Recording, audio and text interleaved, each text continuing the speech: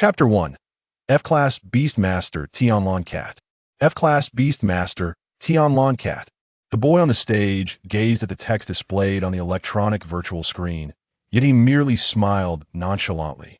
The Tianlong cat in his arms stirred slightly, and he gently caressed its head.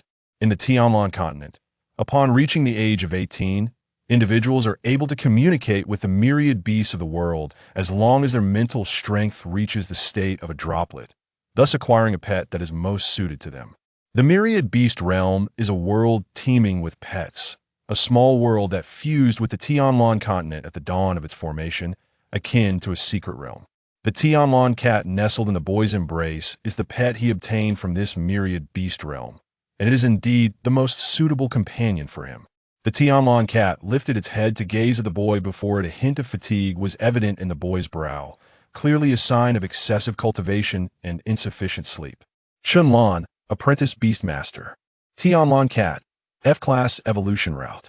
Beside the electronic virtual screen, a young girl recited the information displayed, letting out a helpless sigh. Upon hearing the words of the Beastmaster Guild worker, a stir arose among the crowd, and the gazes of his classmates shifted from anticipation and admiration to ridicule and disdain. Chunlan could only shake his head in resignation. F-Class Beast, how laughable! Our once genius of mental cultivation now possesses such a pitiful pet. It's truly absurd. With only one evolution route, the Tianlong cat is worthless no matter how many resources it consumes. Once the most esteemed individual in the Beastmaster Academy, a prodigy poised to break through to a junior Beastmaster without relying on a pet, now faced a drastic change in status. To ascend to the rank of junior Beastmaster, one must depend on the nourishment provided by their pet to complete a critical step. The greater the expectation, the greater the disappointment. They never contemplated the worst outcome, but instead hoped for the best. Hearing the derisive laughter from the crowd below, the Tianlong cat shrank its head, acutely aware of the malice in their gazes directed at the duo. Sensing the tremor in his arms, Chunlan bent down and tenderly stroked the Tianlong cat's head, and the moment he raised his head, he coldly regarded his classmates below. Enough. Our pets are our partners, not your fodder for mockery. Chunlan's gaze swept across the assembly, his sharp reprimand resonating with authority. As a former genius of the Beastmaster Academy, his commanding presence had not diminished. The crowd fell into an abrupt silence, some gazing at Chunlan in shock. The unnameable pressure he exuded rendered them speechless. A joke. What is there to boast about a Tianlong cat, which is found everywhere in the Tianlong continent? Li Kangyi stepped out from the crowd, confronting Chunlan without a hint of politeness. His own contracted pet was a B-class moon wolf, and he had aspirations of ultimately breaking through to a king-level beastmaster. Several of his lackeys emerged alongside him, ready to openly deride Chunlan. They finally had the opportunity to openly mock the once great prodigy. As the eldest son of the Li family, his talents were self-evident, yet he could not accept being overshadowed by someone of humble origins. While he could brush off the pressure from other prominent families, this particular individual was someone Li Kangyi had long awaited the chance to confront. Li dog, why are you barking in broad daylight? Shall we have a practice match later? A rather plump youth emerged from the crowd, accompanied by an arrogant Tyrannosaurus beast, feasting on the beast meat offered by Wang Fugue. Wang Fugue, as the eldest son of the Wang family, had contracted a Tyrannosaurus beast with an A-class evolution route, possessing both mechanical and dragon attributes. Get lost, you fatso. Who doesn't know you and Chunlan are inseparable? Li Kangyi grumbled at Wang Fugue. Feeling annoyed, had it not been for this fellow, he would have chastised Chunlan long ago, not waiting several days to finally vent his frustrations. Enough. Stop talking, the principal is here. A cold voice rang out from the crowd, belonging to Su Qiubai, the eldest daughter of the Su family, who was rumored to have significant connections to the Su family of the Wild City. Her contracted pet was the ice crystal bird perched on her shoulder, said to possess the bloodline of an ice phoenix. Upon witnessing this, Li Kangyi merely scoffed and retreated. He knew he could not provoke Su Qiubai. Even if the rumors were unfounded, it was enough to warrant caution from their families. Just as Chunlan was about to descend the stage with the Tianlong cat in his arms, A large hand landed on his shoulder, halting him on the platform. Fellow students, it seems you have all obtained the pet best suited to you from the myriad beast realm. Regardless of your pet's evolution route or talent, it is the most suitable companion for you. I hope everyone understands this. Pets are not mere servants, they are partners.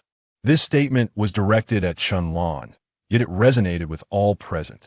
Yang Yin also tacitly endorsed Chunlan's assertion. Initially, he had observed these young individuals communicating with the myriad beast realm to obtain their pets, feeling nostalgic for their youth. Yet he realized that everything was gradually slipping away. Today's beast masters increasingly prioritize the so-called evolution routes. Pets lacking sufficient evolution paths were scorned. Some individuals even resorted to killing their initially contracted pets to re-establish contracts with new ones. Was it the world that had changed, or was it the hearts of the people? In times past, before the evolution routes were discovered, beast masters relied on their bonds with their pets to ascend to the pinnacle of the world. Yet, everything was slowly transforming due to the progress of the times. Upon hearing Chunlan's proclamation, Yang Yin felt reassured about the child's character. Perhaps others shared this sentiment, but only Chunlan had voiced and acted upon it. Now, let us proceed with the pet contracts. Students who successfully contract their pets may participate in the Novice Secret Realm at the Beastmaster Guild tomorrow, Yang Yin announced with a smile, nodding towards Chunlan. The entire Beastmaster Plaza fell into an unusual silence as everyone placed their hands upon their pets' heads, yet none rushed to contract them, as if waiting for something. Yang Yin, witnessing this scene, shook his head in resignation. He knew precisely what they awaited in equal contract. Beast contracts were divided into 3 types, the lowest being the white contract, also known as the servant contract, which involved exerting powerful mental strength to control the pet in battle. Above this was the equal contract, where the pet and beastmaster shared a mutual connection, fighting together, thereby enhancing their combat capabilities. Under certain emotional cultivation, this was generally achievable. The most crucial aspect was that the equal contract had to be mutually agreed upon by both the pet and the beastmaster and could not be forcibly imposed. However, desiring an equal contract from the outset was nearly impossible unless there existed an extraordinary bond, akin to sharing the same pair of trousers. The ideal scenario was the golden contract, also known as the fate contract. Yet for these children, such a feat was entirely unattainable. Sigh, it appears this is futile. Just as sighs echoed through the crowd, a beam of green light shot skyward, signifying that someone had established an equal contract. Chapter 2. Fate Contract. The source of irradiance was Su Qiubai's position, where a faint white glow enveloped her and a chilling storm swirled around her, causing those nearby to retreat. A green magic array appeared above the ice crystal bird, simultaneously manifesting on the back of Su Qiubai's hand. The two interwove and fused completely. Like a ring of destiny, they intertwined in the depths of darkness, forming a unique connection. Bloodline awakening? It seems the rumors hold true. Yang Yin contemplated the scene before him, recalling the tales of the Su family, which was indeed a branch of the renowned Ice Emperor Su family from the Wild City. The reason for their presence in the remote city of Linjiang remained a mystery. At the same time, 2 other beams of green light soared into the sky from the crowd, one originating from Wang Fuguei and the other from Li Kangyi, though the latter's contract magic array was tinged with a hint of dark energy that quickly dissipated. Among the 4 great families, apart from the Wu family, which has joined the military, the other 3 have achieved equal contracts. This realization seemed to be expected by Yang Yin. The 4 great families, aside from the military Wu family, had all risen through commerce and possessed various treasures acquired from secret realms. Even newly obtained pets had a certain probability of forming equal contracts, primarily depending on the compatibility of the treasures with the pets. Well done, Tyrannosaurus Beast. You'll have all the good food and drink from now on, Wang Fuguei exclaimed as he embraced the proud Tyrannosaurus beast, almost suffocating it with his corpulence. Roar, let go of me. The Tyrannosaurus beast growled softly, as if on the verge of losing breath. Yet Wang Fuguei received the creature's message in time. In truth, Wang Fugui's contract was not established through treasures, but rather through food, just as Yang Yin had said shared tastes compatible personalities. Upon forming a contract with their pets, beast masters could comprehend the messages conveyed by their pets and inquire about their skills and abilities. Our brilliant Chun, why haven't you begun to establish your contract? Are you afraid of being laughed at? Trash is trash, a pet is trash, unable to even forge a contract. Do you think you might become the first in history to fail a contract? Li Kangyi stepped forward with his Moon Song Wolf, calmly stating, as my father anticipated, utilizing that item indeed allows for the establishment of an equal contract. The spectators below exhibited expressions of amusement, for what was once past remains just that one should not conflate the past with the present. Our poor genius Chun, not only is he burdened with a useless pet, but he also fails to forge a contract. Oh dear, unlike our young Master Yi, who emerges with an equal contract, one of Li Kangyi's subordinates chimed in without restraint, beginning to belittle Chunlan. Chunlan cast a cold glance at Li Kangyi and his companions, choosing to ignore them. Instead, he gently placed the trembling Tianlan cat on the ground. The appearance of the Tianlan cat resembled that of a ginger and white feline, standing upright with a white belly adorned with blue droplet patterns, while the rest of its body was orange. Its tail curled, resembling a snail shell, and a faint golden mark graced its forehead. The recent scene had instilled a sense of discomfort in the Tianlan cat, which anxiously surveyed its surroundings, displaying evident fear. Witnessing this, Chunlan seemed to recall something, a bittersweet expression crossing his face. He then spoke soothingly, "It's all right, little one. I will protect you, trust me. Will you?" Extending his hand before the Tianlan cat, it responded with a soft meow, as if attempting to convey something. The Tianlan cat reached out with its short paw, grasping Chunlan's arm and placing it atop its head. In an instant, a brilliant golden light erupted, soaring towards the heavens. A colossal contract formation materialized in the air, causing the clouds to part and revealing a cerulean sky. Simultaneously, a golden formation appeared on the back of Chunlan's hand, illuminating each other. The two contract formations intertwined, creating a flawless fate contract, and in that moment, the bond was irrevocably sealed. Fate contract? How could this be possible? Damn it! Yang Yin exclaimed in disbelief, rushing forward to seize Chunlan's right hand, staring at the golden patterns on its back, still struggling to accept that Chunlan had taken this monumental step.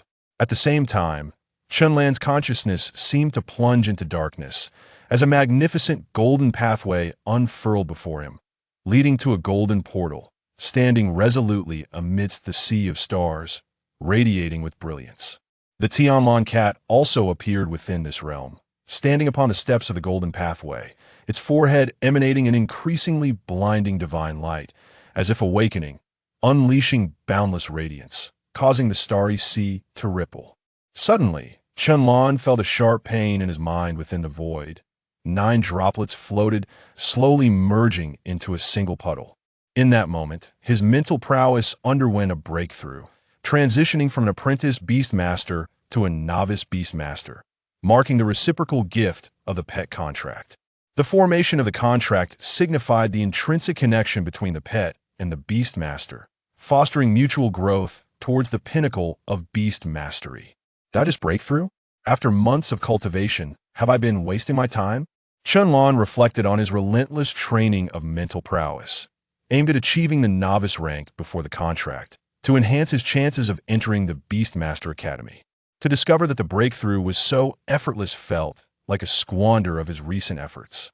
At that moment, the Tianlan cat slowly opened its eyes, gazing at Chunlan with a proud smile. Chunlan, puzzled, inquired, "Why are you willing to believe in me?" Had it not been for those 5 black-clad warriors who failed to clarify the situation and instead approached him with hostility, he would have undoubtedly disregarded such trivial matters. I in the realm of Tsangxian. Devoid of legal constraints, human nature often undergoes far greater trials. Those with kind hearts who champion justice are certainly more likely to meet with untimely ends.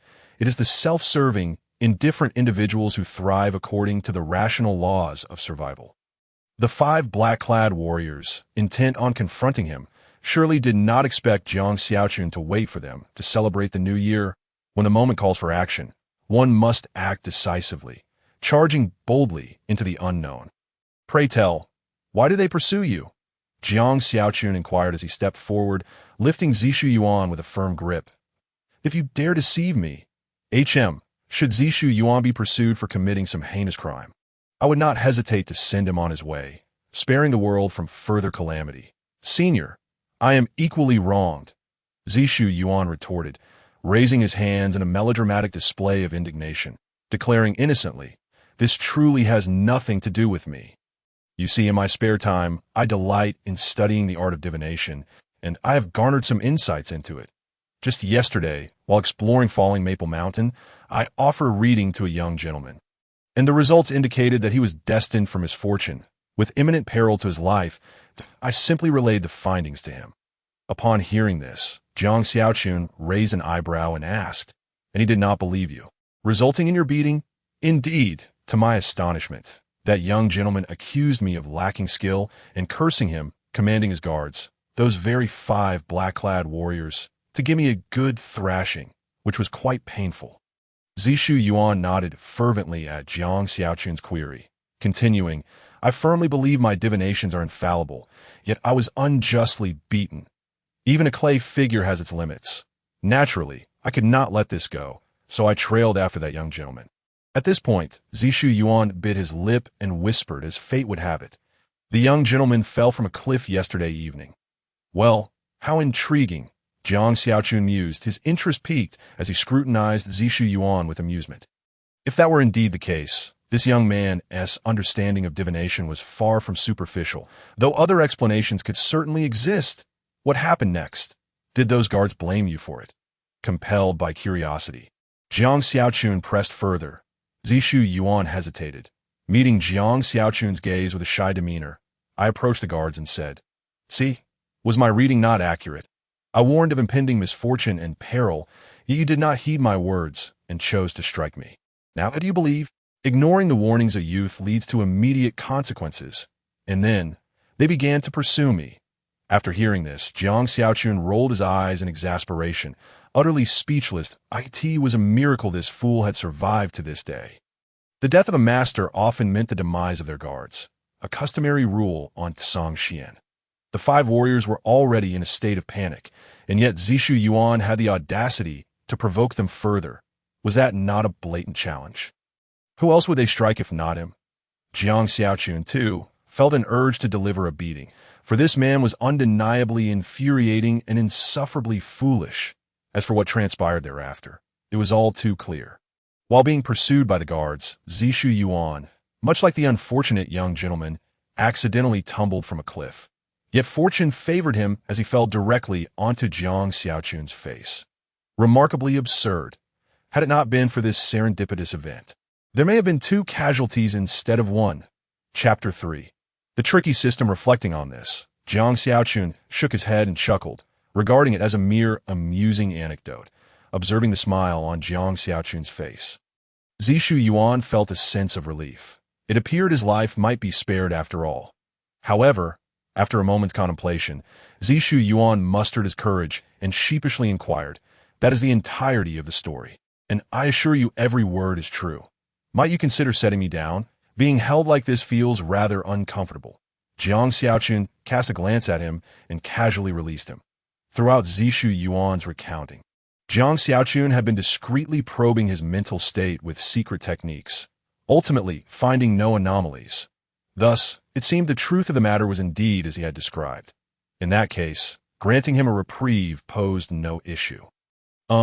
Esteemed elder, you are so formidable, clearly a master from a sect of the cultivation world. Zishu Yuan scratched his head, awkwardly asking, Might you show mercy and take me on as your disciple? In my heart, I harbor grand ambitions to aid the suffering and benefit the populace. Upon encountering you today, I calculated and realized you are my destined benefactor. The key to fulfilling my aspirations? Absolutely not, despite Zishu Yuan's flattery. Jiang Xiaochun rejected him without hesitation. It was evident this youth was nothing more than a mischievous child. It would be a blessing if he did not cause trouble for others. let alone aspire to save the world. Moreover, what do you mean by calling me elder? Am I that old? You should refer to me as brother, understood? Ding! Congratulations, host. You have triggered a side quest. At that moment, a delightful, youthful voice echoed in Jiang Xiaochun's mind. In astonishment, he focused on the system interface within his consciousness. Host, Jiang Xiaochun Realm. Fourth layer of Yuan Dan cultivation talent. Superior special physique. None innate talent. None affiliated sect. Sword Lotus Sect cultivation technique. Qing Lang sword record. Includes accompanying martial techniques. System abilities. Corrosive damage, currently at the first level. Can be stacked for advancement. Ability effect. Reduces the power of opponent's martial techniques, with the specific reduction value fluctuating based on the disparity between the host and the enemy's strength, up to a maximum of 50. Disciple. Eldest Disciple. Rong EU Realm. Ninth layer of Qi Gathering cultivation talent. Average special physique. Medicine Spirit Glaze Body. Unawakened. Innate talent. Alchemy main quest. Tailor instruction to each disciple's needs, enhancing the strength of any one disciple. Quest reward. Host can gain 5 times the strength enhancement of the disciple. For the sake of the disciple, as well as oneself, please guide the disciple patiently. Side quest. Breakthrough in Realm. Acquire a disciple of True Essence Realm. Quest reward. 1. Special physique. Zhou E2A Bei Body. 2. Yuan Dan Pinnacle Realm Experience Card. 33. Side quest. A bountiful harvest. Take on more disciples. Current progress. 19. Quest reward. 1. Lingying Danju, Volume 1, 2. Ziyuan Dan, 1515. New side quest. Accept Zishu Yuan as a disciple. Quest reward. 1. Ji Yuan Dan Formula. 2. Illumination Banner. Forging Method. Well, how delightful. A side quest regarding accepting a disciple has been triggered. A fleeting glance at the reward displayed on the system panel ignited a spark of excitement within Jiang Xiaochun. It is essential to note that due to the existence of the disciple cultivation system, the most expeditious path for him to grow stronger lies in nurturing disciples. Naturally, disciples do not materialize out of thin air. He must personally recruit them. Therefore, the prospect of obtaining additional rewards and benefits while recruiting disciples undeniably thrilled Jiang Xiaochun, although the rewards of alchemical recipes and forging techniques were of no use to him. He believed in the adage, free gifts should never be turned down. This time, he was certain he would come out ahead, perhaps even with a small profit, despite having resolutely declined Zishu Yuan's request moments ago. He understood that circumstances often allow for a change of heart. Clearing his throat, Jiang Xiaochun reassured himself that all of this was for the sake of cultivation. There was no shame in it. With this thought in mind, he squinted his eyes and, under Zishu Yuan's bewildered gaze, inscribed the latter's information onto the system panel. This was a feature granted upon acquiring the system, enabling him to probe the details of any individual whose realm was inferior to his own. With this capability, he no longer had to worry about being burdened with inept disciples, but a clever means of avoiding pitfalls. Indeed, the system panel displayed. Name, Zishu Yuan. Realm, mortal. Cultivation aptitude, inferior. Special physique, none. Talent, path of divination. System, are you certain you are not jesting with me? An inferior cultivation aptitude. This is akin to being no more than a commoner, simply appalling, and lacking a special physique based on this information. He is undoubtedly a waste. While having a talent for the path of divination may hold some merit, what good is it for cultivation? With a disdainful glance at Zishu Yuan's information, Jiang Xiaochun's expression darkened. Left speechless by the absurdity of the system that compelled him to accept such a worthless disciple. Previously, when his heart was unsettled, he had been deceived once, unwittingly taking on a disciple who, despite possessing alchemical talent, had only moderate cultivation aptitude. It had taken him weeks to recover from that blunder. Upon initially receiving the system, Jiang Xiaochun had been filled with ambition, intending to use its probing function to recruit only those prodigious talents with exceptional cultivation aptitude. After all, the main quest rewards promised him 5 times the strength increase of his disciples whenever they advanced. Recruiting several such prodigies would surely accelerate his own growth exponentially. Yet the system had meddled, leading him astray. As he pondered this, Jiang Xiaochun felt the sting of tears welling in his eyes. He had been too careless, too naive. However, since he had already accepted Zishu Yuan and the system had recorded it, he could only resign himself to his misfortune. Yet, after venting his frustrations, he found he harbored no substantial resentment, as the alchemical talent did offer some assistance in cultivation. Moreover, his eldest disciple was rather charming, though Jiang Xiaochun vowed that this was not the primary reason for his acceptance. Yet this time, the system had gone too far, encroaching upon his limits, to compel him to accept a disciple with an inferior cultivation aptitude, whose talent was utterly useless for cultivation. Absolutely not. He would rather forego even the most generous offerings that he would not accept even if Jesus himself were to offer. Ding! Side quest rewards updated. Upon hearing the system's notification, Jiang Xiaochun was taken aback. Is there truly such an operation? Can the system be any more audacious? Chapter 4. Surely, no one genuinely believes the system is toying with me, right? Jiang Xiaochun scoffed and refocused on the system panel within his mind. New side quest. Recruit Zishu Yuan. Quest rewards. 1. Ziyuan pill, alchemical recipe, 2. Illumination banner, forging technique, supplement.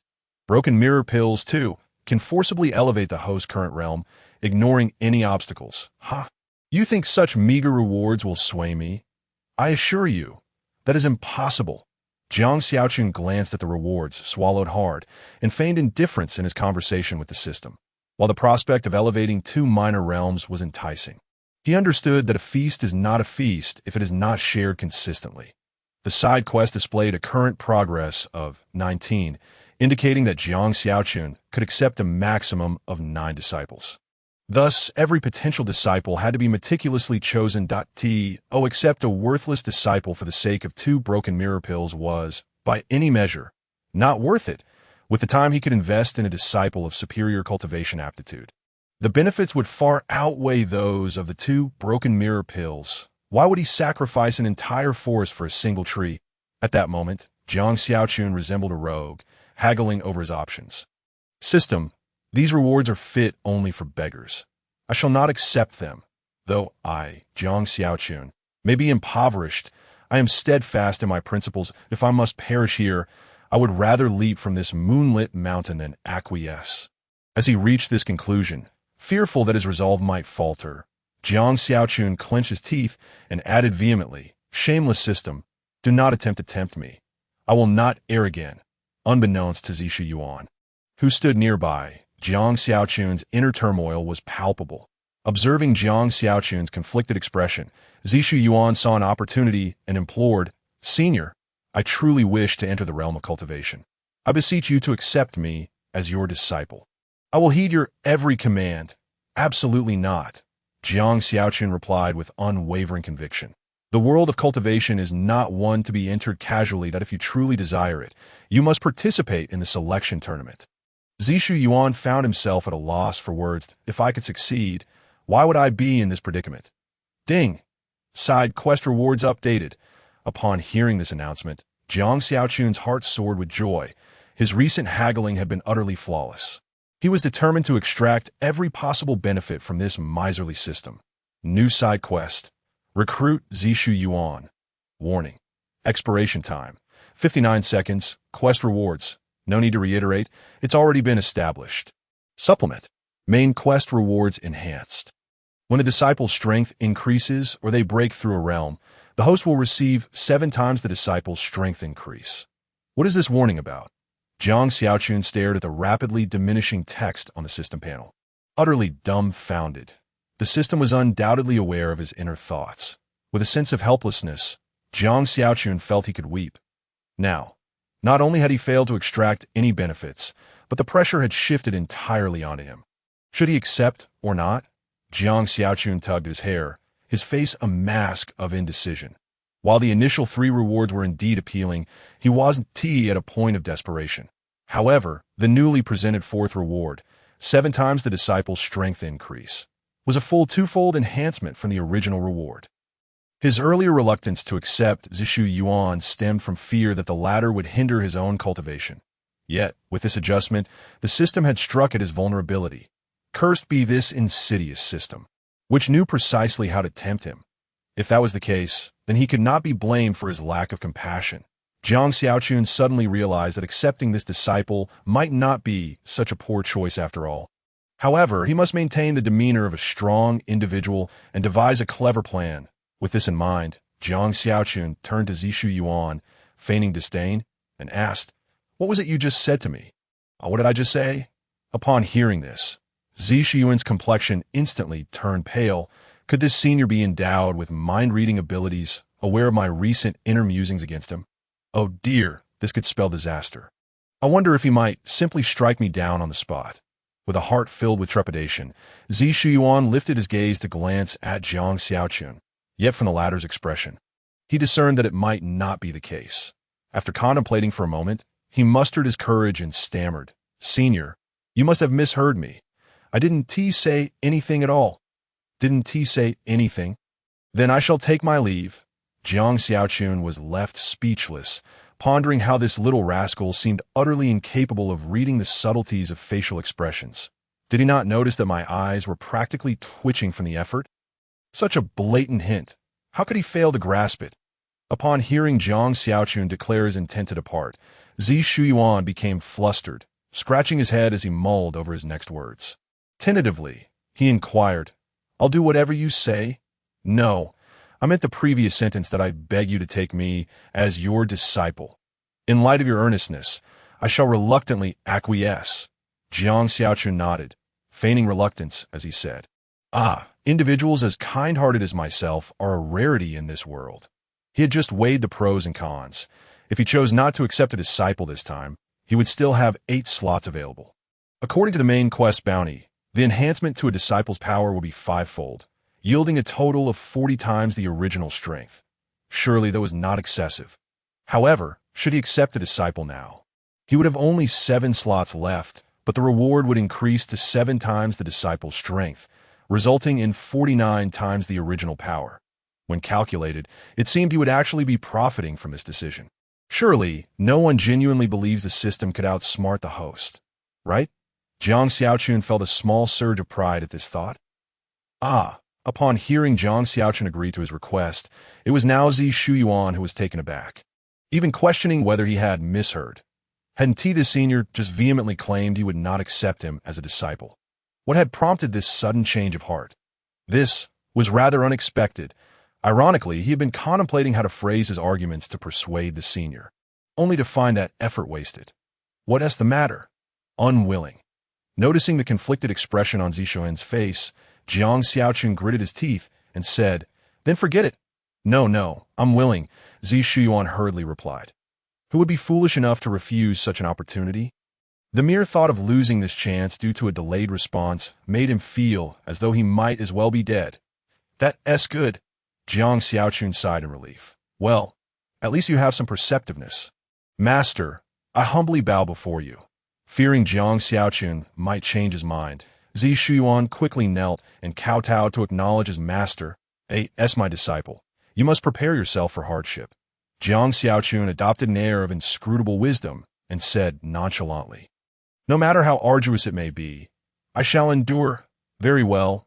I shall accept you. We will return to the sect together shortly. On the way, I shall explain the sect's rules and my expectations of a disciple. For now, stand here for a moment. I shall be right back."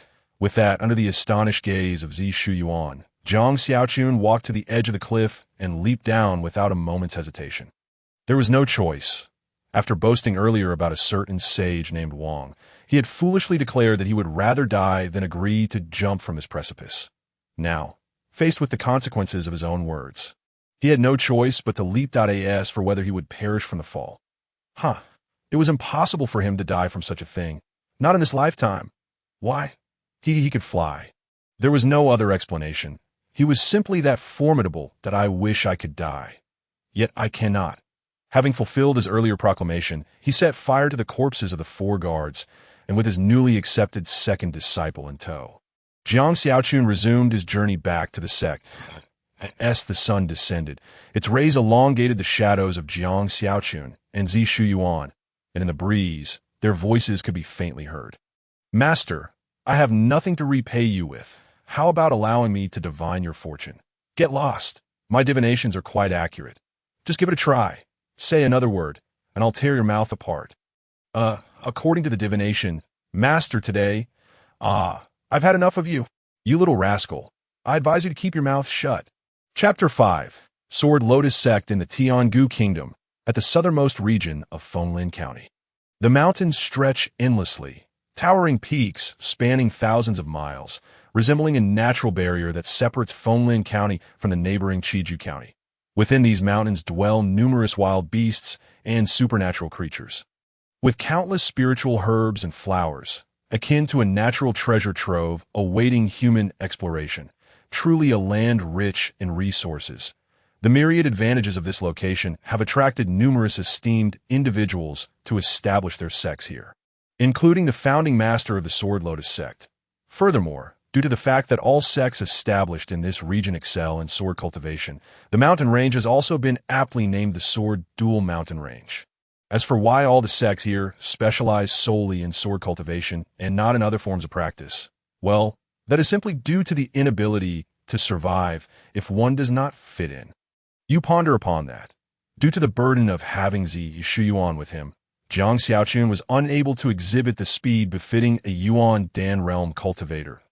It took him the better part of a day to arrive at the Sword Lotus Sect's mountain gate. Weary and travel-stained, Xiao Yuan, this is my sect. What do you think? Isn't it impressive?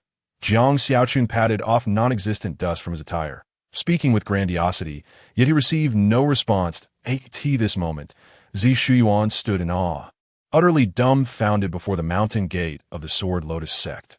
Looking up, a towering green mountain loomed before them, its height reaching into the clouds, resembling a magnificent sword piercing the heavens, seemingly intent on breaking through the sky. The mountain's apex was shrouded in clouds, its height unparalleled in the world. The gate.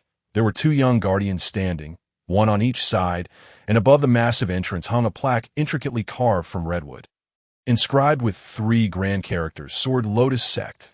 All these aspects underscored 2 words: dignity, grandeur. Wow, is this truly the abode of cultivators? Is this to be my place of cultivation henceforth? This is simply, Zi Shuyuan pointed at the mountain gate. Looking at Jiang Xiaochun with a tongue-tied stammer, finding himself at a loss for words to express his true feelings, he beseeched forgiveness for his lack of education. Unfortunately, with his limited vocabulary, one exclamation sufficed. Haha, when I first laid eyes upon the sect, my experience was not much better than yours. Observing Zishiyuan's reaction, Jiang Xiaochun stroked his non-existent beard with a wise demeanor. This was precisely the reaction he desired. For reasons unknown, whenever he witnessed the awestruck expressions of these new disciples gazing at the mountain gate of the Sword Lotus Sect, babbling incoherently, he felt a swell of pride and nostalgia. As if echoing the sentiments of a certain song, perhaps time has rendered emotions fragile.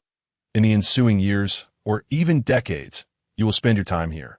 Jiang Xiaochun patted Zi Shuyuan on the shoulder encouragingly, saying, don't just stand there in shock. Follow me. We still need to handle various entry formalities that, if we delay, we might miss dinner. Zi Shuyuan, I forgot to remind you that before you entered, I had already taken on a disciple, so you are ranked 2nd. However, whether you can meet her today remains uncertain after completing various initiation tasks and having dinner due to the fatigue from today's travel. Jiang Xiaochun arranged a room for Zi Shuyuan and urged him to rest early. As an elder of the Jinlian sect, he possessed a unique courtyard within the sect, which contained several rooms. Regarding the accommodation of his disciples, he could borrow a line from a certain game character. I'll cover the bill. Do you dare to come? After addressing Zi Xian's lodging matters, Jiang Xiaochun stood with his hands behind his back and slowly strolled into the elder's chamber. After securely closing the doors and windows, he solemnly cast several warning talismans. Then, he eagerly approached the bedside, removed his shoes, and sat cross-legged on the bed, appearing to meditate while secretly inspecting the system panel in his mind. He had not yet claimed the rewards for the additional side quest of taking on Zi Shuyuan as his disciple. This reward was not insignificant. Good steel should be used wisely, and now he intended to make the most of it.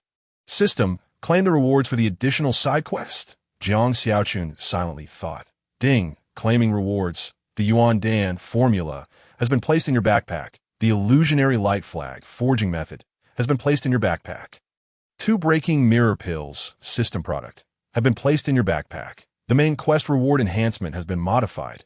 When the disciple's strength increases or they break through a realm, the host will receive 7 times the increase in strength. The continuous chimes echoed in Jiang Xiaochun's ears, causing him to feel elated. The usually stingy system had finally been unexpectedly generous today. It was quite a rare occurrence, reflecting on the pain of being exploited by the system in the past. Jiang Xiaochun's eyes reddened again. This was truly a form of bullying. However, today he finally felt like a liberated serf, able to sing and express himself. If it weren't for the absence of gunpowder in this world, he would have considered buying firecrackers to celebrate. The formula and forging method were of no use to him at the moment. Looking at the items that appeared in his mind, Jiang Xiaochun stroked his chin, deep in thought. Nevertheless, that girl Yui was about to reach the true Yuan realm. Once she merged with the spirit flame and awakened her special constitution, breaking through to the true Yuan realm would cause a significant increase in her vitality. She should then be able to attempt alchemy, so perhaps it would be best to save this formula for her to practice with later. As for the forging method, he would set it aside as well. Who knew when it might come in handy? After some contemplation, Jiang Xiaochun ultimately decided to let these 2 rewards gather dust in his backpack until he needed them.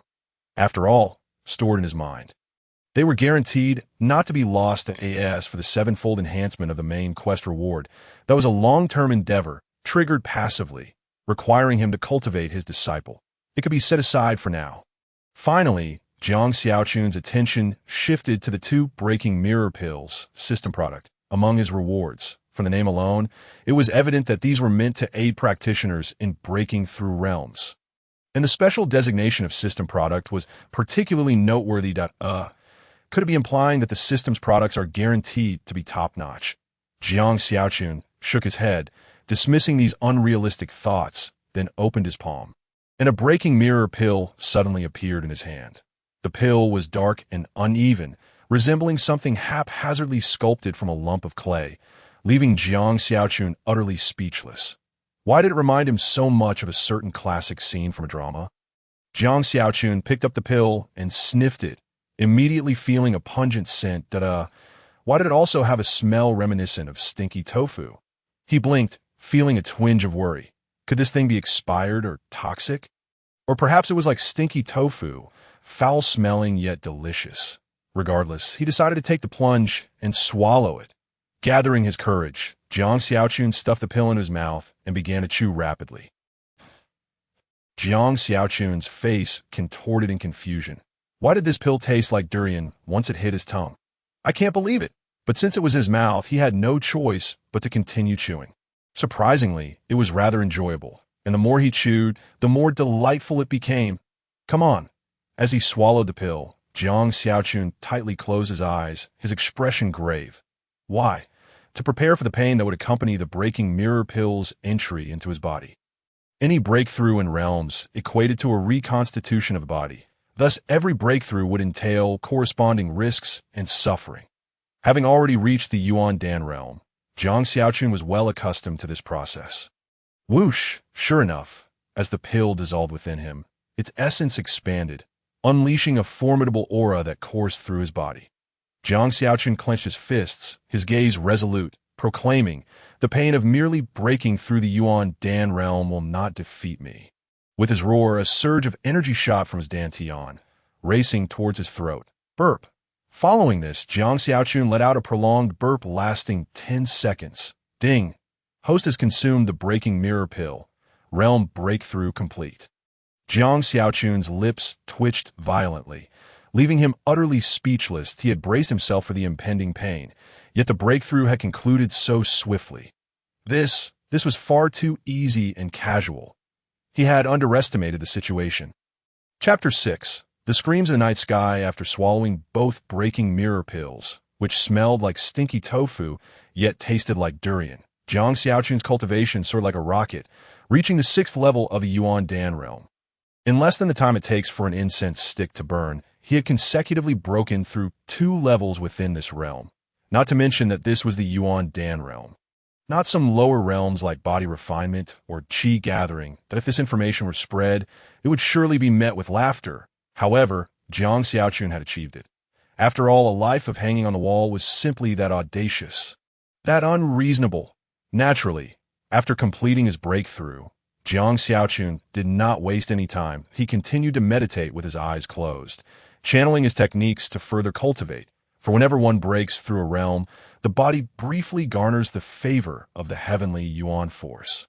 The ethereal currents of heavenly Yuan force that wafted through the air were exceedingly benevolent to the body, akin to a child relying on their parents. With a gentle beckoning, it would merge into the body and become part of one's cultivation. This is precisely why individuals often remain in seclusion for several days after a breakthrough. After all, it yields great results with minimal effort. Time swiftly passed, and the night deepened. Only the slender willows outside the window swayed gently in the night breeze. While Jiang Xiaochun remained resolutely absorbed in his cultivation, showing no signs of rest. His achievements today were not solely due to the system's support. His own efforts were equally indispensable. The system merely ensured his upper limits, while his diligence determined his lower limits. Shameless thieves daring to steal herbs from the medicinal field. At that moment, a furious shout suddenly erupted in the darkness, resonating loudly in the tranquil night, striking fear into the hearts of all who heard it. Approaching the source of the voice revealed a figure with hands on their hips, glaring angrily at another figure beside the medicinal field.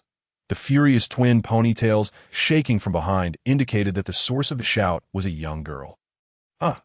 I didn't do anything. Don't make baseless accusations. The figure by the medicinal field appeared startled, immediately denying the accusations with fervor while repeatedly gesturing to express their innocence.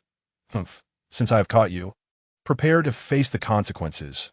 Ignoring the latter's protestations, the young girl rolled up her sleeves and charged fiercely towards another figure. Spare me. I truly did not steal the herbs. I didn't even know this was a medicinal field. Do not attempt to wriggle out of this. Take this. Please, not my face. In the room, Jiang Xiaochun opened his eyes, his expression rife with confusion. How peculiar. Why had he just heard Zishu Yuan's anguished cries? At such an hour, shouldn't that fellow be asleep? He quickly focused his attention, but was met with silence, save for the rustling of the wind. I must have misheard. Jiang Xiaochun shook his head, choosing to ignore it and continue his cultivation. Say, were the dozen or so herbs that went missing from the medicinal field not pilfered by you? It wasn't me. Absolutely not. I just still trying to deny it. It seems the punishment hasn't been sufficient. With my master away, I am the sole occupant of this courtyard. You sneak around at midnight and dare claim you're not a thief. Furthermore, you seem quite familiar with the layout of this place. Making your way to my master's quarters with such ease. You must have visited here often, haven't you? If that's the case, you are. No more explanations. Take this. Poor Zishu Yuan could only manage half a sentence before yet another beating ensued. Upon hearing the cry of despair, Jiang Xiaochun's eyes snapped wide open. He had not misheard. His newly accepted disciple, Zishu Yuan, was indeed being assaulted right outside his door, and judging by the screams, it was quite a brutal affair, simply unbearable to witness. Jiang Xiaochun initially intended to leap up and intervene, for after all, this was his disciple. How could he allow anyone to bully him? But then a thought struck him. Something felt amiss. That girl's voice. Why did it sound so familiar? Jiang Xiaochun concentrated, pondering deeply, and suddenly burst into laughter. It appeared that two disciples had coincidentally crossed paths and created a misunderstanding. As an older sister, she had bestowed quite a welcome gift upon her junior brother. This was amusing indeed. To hit is affection, to scold is love. Without strikes and rebukes, there can be no bond. Witnessing the interaction between his disciples brought him joy. Thus, he decided to delay his intervention and instead listen in for some amusement.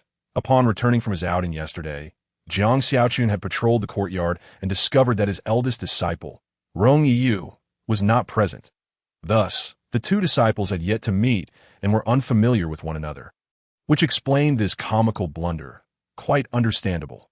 After indulging in suppressed laughter for a while, Jiang Xiaochun finally donned his shoes and strolled leisurely towards the door, his expression one of delight. He felt assured of his eldest disciple. Rong Yu, she would know her limits.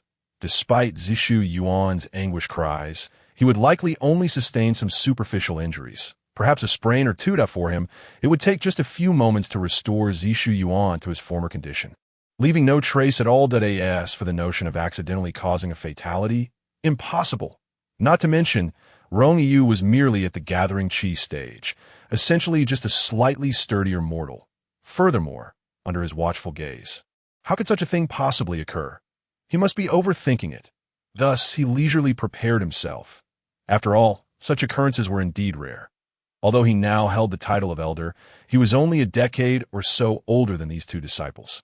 Still possessing a hint of youthful mischief, he found great amusement in teasing his disciples that, of course, such playful antics were reserved for them alone. Others would do well to refrain from such thoughts. For he was fiercely protective. Chapter 7. Why should good fortune flow to outsiders? Upon opening the door, Jiang Xiaochun turned to behold a scene that immediately filled him with delight. He saw Rong Yu pinning Zishu Yuan to the ground, straddling him with abandon, her fists raining down upon his backside, all the while scolding him. This is what you get for attempting to steal herbs. Do you dare to thieve from me? I have worked so hard to nurture these dozen or so herbs, intending to refine a fine elixir to honor my master, and you have the audacity to uproot them. You infuriate me. Meanwhile, Zishu Yuan lay on the ground as if crushed beneath a mountain. Despite his desperate struggles to rise, he was utterly powerless, resembling a helpless victim of tyranny, enduring Rong Yu's relentless assault. Though the disparity in strength between genders was evident, and Rong Yu was only at the 9th level of gathering qi, she was more than capable of handling a novice like Zishu Yuan. Ahem, quite the lively scene here. Jiang Xiaochun mused, sensing the entertainment had reached its peak, that he cleared his throat a few times. Feigning his sudden appearance, the sound of his cough drew the attention of the two on the floor, Rong Yu turning her head swiftly, while Zishu Yuan also looked up in haste. Master, you have returned from the falling Maple Mountains? Upon seeing his familiar visage, Rong Yu's initial shock transformed into exuberance, and she waved excitedly, exclaiming, "Wonderful! Master, please come help me apprehend this little thief who dared to pilfer from the medicinal field." Jiang Xiaochun rolled his eyes, uninterested in engaging. "Master, this little criminal has stolen herbs I intended for my alchemical concoctions. Today I finally caught him. Just wait and see how I deal with him."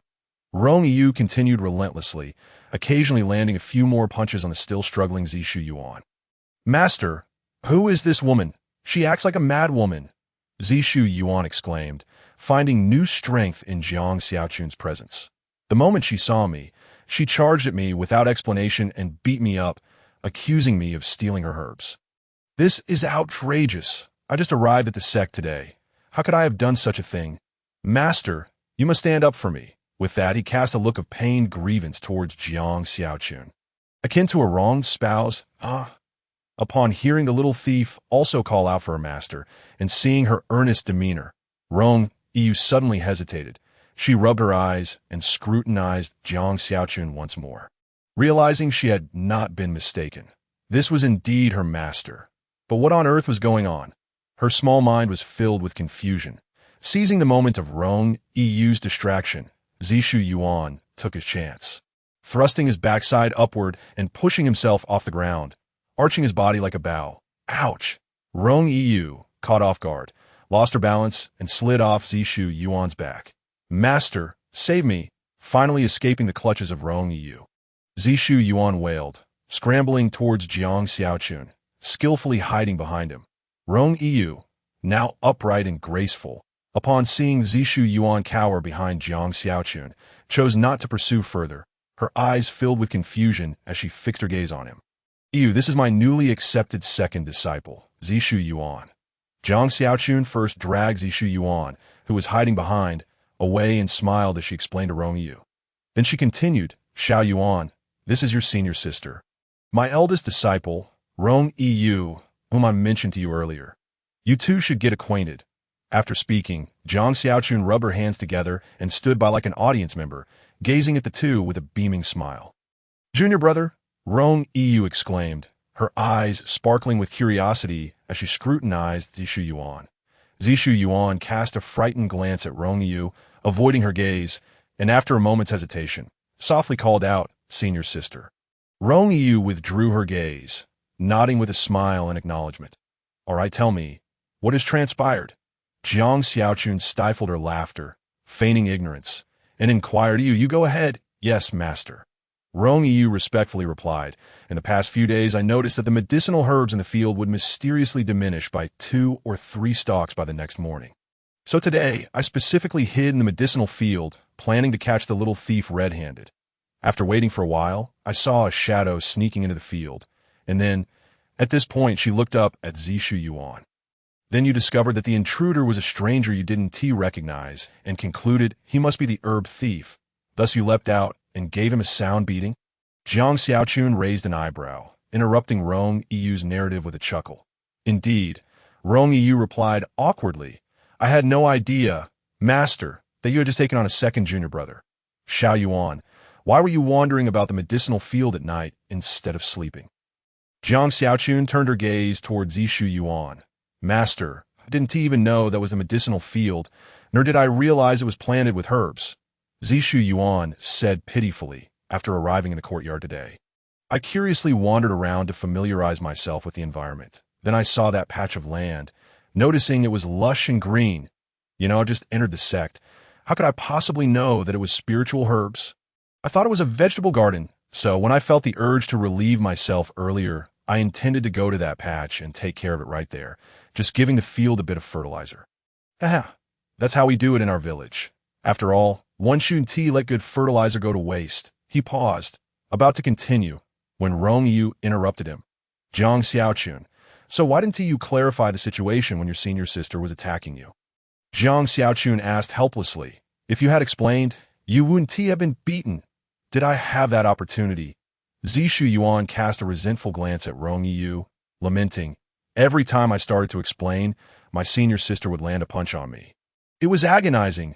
Upon hearing this, Jiang Xiaochun fell into speechlessness, as it turns out a mere urgent need caused all this trouble. Truly, Zishu Yuan, you have a knack for attracting chaos. Jiang Xiaochun suddenly began to regret whether taking Zishu Yuan as a disciple was indeed a wise choice. Chapter 8. Awakening Special Physique After Resolving the Misunderstanding. Jiang Xiaochun smiled and instructed Zishu Yuan to return to rest, reminding him not to wander about anymore, for those tender herbs could hardly withstand his unique care. As for the fertilizer, well, it could indeed be used on others' fields. She then told Rong Yu to stay behind. Upon entering the room, Jiang Xiaochun lit a candle and poured himself a cup of tea, which unfortunately turned out to be cold. "Master, may I ask why you wish for me to stay?" Rong Yu observed her surroundings before asking in confusion. "I have recently returned from the Luofeng Mountains with significant gains. I have found the spiritual flame you need to awaken your medicinal spirit, the Liuli body," Jiang Xiaochun said, extending his right hand, causing a bottle to suddenly appear in his palm. Within the bottle, a spiritual flame danced of its own accord, exuding an endless allure. The Danxia Jinyan, while not the most powerful among spiritual flames, is perfectly suited for your unique physique, with no equals. Little girl, you are indeed quite fortunate." As he spoke, Jiang Xiaochun handed the bottle to Rong Yu. Rong Yu gently accepted it and curiously examined the bottle with intrigue. "I have placed several seals on this bottle. I will now proceed to them." After Rong Yu had sufficiently admired the bottle, Jiang Xiaochun continued, "Then you should promptly absorb the spiritual flame into your body to activate your special physique. Don't worry about the breakthrough. I will protect you." After saying this, he formed a seal with his hand to the seals on the bottle. "Thank you for your efforts, Master," Rong Yu sweetly called out, her expression resembling that of a child who had received a beloved toy. "Oh!" Suddenly, Rong Yu exclaimed. As the seals were 3 or 4 seconds later, she felt the intense heat of the spiritual flame within the bottle, and the terrifying warmth surged outward, startling her into quickly gathering a trace of vital energy in her hand, thus allowing her to continue holding the bottle. She dared not waste any more time, quickly glanced around, and sat cross-legged on the ground, employing the method Jiang Xiaochun had taught her to merge with the spiritual flame and awaken her unique physique. Meanwhile, Jiang Xiaochun sat upright on a stool, his eyes closed in deep concentration as he meticulously reviewed the system panel in his mind, possessing the Liuli body and merging with the Danxia Jinyan. Unless one were extraordinarily unfortunate, there was no way for a mistake to occur. After all, the compatibility between the two was as high as 99.999%.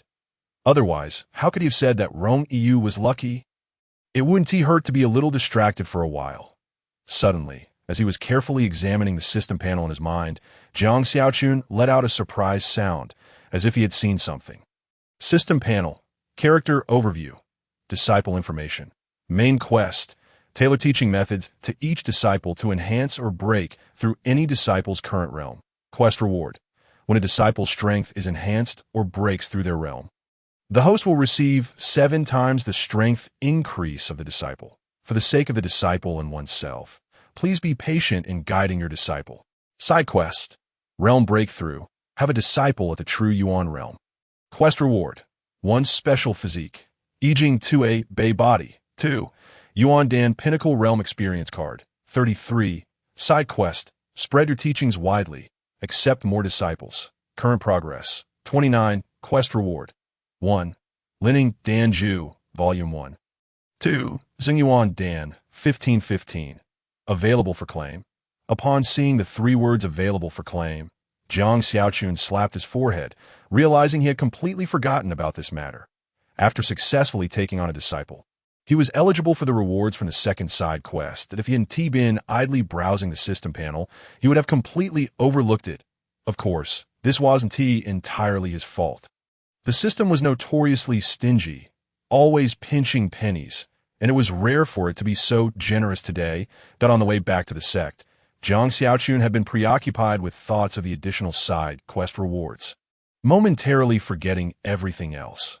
After receiving the reward from the additional side quest, he immediately consumed the Breaking Mirror pill, and after a realm breakthrough, he became solely focused on stabilizing his realm that I end this back and forth.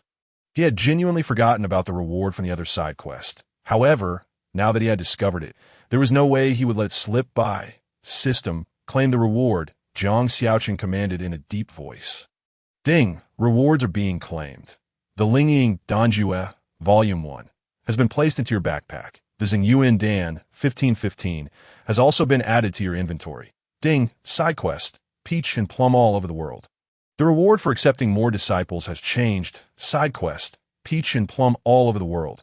Accepting more disciples. Current progress, 29. Task rewards, 1. Taishin Catalog, Volume 1, 2 Dan 3030. After placing the rewards into his backpack, Jiang Xiaochun silently nodded. Withdrawing his focus, he then directed his gaze towards Rong Yu, intending to guard and support his disciple. Although the fusion of Danxia Jinyan was highly unlikely to go awry, who could predict the outcome of events yet to unfold? It is better to be safe than sorry. Furthermore, his future cultivation progress relied heavily on these disciples, with only 9 slots available for disciples. The limitation was significant. He could not simply accept as many as he wished. Thus, regarding his disciples, it could be summarized in one phrase. As long as the tower stands, so does the person. As long as the disciples stand.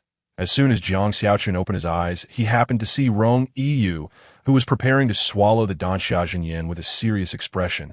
Upon witnessing this, his brow furrowed, and his fists involuntarily clenched, clearly anxious. The entry of the spiritual flame into the body, the crucial first step.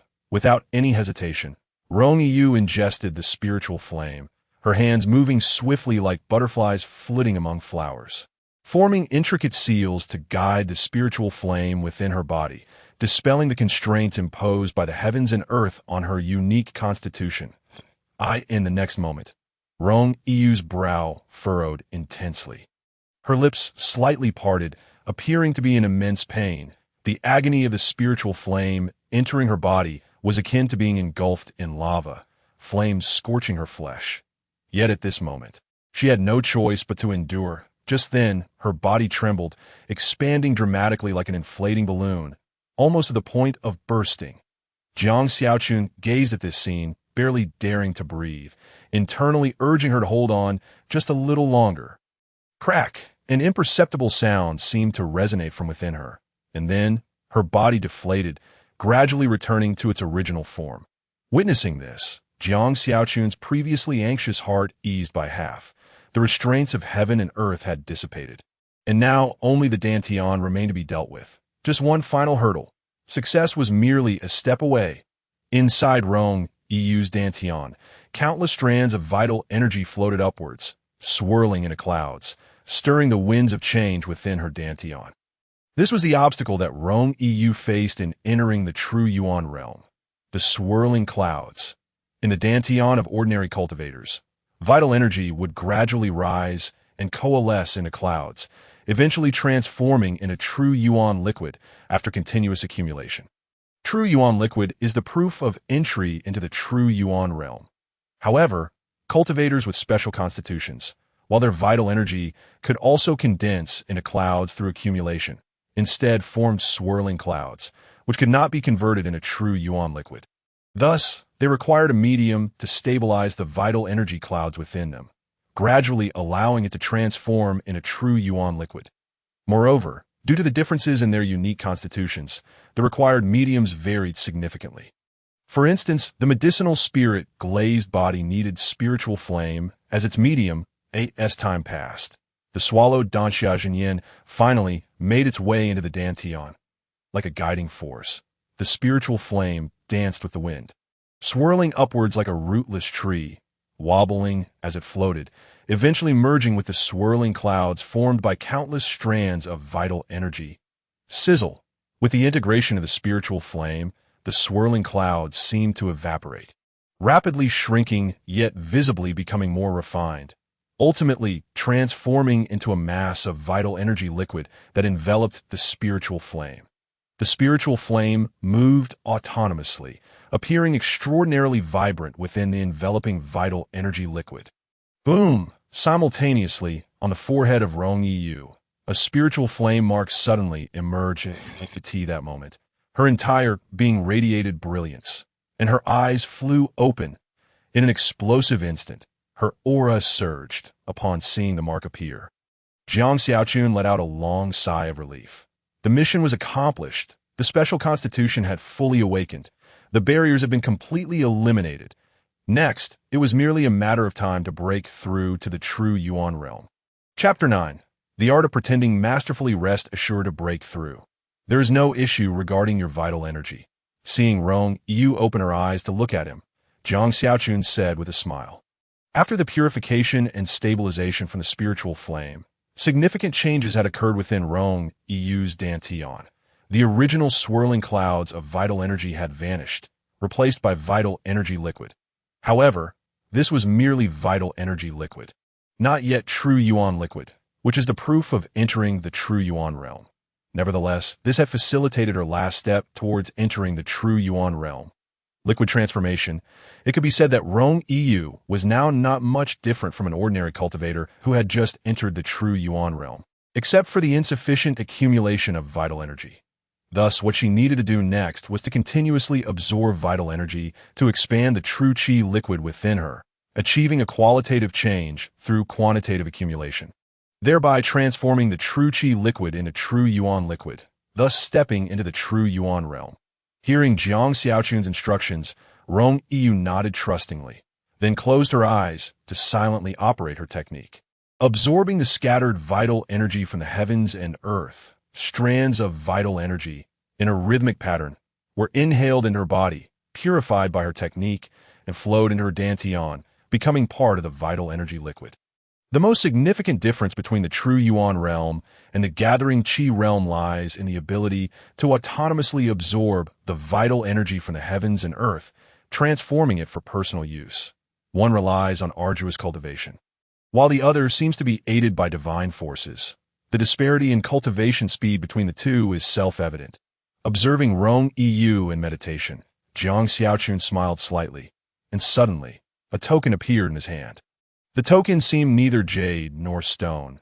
Its material indiscernible. He formed a seal with his hand, and a vast surge of vital energy rushed towards the token, causing it to emit a dazzling array of colors, as if charging up.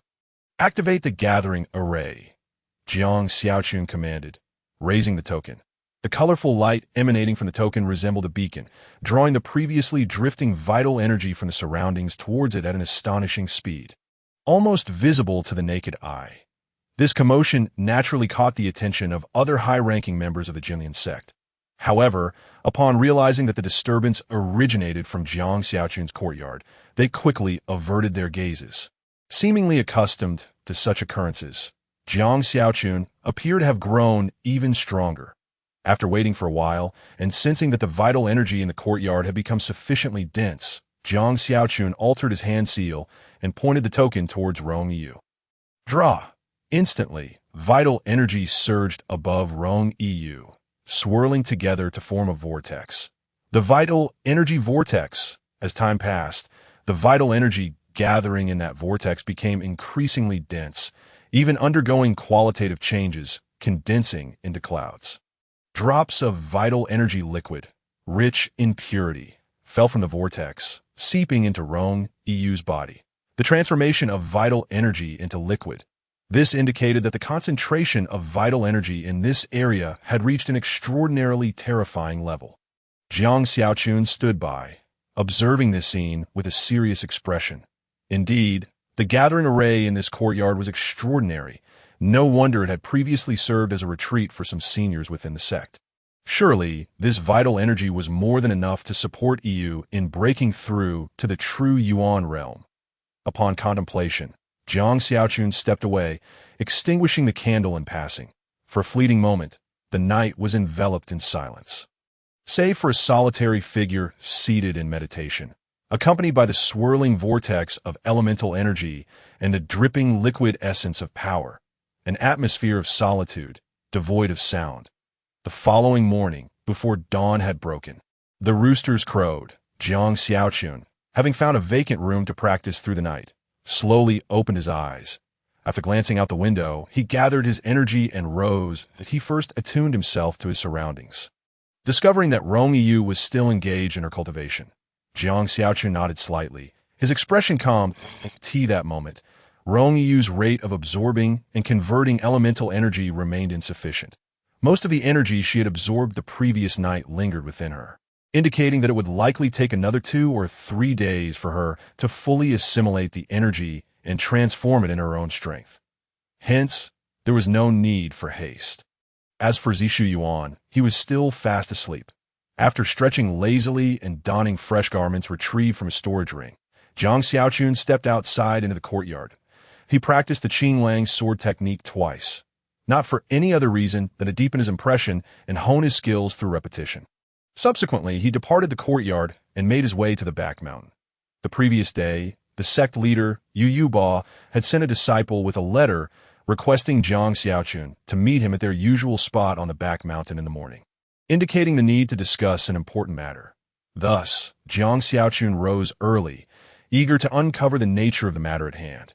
Utilizing his swift movement technique, he arrived at the old meeting place in the blink of an eye. This old place referred to the edge of a cliff on the back mountain, where the two often practiced swordplay during their leisure hours. The reason? Simply because there was a massive stone upon which they could stand and practice. A display of pride against the vast sky, drawing the admiration of countless disciples. Upon arrival, Jiang Xiaochun discovered that Yu Ba was already engaged in his morning practice, wielding dual swords as he executed a set of the Sword Lotus Sect's foundational sword techniques. Clad in flowing white robes, his movements were graceful and captivating, harmonizing beautifully with the backdrop of the cascading waterfall and the clear blue sky, resembling a celestial being. Moreover, the early birds circled around him, seemingly in sync with his movements, creating a grand spectacle. With his hands behind his head and a stray blade of grass between his lips, Jiang Xiaochun initially felt intrigued, only to be rendered speechless by the sight before him. After a brief wait, Yu Ba concluded his practice and lowered his swords, casting a mysterious glance in Jiang Xiaochun's direction. Jiang Xiaochun shook his head, spitting out the grass, and smiling wryly as he queried, "Sect leader, have you been pilfering rice from the kitchen again? Spreading so much rice to attract birds for show? Is that truly amusing? And after so many times, have the disciples in the kitchen not noticed? Yu Yuba paused, then retorted with irritation. These antics are learned from you. Do not mock me for my actions. Jiang Xiaochun shot him a glance, chuckling, Oh, spare me.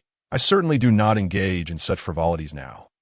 Besides, you have far surpassed me in this game. Huh. Yu Yuba approached, laughing heartily as he patted Jiang Xiaochun on the shoulder. Then he inquired, Did you advance again last night? My, what speed? How could that be? It wasn't me. Jiang Xiaochun shook his head in denial. Although he had indeed advanced the previous night, he intended to conceal his current level. Otherwise, such rapid progress could be counterproductive for him. While he sensed no ill intentions from Yu Yuba, in the realm of Song Xian, one must always remain vigilant, ensuring a backup plan to avoid potential pitfalls. These lessons were gleaned from the novels he had read in his past life. That was, last night, my eldest disciple awakened a special physique. Jiang Xiaochun had prepared his explanation. After a special physique awakens, as long as the elemental energy is sufficient, one can swiftly enter the true essence realm. Thus, I activated the Gathering Essence Array to assist my disciple's advancement. You are quite generous with your disciple, even employing the Gathering Essence Array. Yu Yuba remarked that array can only be used once every half-month. The sect originally intended for you to use it, but never mind. Since the sect granted it to you, do as you wish with Itida. As they descended the mountain, Jiang Xiaochun asked, Sect leader, you sent a letter yesterday, stating there was something you wished to entrust to me. Turning to look at Yu Yuba, he continued, What might that be? It is not particularly significant. Yu Yuba chuckled heartily. It is merely the annual Na-Ing conference, commencing in 10 days that a few days ago. During the elders' meeting, it was proposed that you represent the sect this year. You are unaware of this news since you were not present in the sect. The Na-Ing conference? Jiang Xiaochun raised an eyebrow. That term sounds quite familiar. Chapter 10. The Na-Ing conference for any sect aspiring to grow and thrive. Recruiting new disciples is undoubtedly one of the most effective methods. However, situated within the Doujin mountain range, teeming with ferocious beasts and fraught with peril, human presence is scarce. Therefore, to recruit new disciples, the various sects within the Doujin mountain range must venture to the nearest city, Na-Ing City. Only there can they interact with mortals and recruit new disciples, ensuring a continual infusion of fresh blood into the sect. Over time, a customary tradition evolved, wherein each sect would dispatch elders and disciples on the first day of August every year to Na-Ing City for the recruitment conference. Countless eligible youths residing in Fenglin County would gather at Na-Ing City during this period to undergo the recruitment trials set by the major sects, hoping to seize the opportunity for cultivation. As the event is hosted in Na-Ing City, it is commonly referred to as the Na-Ing Conference. You, my friend, were personally chosen by me at the Na-Ing Conference 12 years ago. Upon hearing Jiang Xiaochun's words, Yu Yuba smiled, a reminiscent expression gracing his features as he recalled the past. That I distinctly remember you back then. You were quite the mess, Jiang Xiaochun. Time indeed flies. In the blink of an eye, 12 years have passed, and you, once that scruffy youth, have transformed into the youngest elder in the history of the Sword Lotus sect, a paragon for countless disciples. Who would have imagined such a turn of events? Yu Yuba, unusually sentimental, gazed at Jiang Xiaochun, his eyes reflecting an inexplicable emotion before he smiled and asked, Well then, how about you lead the team to this year's Na-Ing conference? Do I have the luxury of saying no? The sect convened and unanimously decided. Do I have any other choice? Jiang Xiaochun remarked, rubbing his nose with mild exasperation. It isn't quite a unanimous decision.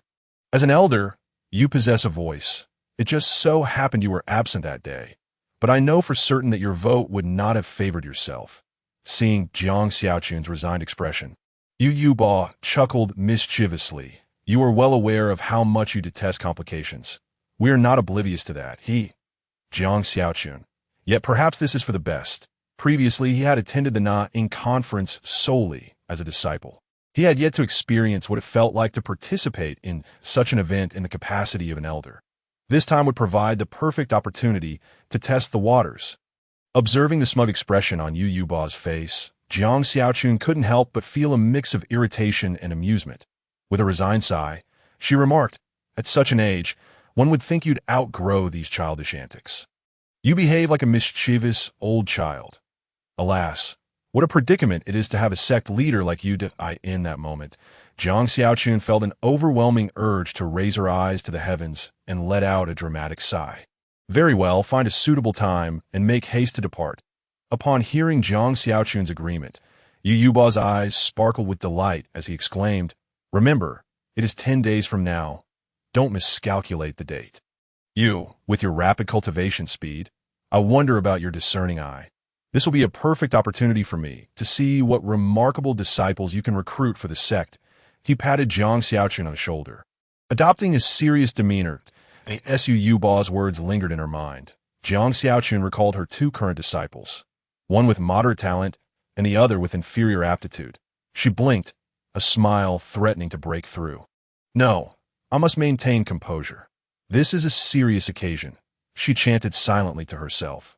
With a sidelong glance at Yu Yuba, she softly reassured him, "Rest assured, I will not disappoint you," remembering the advantageous abilities granted by the system she had acquired. Jiang Xiaochun felt a surge of confidence and silently set her intentions that, "Oh, so you're brimming with confidence? I shall eagerly await the results." Yu Yuba responded with a grin. "Indeed, do keep a close watch. Xiaochun, I have something to say, though I am uncertain if it is appropriate." "Speak." Yu Yuba teased, "You have quite the audacity, but I find it delightful." Then, with a chuckle, he added, "Moreover, the idea of sending you to the talent conference was mine to begin with." "I knew it was you." After casually rummaging through the kitchen for something to eat, Jiang Xiaochun meandered back to her courtyard, humming a cheerful tune, a formidable cultivator at the 6th stage of Yuan Dan. She had long since mastered fasting, and it was no trouble for her to go months without nourishment. Yet, who could blame her? She had been a glutton in her past life. The craving for food was a habit that was nearly impossible to shake. A true foodie, indeed. Upon returning, she found Zishu Yuan already awake, amusing himself under a large tree with a cricket he had somehow acquired, thoroughly engrossed in his play. "Master, you've returned." Upon spotting Jiang Xiaochun, Zishu Yuan abruptly ceased his antics and turned his attention to her. "Master, you look well today.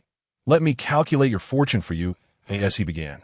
Zishu Yuan suddenly fell silent, his face betraying a sense of embarrassment as he noticed that he could no longer open his mouth. Jiang Xiaochun, observing him with an amused expression, urged, "Come now, continue. Why have you stopped? Don't you want to help me predict my fortune today?" Hearing her playful taunt, Zishu Yuan pointed at his mouth and shook his head in fear. "You little rascal, I warn you, if you ever attempt to read my fortune without my consent again, your mouth shall remain forever sealed." Jiang Xiaochun scolded him, her expression stern as she fixed her gaze on him. It was no wonder he reacted so strongly. Who could have anticipated how he had returned to the sect the previous day? Zishu Yuan's predictions had proven eerily accurate.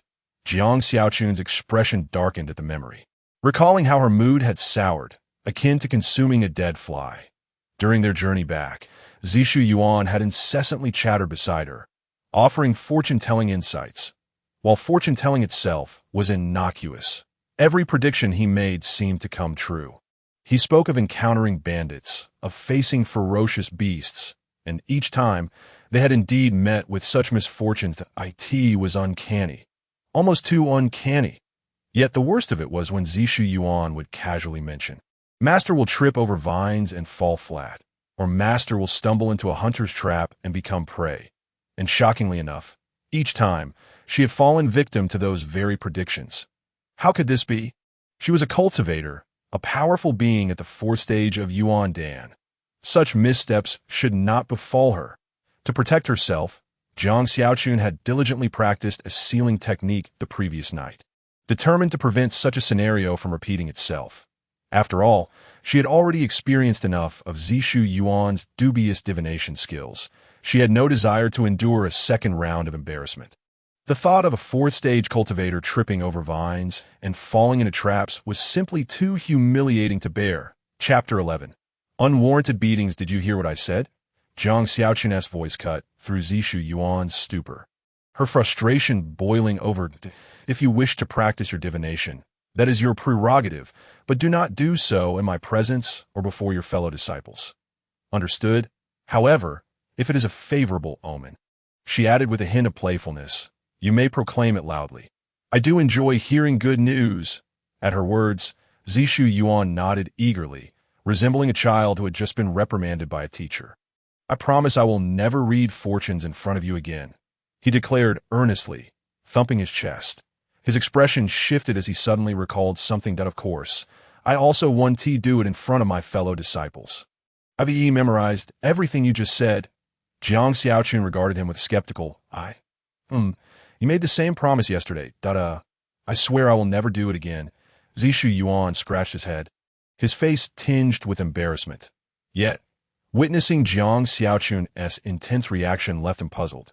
Just the day before, when he had been offering her predictions, she had remained unfazed, even smiling at him at times. Why was she so different today? Little did he know, Jiang Xiaochun had merely been testing the limits of his divination skills, and she had not yet mastered her sealing technique to silence him. Observing Zishu Yuan's apologetic demeanor, Jiang Xiaochun sighed in resignation. It seemed that her outburst had genuinely startled him, but silence was not an option. If this continued, something unfortunate might occur. In that moment, she appeared deep in thought, and with a flick of her wrist, a silver-gray sphere of light gradually materialized in her palm, inscribed with mysterious symbols. "What is that, master?"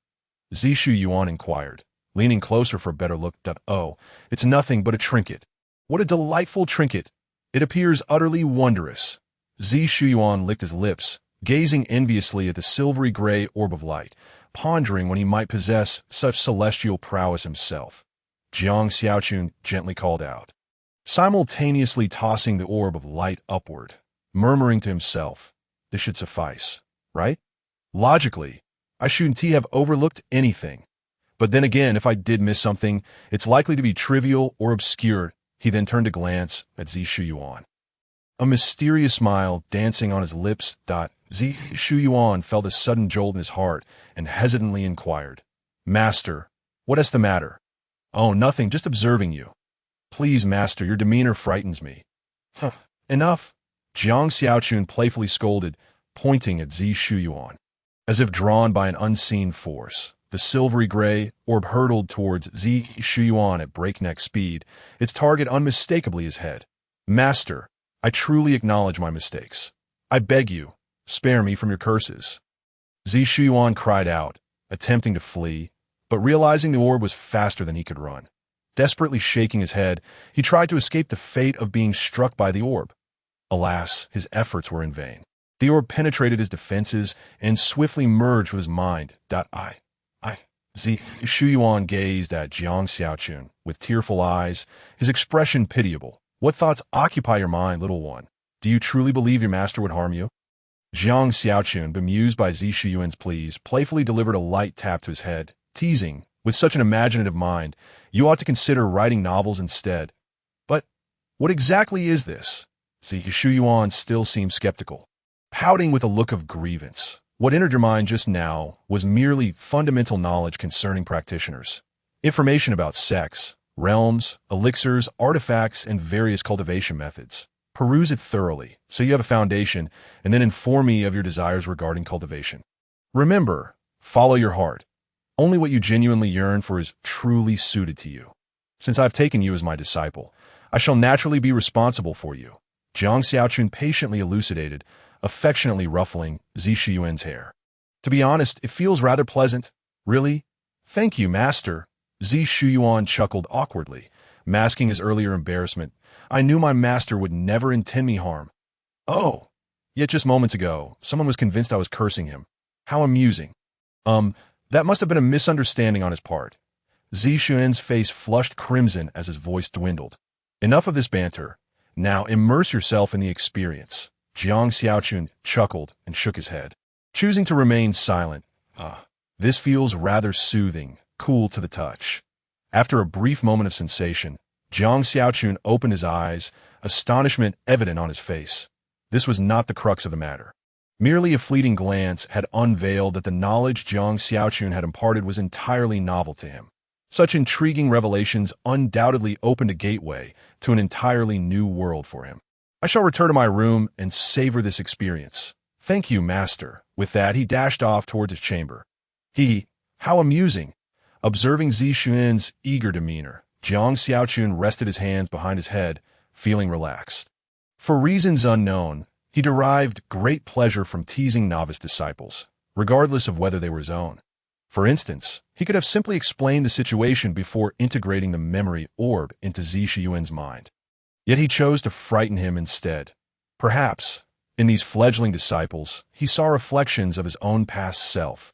Naive yet brimming with hope for cultivation, as he pondered, Jiang Xiaochun suddenly sensed a dissonance. How curious it was that despite being youthful, he often felt like a seasoned mentor. After much contemplation, he arrived at a singular conclusion. This was undoubtedly due to the old Master Yu, who, instead of minding his own affairs, insisted on elevating him to the status of elder, which had led to this predicament. Now, whenever others laid eyes on him, they appeared as timid as mice confronted by a cat, hesitant to even breathe freely. Thus, he found himself relegated to conversing with the solemn elders, and over time, it was only natural that he would adopt such an attitude. Furthermore, now he was compelled to leave the sect to attend some gathering. What a vexing situation. Gritting his teeth in frustration, Jiang Xiaochun resolved to confront the old scoundrel when the opportunity arose, though for now, he would bide his time. Yawn. In the distance, Yu Yuber, engrossed in a game of chess, let out a yawn, grumbling, Elder Lu, this is unacceptable. Losing at chess is one thing, but why must you curse me in your heart? Observing the advantageous position on the board, Elder Lu retorted, who lost at chess? Who is cursing you? Goodness, you're becoming as shameless as Jiang Xiaochun. Chapter 12. Peculiar cultivation methods. After silently jotting down the name Yu Yuber in his mental notes, Jiang Xiaochun surveyed his surroundings, contemplating deeply before stepping into the room where Rong Yu had practiced the previous night. Pushing the door open, he found the scene within unchanged, the girl diligently applying herself. Commendable, indeed, a reflection of his own youthful ambition. Satisfied, he nodded, considering that while talent may be lacking, diligence could compensate. Taking a deep breath, he sensed the density of the elemental energy in the air and murmured, It should be sufficient now. If the formation continues to operate, it would be wasteful, especially since she has only just progressed to the true element realm. Should those old geezers discover this, they would undoubtedly lecture me for hours. Furthermore, the elemental stone mine below is nearing depletion. I must conserve my resources. With that, he retrieved a control token from his pocket, forming a hand seal to dissolve the energy gathering formation. Boom! Instantly, the invisible gravitational force dissipated, and the vortex of elemental energy in midair spun a few more times before scattering, the final remnants flowing gracefully into Rong Yu's body. Take your time with your cultivation. Reaching the true element realm marks the true entry into the world of cultivation. After casting one last glance at Rong Yu, Jiang Xiaochun grinned and exited the room, making his way to the hall. With his hands propped on the table, he rested his chin in anticipation of Zi Shiyuan's response. Out of sheer boredom, he summoned the system panel in his mind, opening the system backpack in the lower right corner. Humming a tune, he began to inspect the spoils he had acquired over the past few days.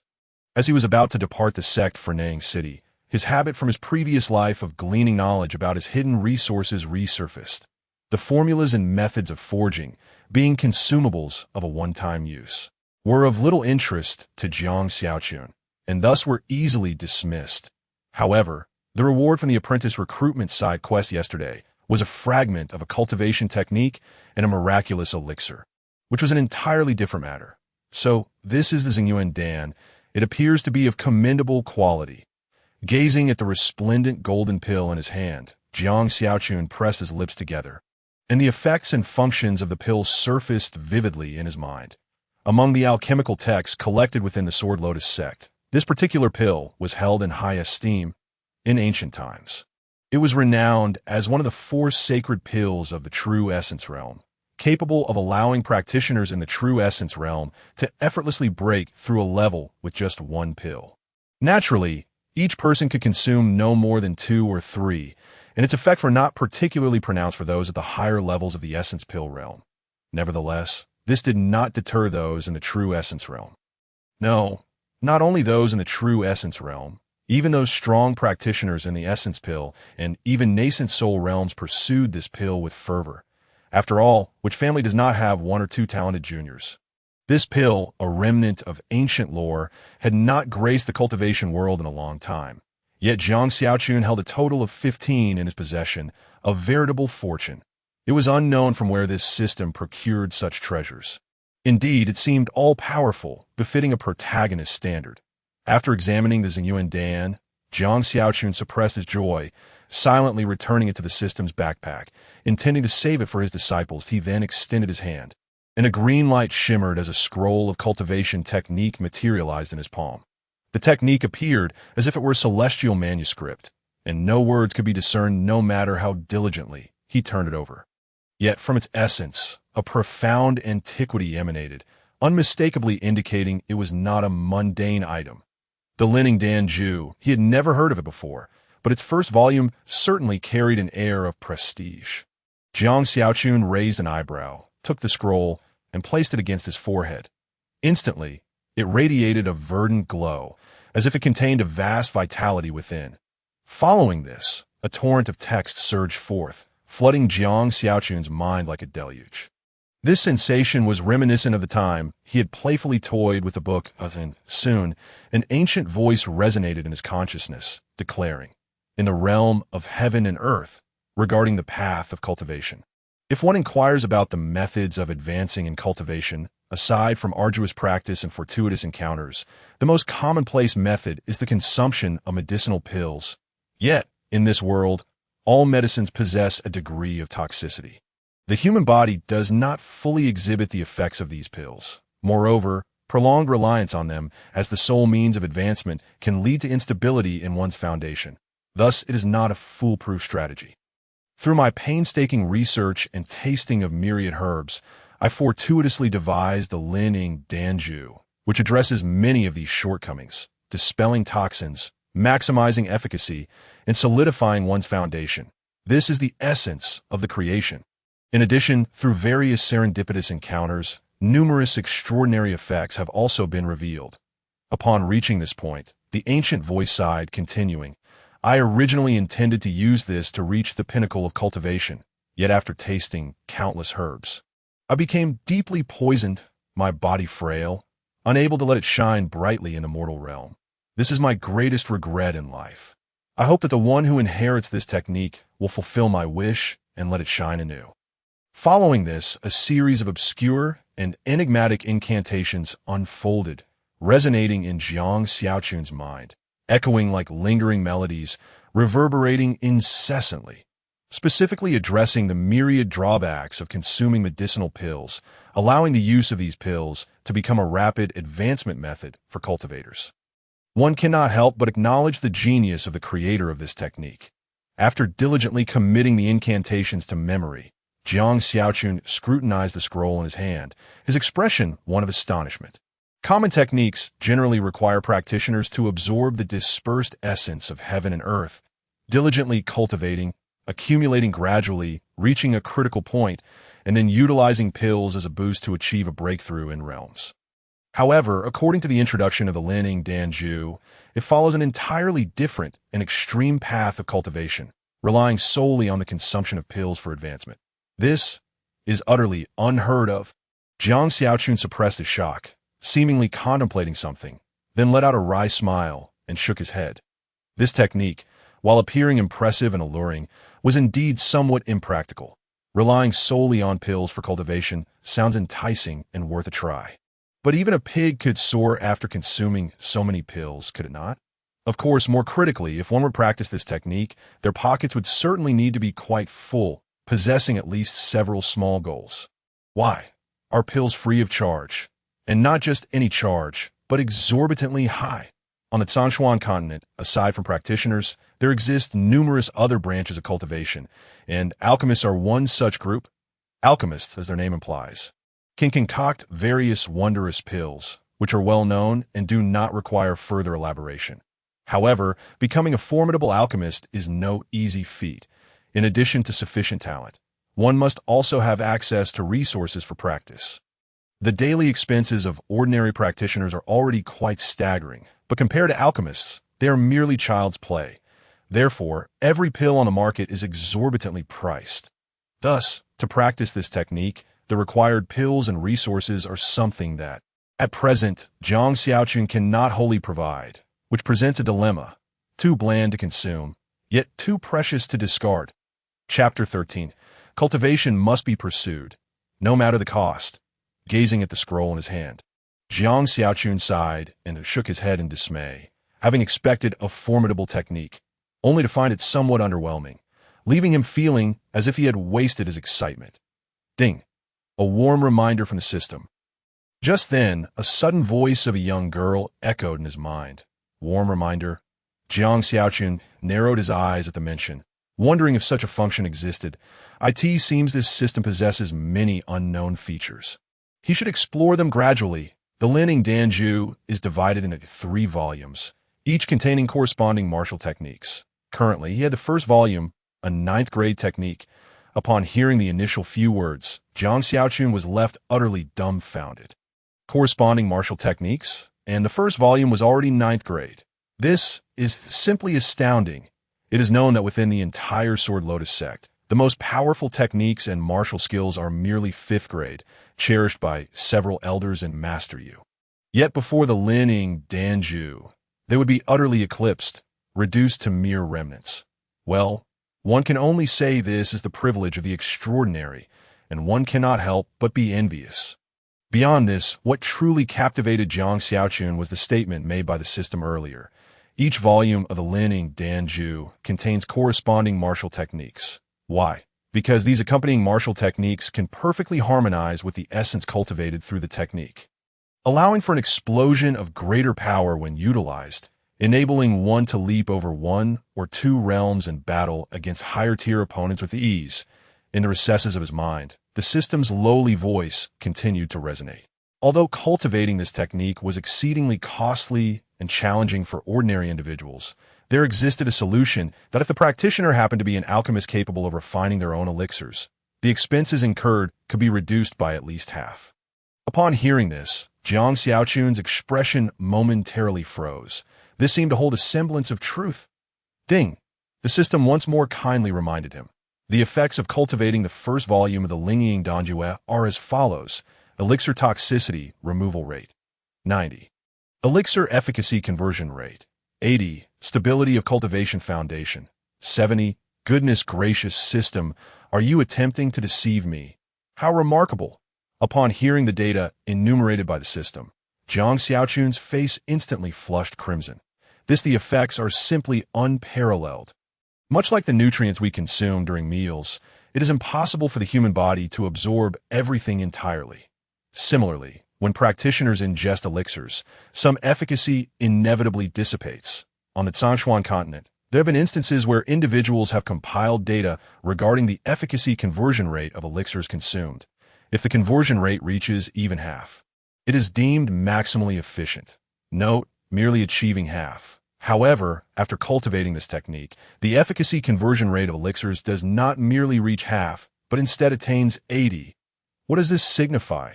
It is akin to getting double the value, effectively having the resources required for cultivation elixirs. And this is merely the first volume. Who knows if the subsequent volumes can further enhance the efficacy conversion rate? Jiang Xiaochun paced excitedly in the hall, his heart in turmoil. Finally, gritting his teeth, he resolutely declared, "Damn it, if I don't cultivate this technique, I will surely face divine retribution. I am determined. Even if it costs me my life, I shall gather sufficient resources for that girl, Yu, to practice." Indeed, he had never considered the idea of cultivating this technique for himself, even though it was of the 9th tier. As for why he wished for Rong Yu to cultivate this technique, the reasoning was straightforward. That it should be noted that Rong Yu's cultivation aptitude was merely average, rendering her exceedingly ordinary among practitioners. If no unforeseen circumstances arose, the pinnacle of her achievements would likely only reach the nascent soul realm, after which her advancement would be hindered due to her inadequate aptitude. Thus, she required opportunities more than anyone else to elevate her limits. But why had he hesitated earlier? Coincidentally, it was precisely because Rong Yu possessed only average cultivation aptitude. This could indirectly indicate that Rong Yu's elixir efficacy conversion rate would not be particularly high, as the standard for assessing a practitioner's cultivation aptitude is the degree of resonance with elemental forces, which are directly proportional to one another. If Rong Yu were to cultivate the Lingying Danjue, the elixir efficacy conversion rate would indeed be too low, making it somewhat counterproductive. Additionally, he still needed to continue taking on disciples. The other disciples also required nurturing that he could not possibly allocate all resources solely to Rong Yu, as this would be dreadfully unfair to the others. Nevertheless, under the system's gentle prompting, after weighing the pros and cons, Jiang Xiaochun ultimately decided to permit Rong Yu to cultivate this technique. Firstly, the method of cultivation was rather unique, allowing for advancement through the consumption of elixirs, which implied that if sufficient resources were available, Rong Yu's subpar aptitude would no longer hinder her in the future. Speaking of which, many may wonder why Zishu Yuan, who had only low-tier aptitude, was not considered for this technique. This is because Rong Yu had a passion for alchemy and was recognized by the system as possessing innate talent for the craft. The system's endorsement carries substantial weight, does it not? Furthermore, Rong Yu's unique constitution was an exceedingly rare alchemical physique, the medicine's spirit glass body. In summary, the Lingying Danjue is undoubtedly the most compatible technique for Rong Yu.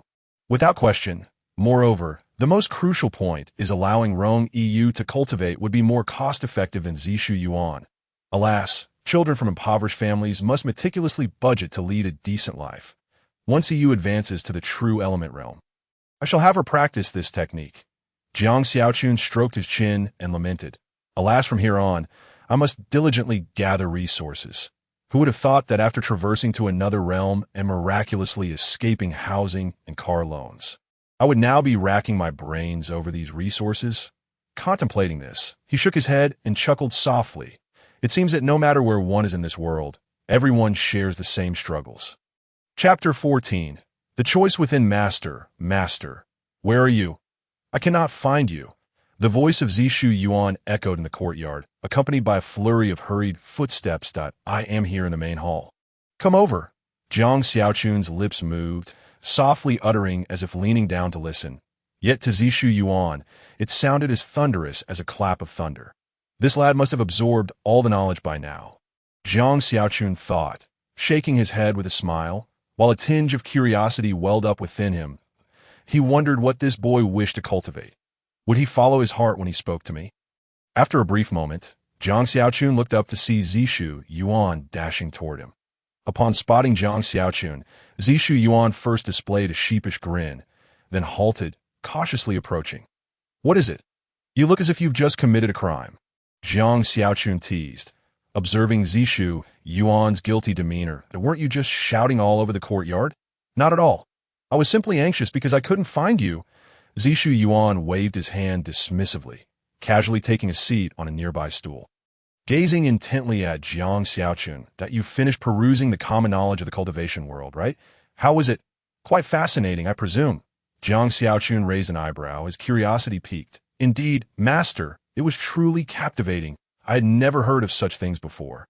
Zishu Yuan replied, his face lighting up with excitement. Today, I feel as if my eyes have been opened. I had no idea this world could be so marvelous. Jiang Xiaochun chuckled softly, amused by the naivety of the young boy. He shook his head helplessly and then inquired, So tell me, what are your plans now? I'm not sure. The initially exuberant Zishu Yuan faltered, lowering his gaze as he murmured, Alas, Jiang Xiaochun sighed, contemplating for a moment before patiently explaining. As your master, I brought you to the Jinlian sect, so I have a duty to guide you. However, while I can introduce you to the path, your cultivation ultimately depends on you, that I cannot always be by your side in the days to come. You must rely solely on yourself to forge ahead, no matter how arduous or difficult the journey may be. Therefore, when I ask you questions, you must adhere strictly to your innermost thoughts and not speak recklessly. Do you understand? Only in this manner can you find joy amidst the trials of cultivation. Persist through hardships and ultimately achieve success. Jiang Xiaochun gazed earnestly at Zishu Yuan, his expression imbued with an unprecedented seriousness. Perhaps taken aback by the atmosphere, Zishu Yuan nervously wiped the sweat from his palms on his trousers, stealing a glance at Jiang Xiaochun. After biting his lip, he nodded in response. I understand, master. Gazing at Zishu Yuan from a distance, Jiang Xiaochun let out a silent sigh. To be candid, he truly found himself at a loss as to how to guide this disciple. Initially, according to his previous thoughts, Zishu Yuan was someone he would never consider taking as a disciple. Zishu Yuan possessed only inferior cultivation aptitude, lacking any special physique, and his singular talent lay in divination, which bore no relevance to the path of cultivation. This placed him in a rather awkward predicament. Inferior cultivation aptitude indicated that, in all likelihood, he would struggle to even step into the realm of true essence in the future. Frankly speaking, in the current realm of cultivation, individuals like Zishu Yuan were abundant and offered little value for development.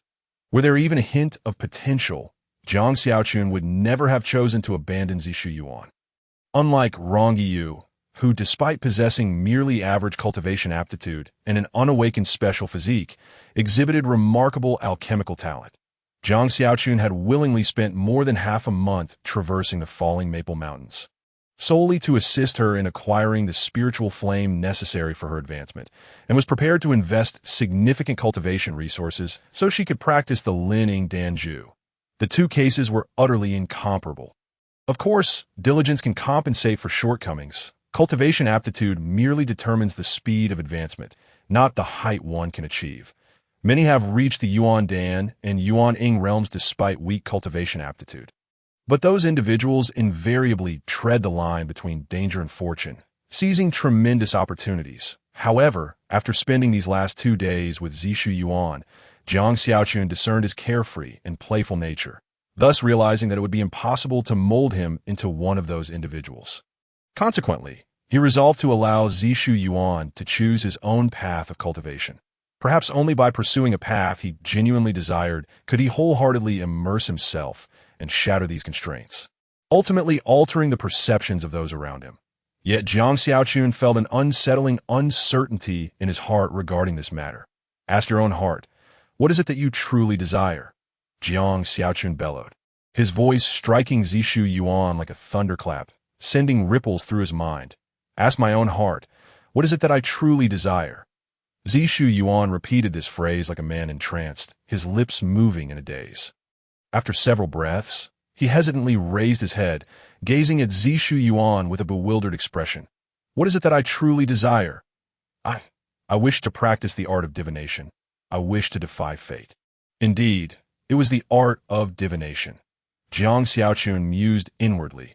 Although he had anticipated this, he genuinely hoped Zishu Yuan would not tread this path. Compared to other cultivation paths, this one was far more arduous. Given Zishu Yuan's aptitude, the outcome of pursuing this path was Sai. Moreover, it seemed that his second disciple harbored secrets, the obsession with defying fate. Jiang Xiaochun silently shook his head, yet refrained from dissuading him. Having promised to let Zishu Yuan choose, he would honor that choice. Master, what just happened to me? At that moment, Zishu Yuan finally regained his senses, rubbing his still dazed head in confusion. Nothing much. It was merely the residual effect of the heart query technique I employed on you just now. It will pass shortly, Jiang Xiaochun replied, nonchalantly. He continued, You've already made your choice in my presence. Now, I truly understand what your heart desires. Ah, then, I didn't say anything inappropriate, did I? Zishu Yuan's eyes widened. Disbelief etched on his face, with a hint of trepidation flickering in his gaze. You said nothing inappropriate. You merely revealed to me your desire to practice the art of divination. Jiang Xiaochun chuckled as he sipped his tea, moistening his throat. No wonder you appeared so strange when you saw me earlier. It turns out you feared I would not permit you to pursue the path of divination. It seems my admonishment this morning truly frightened you. Jiang Xiaochun amusedly assessed Zishu Yuan, reiterating, However, I have never stated that you cannot practice the art of divination.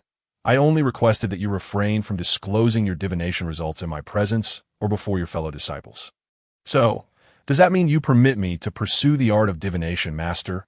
Zishu Yuan exclaimed, astonishment marking his features, his heart racing as he dreaded a negative response. And oh, Jiang Xiaochun, faint shake of his head, a sigh escaping his lips. No, it is impossible for me to disallow you. Ah, this. Zishu Yuan found himself utterly dumbfounded, astonished that such a turn of events was possible, if he were not at a disadvantage.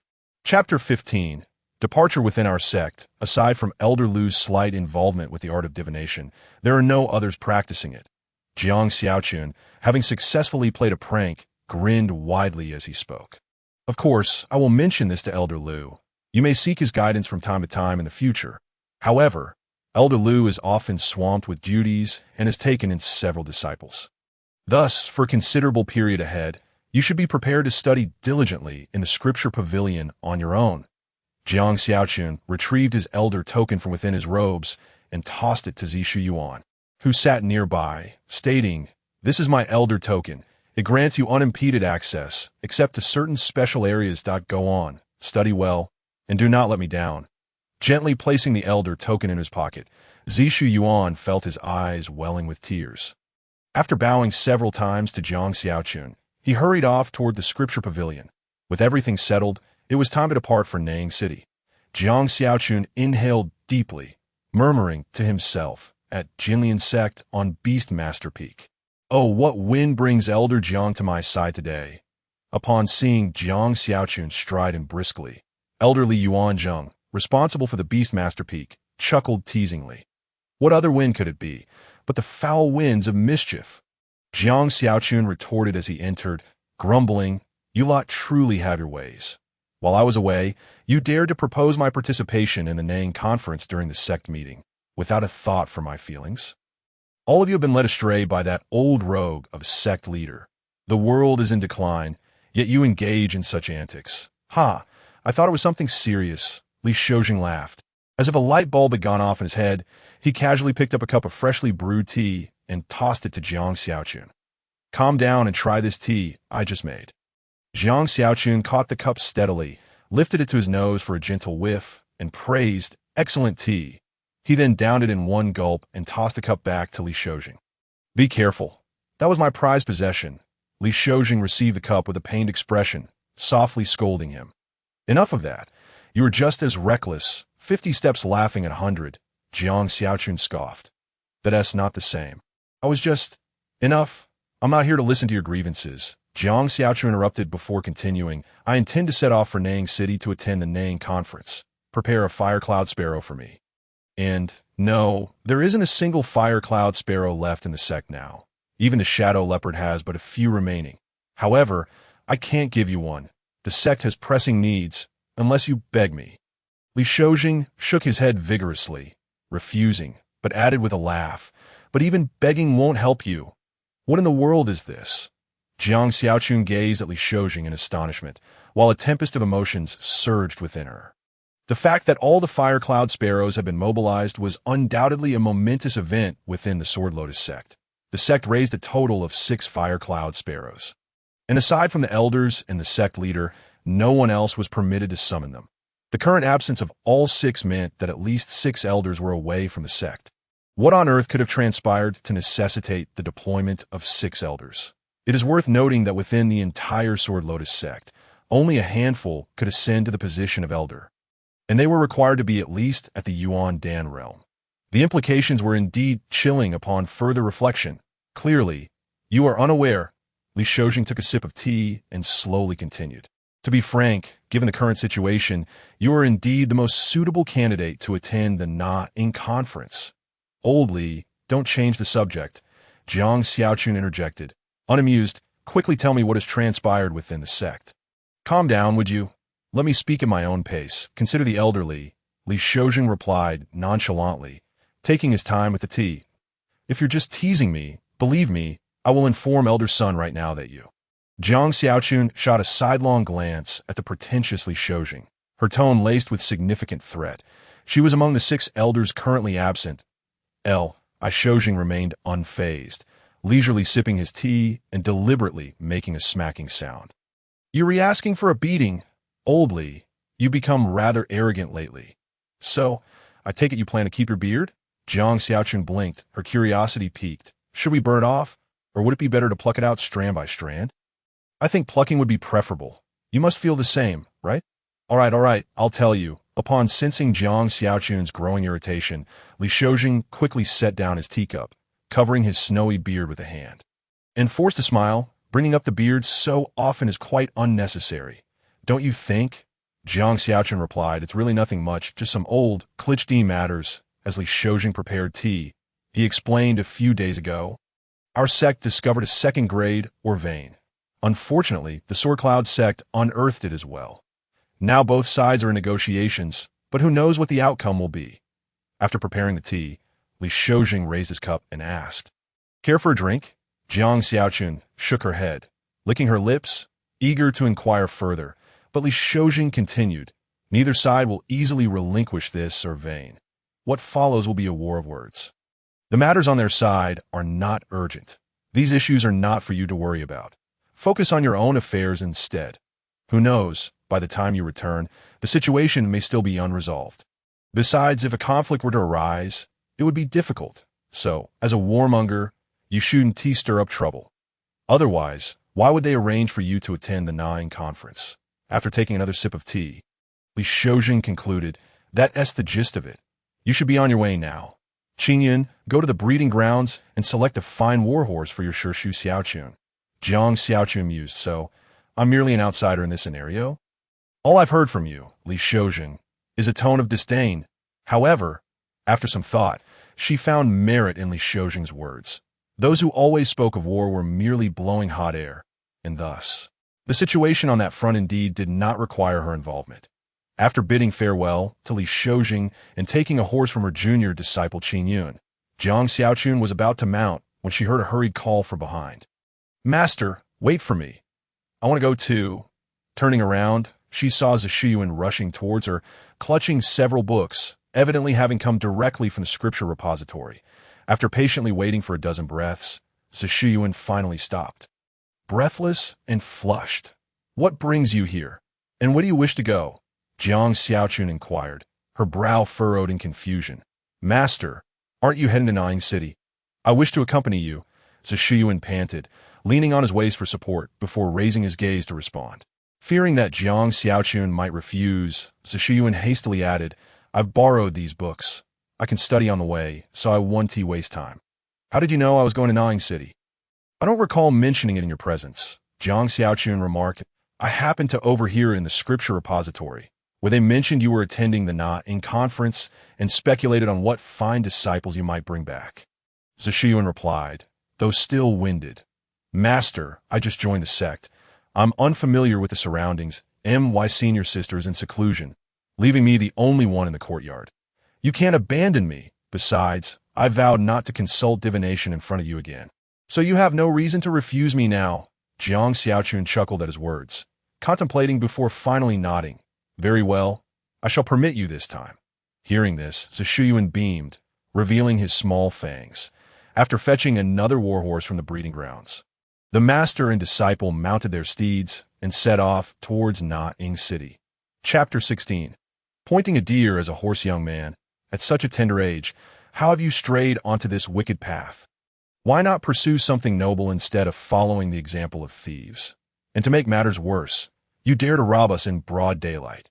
Now, tell me, how do you intend to resolve this matter? In the desolate wilderness, Jiang Xiaochun smiled sweetly as she addressed the cultivator before her, her lips curling into a silent mockery that you. The cultivator, with dark red hair, politely replied, Might I request that you remove your foot from my face? Otherwise, I believe I have the right to remain silent. Looking down, Jiang Xiaochun noticed that one of her feet was firmly planted on his face, pressing his head into the ground, leaving him with a twisted grimace. He had clearly been beaten, and given the position in which he lay and the numerous footprints on his chest, it was evident that he had suffered significantly. Well, even in such a state, you still dare to speak so boldly? Jiang Xiaochun found the situation amusing. She stood on tiptoe and stomped on the red-haired cultivator's head a few more times before declaring, Let me make it clear. You may have the right to remain silent, but everything you say will be used as evidence against you. Please stop. I yield. I shall compensate you. Is that acceptable? He shot a fierce glare at Zishiyuan, who was watching the spectacle from a nearby rock. Red-haired cultivator weighed his options, finally surrendering with a sigh as for why he didn't glare at Jiang Xiaochun. He was utterly powerless. All he could see were her boots, and he had no inclination to quarrel with them. Jiang Xiaochun withdrew her foot, brushing off her shoe, and expressed her regret. Young man, why are you so spineless? A little more resistance would have been commendable. Such a pity. I must say the sensation of stepping on your head was rather pleasing. Stepping sensation. The red-haired cultivator was left speechless, realizing that Jiang Xiaochun was clearly doing this on purpose, finding amusement in his plight. Now, tell me, how do you propose to compensate for stealing our warhorse? Tiske, I wager you'll leave without even your undergarments. Jiang Xiaochun lazily picked at her teeth, exuding an aura of shamelessness. A warhorse? An exotic beast? How can you boast so? Why not claim it's an ancient divine beast? The red-haired cultivator retorted angrily, glaring at Jiang Xiaochun. How astute! How did you know that my warhorse has a trace of ancient divine beast blood within it? Jiang Xiaochun quipped. You wouldn't have mentioned it, and I would have completely forgotten. Thank you for the reminder. Jiang Xiaochun's eyes sparkled with delight as she chuckled.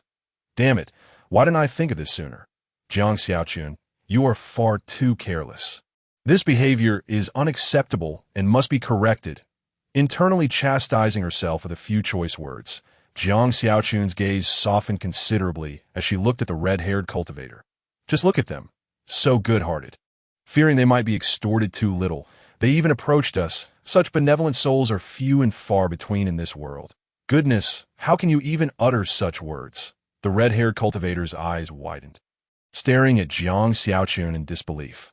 What on earth is wrong with this person? How could they say something so absurd?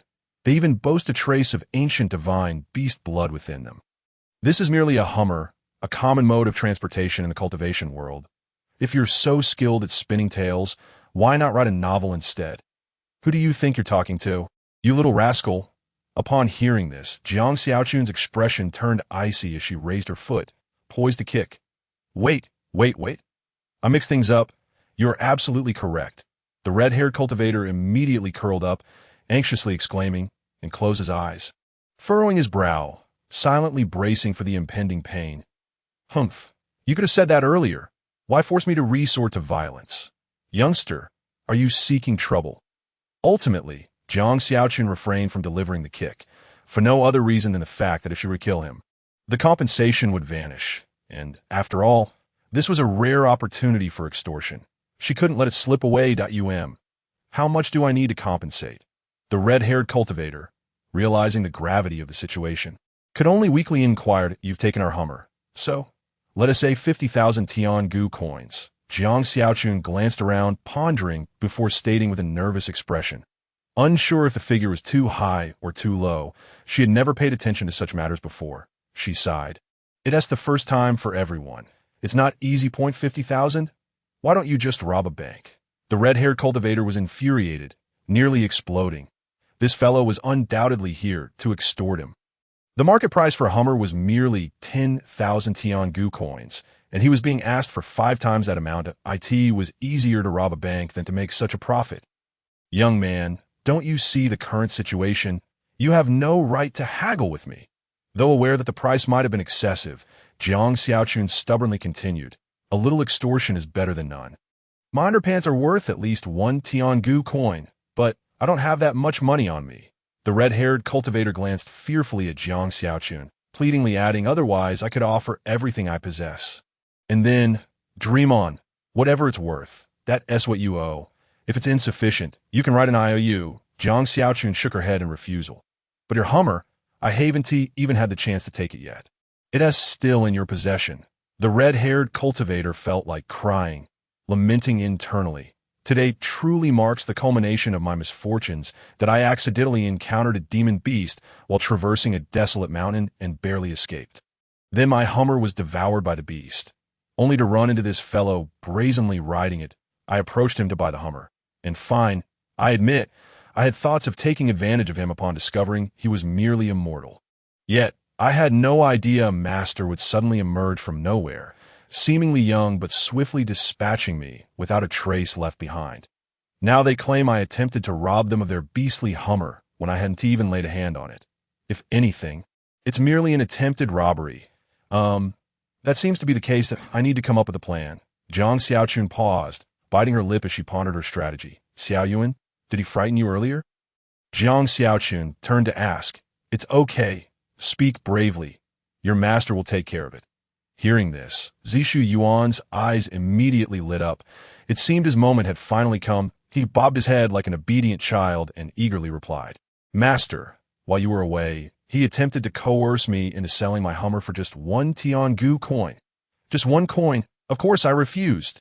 As a result, master, you must stand up for me. After speaking, Zishu Yuan smugly raised his eyebrows at Jiang Xiaochun, signaling his cooperation. Jiang Xiaochun ignored the foolish boy, turning her fierce gaze back to the red-haired cultivator and coldly stating, Did you hear that? You dare bully my disciple.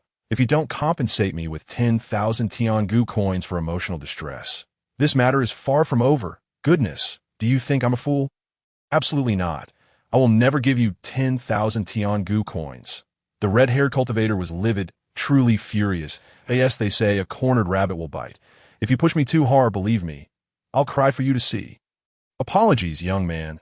I mistook you for a big spender due to your fine attire. Oh no, how did I accidentally let that slip? Young man, don't take it seriously. It was all a jest, young man. You really want T-Pay? Then don't blame us for getting rough. Jiang Xiaochun waved her hand dismissively, calling to Zishu Yuan, Xiao Yuan, let us do this. Leave no clothes behind. Yes, I guarantee the mission will be accomplished. Zishu Yuan immediately approached, rubbing his hands together with excitement, licking his lips while leering at the red-haired cultivator on the ground. The red-haired cultivator felt a chill run down his spine under their scrutinizing gazes. Stammering, stay away. Don't come any closer. Go. Help. You can't take this off. Please leave me something. A gentle breeze swept through, ruffling the red-haired cultivator, now clad in nothing but his underpants, sending shivers down his spine. These 2 rascals were utterly ruthless, even stripping him bare. As he watched their receding figures, the red-haired cultivator gritted his teeth, seething with rage. I will definitely avenge this. Oh dear, it's so cold. Is anyone there to save me? Chapter 17. 2 Great Perils, Master. According to the map, we are already quite close to Nang City. On horseback, Zishu Yuan held the map aloft, addressing Jiang Xiaochun beside him. Hey, you're holding the map upside down. Jiang Xiaochun glanced over and shook her head helplessly, chuckling, You truly are a curious case. You can even read it upside down. Oh, no way. Zishu Yuan's face flushed as he flipped the map, studying it closely before awkwardly exclaiming, Oh, it really was upside down. Do you think your master would deceive you? Jiang Xiaochun remarked slowly while riding. Although I don't consult the map, I'm far more familiar with this route than you.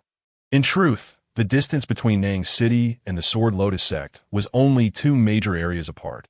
A beast-infested desolate mountain forest and a bandit-ridden Black Mountain Range. We are about to traverse the desolate mountain forest. After that, it will be the Black Mountain Range. Once we cross these 2 perilous areas, we will be but a couple of hours from Nang City.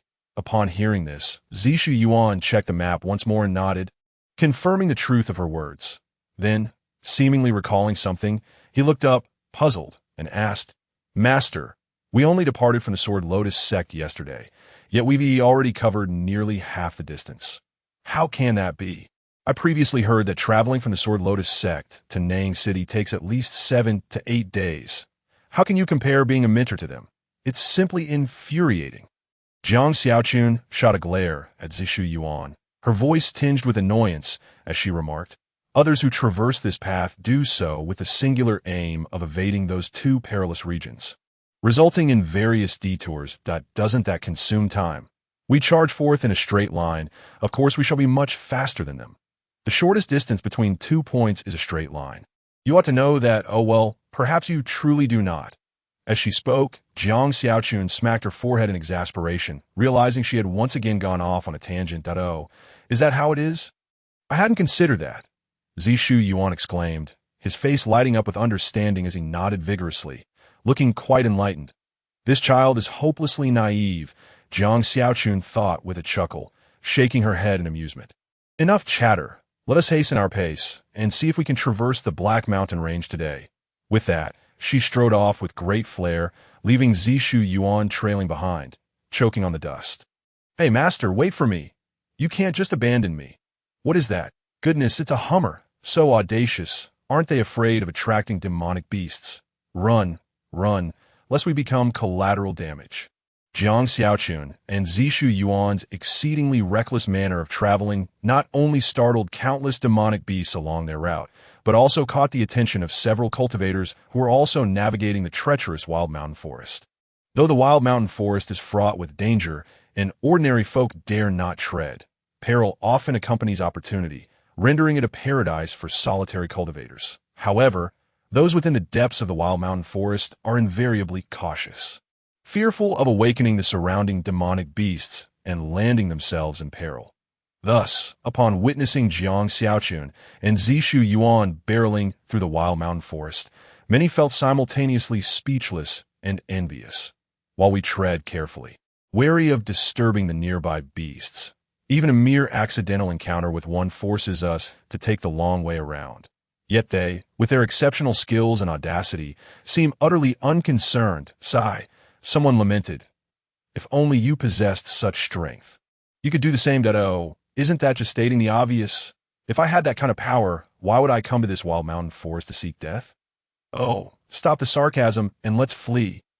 I'm just worried they lack the strength to act so brazenly and might drag us down with them. Yes, let us hurry, or we might soon face a beast tide. With their utmost effort.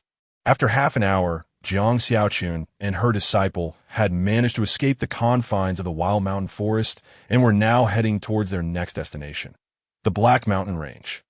The Black Mountain Range serves as a vital trade route within Fenglin County, frequented by numerous merchant caravans. Each year, vast quantities of resources traverse this path, destined for the county city of Fenglin for trade.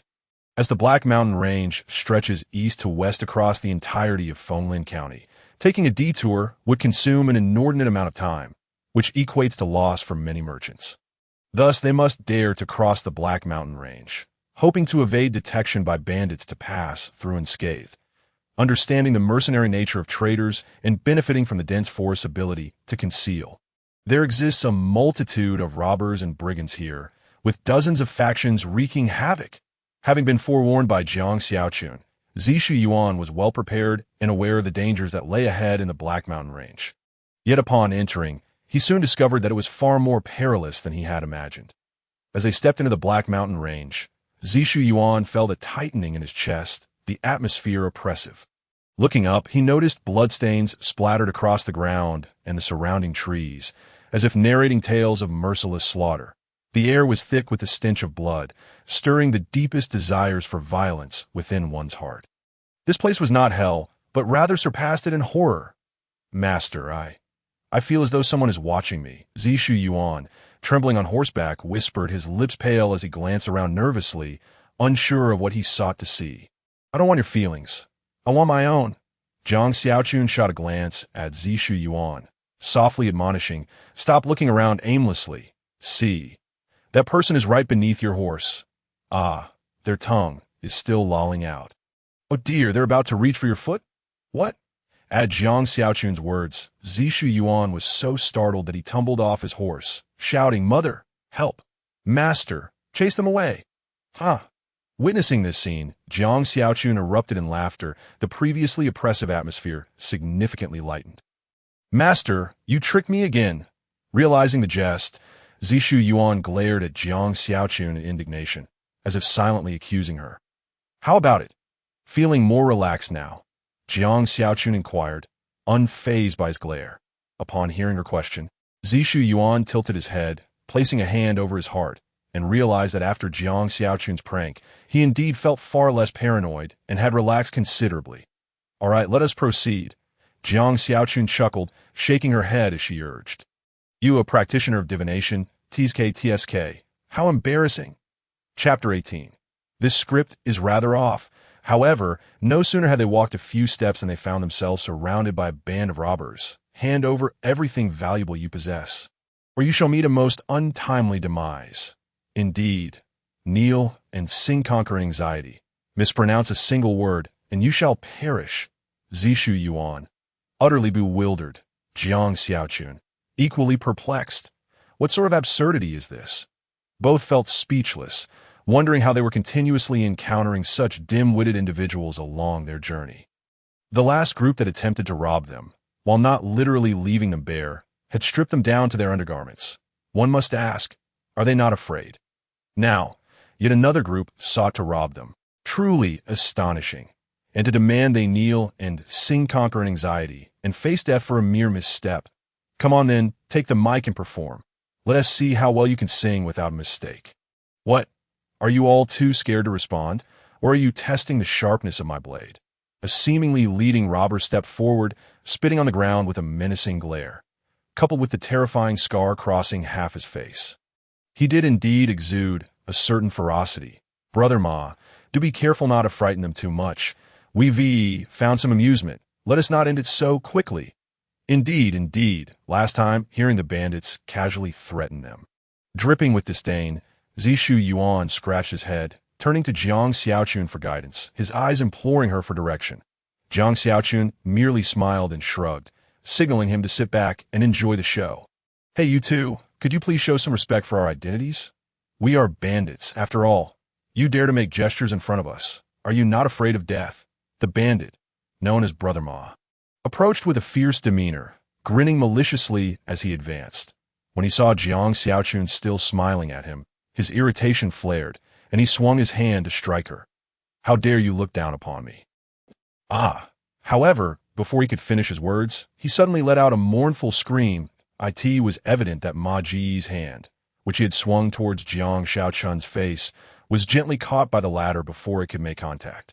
Subsequently, with a slight exertion of force, Jiang Xiaochun made Ma Gu emit a pig-like squeal, tears streaming down his face. Quickly release Ma Gu, or else you will all perish. Brothers, surround them. Do not let those two escape. Avenge Ma Gu. Kill them. Are you foolish? Ma Gu is not dead yet. What are you trying to kill for? Upon witnessing their leader being held hostage by the enemy, several of Ma Ji's underlings became frantic, rushing in to attack while threatening them with bluster. Gentlemen, do not be hasty. I inadvertently cast an oracle for you just now and discovered your omens are bleak. Soon, calamity will befall you, while the door to life remains ajar and hope has not yet vanished. You must flee quickly, or it will be too late to this tense juncture. Zishu Yuan stepped forward, holding a book with an expression of calm, flipping through its pages while addressing the bandits. Oh, how could I have almost forgotten to tell you? Zishu Yuan pointed towards the north, lamenting, your escape route lies to the north, right behind you. Hurry and flee. Why are you all standing there like fools? The door to life is about to close. However, when he saw that the bandits remained unmoved, an expression of exasperation crossed his face, as if he genuinely cared for their plight. It's over, now that Xiao Yuan has said that. Ha! These people are doomed. Witnessing this scene, Jiang Xiaochun couldn't help but burst into laughter, nearly choking on his mirth. Is it possible to play it this way? Zishu Yuan, you have a knack for presenting new tricks to mock others. Yet, I must admit, this is rather delightful. He finally had the opportunity to witness the power of his disciples' divination skills, no longer burdened by the weight of expectations meant for someone his age. This sensation was truly exhilarating. Could this be what it feels like to soar? How utterly refreshing. Listening to Zishu Yuan's words, the bandits collectively rolled their eyes. Are you the foolish one? Or are we? You dare to perform such petty tricks before us, truly taking us for mere brutes? This is far too obvious. Feeling insulted, they charged towards him, teeth gritted with ire, their gazes predatory. You ignore my warnings. And now you shall suffer the consequences. Zishu Yuan was equally startled by their aggression, hastily retreating behind Jiang Xiaochun, trembling as he said, good intentions turn to folly. Master, these people have lost their minds. I cannot save them. It is your turn to step in. As the bandits surged forward, Jiang Xiaochun smiled faintly, revealing a set of pearly white teeth, resembling an innocent neighborhood boy. He then cast a playful glance at Ma Gu, intent on applying just a hint more pressure. Jiang Xiaochun vowed that he would only apply a smidgen more force, but before he could act, Ma Gu bellowed, what do you all want? If you wish to kill me, just say it. Otherwise, everyone, stand down. After saying this, he glanced at Jiang Xiaochun with a sycophantic expression, indicating his willingness to cooperate. Indeed, upon hearing their leader's words, the bandits halted, glancing around with expressions filled with conflict. Go. You have gone too far by stating it so plainly. What of our little schemes? Jiang Shaochun was equally taken aback by Ma Ji's behavior. His survival instinct was remarkable. He is indeed a person of great potential, able to bend and yield. However, this reaction was unlike the classic scenarios depicted in novels. In such situations, shouldn't one resolutely refuse and hurl insults at their captors? That is how it is written in novels. This script seems awry. For a moment, Jiang Shaochun began to question life itself. Chapter 19. Those who recognize the times are the true heroes. After casting a fierce glare at his underlings to assert his dominance, Ma Gu turned around, suppressing his pain, and almost grovelingly inquired, "Brave man, could you please release my hand? It hurts terribly being held like this." Jiang Shaochun shot him a glance, feigning curiosity, and asked, "Did I not hear someone request that I call him Grandpa? Xiao Ma, did you hear that? Pray tell, who is whose grandparent here?" Little Ma. Upon hearing Jiang Shaochun's words, Ma Gu was momentarily taken aback. That title sounded strangely familiar. A realization struck. Cold sweat dripped from his brow. Damn it, is he referring to me? It has been ages since anyone has called me that. Yet upon meeting Jiang Shaochun's gaze, he lowered his head again, thinking, this person seems too formidable to provoke. Well, if being called Little Ma is your fate, then so be it. What? You have an issue with being called Little Ma? Seeing Ma Ji's reaction, Jiang Shaochun shook his hands and sneered. If you have an objection, feel free to voice it. I assure you I am quite friendly and open-minded. Truly, do not disbelieve me.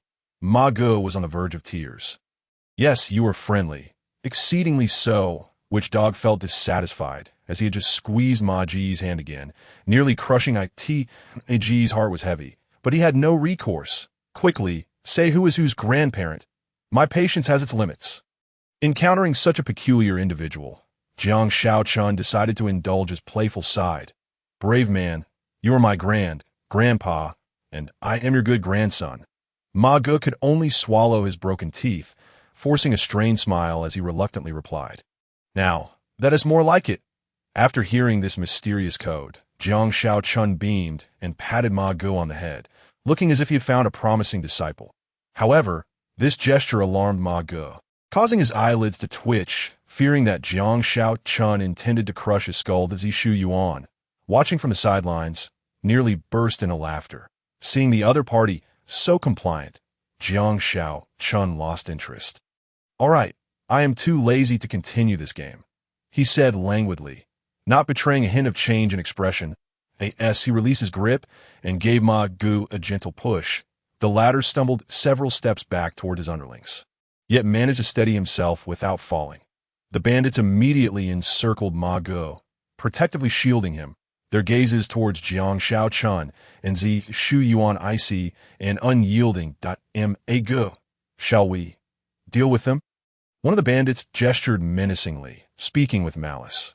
Yes, indeed, the stone stirred 1,000 ripples. Before Ma Gu could respond, his underlings echoed in unison, filled with righteous indignation, ready to charge at Jiang Shaochun and Zishu Yuan. Upon hearing his brethren's proposal and recalling his current safety, Ma Gu lifted his head to glance at Jiang Shaochun, his eyes flashing with ferocity. To claim he harbored no such thoughts would be a lie. How could he not? Yet he soon felt a tightening in his chest, for there was no trace of fear in Jiang Shaochun's gaze, a reaction that defied all logic and caught Ma Gu off guard. As the saying goes, strange occurrences hint at the extraordinary in the face of them. To maintain such composure, this person was either a fool, ignorant and fearless, or someone with confidence who had never felt fear. Given their previous exchanges, it was glaringly evident what type of individuals they were. As for oneself, should one still, for a moment, Ma Gu found himself somewhat bewildered, unable to make up his mind. What? Do you still wish to make a move? Then come on. Jiang Shaochun disdainfully shrugged his shoulders and addressed the group of bandits, saying, let us all go. I'm in a hurry. It's over, your escape route has already been sealed. I truly see it. Zishu Yuan stood aside, covering his face, unable to bear to look, his expression reflecting that you are beyond saving. The demeanor of Jiang Xiaochun and Zi Shuyuan at this moment was akin to one playing the role of the stern judge while the other played the clown. If one were to encapsulate it in a single word, it would be audacious, utterly disregarding Ma Ge and his companions. This kid is insufferably pretentious. I can't hold back anymore, one of the bandit lackeys bellowed. Drawing his long knife from his waist, intending to charge forward and give Zi Shuyuan, the pretentious fool, a sound thrashing that if you don't want to die, then stop right there. However, Ma Ge did not allow him to have his way. Instead, he swiftly grasped the bandit lackey and forcefully subdued him, delivering several resounding slaps before shouting at everyone, "You all better kneel down and don't even think about resisting." "Ah? Ma Ge, what on earth are you doing?" "Indeed, Ma Ge, there's no need to fear them at all." Several bandit lackeys stared at Ma Ge in disbelief, struggling to comprehend the scene before them. "Come on, we have so many people here. Is there really a need to fear those two kids? Moreover, Ma Ge, you're not even being held hostage. There's no reason to hold back. You could easily capture those two and give them a good beating to vent your frustrations. What kind of farce is this? Kneel down, and each of you must sing. Sing, conquer, and nervous. Did you all hear that?" Ma Ge bit his lip, stealing his resolve, and ferociously repeated, "It's not possible. I will never sing conquer and nervous in this lifetime. I'd rather die here than sing." Upon hearing Ma Ge's words, several bandit lackeys instantly felt defiance rise within them, their gazes towards Ma Ge filled with dissatisfaction. Was this just too cowardly? Oh, if you hadn't mentioned it, I would have almost forgotten. Jiang Xiaochun blinked, rubbed his hands together, and with a smile asked, "Well, are you all quite dissatisfied? If you are, then just keep it to yourselves." Upon finishing, his aura surged, a dense stream of primordial energy instantly pouring forth from him. Chapter 20, Are there other traversers? Cultivators. They're actually cultivators. I'm doomed. I forgot to check the calendar before heading out today. Who can save me? I don't want to die yet. Boo-hoo. The overwhelming aura that suddenly radiated from Jiang Xiaochun was so intense that even a fool could perceive it in an instant.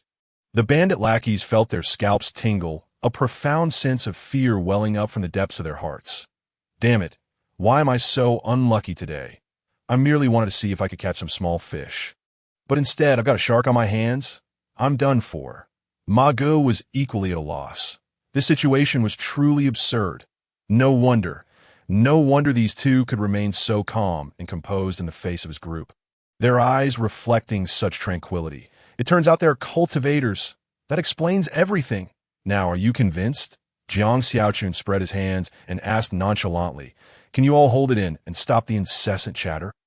The bandit lackeys exchanged glances, none daring to respond. "Boss, may I share some information with you? In exchange for a chance at survival, would you consider it?" At that moment, only Ma Ge timidly raised his hand. His expression one of trepidation. He didn't want to die. If there was a chance to live, wouldn't that be wonderful? Certainly, however, before that, I would like to hear you all sing Conquer and Nervous. Jiang Xiaochun waved his hand nonchalantly. Great, great. I absolutely love listening to songs. Beside him, Zi Shuyuan clapped his hands in excitement. I wonder what Conquer and Nervous will sound like in this world. Jiang Xiaochun mused to himself. If it's anything like what I know, then it would be. Upon hearing the bandit lackeys mention Conquer and Nervous, he had long harbored this curiosity, which was also why he spared the lives of these bandits. Otherwise, they would have been long gone. Who would keep them around for the new year? Have you all gone deaf? Did you not hear what the esteemed cultivator just said? Ma Ge turned around and angrily berated. Yet his eyes continually signaled to the lackeys to act according to his lead. One of the lackeys, quick-witted, upon seeing Ma Ge's subtle cues, immediately began to sing. Just like this, being conquered by you. After a moment of hesitation, the remaining bandit lackeys joined in the cacophony, howling in unison. Just like this, being conquered, severing all retreat. My feelings are resolute. My decision is muddled. Just like this, being conquered. Stop, stop, stop, stop. The voice came out sharp, having sung only a few lines. Zi Shuyuan clutched his ears, crying out in agony. Damn it, even my family's old hen could probably sing better than this. It's akin to Tang Sung reciting the tightening spell, torturous, upon hearing Zi Shuyuan's exclamation. The bandit lackeys, still feeling the urge, hummed a few more lines before gradually ceasing, their faces reflecting an expression of disappointment. Master, Let us hurry and leave. The songs they're singing. Oh, it's a headache. Zi Shuyuan scratched his head, looking apprehensive as he spoke to Jiang Xiaochun. However, Jiang Xiaochun paid him no mind, standing there with a pale face. Master, master, what is wrong with you? Zi Shuyuan sensed something was amiss and rushed forward. Shaking Jiang Xiaochun's shoulder, Xiao Yuan, what is the matter? Jiang Xiaochun finally came back to his senses, his expression complex as he inquired. Master, what happened to you just now? You seemed completely unresponsive. It terrified me. Zi Shuyuan gasped, his heart racing. It's nothing. Just some thoughts crossed my mind. Jiang Xiaochun shook his head, unwilling to delve deeper into the matter. He turned around and asked, Where did you learn this mountain song? It was left by the chieftain of Qingfeng village, Luo Qingfeng, 200 years ago. I've heard he would always force others to sing these two songs after a successful robbery, if they couldn't. He would teach them. Over time, it became a tradition among our group. Ma Ge swallowed hard, responding cautiously. He had also noticed Jiang Xiaochun's unusual behavior earlier, and now he feared any sudden change in mood. If Jiang Xiaochun were to change his mind, they would be in grave danger. But what could he possibly know about the underlying reasons? Where is that Luo Qingfeng now? Jiang Xiaochun asked eagerly. This Luo Qingfeng could very well be a traverser like him, perhaps even from the same country. Otherwise, how could he know this song? Even if he was a T, he must have had close ties with traversers. Damn it, I've finally encountered a fellow countryman. As the saying goes, when fellow villagers meet, tears flow freely. Jiang Xiaochun was now filled with excitement. Damn it, I'm no longer alone in this battle. However, the subsequent words of Ma Ge plunged his mood into despair. He had departed from the Black Mountain range a century ago, and as for his whereabouts, we remain in the dark. Furthermore, prior to his departure, he disbanded the Qingfeng stronghold, which has since been reduced to a desolate ruin. The fact that he has left complicates matters. Jiang Xiaochun furrowed her brows upon hearing this, but soon relaxed, realizing that if he could possess a system to assist in his cultivation, then surely Luo Qingfeng would not be without one. That after all, a system is a staple for any traveler from another realm. Perhaps he has already reached the pinnacle of cultivation, aided by his system. Nonetheless, Jiang Xiaochun believed that, given a little time, she too could reach such heights. Luo Qingfeng, is it? I hope that in the future, we may cross paths again. Jiang Xiaochun clenched her fist, silently vowing, unaware of what understanding you possess regarding this world. Will we ever have the chance to return? Chapter 21. The emergence of new forces. Honorable cultivator, we have sung our song, so, upon noticing that Jiang Xiaochun's expression seemed to improve, Ma Ge hastily seized the moment. Awkwardly inquiring, he kept his gaze fixed on Jiang Xiaochun, seemingly attempting to decipher her true thoughts from her upcoming expressions. After all, his life was in her hands. He was but a fish on the chopping block, unable to afford any carelessness. Speak, let me hear what news you bring. Jiang Xiaochun steadied her emotions, turned to him, and curiously asked, The news you would use as a ransom for your lives. It should not be too shabby. Right? Of course, if it is indeed lacking, you should know what fate awaits you. Indeed, such unnecessary news I would never dare to taint your ears with. Ma Ge eagerly nodded in agreement, donning a sycophantic smile. Noticing Jiang Xiaochun's expression seemed to lighten, he hastily asked, Might I inquire if you esteemed one's plan to traverse through the Black Mountain today? Is there a problem? Jiang Xiaochun inquired, tilting her head in confusion. This was no trivial question. If they were not crossing the Black Mountain, what were they doing here? Vacationing. How absurd. My lord, the current Black Mountain is far from peaceful. Well, I suppose it has never truly been peaceful. Ma Ge began with a self-deprecating remark before continuing. Today? Oh no, from now on, if possible, you must take a detour. The northern entrance of the Black Mountain has become a veritable gate to the underworld. Whoever ventures there meets their demise. Even cultivators are no exception. After speaking, he nervously glanced at Jiang Xiaochun, fearful of inciting her displeasure. Could it be that within the Black Mountain, there exists a formidable cultivator turned bandit? Jiang Xiaochun asked with a smile, treating it as a mere jest. The Black Mountain range, vast yet scarce in resources, is not looked upon favorably by most cultivators. After all, The resources available for cultivation here are woefully inadequate. Unlike the sword-fighting mountain range, which brims with resources and is home to numerous sects, the cultivators gathered here primarily rest and recuperate before venturing into the wilderness to hunt ferocious beasts. Ah, you are indeed correct.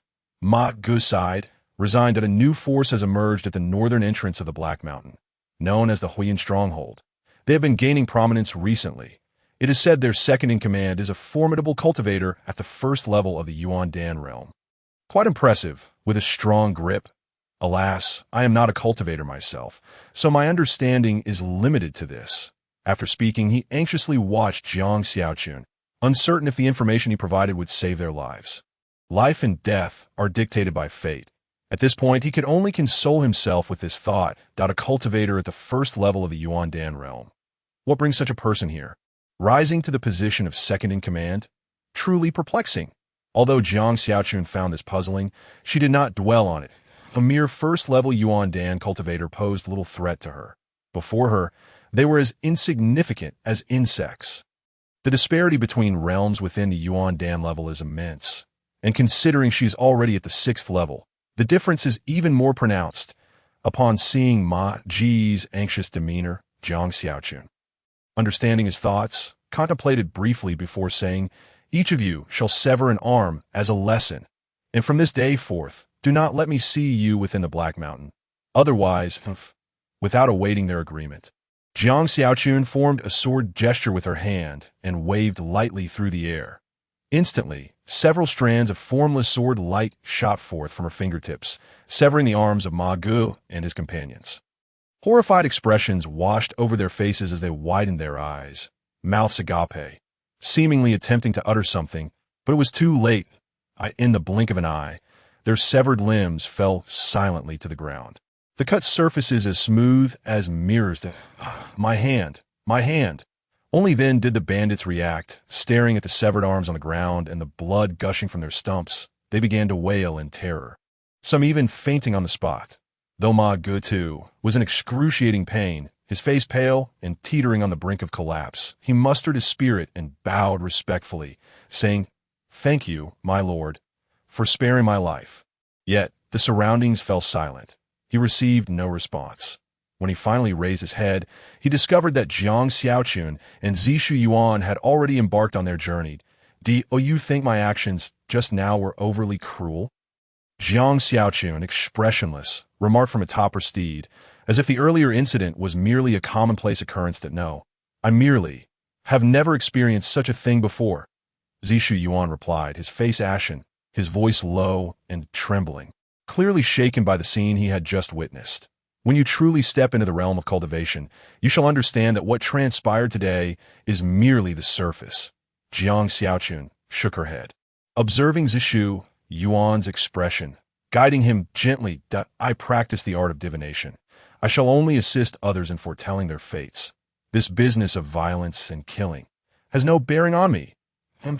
Navi, child. When one is in the midst of it, they are not in control of their own fate." Observing Zishu Yuan's earnest expression, Jiang Xiaochun, though skeptical, chose not to shatter his innocence. Maintaining such purity is not without merit. It is just that it will be quite difficult.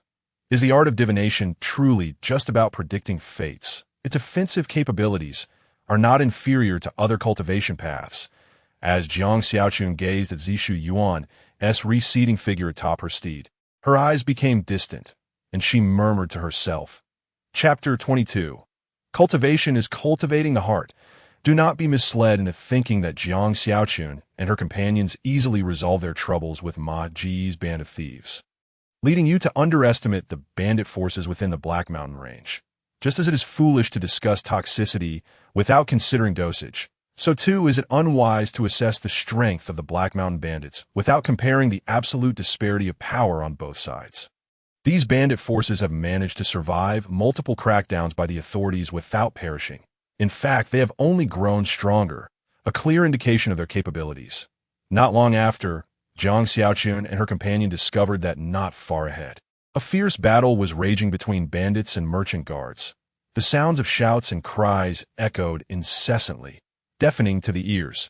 The scale of this brutal confrontation was considerable, with hundreds of participants on both sides. A glance revealed a scene of carnage, with bodies strewn across the ground and rivers of blood flowing. A truly harrowing sight.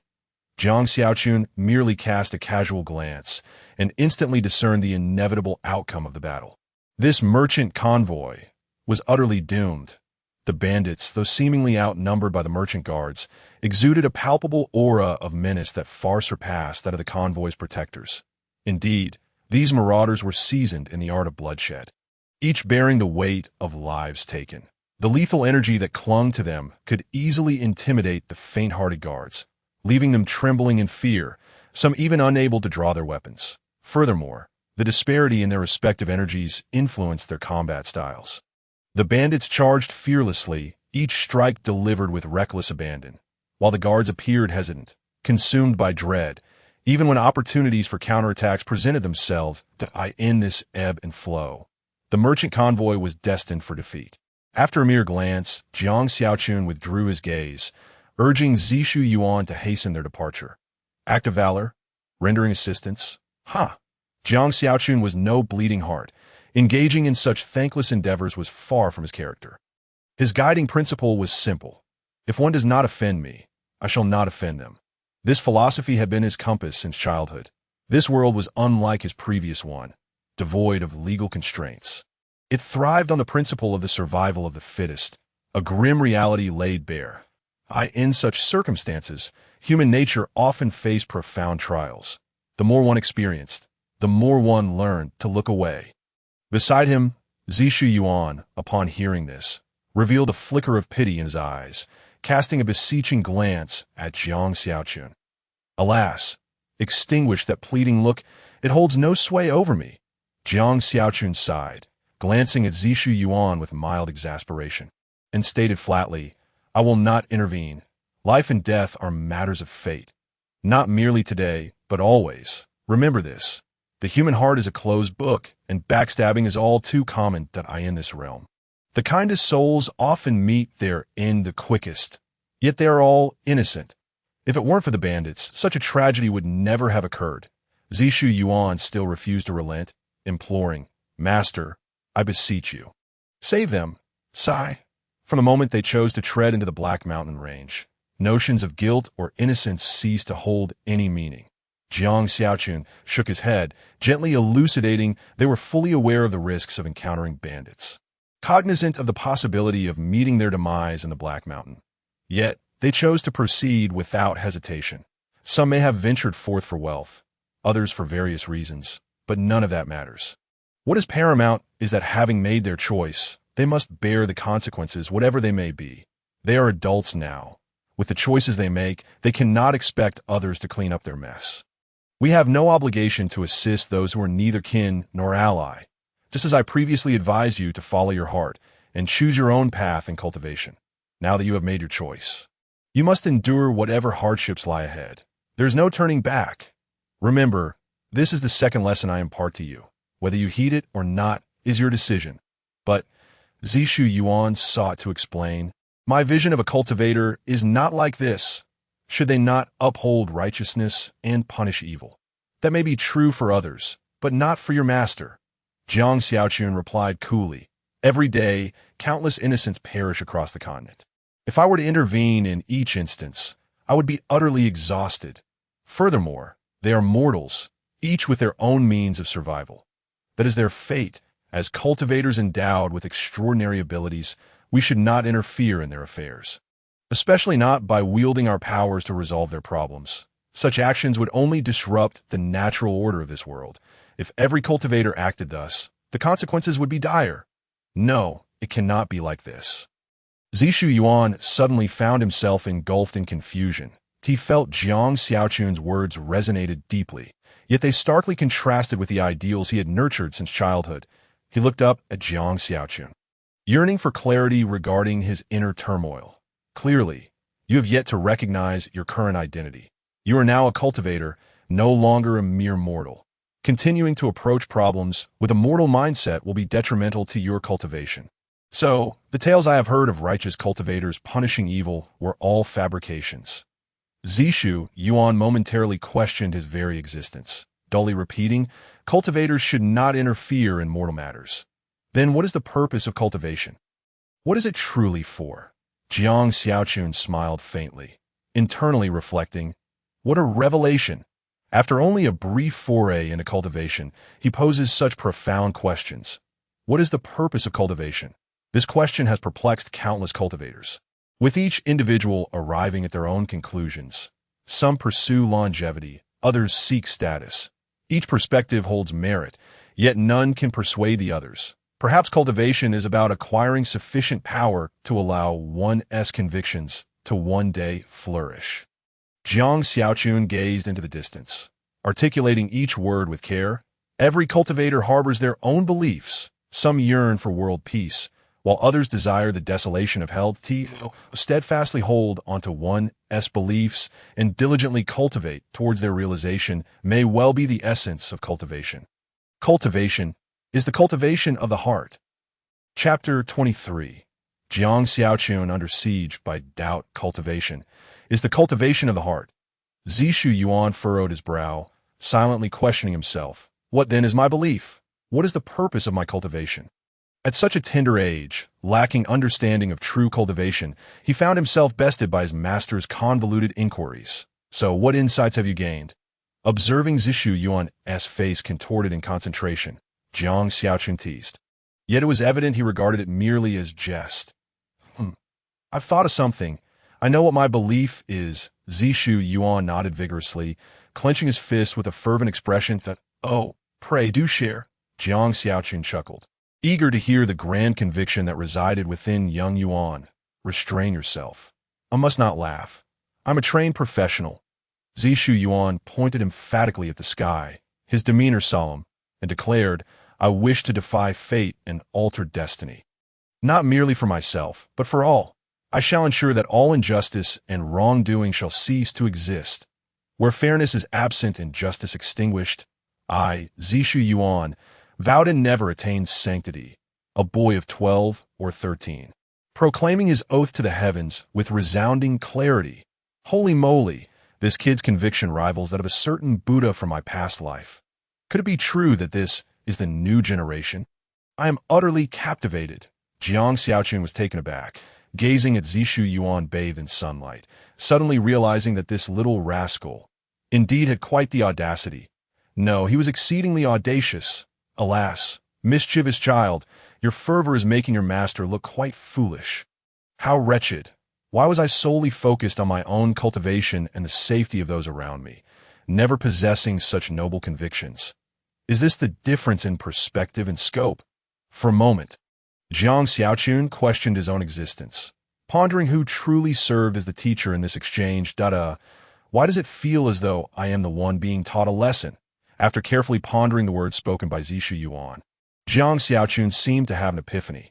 Squinting her eyes, she regarded Zishu Yuan with a scrutinizing gaze, feeling an odd familiarity with his earlier statement. Once again, it was about defying fate. Was this the second time? What secrets was this young man hiding? Was it perhaps a misfortune in his destiny? Or was it related to his family? In that instant, Jiang Xiaochun realized she was beginning to struggle to understand her own disciple. Speaking of which, she had yet to meet Xiao Yuan's family. If time permitted, she must make an effort to get acquainted and discover what kind of household could raise such an exceptional individual. Master, how do you find my conviction? Is it commendable? Zishu Yuan inquired after taking a deep breath to steady his emotions, turning to Jiang Xiaochun with a glimmer of excitement and anticipation in his eyes. Truth be told, he could hardly believe he had just voiced such lofty aspirations. The audacity of his bravado was truly remarkable. Not bad. It's worth looking forward to. However, it pales in comparison to the ideals of your master. Jiang Xiaochun feigned reluctance, prompting Zishu Yuan to gaze at him with admiration, exclaiming, Indeed, you are my master. Even your convictions are far more noble than others, of course. Who do you think your master is? Would my ideals ever be inferior to anyone else's? Observing Zishu Yuan's reaction, Jiang Xiaochun inwardly sighed with relief, grateful for his gullibility. Surely, his perception of her would be elevated now, bringing her great satisfaction. Yet he swiftly changed his tone, adding with a smile, "Though your convictions may not match mine, given your current momentum, you may be waiting quite a while to realize them. Indeed, at present, my abilities are limited to merely discerning fortunes for others." Zishu Yuan replied, feeling a flicker of annoyance. His divination skills were still lacking, and there was much yet to learn. "No, no, no. You are overly optimistic. Your ability to discern fortunes is also quite deficient," Jiang Xiaochun declared with unwavering conviction. "What? My fortune-telling skills are inadequate. Master, I refuse to accept that." Upon hearing Jiang Xiaochun's assertion, Zishu Yuan was immediately filled with disbelief, turned to scrutinize his master. "Ha! Gotcha! You took the bait." Jiang Xiaochun's heart swelled with joy. Suppressing his elation, he raised an eyebrow and feigned indifference, asking, "What? You do not believe me? Allow me to elucidate. Just a moment ago, did you not assert through your fortune-telling that the thieves, Ma Gu and his gang, had sealed their fate? But think carefully. They're still alive. You must refine your skills, lest you misinterpret their fortune as calamity. Turning black to white would be quite amusing." Without waiting for Zishu Yuan's response, Jiang Xiaochun hastily urged his horse forward, anxious that Zishu Yuan might discover his ruse. How could this be? Zishu Yuan was struck, as if by lightning, that he stood frozen in place. Overwhelmed by confusion, had he truly misread the situation? Yet that was impossible. He had seen their destinies. Why, then, did it unfold this way? He was utterly perplexed. Could it be that his fortune-telling skills were indeed inadequate? After a moment of contemplation, seeing Jiang Xiaochun riding ahead, Zishu Yuan disregarded his doubts and hastened his horse to follow. There seemed to be a multitude of bandits nearby, and they were embroiled in conflict. Leaving him feeling quite unsafe, that it was certainly better to remain near his master. Why was my divination incorrect? That was orchestrated by me. Upon seeing Zishu Yuan hasten to catch up, Jiang Xiaochun felt a wave of relief and privately mused. "You claimed their fate was sealed, yet I chose to spare them. Thus, your divination must be flawed, that I refuse to believe that your skills are genuinely that remarkable, capable of determining life and death." A powerful figure in the Yuan Dan realm, reduced to such petty antics in front of a mere mortal. Jiang Xiaochun, you truly bring shame to the ranks of transmigrators. Chapter 24. Continuing the journey, Jiang Xiaochun and Zishu Yuan, in their carefree and oblivious riding, soon attracted the attention of certain bandit factions within the Black Mountain Range. Even the fierce battle between the bandits and the merchant guards in the distance came to an abrupt halt. Countless eyes converged on the two, filled with curiosity, disdain, or scorn. However, as if they had seen something alarming, several faces turned pale, drenched in cold sweat. They hastily gestured to their subordinates to maintain utmost respect, remaining silent and motionless, with dire consequences for any disobedience. The command incited a brief stir among the bandits, which quickly settled again. Though puzzled, most chose to comply with their leader's orders. Their gazes toward Jiang Xiaochun and Zishu Yuan transformed into expressions of reverence. Clop, clop, clop. In that moment, the only sound resonating in the mountains was the rhythmic pounding of hooves, echoing prominently in the hushed surroundings. Perhaps feeling the peculiar atmosphere, Zishu Yuan mustered his courage and peered around. Seeking clarity, he could not fathom why the place, which had been abuzz with noise like a battlefield moments ago, had suddenly turned so silent. Had he and his master frightened them? That seemed implausible. He did not consider himself unattractive. It must be his master as presence. Enlightenment dawned upon Zishu Yuan. This is not my burden to bear. Just then, a burly bandit, exposed and rough, noticed Zishu Yuan's cautious demeanor, and his eyes gleamed with mischief. It seemed he dismissed the gravity of the situation. With a sudden grin, revealing a mouthful of yellowed teeth, he bore a grotesque smile that nearly terrified Zishu Yuan into submission, causing him to lower his head in disgust. Turns out you're just a little brat, with quite the timid disposition. The burly bandit sneered contemptuously. Spitting as he mocked, he glanced around, seeking to incite the camaraderie of those nearby. Yet curiously, he detected only derision, cold laughter, or fear in the eyes of those around him. No awe whatsoever. Perplexed, he attempted to inquire, but found himself unable to speak. A gaping wound had suddenly appeared in his throat, blood pouring forth. Warm and spilling onto the ground like a blooming rose, with eyes wide in disbelief, he glared at Jiang Xiaochun and Zishu Yuan, grasping at invisible threads, but ultimately fell silent, lifeless. Until the end, he could not comprehend who had struck him or how he had met his demise. A life had been extinguished, yet in the Black Mountain Range, this was merely an everyday occurrence. Human life was as cheap as that of ants, accustomed to the brutalities of violence and the heart-wrenching separations of life and death. The bandits remained unflinching in countenance at the sight before them. Their gazes remained fixated on Jiang Xiaochun and his companion, oscillating between trepidation and bewilderment. Meanwhile, a merchant, witnessing the unfolding scene, was suddenly illuminated with a sense of exhilaration. This was indeed a fortuitous opportunity to compel such a multitude of bandits into submission without uttering a sound, to silently eliminate one of their own while maintaining an air of nonchalance. Who could believe such a feat was achievable by an ordinary individual? If he could enlist the aid of this enigmatic figure, surely the safety of himself and his family would be secured, transforming their dire predicament into a fortunate escape. Would he not be able to safeguard the precious cargo he had toiled to acquire? Perhaps, with the mysterious benefactor's protection, he could become the singular merchant capable of traversing the treacherous Black Mountain Range with impunity, reaping immense rewards. As these thoughts coursed through his mind, his excitement grew, and he began to envision his burgeoning commercial empire. His gaze toward Jiang Xiaochun, now radiating an intense fervor. He longed to speak, to propose a weighty bargain, almost half his fortune, in exchange for assistance, to turn misfortune into fortune. Yet, tragically, before he could utter a word, he was struck unconscious by the merchant guard captain, who had already grasped the situation. The captain, glancing disdainfully at the unconscious merchant, spat in contempt. To seek assistance from such a man? What foolishness! The merchant's modest wealth would hardly compare to the mere residue that slipped through the fingers of the enigmatic figure. What could he offer in return for help? Only moments ago had he discovered Jiang Xiaochun's true identity, and it was precisely for this reason that he could not allow the merchant to speak. Any misinterpretation on the part of that esteemed individual could lead to dire consequences. This was merely a minor incident, one that only a handful of individuals paid heed to. Indeed, Jiang Xiaochun himself seemed utterly indifferent to such trivialities. The rhythmic clip-clop of hooves continued, fading into the distance until it vanished without a trace.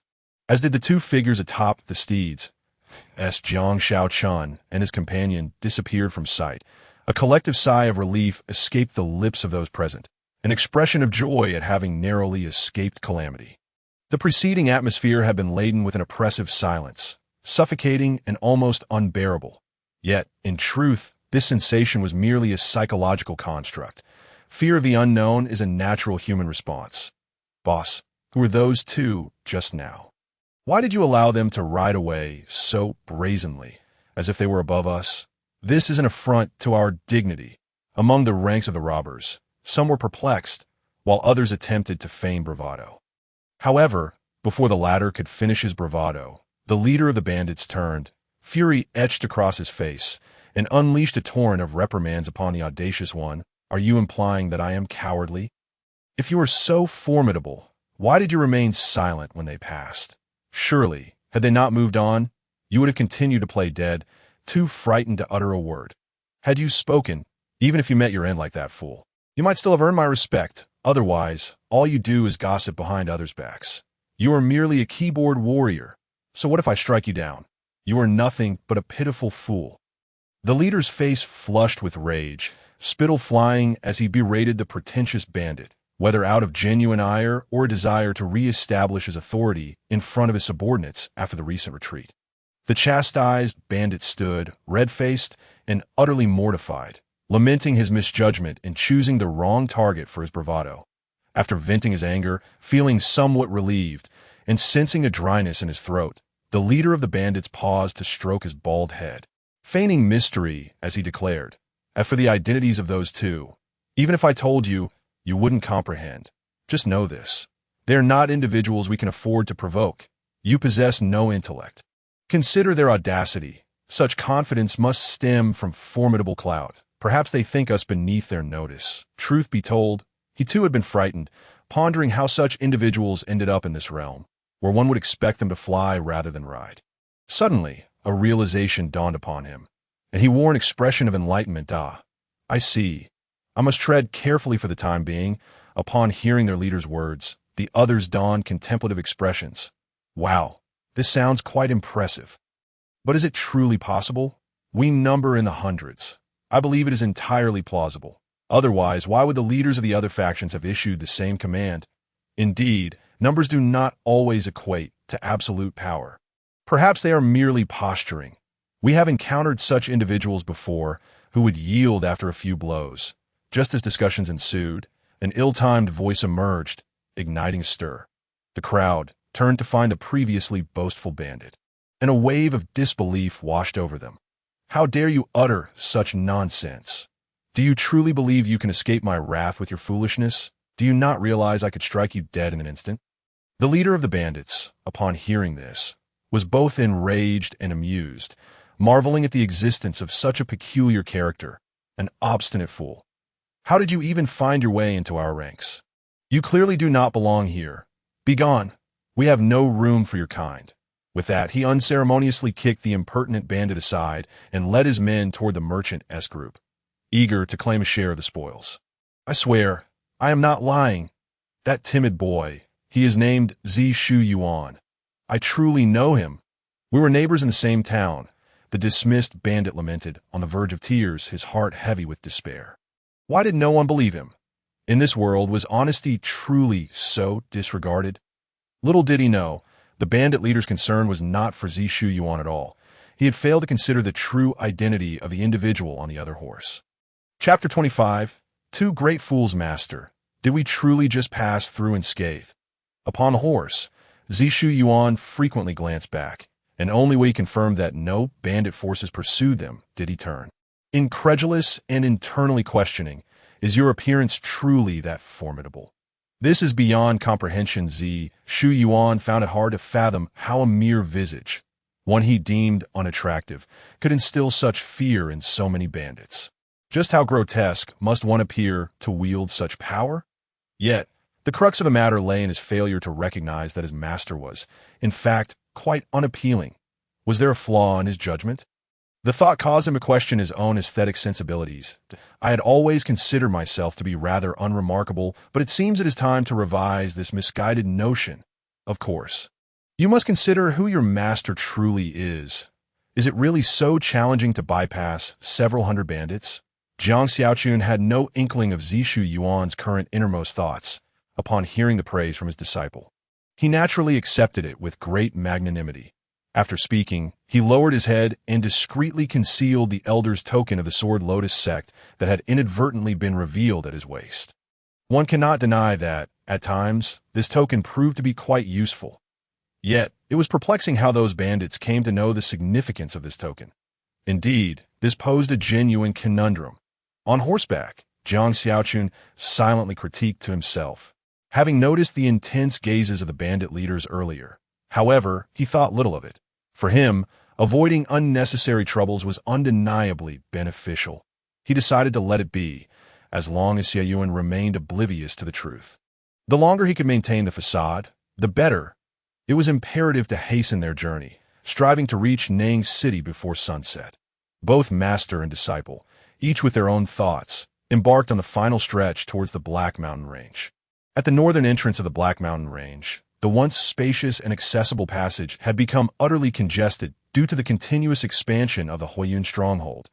Rows of wooden stakes formed a makeshift wall, with watchtowers visible at intervals, complemented by patrolling sentinels, creating an atmosphere reminiscent of a military base. The bandits of Huiyun stronghold had established their encampment on the mountainside, allowing them to survey the entire entrance from above, leaving little room for escape. With the mountains at their backs, they could vanish without a trace in the blink of an eye, making them exceedingly difficult to capture. Truly, one could say they were easy to defend but hard to attack. At this moment, Jiang Xiaochun and Zishu Yuan, having ridden hard, finally arrived at this location. The bandits have even learned to establish their stronghold, and appears rather impressive. Jiang Xiaochun squinted at the Huiyun encampment, sighing in astonishment. The moral fabric of society is indeed deteriorating. In my past life, such a scenario would have warranted severe consequences. Master, what should we do? Zishu Yuan furrowed his brow, expressing his helplessness. The level of vigilance here feels exceedingly stringent, and I cannot find another way out. As a novice who had yet to embark on formal cultivation, he was accustomed to delegating all difficult problems to Jiang Xiaochun. After all, he was his master. Once a teacher, forever a father. Alas, he lacked a father of his own. What to do? Why, we shall proceed boldly, Jiang Xiaochun replied nonchalantly. Shall we sneak around? That is not my style. Zishu Yuan gazed at Jiang Xiaochun in disbelief, clutching his forehead in anguish. Master, does your charm have any effect on these bandits as well?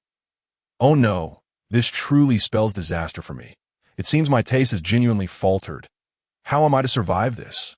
I wonder if my poor taste extends to women as well. The thought of being single fills me with despair. Have an effect on these bandits? Xiao Yuan, what are you talking about?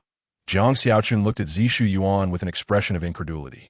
My charm works on everyone, not just bandits. I am invincible, you know. After saying this, he fancifully ran his fingers through his hair, adhering to his principle that one must always look dashing. Zishu Yuan stifled the urge to curse. Questioning why his master was such an eccentric character, he began to ponder whether he had made a grave mistake in his choice of mentor. Little did he know, long before his regret, Jiang Xiaochun had already experienced several pangs of remorse himself, much like a certain basketball player who once said, "Before you we had already." Xiao Yuan, pay attention and learn well. Mastering this in a second is not evil. Jiang Xiaochun patted Zishu Yuan's shoulder, wearing an expression that conveyed, you have a long way to go. Observe how your master navigates in and out, unscathed. With that, he spurred his horse forward, heading straight for the enemy's stronghold. As Jiang Xiaochun advanced, Zishu Yuan naturally followed closely behind. Jest aside, even if his master's appearance was ineffectual, his mastery in cultivation was not to be underestimated. Zishu Yuan was acutely aware of this. Clop, clop, clop. The rapid thundering of hooves soon attracted the attention of the bandits stationed atop the watchtower of Huiyin's stronghold. Instantly, shouts of alarm rang out from their lips. The bandits below sprang into action, setting up numerous barricades, their eyes keenly fixed on the approaching figures of Jiang Xiaochun and Zishu Yuan. Quite a swift response, and their movements are orderly. Were one to say they were an army. Few would doubt it. Jiang Xiaochun halted, squinting at the bandit formation, realizing that the bandit forces within the Black Mountain Range had indeed matured, no longer resembling the disorganized skirmishes of the past. This posed a serious threat to travelers wishing to traverse the Black Mountain. It was no wonder that when Ma Ge learned of Jiang Xiaochun's identity as a cultivator, he still advised him to take a detour. One could not deny that this band of bandits bore a certain military semblance. Chapter 26. I simply look down upon you. So what? To transform a group of bandits who disregard rules into a formidable fighting force. One must acknowledge the capability of the leader of Huiyin's stronghold. Or perhaps it is the work of that Yuan Dan realm cultivator? Jiang Xiaochun chuckled lightly, yet dismissed the thought. Such a scene was merely a drizzle to him. Once Zishu Yuan caught up, they rode side by side. Halting before the bandit formation, two burly bandits exchanged glances and stepped forward from the ranks, eyeing Jiang Xiaochun and Zishu Yuan with malicious intent.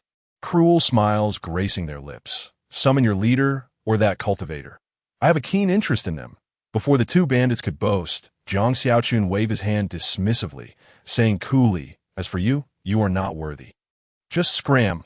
Let others boast, for that was his forte, and he had ample experience. The two bandits instantly fumed, their eyes narrowing at Jiang Xiaochun with a terrifying intensity, as if they wished to rend him asunder. Dare to deny us our moment of bravado. You are as good as dead. The bandit on the right stepped forward, spitting on the ground with malice. That brat has quite the audacity. Did he not rinse his mouth this morning? Speaking so arrogantly before us. He should check who my granddaddy is. Boasting. Who can't do that? The bandit on the left twirled his spiked club, a sinister gleam in his eyes that appears our fame as the Huiyin Seven Brothers has diminished. Even the likes of you dare to speak to us in such a manner. I wonder if you two pretty boys can withstand a single blow from my 20 years of training. Jiang Xiaochun, however, chose to remain silent, instead gazing up at the sun in the sky. After a brief contemplation, he murmured, "The sun is setting. It feels like time is running out, that we cannot afford to linger any longer." Furthermore, engaging in banter with these insignificant pests is beneath me and not befitting of my stature. With that, he turned to the two bandits, offering a slight smile that bore an inscrutable expression. The two bandits were left baffled. What was this bizarre display? Was he attempting to appear profound, mysterious? If this is truly the case, then this individual is putting on quite the performance, and I am left in awe. They all mimic Jiang Xiaochun, gazing upward in search of something captivating in the sky.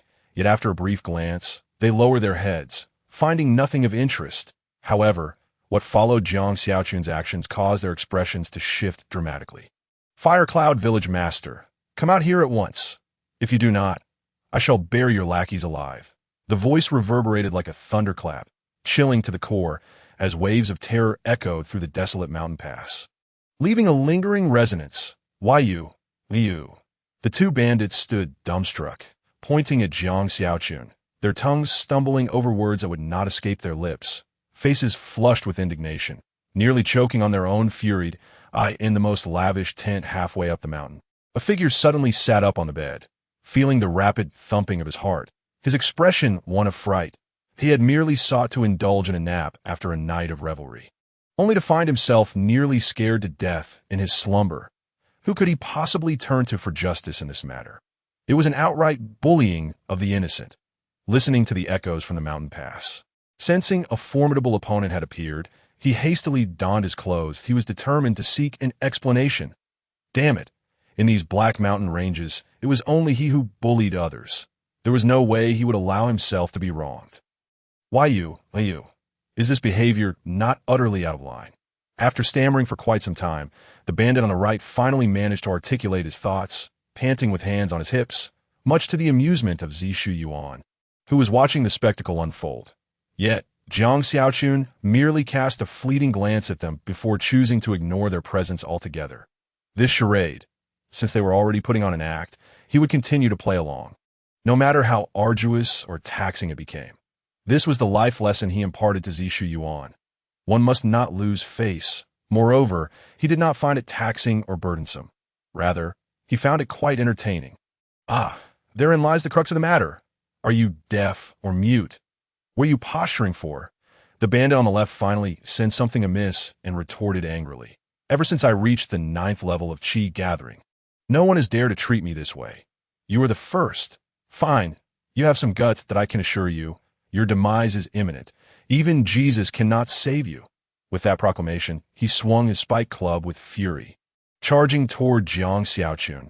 Was it not possible to engage in a fair fight? Were they truly just going to bully him? Do you even have a right? Jiang Xiaochun maintained an expression devoid of emotion, a hint of disdain curling at the corners of his lips, while internally he scoffed. How dare they steal his lines? How lofty those words were! Did they truly think themselves worthy of uttering them? Worthy or not, why not test it? Six, brother, let us attack together. The bandit on the right unsheathed his large blade, and they flanked Jiang Xiaochun from both sides. Let us see if you dare. Jiang Xiaochun chuckled, remaining foolishly rooted to the spot, neither defending nor attacking, merely extending his hands in a gesture of indifference, his gaze fixed upon them, unwavering. Then come at me. The two bandits were incensed by Jiang Xiaochun's behavior, their faces flushed with rage. For goodness sake, make a move. Why are you just staring at us? Do you take us for jesters? At the very least, feign some pretense. It would make us all feel better. Wouldn't it? Chapter 27. The middle finger raised, they swiftly approached Jiang Xiaochun from both sides, and after a simultaneous shout, they brought their weapons crashing down.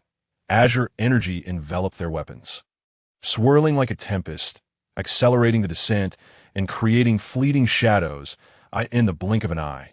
The strikes were upon Jiang Xiaochun, mere feet from his head. Clearly, upon striking, they unleashed the full force of their qi gathering at the 9th level. In their minds, Jiang Xiaochun's audacity implied he was also a cultivator. At the very least, he must be on par with them at the 9th level of qi gathering, if not a formidable master of true yuan. Otherwise, they could not fathom his audacity.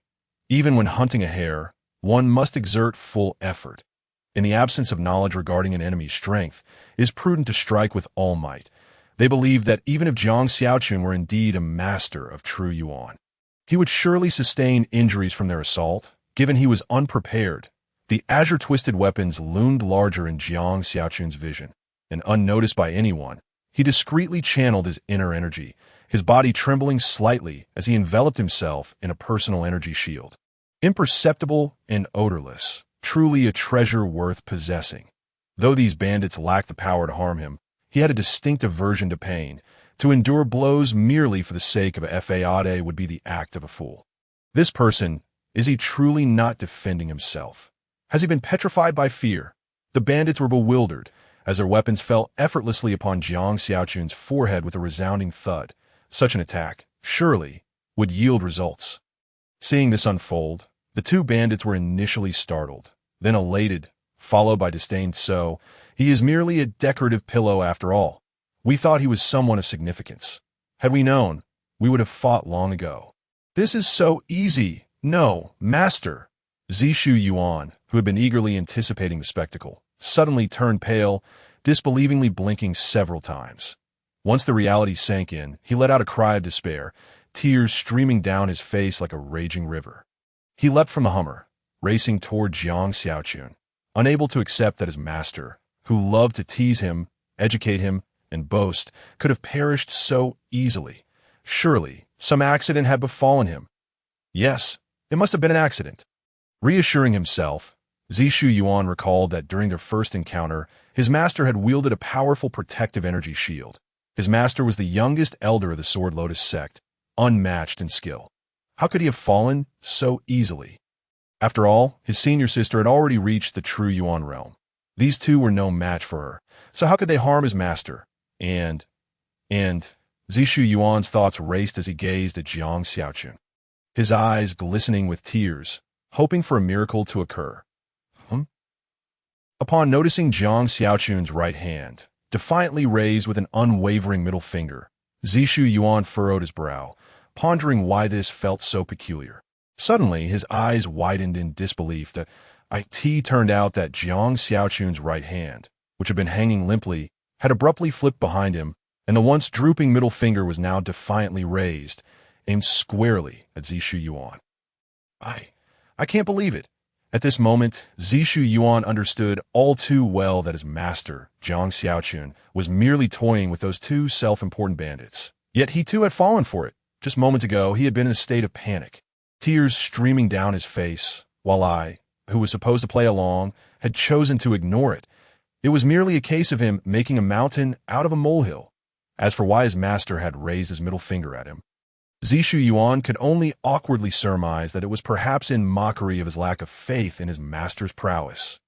Fiske, to think I almost believed that this person was formidable, only to discover he was but a facade, all show and no substance. The bandit on the right cursed under his breath, his eyes filled with disdain as he regarded Jiang Xiaochun. Indeed, getting scared silly. I certainly did not expect this fellow to stand his ground without even attempting to evade. Who gave him the audacity, Liang, perhaps, to dare speak to us in such a manner? The bandit on the left chuckled, his demeanor jovial. Jiang Xiaochun's earlier display had genuinely led them to believe they were about to face a fierce battle, yet had turned out to be so simple. Momentarily, they had all but forgotten everything else. Sixth brother, there's another lad over there. How should we deal with him? The bandit on the right gestured towards Zishu Yuan, his gaze laced with malice. That foolish boy must have been frightfully shaken, crying like a woman just moments ago, now looking oddly at us. The bandit on the left turned to look as well, licking his lips as he spoke. Damn, that boy's gaze is quite unsettling. So this prey is mine. Don't even think about snatching him from me. I need to relieve some pin-up frustration tonight. With that, he turned back and commanded, get a few men out here and seize the other lad. Listen closely. That one is my prey. Watch your hands and feet, and be gentle. Upon hearing the six brothers' orders, 5 or 6 men swiftly emerged from the ranks, grinning menacingly as they advanced towards Zishu Yuan. Meanwhile, Zishu Yuan stood there as if struck dumb, his expression a tapestry of emotions. I have a bad feeling, but I dare not voice it. I feel utterly defeated. Oh ho, Tonight promises to be quite the spectacle. Let the show begin. I haven't witnessed Six Brothers' methods in months. I must admit, I do miss them. How long do you think that prey can withstand the night? I wager it won't last an hour. If it were me, I would have bitten my tongue by now to avoid the torment awaiting me tonight. It would be a fate worse than death. Within the bandit ranks, a sudden wave of murmurs erupted as they regarded Zishu Yuan. Their gazes filled with mockery, anticipation, and cruelty, devoid of any sense of pity in their subconscious tonight's. No, Zishu Yuan's current state had already rendered him a dead man. Ah, my hand. It hurts. It hurts so much. Yet before they could indulge in their fantasies of the evening's grand affair, a series of agonizing screams jolted them back to reality.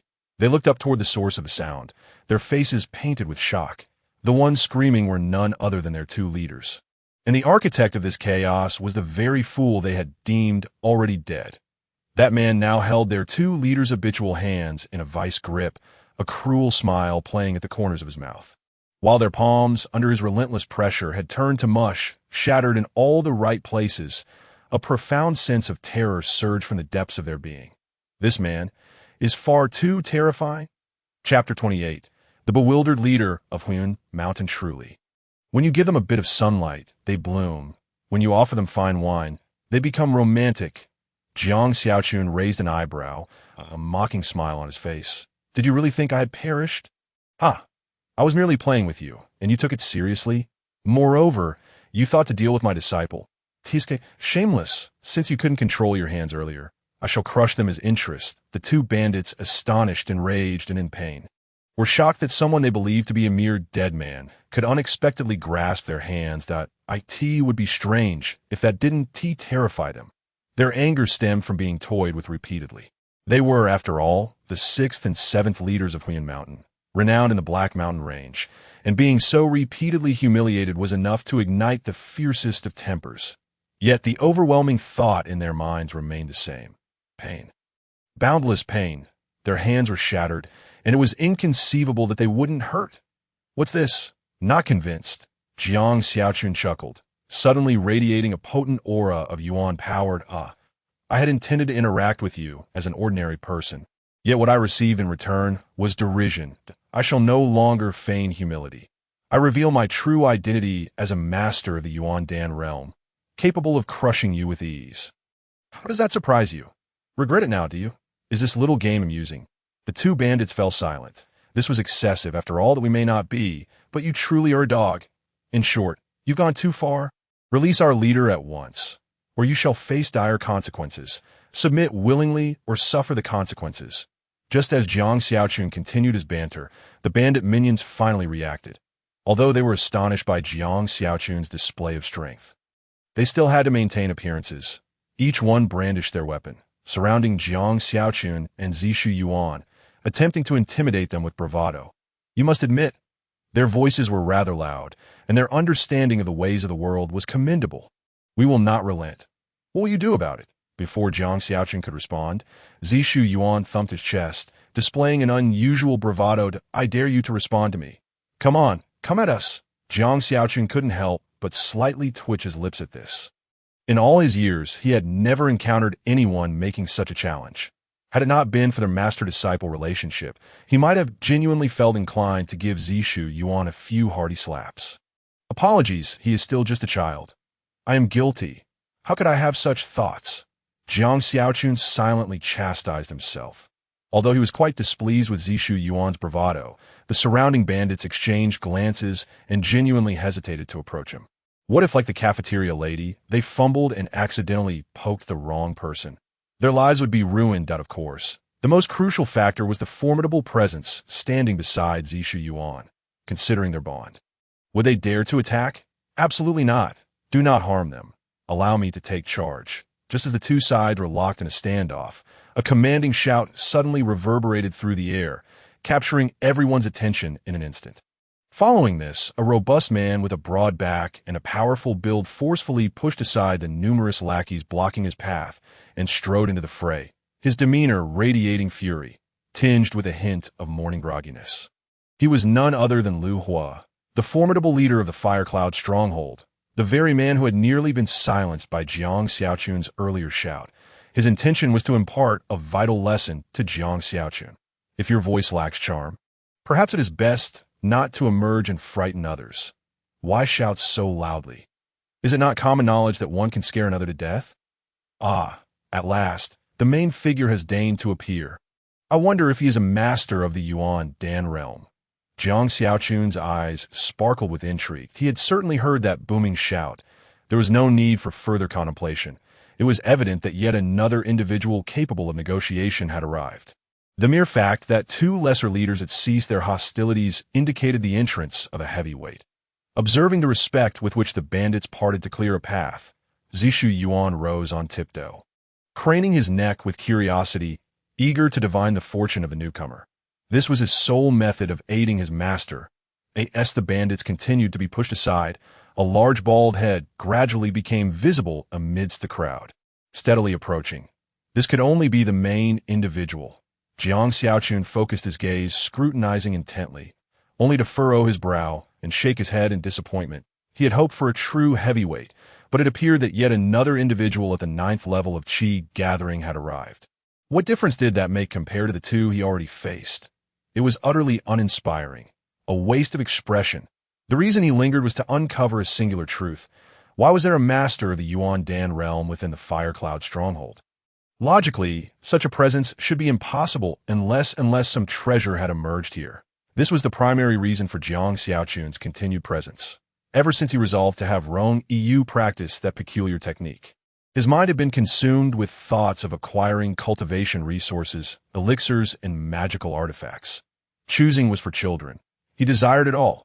Otherwise, he could scarcely afford to maintain his endeavors. 6th brother, 7th brother, do not kill him. Leave the final blow for me. Without fully grasping the surrounding circumstances, Lu Hua hurriedly exclaimed, "Leader, you seem to be mistaken. 6th and 7th brothers are..." A bandit, swallowing hard, gathered his courage to cautiously interject after hearing Lu Hua's words. "What am I mistaken about? Are not 6th and 7th brothers inside? Why else would you all be surrounding him?" Lu Hua grumbled. "Those two are always reckless. If they kill someone, it won't bode well. I must remind them, or my rising early will be in vain." Only after saying this did he finally reach the front, gaze upward, and glance in Jiang Xiaochun's direction, only to be taken aback. Goodness, the situation is not favorable. Lu Hua's eyes widened in disbelief. He had initially thought his brothers had subdued the newcomer and planned to deliver a few kicks while he still breathed. Yet, upon his arrival, he found this. It seemed the enemy had come prepared, and oh wonder his bandits had cautioned him. This was the meaning behind their warning. He had been careless and had not listened attentively. "I am utterly alarmed, yet I cannot allow you to perceive my trepidation." Lu Hua swallowed hard, concealing his inner turmoil, his eyes darting as he contemplated an escape. His two brothers, at the same level as himself, could not contend with this individual. What chance did he have? Was he to engage? That would be absurd. Did he not see that the newcomer could already unleash their Yuan power, a master of the Yuan Dan realm? Engaging with such a figure would be akin to courting death. Perhaps kneeling might be an option. That idea might not be too bad. It could be worth considering. With this thought, Lu Hua took a deep breath, casting aside any unrealistic notions, and turned to Jiang Xiaochun, saying, "I am Lu Hua, the leader of the Fire Cloud stronghold. I extend my greetings." Chapter 29. The recklessness resumes upon realizing this. Lu Hua inhaled deeply, discarding his unrealistic thoughts, and directed his gaze at Jiang Xiaochun, forcing a charming smile as he declared, "I am Lu Hua, the leader of the Fire Cloud stronghold. I extend my respectful greetings." Jiang Xiaochun nodded in acknowledgement. The adage of not striking a smiling face was well understood by him. Thus, he was willing to extend the courtesy due. Moreover, was Lu Hua merely smiling? Observing his demeanor, it was as if he was on the verge of kneeling to sing conquered. His attitude mirrored that of the previous Ma Ge. A perfect example of adaptability. One's environment indeed shapes one's character, and the performances of these two certainly reflected that. Seeing Jiang Xiaochun's response, which seemed rather amicable, Lu Hua felt a slight alleviation of his earlier anxiety. Summoning his courage, he inquired, "I have a matter that puzzles me. Might you enlighten me?" Jiang Xiaochun glanced at Lu Hua, revealing a smirk that was neither fully amused nor dismissive, yet offered no response. Just as Lu Hua's awkward smile deepened and he internally lamented his predicament, Jiang Xiaochun lightly nodded, softly urging, "Speak, could you not react a bit quicker? You nearly scare me to death again." Lu was silently berated. Concealing his irritation beneath a facade of calm, he raised his head and forced a pained smile. "Given your prowess, should you wish to traverse the Black Mountain Range undetected, even if my fire cloud stronghold implemented myriad blockades, it would likely be a trivial endeavor. However, today's events indicate that my fire cloud stronghold must have committed some error, thus inciting your wrath and necessitating your personal intervention. Therefore, I dare to ask, what transgression has this humble fire cloud stronghold committed? Even in death, we wish for clarity." As he concluded, Lu Hua's eyes shimmered with hope as he added, "Of course, I wonder if there might be some misunderstanding in all this." Without taking some action for self-preservation, he felt a nagging unease. Lu Hua was acutely aware of the strength of a master at the Yuan Dan realm. Despite his commanding presence in the Black Mountain Range and the hundreds of lackeys at his disposal, in the face of a Yuan Dan realm master, such power was mere jest. Should he anger such a figure, annihilating his entire band would be a trivial task. At this juncture, he had ceased to entertain thoughts of survival. However, the notion of departing this world without a fight was unsatisfactory. It was preferable to persist, for each fleeting moment was precious. Moreover, he harbored the hope that perhaps a misunderstanding had occurred. If so, that would present an opportunity. "You see, the main issue lies with you all. Otherwise, my master would not have acted against you." Just as Jiang Xiaochun prepared to speak, Zishu Yuan dashed forth from behind him, boldly proclaiming, "What nonsense! How have I offended you? And am I not here to stand up for you?" Jiang Xiaochun nearly burst into laughter. "Xiao Yuan, you may not possess striking looks, so do not harbor overly grand aspirations." Yet he refrained from exposing Zishu Yuan's folly. Rather, he wished to observe what scheme his disciple was concocting. Noticing Jiang Xiaochun's silence, Lu Hua was taken aback, quickly turning to Zishu Yuan, his expression shifting to a forced smile. "Pray tell, which unfortunate soul from my fire cloud stronghold has incurred your displeasure? Rest assured, I shall ensure they are thoroughly punished, without mercy." He then turned to glare at his bustling lackeys, outrage simmering within him. "This is a betrayal. There is a traitor among us. Terminate the transaction. No need for such trouble." Upon hearing the mention of potential loss of life, Zishu Yuan refrained from further frivolity. With a smile, he addressed Lu Hua, stating, "I was merely indulging a momentary whim, wishing to assist by casting a divination." Alas, no one was willing. Upon uttering this, he adopted a pitiful demeanor, evoking sympathy. Divination? Is this the latest trend in mockery? Lu Hua found himself utterly bewildered. It struck him as rather odd for someone to casually offer divination services. Surely, there must be some trickery at play. Caution was paramount. Not only Lu Hua, but also the other subordinates were left in a daze. Hadn't Zishu Yuan been standing there, motionless and oblivious, without uttering a word? Such reckless speech could bring harm. Be wary of deceit, lest you find yourself in a dire predicament. Jiang Xiaochun, too, was taken aback. "Why do you have such an affinity for divination? This is a troubling habit that must be corrected." As a master, it was time for him to guide his disciple back on the righteous path. What a trivial matter. Lu Hua gestured grandly, exuding nonchalance. "Come closer, good sir. From this vantage point, you shall observe with greater clarity. Choose as you wish. Whichever you fancy, I shall assist in divining your fortune. Fear not, for I am here to ensure no mishaps occur." He had anticipated something of grave significance, only to discover it was merely a means to satisfy a fleeting whim. Such matters were indeed quite simple. His sole virtue was his numbers. Losing a few would not be a concern, for his intent was merely to amuse. Lu Hua was earnest in his declaration. This was no jest, but the truest reflection of his thoughts, more genuine than gold. However, the other subordinates turned pale upon hearing this. "What nonsense is this? You speak so grandiosely. Why not step forward yourself?" Yet despite their grumbling, each silently prayed to avoid being chosen by Zishu Yuan. They invoked every deity they could think of, whether it be the three pure ones. Buddha, or God. Anything to ward off misfortune. No, no, no. I wish to assist. Zishu Yuan's words were abruptly cut short as Jiang Xiaochun delivered a swift kick, sending him flying. You little rascal, have you become addicted to this charade? Lu Hua's heart raced as he turned to Jiang Xiaochun. Confusion etched on his face. Suddenly, his expression shifted. Had he unwittingly flattered the wrong person? Was he now before the true master? Was this not courting disaster? You have jeopardized my plans, you impudent child. Jiang Xiaochun smiled faintly, attempting a congenial expression. Fear not. Truly, I am quite amicable. Lu Hua managed a smile that was more grotesque than tears, wary of the potential trap embedded in those words. Chapter 30. The Black Mountain Range. I merely heard whispers of a master at the Yuan Dan level residing in your village.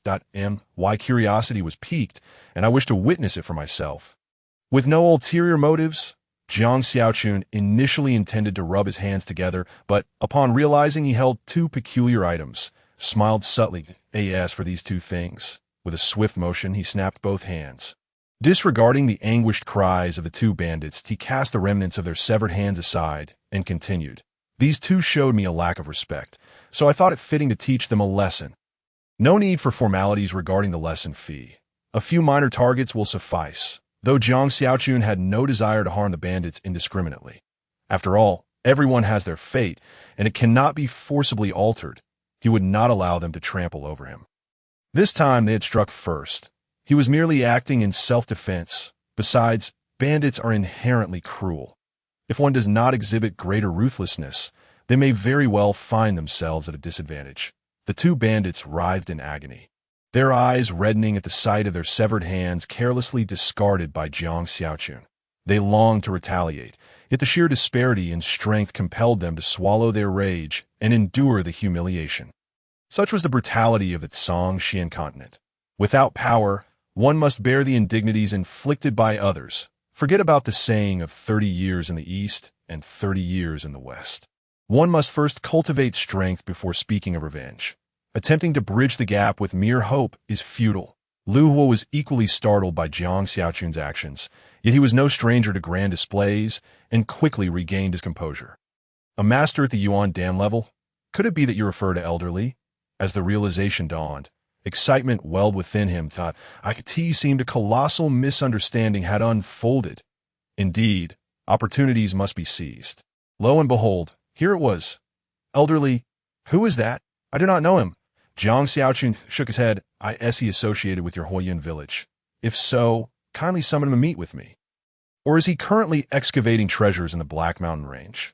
Suddenly, Jiang Xiaochun bellowed, unleashing his secret technique to intimidate Lu Hua, just as he had done with Zishu Yuan. That I would like to. But unfortunately, we are not blessed with such fortune. Elderly is not affiliated with our Huoyun village. He departed the Black Mountain Range for Nang City a few days ago after assisting us with a matter. Lu Hua stammered in response. Abruptly, he began to struggle violently, his eyes regaining clarity. As a practitioner at the 9th level of Qi Gathering, he possessed greater resistance compared to Zishu Yuan, who was yet to begin his cultivation. Thus, the technique's effect on him was somewhat diminished. What is happening to me? Lu Hua exclaimed in bewilderment, turning to Jiang Xiaochun with suspicion. Meanwhile, Jiang Xiaochun was utterly speechless, having no time to address Lu Hua's confusion. Nang City? A master at the Yuan Dan level? Good heavens, it seems I have truly made a grave mistake. Jiang Xiaochun stroked his chin, a rueful smile gracing his lips. The rumor master at the Yuan Dan level in the Black Mountain Range is merely an elder from a sect attending the Nang conference in the Dojin Mountain Range. And I have conjured an elaborate misunderstanding. How embarrassing. Jiang Xiaochun. Why did I not consider this sooner? It appears the recent pressures have clouded my judgment, leading me to associate every incident with treasures or cultivation resources. This is indeed a malady that must be cured. Which sect does your elderly belong to in the Dojin Mountain Range? What is the nature of your relationship with him? Jiang Xiaochun inquired, his tone tinged with desperation. I heard he assisted you in eliminating the Black Cloud Gang. The loss of his dreams of treasures struck him like a dagger to the heart, though surprised by Jiang Xiaochun's knowledge of the incident. Lu Hua pondered briefly before responding. Our father was a registered disciple of Elder Li from Tsang Jian Mountain, who recently passed away a few days ago. Elder Li fortuitously learned of our troubles while passing through the Black Mountain Range and intervened to eliminate the leader of the Black Cloud Gang. This led to rumors of a master at the Yuan Dan level in our Huiyun village, and we were more than happy to ride the coattails of such prestige. As he spoke, Lu Hua's voice dwindled, fearful of inciting Jiang Xiaochun's ire. Treasures cannot be pursued with force. Jiang Xiaochun let out a deep sigh, turning his gaze briefly towards Lu Hua. This desolate Black Mountain Range, filled with treacherous terrain, likely harbored no treasures. Moreover, their strength did not reach the realm of true essence, rendering them mere mortals. To act against them would contradict the rules he had set for himself. Never mind. The winds are fierce, and it is best to hasten to Niang City, as I have already delayed for quite some time. He then cast a final, lingering glance at Lu Hua before beckoning Zishu Yuan to mount his horse. Embarking on their journey to As, they observed the retreating figures of Jiang Xiaochun and Zishu Yuan, disappearing beyond the confines of the Black Mountain Range. Lu Hua touched his heart, which continued to pound vigorously, unable to suppress a bitter smile. Just moments ago, he had never anticipated that he would still be alive to witness the dawn of a new day. Indeed, this time, fortune had smiled upon him. Nearby, several underlings supported the 6th and 7th elders, standing aside. Upon noticing that Jiang Xiaochun's silhouette had vanished, the 6th elder's face contorted in pain as he growled, "Damn it, this time we've truly met our match. And I accept it.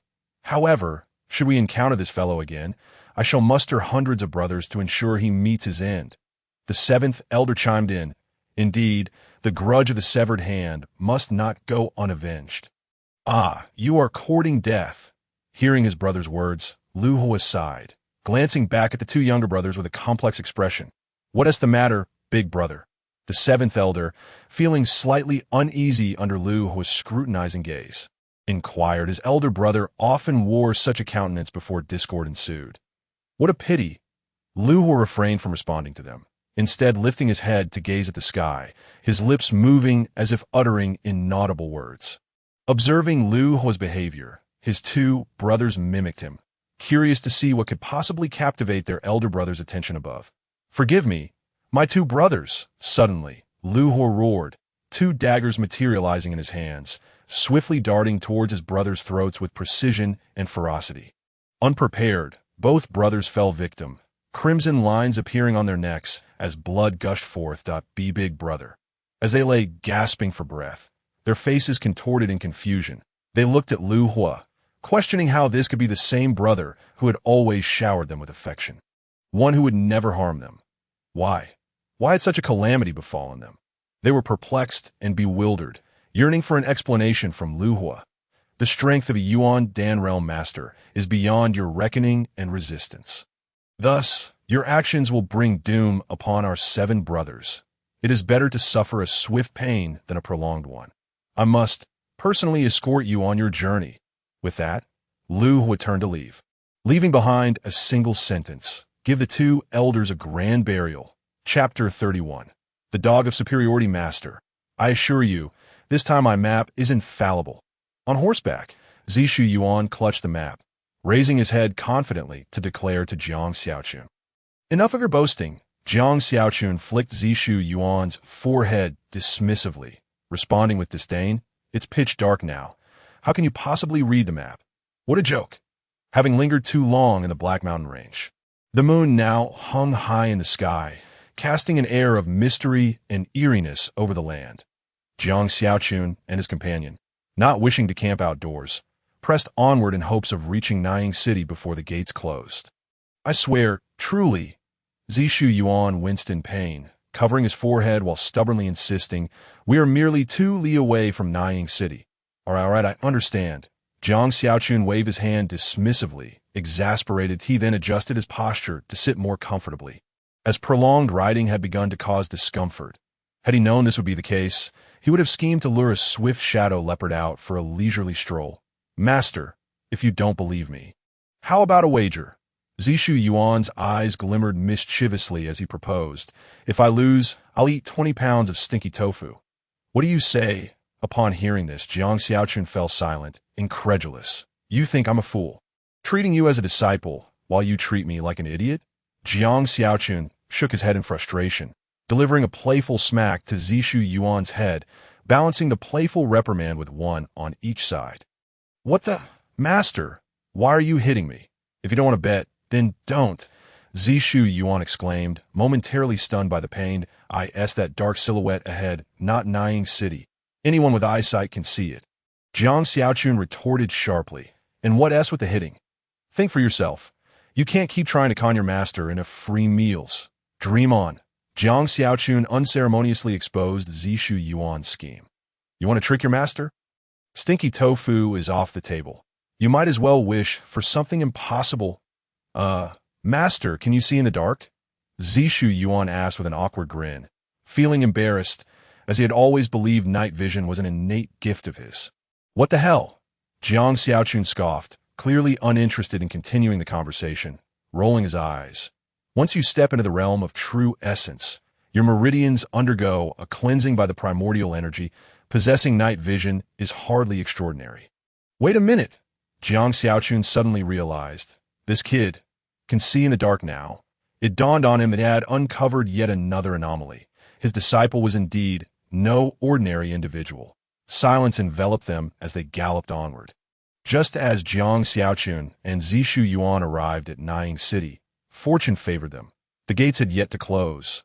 However, observing the movements of the guards, they could tell that it was a close call.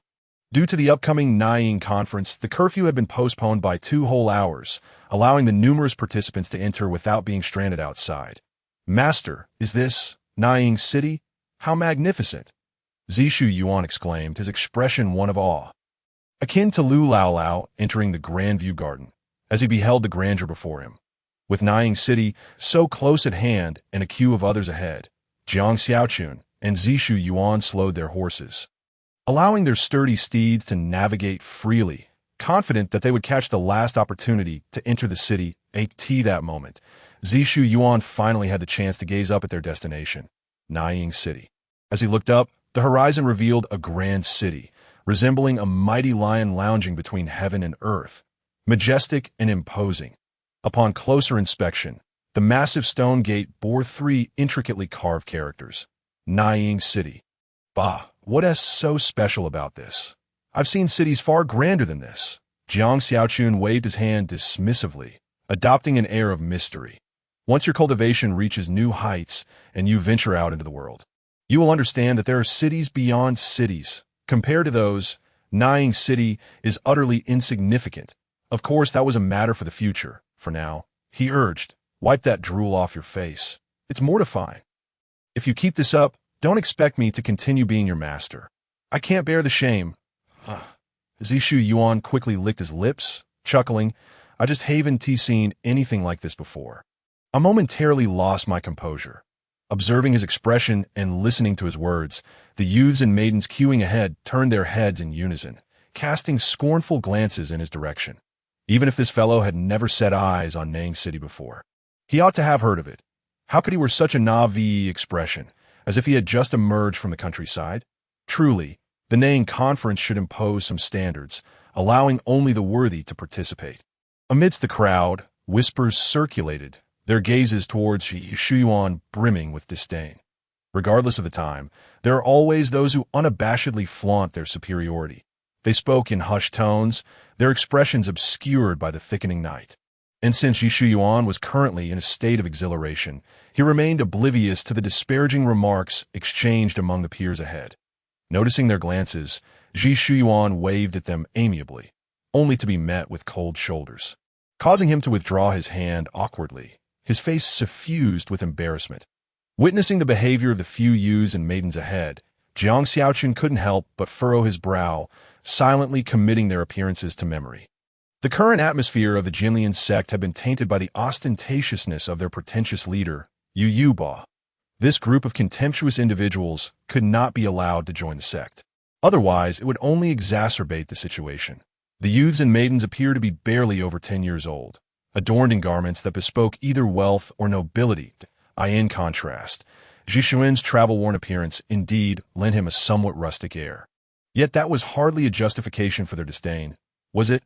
As for their age, their presence in Nang City at this time was undoubtedly for the sex election at the conference, if that were the case.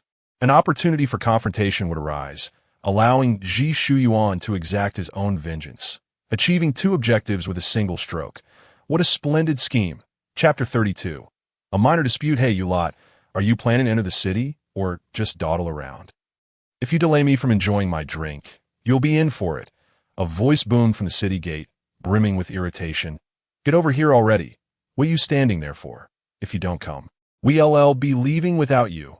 As Jiang Xiaochun contemplated how to deal with the insufferably arrogant youths and maidens, a sudden barrage of curses erupted from the city gate, seemingly expressing an overwhelming pent-up frustration. Upon hearing the commotion, Jiang Xiaochun frowned and looked up, realizing that the source of the outburst was none other than the city guards. It seemed that during the brief moment of idle chatter, those wishing to enter the city had successfully done so. However, the group of youths and maidens, preoccupied with mocking Ji Shuyuan, had failed to proceed, leaving an extensive gap in the throng. At the end of that gap stood Ji Shuyuan and the group of loquacious young individuals. The guards' ire was directed at them. Upon hearing the guards' furious shouts, the youths and maidens' expressions shifted dramatically, fearing they might indeed be left outside the city to endure the cold. They hastily abandoned their mockery of Ji Shuyuan and fled in a panic. Scuttling forward in a flurry, their movements a comical sight, Jiang Xiaochun turned to Ji Shuyuan, patting him on the shoulder. Let us move quickly, or we really might be locked out. Upon hearing Jiang Xiaochun's call and feeling the pat on his shoulder, Ji Shuyuan jolted back to reality, his face paling as he replied, Yes, master. What were you thinking? You look rather out of sorts, Jiang Xiaochun inquired, surprised. Nothing much. Ji Shuyuan waved his hand, instinctively wanting to dismiss the question. Jiang Xiaochun raised an eyebrow, shaking his head, but chose not to press further. Everyone harbors their own secrets that they prefer to keep to themselves. This is merely human nature. Those who claim otherwise are merely pulling the wool over one's eyes. Thus, he respected Ji Shuyuan's inclination to withhold information. Even as his master, he would not pry. If his disciple wished to share, he would. If not, there was no need to investigate. Who said a disciple couldn't keep secrets from his master? That notion is absurd. Feigning ignorance to Ji Shuyuan's peculiar demeanor, he nodded and said with a feigned lightheartedness, As long as you're fine, I thought you might have frozen stiff. Ji Shuyuan felt a twinge of embarrassment, his mouth opening as if to explain his previous actions, but after a moment's thought, he abandoned the idea. He glanced back at Jiang Xiaochun, relieved to see no signs of discontent on his master's face. Watch the road, don't bump into the pedestrians ahead. Jiang Xiaochun smiled gently, offering his reminder. Ji Shuyuan turned his attention back to the path, focusing intently on riding his horse. Soon, they caught up with the group ahead. At the city gates, a minor conflict appeared to unfold. A dozen guards had encircled the group of youths ahead of Jiang Xiaochun and Ji Shuyuan, leaving no room for escape. The argument between the two parties intensified, a fierce exchange of words that threatened to escalate into violence. Intrigued, Ji Shuyuan leaned forward in his saddle, eager to utilize his night vision to discern the unfolding events, but the figures were too indistinct for him to grasp the situation. Frustrated, he scratched his head, wishing his neck were several inches longer. Meanwhile, Jiang Xiaochun appeared fatigued, eyes shut as if intending to seize this fleeting moment for rest, though the twitching of his drooping ears betrayed his underlying attentiveness to the unfolding drama.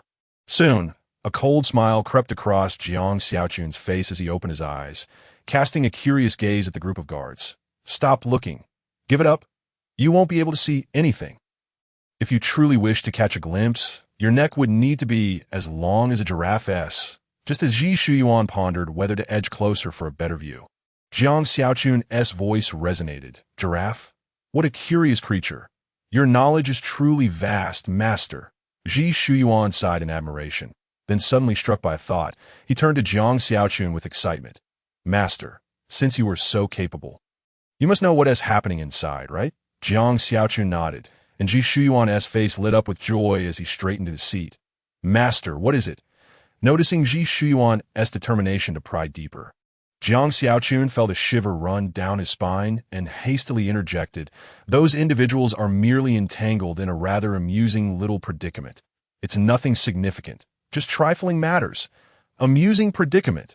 Ji Shuyuan's expression shifted momentarily before quickly returning to neutrality. Though his gaze towards the group was filled with urgency, Jiang Xiaochun observed this scene with a mix of astonishment and confusion. His disciple's behavior today was decidedly unusual. What could possibly provoke such anxiety for a group of strangers? Could it be that a maiden he fancied was among them? Love at first sight? Such occurrences do happen in this world. Jiang Xiaochun shook his head, observing the situation and feeling that it didn't seem quite right. However, one couldn't entirely dismiss the possibility. Was it not said by those before us? We must boldly speculate and meticulously verify. Thus, why not indulge in a bold speculation for a moment? Indeed, there was something akin to love at first sight happening with Zishu Yuan. But as for the specific reasons, he chuckled to himself. He preferred not to delve deeper, nor to seek validation. He would simply accept it as it was, akin to a fleeting dream. What if it truly was love at first sight? To inquire directly would surely leave the child feeling immensely embarrassed. Oh, wait, I don't even have a partner. How could my disciple possibly have one first? Jiang Xiaochun's smile faded, and he suddenly felt a pang of sorrow. The true jester, it turned out, was right beside him, and that was none other than himself. How absurd. This feels awry.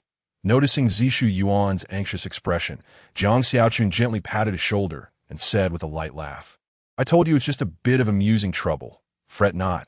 Your little wife will be just fine." Zishu Yuan looked utterly perplexed. "Master, what on earth are you talking about? Little wife, what is that nonsense? And you say she belongs to me? How am I unaware of such a thing? Did you send her to me? I had no idea you were responsible for this too." Chapter 33. Extortion Soon. The farcical scene concluded, and the dozens of guards dispersed with grins, allowing people to enter the city. Their expressions were nothing short of lecherous, some even licking their lips, wearing looks of insatiable desire. Meanwhile, the group of youths trudged forward with drooping shoulders, their steps slow and heavy, displaying expressions of utter despondency.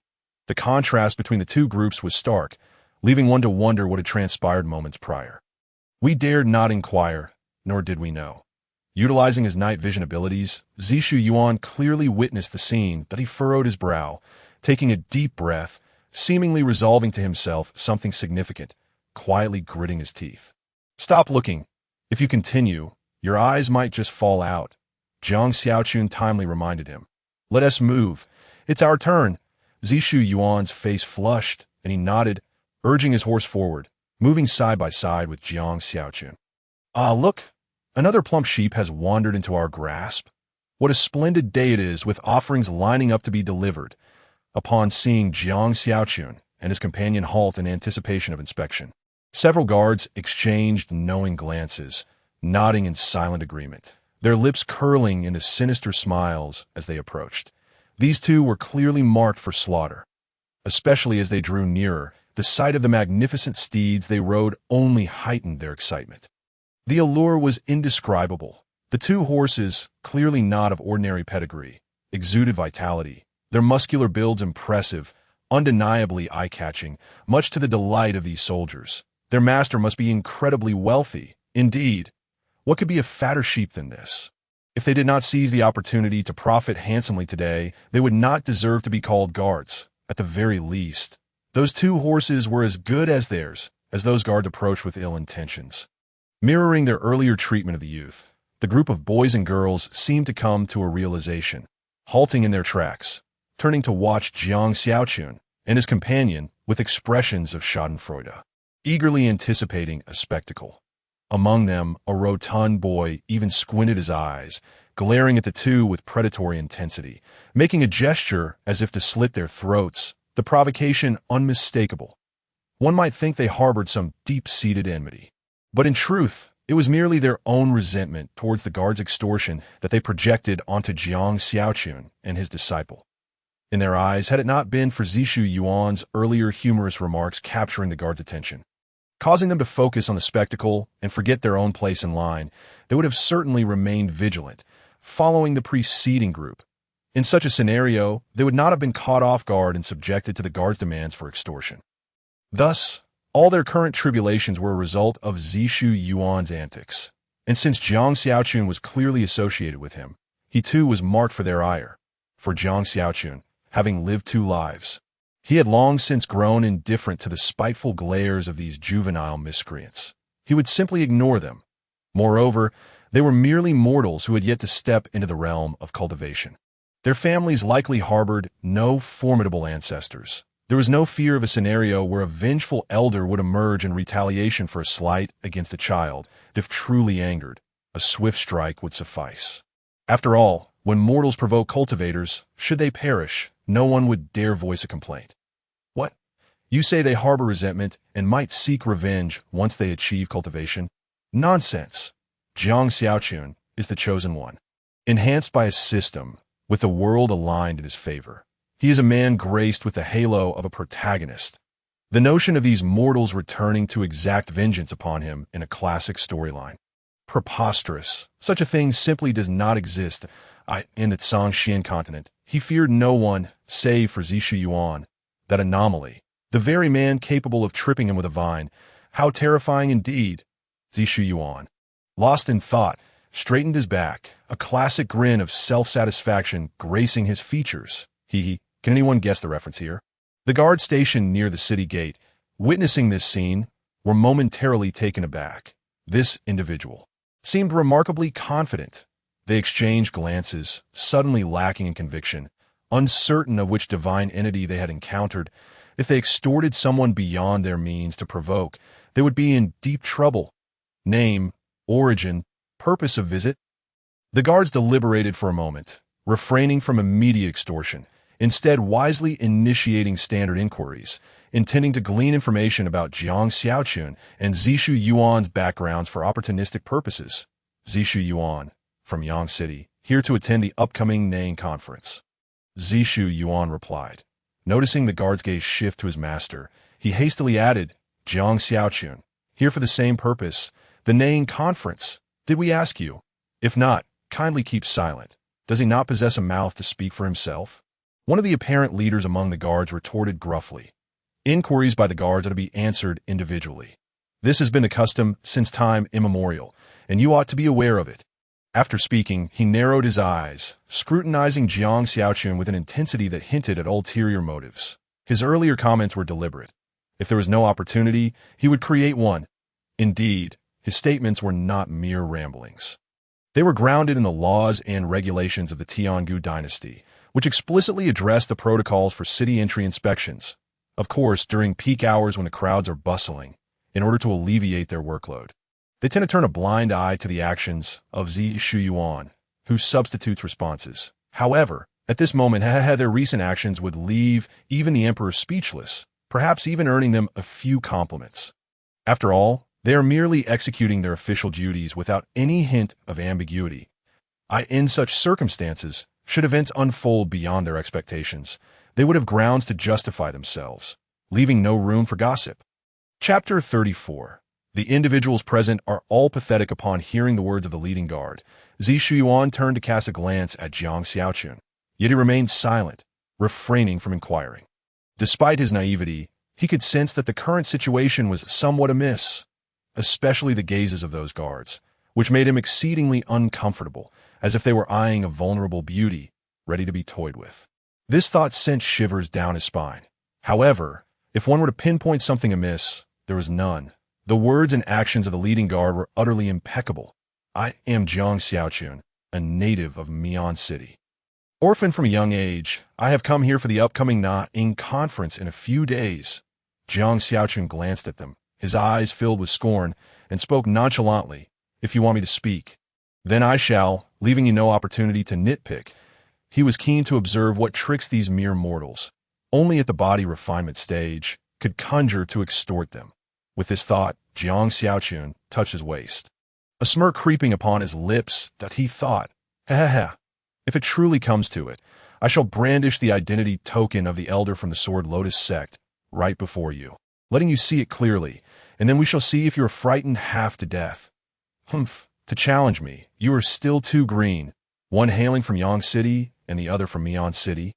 Both orphans from a tender age. Upon hearing this, the leading guard's expression eased, his gaze towards Jiang Xiaochun and his companion growing increasingly frigid. He turned back, subtly nodding to his subordinates, signaling them to prepare for action. These two were powerless and could be toyed with at will. The subordinates, upon receiving the signal, revealed their true colors, whistling and gradually encircling Jiang Xiaochun and his companion. Their demeanor made them appear far more like rogues than the bandits of Huiyun Village. As if Huiyun Village were the true representatives of authority. One cannot help but find such irony exceedingly bitter. Esteemed guards, what exactly do you intend to do? Zi Shuyuan promptly sensed the shift in atmosphere and inquired. Intend? We merely noticed you atop your steeds, fearing you might be cold. As it is indeed chilly up high, grinned a guard with a black mole in the middle of his lip. Thus, my brothers and I thought to gather around and shield you from the cold winds. How considerate of us! Wouldn't you agree? Faced with guards that barely reached the height of his Hummer, Zi Shuyuan found himself momentarily at a loss for words. Are you certain this will shield us from the cold winds blowing our way? Surely, you jest. Esteemed guards, we are not cold. Thank you, we appreciate your kindness. Zi Shuyuan scratched his head, struggling to articulate his thoughts until he managed to utter this phrase, while inwardly he was mocking. What nonsense! You have not blocked even a hint of wind. Utterly useless. Oh, so you are not cold, are you? But do you know that we are? The guard with the black mole suddenly raised his voice maliciously. Here we are, enduring the biting winds of the northwest while waiting for you. I must say, you two have quite the attitude.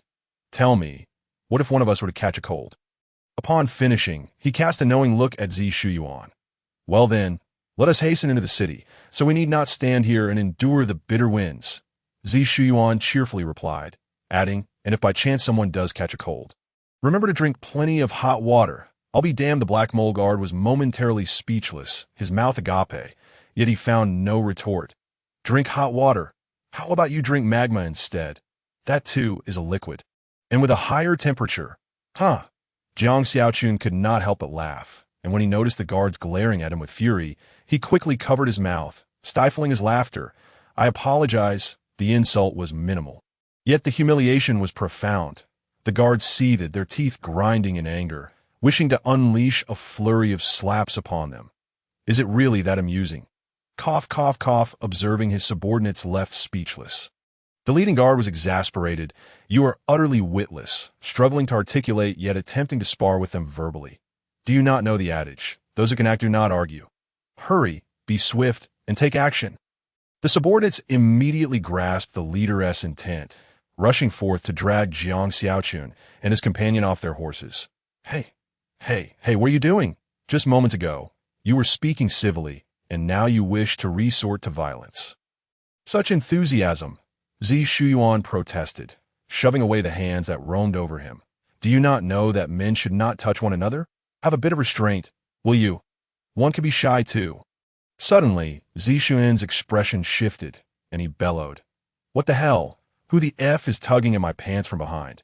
Before he could turn to investigate, his Hummer, attuned to his distress, executed a swift kick, sending the guard who had dared to tug at Zi Shuyuan's pants sprawling to the ground. That is what you get for being a rogue. How dare you touch my firm horse's rear? Damn it! The guards immediately recoiled in fear, their faces turning pale as they scrambled several paces back. The power of a horse's kick was no jest. Only those who have experienced it would know. It could make one question their entire existence. Xiaolu, are you all right? A guard, friendly with the one who had been kicked, called out in concern. Did you not see he cannot even rise? He must be dead. Assaulting the city gate guards, I now suspect that you are spies sent by enemy nations at this moment. The leading guard declared with righteous indignation, placing an enormous charge upon Jiang Xiaochun and his companion. Surrender now, or face dire consequences. Jiang Xiaochun scoffed, nonchalantly digging in his ear and in the astonished gazes of the crowd. He asserted without a care, You wish for me to surrender? Ha! Go ahead and try. But let me clarify, all those present who are not on horseback are nothing but pathetic. Chapter 35, In Deep Trouble Instantly. The atmosphere fell into a profound silence, as all present stared in astonishment at Jiang Xiaochun, their hearts brimming with shock. It became evident that insults could inflict such profound harm and have such far-reaching consequences. An invaluable lesson learned. I would deem my master's wave of mockery as the most formidable. Observing Jiang Xiaochun's demeanor, so nonchalant and unperturbed, Zishu Yuan couldn't help but feel admiration. It dawned on him that his master was not only formidable in strength, but also eloquent in speech. Is this the legendary polymath, skilled in both literature and martial arts? A true role model for our generation. This individual. How could he possess such audacity to dare insult the guards, truly ignorant of the heights of heaven and the depths of the earth? At the city gate, several young men and women whispered among themselves, clearly incredulous at the events unfolding before them. Just moments ago, the guards had displayed their might with forceful blows, yet now they were being berated. And such a spectacle occurring right before their eyes was simply unfathomable. Yet, this was not the crux of the matter. The key was that the one hurling the insults was none other than a rustic they had looked down upon moments ago. The stark contrast left them momentarily unable to process the reality. Merely two fools seeking attention. Once the guards retaliate, they shall learn why flowers bloom so bright. The chubby youth clenched his fists, speaking venomously. And let us not forget that the Lord of Nancheng is not one to be trifled with. Should this escalate and attract the attention of that great figure, it would be a spectacle indeed. Upon hearing these words, his companions felt a chill run down their spines, nodding vigorously in agreement. The Lord of Nancheng is a legend. Even those exalted cultivators must adhere to his rules upon arrival. Lest, kid, you're as good as dead. The leader of the guard snapped back to reality. Sneering, I was initially inclined to keep things low-key for everyone's sake. But since you've chosen to disrespect us, don't blame us for the consequences. With that, he unsheathed his sword and bellowed. All units, heed my command. Capture this spy sent from the enemy nation. His subordinates promptly aimed their spears at Jiang Xiaochun and his companion.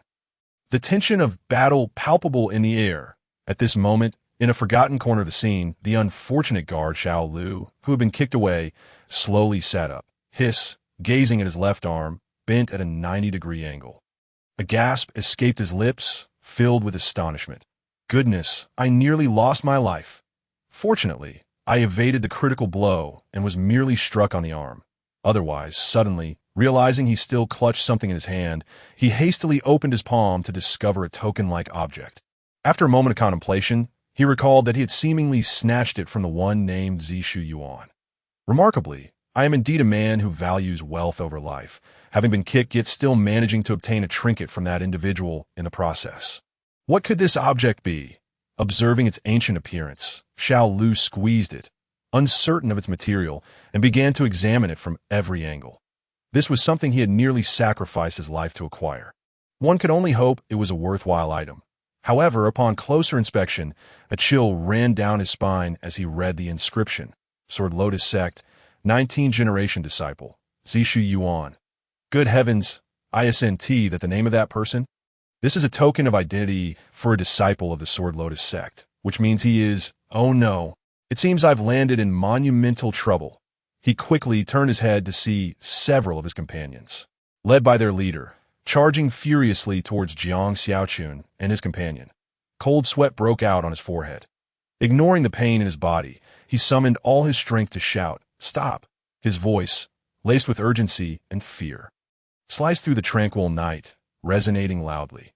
All present, including Jiang Xiaochun, halted their actions, gazing at Xiao Lu in astonishment. They had never considered that a single voice could reach such a volume. And why was he shouting so loudly? Was he trying to scare someone to death? Xiao Lu, you're still alive. A guard who was friendly with Xiao Lu exclaimed in shock, dropping his spear and rushing toward him. Who was the scoundrel that told me Xiao Lu was dead? Step forward, and I shall see if I can't deal with you.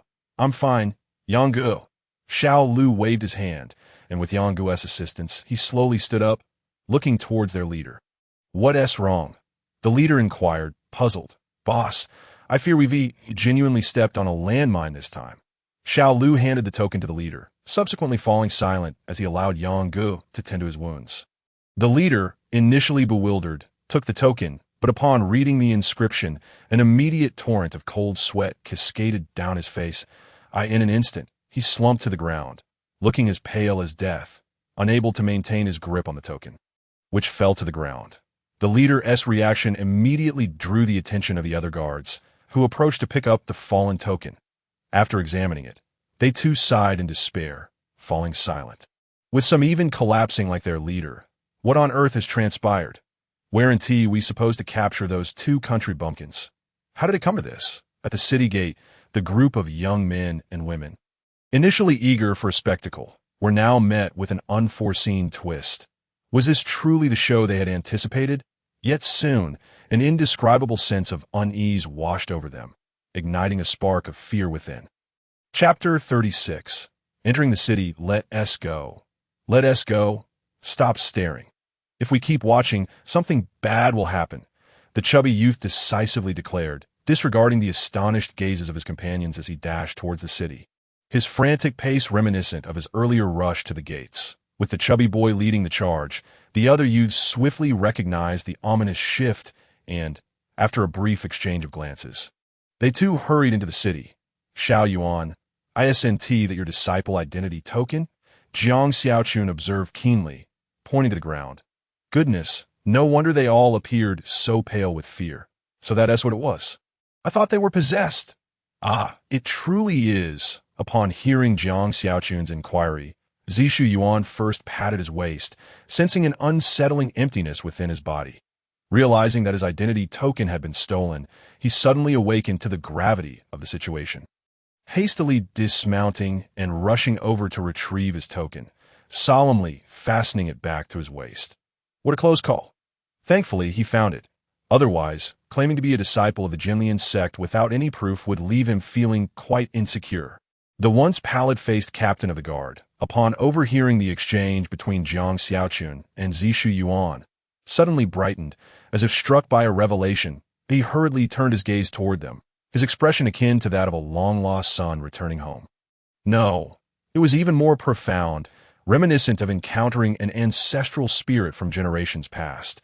Under the bewildered stares of Jiang Xiaochun and Zishu Yuan, he donned a fawning smile, struggling to rise to his feet, then approached them, kneeling before the pair. Esteemed sirs, oh no, revered ancestors, I implore you, do not hold my transgressions against me. Spare my insignificant life. The captain of the guards continued to bow his head repeatedly, pleading for mercy. Consider me as nothing more than a mere insect, easily crushed beneath your feet. Please, do not pay me any mind. Witnessing the spectacle, the other guards, weighing their options, swiftly joined in the bowing, lamenting in unison, begging Jiang Xiaochun for leniency, pleading for the preservation of their wretched lives. The collective wailing, coupled with the inky darkness of the night, indeed lent an almost ghostly ambience to the scene. Goodness, why am I kneeling before you when I'm still alive? Jiang Xiaochun sidestepped, not acknowledging their supplications, instead contemplating how best to deal with them. After all, given his status, if he were foolishly flaunted in front of these minor figures, it would certainly be a point of contention that readers would not appreciate. Zishu Yuan, observing this unfolding drama, felt a pang of compassion, turning to speak up on behalf of the guards. Stop, Xiao Yuan. I grasp your intentions. There is no need for you to speak. Upon seeing Zishu Yuan's expression, Jiang Xiaochun instantly divined his thoughts, preemptively quashing them before they could take flight. Was my demeanor so obvious? Zishu Yuan found himself at a loss for words. Very well. If it weren't for that secret, he wouldn't. Having quelled the overly sympathetic Zishu Yuan, Jiang Xiaochun turned his attention to the guards, glancing down to find them still fervently bowing. The rhythmic thuds echoing in his ears. For a moment, he worried they might give themselves concussions. Hey, enough of that. He waved his hand dismissively, adopting a languid tone from his elevated position, and could see the sound of Jiang Xiaochun's command. The guards ceased their actions, though one appeared to be so immersed in his fervent bowing that he failed to hear Jiang Xiaochun until a comrade nudged him, causing him to tumble aside. Your head must be buzzing, Jiang Xiaochun remarked mischievously. Observing their stiffened postures, he couldn't help but chuckle. So, do you still wish to extort us? The guards lifted their heads in shock, and the captain trembled uncontrollably. wiping the mixture of cold sweat and blood from his brow. This individual was already aware. Well, considering he was a cultivator capable of overhearing their schemes, it was hardly surprising. Yet, this situation seemed to complicate matters further. Since you've come upon me, it would be impossible not to teach you a lesson, Jiang Xiaochun stated coldly, his tone leaving no room for disagreement. The captain inhaled deeply, preparing to plead once more, but was petrified into silence by Jiang Xiaochun's next words that I'm not one for negotiations. I state my terms, your dominant hands. For each word you utter in negotiation, you shall forfeit an item from your person. With that, he disregarded them entirely, shaking his head as he rode toward the city gate, beckoning Zishu Yuan to follow. He was eager to enter the city. In this bitter cold, he found himself thoroughly chilled, hoping dearly that his younger brother would not succumb to the cold. Though puzzled by why his master departed in such haste, was he waiting for the guards to act?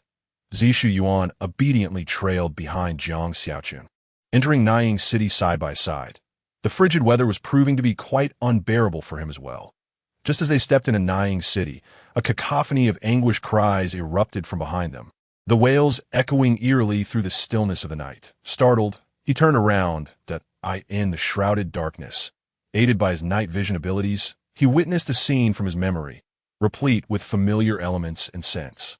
Hey, why are you looking back? Afraid of nightmares tonight?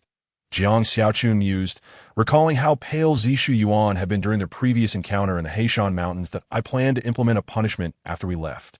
But look at you now. All my efforts in vain. Zishu Yuan fought to suppress his nausea, remaining silent, fearing that speaking would only provoke a fierce reprimand from his master. Well, isn't your master quite considerate? Zishu Yuan remained unresponsive, casting a weary glance at Jiang Xiaochun before patting the head of his steed, urging it to quicken its pace, eager to distance himself from the unsettling scene. This is amusing. Chapter 37. The Peculiar Master and Disciple. Upon entering the city, Jiang Xiaochun wasted no time and, guided by his hazy memories, led Zishu Yuan directly to the most bustling tavern in the area. Intent on indulging in a hearty feast to satisfy his cravings, in the grand scheme of things, nothing could quell his passion for dining. Inside the tavern, they ordered an abundance of dishes, and once the food was laid out before them, Jiang Xiaochun began to feast with great relish. Meanwhile, Zishu Yuan, having taken a few haphazard bites, set down his chopsticks, his mind wandering, seemingly burdened by unspoken thoughts. What troubles you? Jiang Xiaochun inquired, tearing off a succulent chicken leg and savoring a bite. What a rare delicacy. No, nothing. Zishu Yuan hurriedly shook his head, instinctively denying any issues. Then eat more, is it not to your liking? Jiang Xiaochun asked, his mouth full of chicken, his words barely intelligible. I'm too full. Zishu Yuan gestured to his stomach, indicating he had had his fill. That's good. Jiang Xiaochun nodded, swallowing the morsel with difficulty before pushing all the plates towards Zishu Yuan, devouring the dishes with vigor. After all, his disciple claimed he was full. It would be a shame to waste food, so he might as well finish it all. Watching Jiang Xiaochun devour the feast, Zishu Yuan licked his dry lips, weighing his words before tentatively speaking. Master, may I discuss something with you? Observing Zishu Yuan's troubled expression, Jiang Xiaochun smiled and said, Speak up. I'm all ears. What is it? Nothing much, just noticing that it's still early. I plan to stroll around Nanying City to familiarize myself with the surroundings. Zishu Yuan replied earnestly. It's a habit of mine. I did the same when I first arrived at the sect. Casting a glance at the pitch-black night, and then back at Zishu Yuan's sincere gaze, Jiang Xiaochun suddenly felt an overwhelming urge to seize him and give him a good thrashing. For heaven's sake. Do you really think it's still early? To speak such blatant nonsense is simply outrageous. Moreover, your eyes are perfectly fine, so how can you say such things without a shred of shame? Zishu Yuan's face flushed with embarrassment. He realized that his excuse was flimsy, easily punctured, but he had no choice. There was an urgent matter at hand that compelled him to act immediately. Thus, he steeled himself against Jiang Xiaochun's suspicious gaze, striving to convey his determination outwardly. The two exchanged glances, and the atmosphere grew awkward. I'm sorry, I just couldn't hold it in, just as Zishu Yuan was about to apologize and soften his stance. Jiang Xiaochun suddenly pointed at him, bursting into laughter and clapping his hands as if he had encountered something extraordinarily amusing. Amidst Zishu Yuan's bewilderment, Jiang Xiaochun struggled to contain his laughter and said, "Don't think for a moment that I am unaware of your intentions. Humph, your master is quite perceptive. Do you really think you can deceive me?" Not a chance. A pang of panic shot through Zishu Yuan. Had he been exposed? But when had this happened? Why did he have no recollection of it? This was simply inconceivable. "Master, then why don't you enlighten me on what you think I intend to do?" Zishu Yuan asked tentatively, suspecting that Jiang Xiaochun was trying to trick him into revealing the truth. "Humph, someone as clever as I could never fall for such a ruse," Zishu Yuan mused inwardly. Indeed, Jiang Xiaochun's subsequent words confirmed his suspicions. "You intend to meet that little wife of yours, don't you? TSK. Youth is truly a blessing." Zishu Yuan felt a surge of exasperation. His master had invoked the term little wife once again. The crux of the matter was that he had no idea what that term even meant. This left him in a state of turmoil. However, upon seeing the lewd expression on Jiang Xiaochun's face, he deduced, without a doubt, that it was not a term with positive connotations, perhaps even derogatory. Wait, does this mean I could also learn to use that term to insult others? Reflecting on the earlier scene where Jiang Xiaochun had scolded someone with such authority, Zishu Yuan felt a sudden spark of excitement. He had truly learned something valuable. Following this master was undoubtedly the right choice. His master was a good person, teaching him not only the ways of cultivation, but also how to reason with others. If he were to combine this with his skills in divination. Wow! Zishu Yuan dared not dwell further on that thought, fearing he might burst into laughter. It was simply too formidable. Noticing Zishu Yuan gazing at him with admiration, Jiang Xiaochun scratched his head, momentarily at a loss. Suddenly, as if struck by inspiration, his expression shifted. This child, could it be that he had actually guessed correctly? Should he correct him and advise him to abandon that notion? Jiang Xiaochun felt conflicted. After all, among the few young ladies he had encountered earlier, not one had shown any interest in him. In fact, they had looked down upon him for being from the countryside, even though he wasn't. This was quite the predicament. The master and disciple each lost in their own thoughts, one secretly elated while the other filled with concern. Truly a peculiar pair. "Sun, listen to me. It's impossible." Jiang Xiaochun weighed his words carefully, contemplating how to minimize the potential hurt. "Master, there's nothing impossible. I've made up my mind. That little wife shall be mine exclusively. You needn't use her name again in the future, if you want one.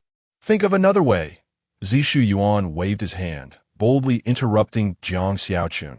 Having dared to speak out, "Oh no, Xiaoyun is determined to tread a path of no return." Jiang Xiaochun felt a surge of anxiety. But when he heard Zishu Yuan's next words, he was momentarily taken aback, then felt a touch of embarrassment. "Xiaoyun, what nonsense are you spouting? Your little wife is certainly your own, and say I shouldn't use that term again. Do you truly harbor such intentions? The thing is, if you have that filial heart, I dare not." Returning to the term not use, Jiang Xiaochun found it oddly uncomfortable. Had he used it before? He felt a wave of frustration wash over him. Chapter 38. The reason unbeknownst to Zishu Yuan. His master was thrown off balance by his casual remark, leading him to feel rather despondent. Satisfied with having added a new term to his vocabulary, he suddenly recalled the matter at hand. "Wait, wasn't I just discussing with my master whether I could go out for a stroll? How did we end up here?"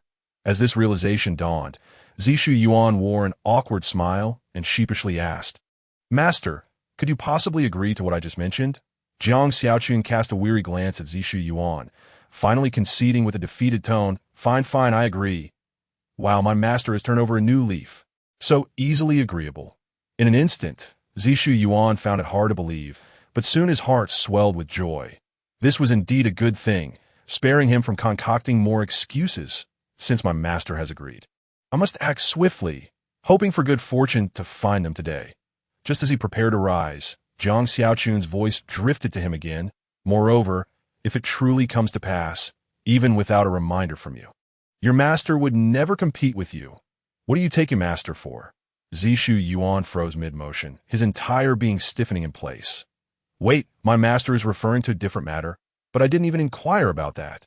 After a moment of contemplation, Zishu Yuan quickly understood the situation, breaking into a cold sweat. What to do? I need an answer, and I'm quite anxious. Xiaoyuan, why are you standing up? Do you need to use the restroom?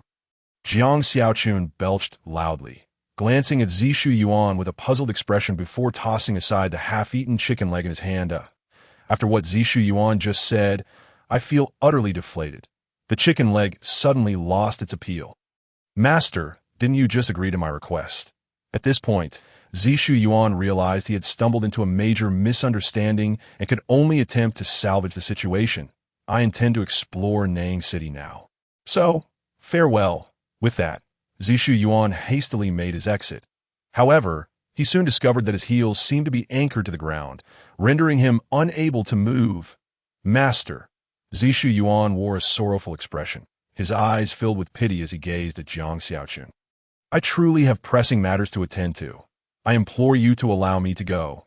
Jiang Xiaochun cast a disdainful glance at him and replied coolly, Who do you think you're fooling? A newcomer like you. What urgent business could you possibly have? Do not attempt to deceive me. Zishu Yuan wished to protest further, but Jiang Xiaochun did not grant him the opportunity, reiterating, If you have any relatives in this Nang city whom you wish to visit, then you may go. Upon hearing this, Zishu Yuan's eyes lit up with hope. What a great opportunity! But you must accompany me. Your relatives are unaware that I have taken you as my disciple, and it is only reasonable that I meet them. Jiang Xiaochun lazily picked at his teeth, his demeanor nonchalant. Meanwhile, Zishu Yuan's face fell, and he sighed heavily. In this Nang city, he had no relatives at all. If he were to randomly claim to be the grandson of his second uncle's neighbor, would anyone take him seriously? Moreover, Jiang Xiaochun would undoubtedly strike him down on the spot. Out of words now? Still thinking of deceiving your master? Be careful, or I shall summon your senior sister to teach you a lesson. Jiang Xiaochun smirked at Zishu Yuan's predicament, a triumphant smile gracing his lips, before waving his hand dismissively, causing Zishu Yuan to obediently retake his seat like a puppet on strings. Zishu Yuan conceded that without clarifying matters, his rather unyielding master would never permit him to leave. After contemplating, he resignedly stated, Master, I confess, I shall reveal everything, but you must promise to grant my request afterward. Jiang Xiaochun smiled faintly, adopting a non-committal expression, silently observing Zishu Yuan. The reason I wish to depart is solely for my cultivation. Zishu Yuan sighed, expressing his helplessness. Jiang Xiaochun raised an eyebrow, his interest piqued as he regarded Zishu Yuan. His expression remained calm, yet his slightly straightened posture betrayed his anxiety, concern, and worry. Nonsense! How could he not be anxious? Zishu Yuan's progress in cultivation is not merely his own affair. It also pertains to Jiang Xiaochun's future. Although Zishu Yuan's talent for cultivation is quite poor, being of the lowest rank, even the smallest mosquito is still meat. Besides, after these few days of interaction, they have formed a bond of sorts. To say he is unconcerned would be a falsehood, for his heart, too, is made of flesh. Isn't that a song? Earlier, at the city gate, feeling bored, I helped those few individuals with a divination. I discovered that they have been experiencing a series of misfortunes, and they may even be in danger. Zishu Yuan contemplated briefly before revealing this. Thus, I intend to warn them to exercise caution in the coming days. Jiang Xiaochun's expression darkened at this revelation.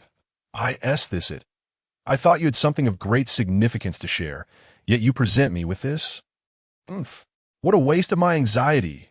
Wait, this seems amiss. Will they truly encounter misfortune? How does this concern your cultivation? Zishu Yuan. Jiang Xiaochun pondered, then inquired after a moment. Xian, enlighten me. If they were to encounter trouble, how would that affect you? Does it truly pose a threat to your cultivation? I have never heard of such a thing. I may not be well read, but do not deceive me. Zishu Yuan was left speechless. He understood that his master had misunderstood him yet again and could only respond helplessly. Master, you are mistaken. IT is not as you imagine.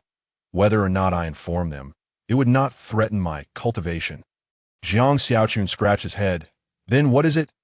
Zishu Yuan sighed, lamenting how exhausting it was to communicate with his master, before stating again, "Rather, if I were to inform them, it would actually benefit my cultivation. In other words, this is a reward, not a punishment." So that day in the scripture pavilion of the Sword Lotus sect, while browsing around, I casually picked up a dusty scroll and discovered a small trick for cultivating the art of divination by helping others avert calamities. I could deepen my understanding of divination, which in turn would enhance my own cultivation.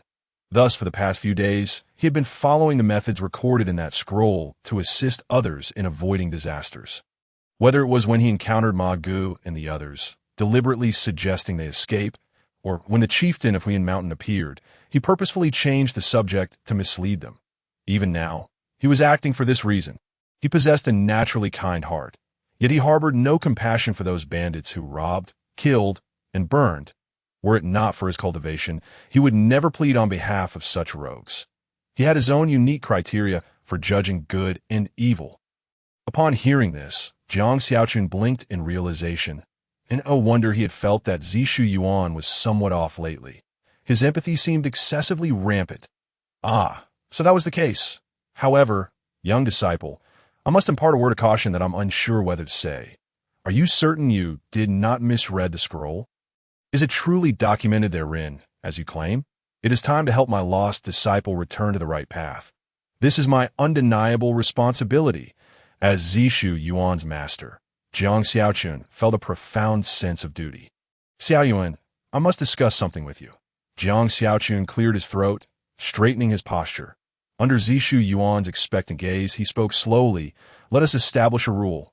No, one rule will suffice from now on. Do not casually help others with divination without my permission. Is that understood? Is this the answer I sought?" Jiang Xiaochun's words left Zishu Yuan utterly dumbfounded, and an inexplicable anger surged within him. Is it truly necessary? If you really do not wish for me to seek out those individuals, you could simply say so. No need for all these theatrics, right? You wish to impose rules on my freedom and life, and now I'm left with nothing to show for it. After his anger subsided, an unprovoked sense of grievance welled up within him that he had clearly explained his intentions to his master. So why was Jiang Xiaochun still? Helping others avert calamities was a technique recorded on the scroll, and it must surely have some basis. Otherwise, the Sword Lotus sect would not have placed it in the scripture pavilion for disciples to peruse. Was this not a means of harming others? This was undoubtedly an upgraded skill set, and it was only natural for him to try it out. Everything he had done was for the sake of cultivation, was it not? Did this not further prove that he was diligent and earnest in his practice? How could his master utter such hurtful words? It was simply too distressing. The poor child felt aggrieved. His heart was heavy, though he understood that his master had his reasons for saying such things. He could not comprehend why this was a matter that bore only benefits and no drawbacks. Well, there was indeed a risk of being harmed, as had happened previously, which piqued Zishu Yuan's curiosity. He wished to hear his master's perspective on why such arrangements had been made. This was entirely contrary to the natural progression of events, observing the inscrutable expression on Zishu Yuan's face, which alternated between shades of blue and white. Jiang Xiaochun pondered for a moment and soon discerned the reason behind it. With a smile, he remarked, "What's the matter? Do you think master is reluctant to let you seek out those individuals and is merely fabricating excuses?" Zishu Yuan turned his head aside, choosing silence, which evidently indicated his tacit agreement with Jiang Xiaochun's assertion. Xiao Yuan, you have mistakenly blamed your master." Jiang Xiaochun chuckled, patting Zishu Yuan on the shoulder with a resigned smile. "If you truly wish to find them, you may do so now. I shall certainly not impede you. However, what I must convey is that your approach is fundamentally flawed, or to put it another way, your method bears no relevance to your own cultivation whatsoever." Upon hearing this, Zishu Yuan felt a jolt within, followed by a gaze of suspicion directed at Jiang Xiaochun. "Master, have you ever perused that scroll? I suspect you might be deceiving me, and I possess irrefutable evidence." Yet, upon witnessing the earnest expression on Jiang Xiaochun's face, he lowered his head again. Falling into silence, at this juncture, it seemed illogical for master to deceive him. Could it be that he had indeed misjudged? A flicker of self-doubt crept into Zishu Yuan's mind. "Sai, I know what you are pondering. Jiang Xiaochun spoke softly. You may doubt that I have never examined that scroll and am merely spouting nonsense. However, I assure you on my honor that I am not deceiving you. Your method is indeed ineffective. Goodness, this is quite the revelation. Could it truly be so? Zishu Yuan exclaimed in astonishment, while the matter was serious. One should never jest about one's honor. After hearing Jiang Xiaochun's words, Zishu Yuan began to reflect in his mind, fearing he might have indeed erred. After all, if he were to lose, Master's honor would be at stake. Such an opportunity was too precious to squander, a veritable highlight of his life. However, upon further contemplation, he found himself at a loss for words. His inability to reply stemmed not from Jiang Xiaochun's correctness, but from the fact that he had not borrowed the scroll containing this particular cultivation method from the library, and thus had no copy on hand. Moreover, his previous time in the library had been brief. Upon learning that Jiang Xiaochun would soon leave the sect, the urgency of the situation meant he only had a cursory glance at that scroll, barely remembering that such a cultivation method existed. Jiang Xiaochun's remarks had compelled him to recollect, yet he found his memory of the method to be hazy, which explained his silence that he wished to refute, but found himself devoid of arguments. As you just stated, your actions concerning the cultivation of divination cannot be said to be helpful. Rather, they are utterly futile. Jiang Xiaochun spoke earnestly, his tone tinged with exasperation. The path of divination has always been exceedingly arduous. Were it indeed as simple as you suggested, many would undertake this practice, rather than the few who currently do. Zishu Yuan longed to counter, but was once again silenced by the reality of the situation. After acquiring that small tip for cultivation, he had indeed contemplated this issue, ultimately rationalizing it by asserting that others had simply failed to notice, thus forcing himself to accept it. If it were not for his inadvertent actions and a stroke of luck, he would never have discovered the scroll hidden in the dark corner.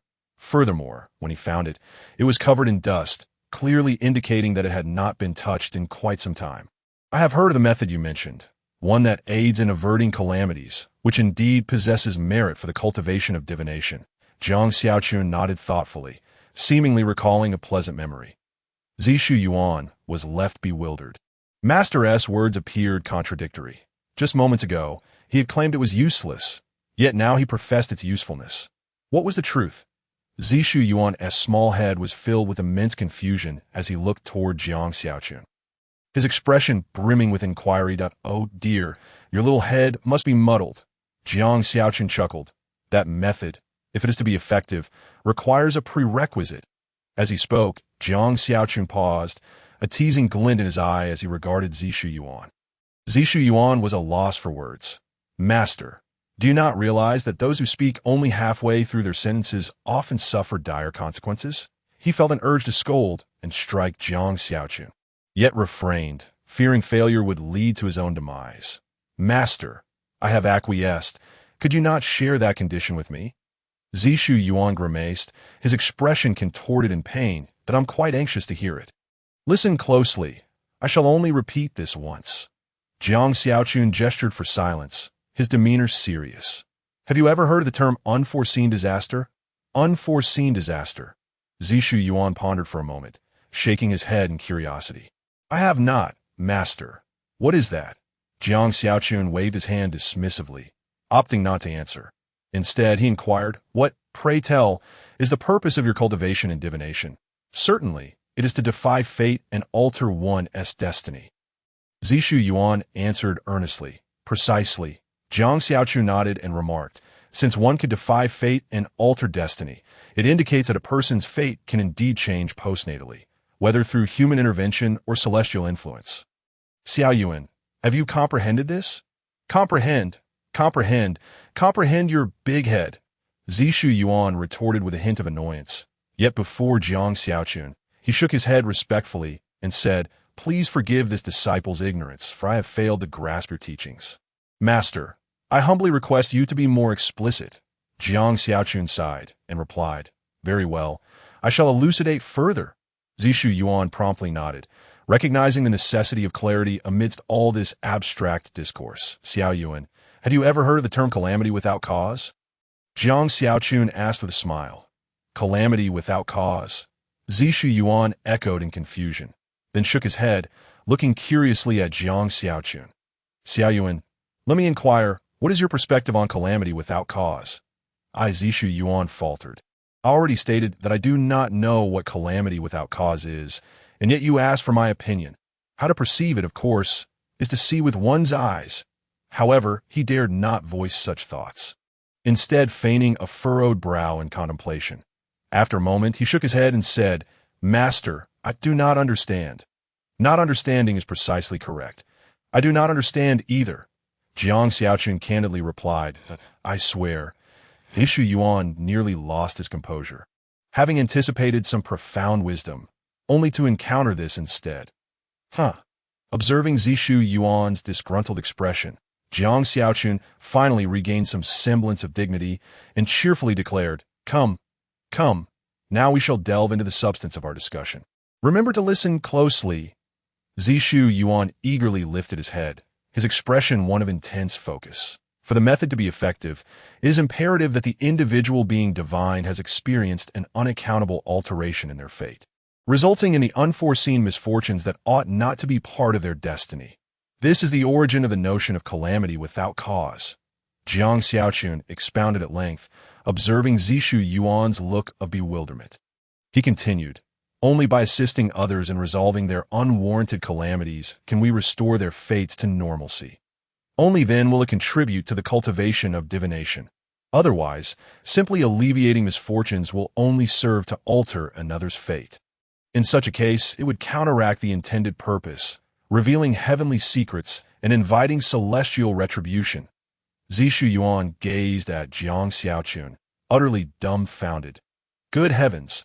So this is the situation? No wonder Master said the method was misapplied.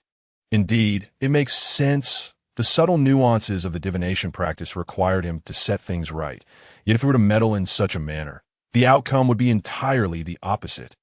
It would be a stroke of fortune if he did not regress several levels in his cultivation. With Zishu Yuan's admiring gaze fixed upon him, Jiang Xiaochun could not help but feel delighted and pretended to remain nonchalant, slowly saying, Of course, I am not well versed in your divination knowledge. I merely spoke off the cuff. Then you... Zishu Yuan rolled his eyes, about to ask if he had been deceived. I actually believed you. Jiang Xiaochun leisurely replied, What I just recounted was merely a reiteration of Elder Li's teachings. I have simply echoed his words. I trust you find them credible. Zishu Yuan nodded vigorously, recognizing that in the entire Jinlian sect, only Elder Li had delved into the art of divination. If his words were false, then whose could be true? Dismissing notions of skepticism and critical thinking, he acknowledged, Apologies, I have yet to attain such a level. Chapter 41. A path that leads nowhere. Well then, that concludes our knowledge points. How much you can comprehend depends on your own efforts. Jiang Xiaochun cheerfully stated as he picked up the half-eaten chicken leg from the table. Having successfully avenged himself, his spirits had lifted, and he felt invigorated for his meal. Zishu Yuan nodded, sitting solemnly at the table, murmuring to himself, clearly digesting the convoluted concepts Jiang Xiaochun had just presented. Suddenly, something seemed to strike him, and he tilted his head, asking with a puzzled expression, But Master, I do not recall seeing this section in the scroll. If it were there, I would certainly remember, though he could not recall every detail of the scroll. He knew that if he had read it, some vague memories would have formed in his mind. Whether through unintentional recollection or deliberate reflection, fragments would surely surface. However, what puzzled him was that he had no recollection whatsoever of the concept of calamity without cause, even after Jiang Xiaochun had specifically mentioned it. This felt amiss. Thus, the only plausible explanation remained. There was simply no record of calamity without cause in the scroll. If you were to find it in the scroll, then that would indeed be something to ponder. Jiang Xiaochun chuckled. You would never uncover such secrets in the scripture repository. Zishu Yuan stared at him in bewilderment, hastily asking, Master, why do you say that? Has it been stolen by someone? If there is no record in the scroll, how do you know about it? Could it be that? As he spoke, he began to regard Jiang Xiaochun with suspicion. If you dare to claim that what you just said was all fabricated to deceive me, then, even knowing I could never defeat you, I would still fight back with all my might. Not for any other reason, but because I truly believed you just now. Wouldn't that make me look foolish? What on earth is in that little head of yours? Jiang Xiaochun retorted with a playful smack to his forehead. Do you not trust your master? Of course not.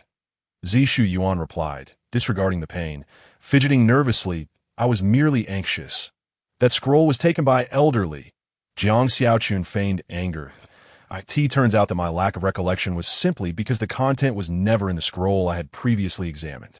Zishu Yuan sighed in relief, finally finding an excuse, then asked in confusion, but why did elderly take that scroll? You ask me. Whom should I ask?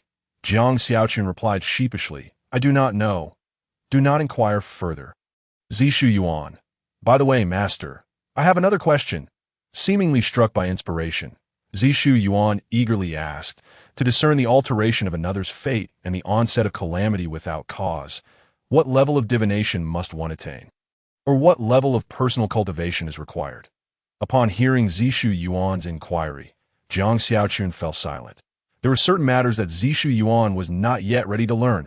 Otherwise, it would be a tremendous blow to his confidence in cultivation. If he were to discover that this little trick of cultivation was a path leading to nowhere, no, perhaps it wasn't entirely futile, but at the very least, it would be an exceedingly arduous endeavor. The knowledge Jiang Xiaochun possessed stemmed entirely from a prior discussion with Elder Li, who had brought the scroll to him to jointly explore how to discern when a person's fate had been altered and calamity without cause had befallen them. In order to meet the conditions for cultivation, one must first be aware of the situation. Otherwise, actions akin to those of Zishu Yuan, who casts his net wide, would merely be a path to ruin. Regrettably, after much deliberation, the two of them devised various scenarios. Yet in the end, they made no tangible progress and could only return empty-handed. Had he known earlier that Zishu Yuan intended to pursue the path of divination, he would have readily provided a solution. Alas, he was truly powerless to assist. Thus, when Zishu Yuan posed this question, Jiang Xiaochun found himself momentarily at a loss for an answer. After all, Elderly had already attained the 7th level of the Yuan Dan realm, surpassing Jiang Xiaochun by several degrees of prowess. Moreover, he had long immersed himself in the study of divination, achieving a profound understanding of the art, yet he too found himself at a standstill. This illustrates just how arduous it is to meet the necessary conditions. Master, what level must one attain? Zishu Yuan inquired, perplexed, still failing to grasp the gravity of the situation. It's not insurmountable. One merely needs to reach the Yuan Ing realm. Ultimately, Jiang Xiaochun could only reluctantly tell a benevolent lie. Given Zishu Yuan's aptitude for cultivation, reaching the Yuan Ing realm would require an eternity, an almost impossible feat. Yet he remained unaware of his own limitations. Thus it at least provided him with a glimmer of hope. The Yuaning realm, then, is not too difficult, Zishu Yuan declared with confidence. As in his subconscious, he believed that since his master was so young and already a master of the Yuan Dan realm, with his guidance, he too would surely progress swiftly. Let us not dwell on this. After a long day of travel, you must be wearied. It's best to arrange for some rest. Jiang Xiaochun hastily summoned a server, deftly changing the subject to prevent Zishu Yuan from sensing anything amiss. Might I inquire what the two esteemed guests require? The server asked respectfully. Please arrange a room for us. We need to rest. Zishu Yuan responded eagerly. Certainly. I shall make the arrangements right away. After a brief interval, the server returned, his expression tinged with regret. I sincerely apologize. We have only one room left for today. Would it be possible for the two of you to share? He inquired. Yes, due to the upcoming Nine conference, the city has seen an influx of visitors, and our accommodations are somewhat strained. Just as Zishu Yuan was about to respond, Jiang Xiaochun interjected. That's acceptable. Please proceed with the arrangements. Very well, the server exclaimed, hurrying downstairs to make the necessary arrangements. Securing this booking would earn him a substantial commission, and he needed to act swiftly lest someone else claim it first. Chapter 42. The Zhou Prophecy Technique Master. Shall we share a bed tonight? Zishu Yuan asked, looking at Jiang Xiaochun with a puzzled expression. What is wrong with that? A day as a master is a lifetime as a father. I'll consider it akin to sleeping with my son. Jiang Xiaochun replied with a grin, taking advantage of the situation. Of course, but I must warn you, I have a tendency to pass gas under the covers and kick the blankets around. Zi Shuyuan said earnestly, counting on his fingers. I'm just teasing you. I have matters to attend to tonight, and one TB's sleeping. Jiang Xiaochun retorted, exasperated. If you don't want to, just say so. No need for excuses. The disdain from his disciple pierced his heart. What matters could possibly require your attention? Zi Shuyuan asked, perplexed. What do you think? Jiang Xiaochun replied with a knowing look, casting a mischievous glance at Zi Shuyuan. Master, I feel a bit empty and lonely, so I intend to seek some entertainment. Zi Shuyuan stammered, scratching his head in confusion that I'm still just a child. Please be mindful of my status. What are you thinking? Jiang Xiaochun feigned innocence that I merely plan to visit some old friends, stretch my limbs, and assess my cultivation achievements. Where else could your mind have wandered? Due to the date not yet arriving, the following days saw Jiang Xiaochun and Zi Shuyuan spending their time in the tavern. One delved into texts regarding the art of divination to deepen his understanding, while the other practiced diligently, occasionally stepping out to visit friends, either embroiled in a brawl or on the way to one. One day, while immersed in his training, Jiang Xiaochun suddenly trembled, opening his eyes in confusion. How strange! Where did this surge of Yuan power come from? It felt as though it had manifested within him. Rivaling 2 months of his cultivation, this Yuan power appeared as if conjured from thin air, leaving no trace to investigate. Furrowing his brow, he scrutinized his body once more, ultimately finding nothing amiss at that moment. A familiar voice echoed in his mind, reminiscent of a delightful young girl. Ding! Congratulations, host, for completing the side quest. Please claim your reward promptly. Side quest? Jiang Xiaochun raised an eyebrow, as if suddenly recalling something important, and smiled. Closing his eyes in concentration, he directed his awareness to the system's character panel within his sea of consciousness. Host, Jiang Xiaochun Realm. 4th level of Yuan Dan Cultivation Aptitude. Superior Special Physique. None Talent. None Affiliated Sect. Sword Lotus Sect Cultivation Technique. Qing Lang Sword Record Disciples. First Disciple. Rong, EU Realm. 3rd level of True Essence. Cultivation Aptitude. Medium Special Physique. Medicinal Spirit Glazed Body. Awakened. Talent. Alchemy. 2nd Disciple. Zi Shuyuan Realm. Mortal Cultivation Aptitude. Low Special Physique. None Talent. Divination Main Quest. Tailor education to each disciple, enhancing the strength of any one of them. Quest Reward. The host may receive a strength enhancement 7 times that of the disciple. For the sake of the disciple and oneself, the host is encouraged to patiently guide their disciple. Side Quest. Realm Breakthrough. Possessing a disciple in the True Essence Realm. Completed Quest Reward. 1. Special Physique. Zhou E Prophecy Technique. 2. Yuan Dan Pinnacle Realm Strength Experience Card. 33. Claimable Side Quest. A bountiful harvest of disciples. Accepting more apprentices. Current progress. 29. Quest Reward. 1. Tai Xian Diagram Record. Volume 1, 2. Supplementary Yuan Pill. 3030. Indeed, Rong EU has advanced to the True Essence Realm. Considering the time, it has indeed transpired over these few days. Jiang Xiaochun, upon noticing the golden glimmer of completed and claimable on the system panel, instantly grasped the reason. Yet, why was there such a significant amount of Yuan power, even with a 7-fold enhancement? It shouldn't be this abundant. After the initial joy, a tinge of doubt crept in. Upon a thorough review, he noticed the phrase 3rd level of True Essence and was left dumbfounded. Did this breakthrough propel her directly to the 3rd level of True Essence? Was she propelled by rocket fuel? Jiang Xiaochun clenched his jaw, committing this matter to memory, intending to seek clarity upon returning to the sect. System claimed the rewards for the Realm Breakthrough side quest. Jiang Xiaochun thought to himself, ding, rewards are being claimed. Special Physique. Zhou E Prophecy Technique has been added to your inventory. Yuan Dan Pinnacle Realm Strength Experience Card, 33, has been added to your inventory. Ding, the reward for the side quest have been modified. Side quest. Realm Breakthrough. Possessing a disciple in the Yuan Dan realm. Quest Reward. 1. Special Physique. Carvable Wood Body. 2. Yuan Dan Pinnacle Realm Strength Experience Card. 22. Gazing at the Radiant. golden rewards resting in his inventory. Jiang Xiaochun felt an overwhelming sense of elation. He had spent over half a month in the Luo Feng mountain range, diligently seeking the fusion spirit flame for Rong Yu. All for this very moment. Hard work yields rewards, and today was the season of reaping. System. Check the reward details. Ding. Zhou, e-prophecy technique. Divining the lives of all. Calculating the world. Those possessing such a physique remain oblivious to the might of the heavenly path. Transcending calamities, and are not to be found among the populace. To venture forth and fathom the workings of the celestial laws, to calculate their trajectories for the benefit of mankind, and to retreat into obscurity. Transcending the realms of existence, detached from the elemental forces. At present, I am but an unclaimed entity having attained the realm of true essence, ripe for fusion. Goodness, is it truly that remarkable? After perusing the introduction, Jiang Xiaochun was utterly dumbfounded. The celestial laws.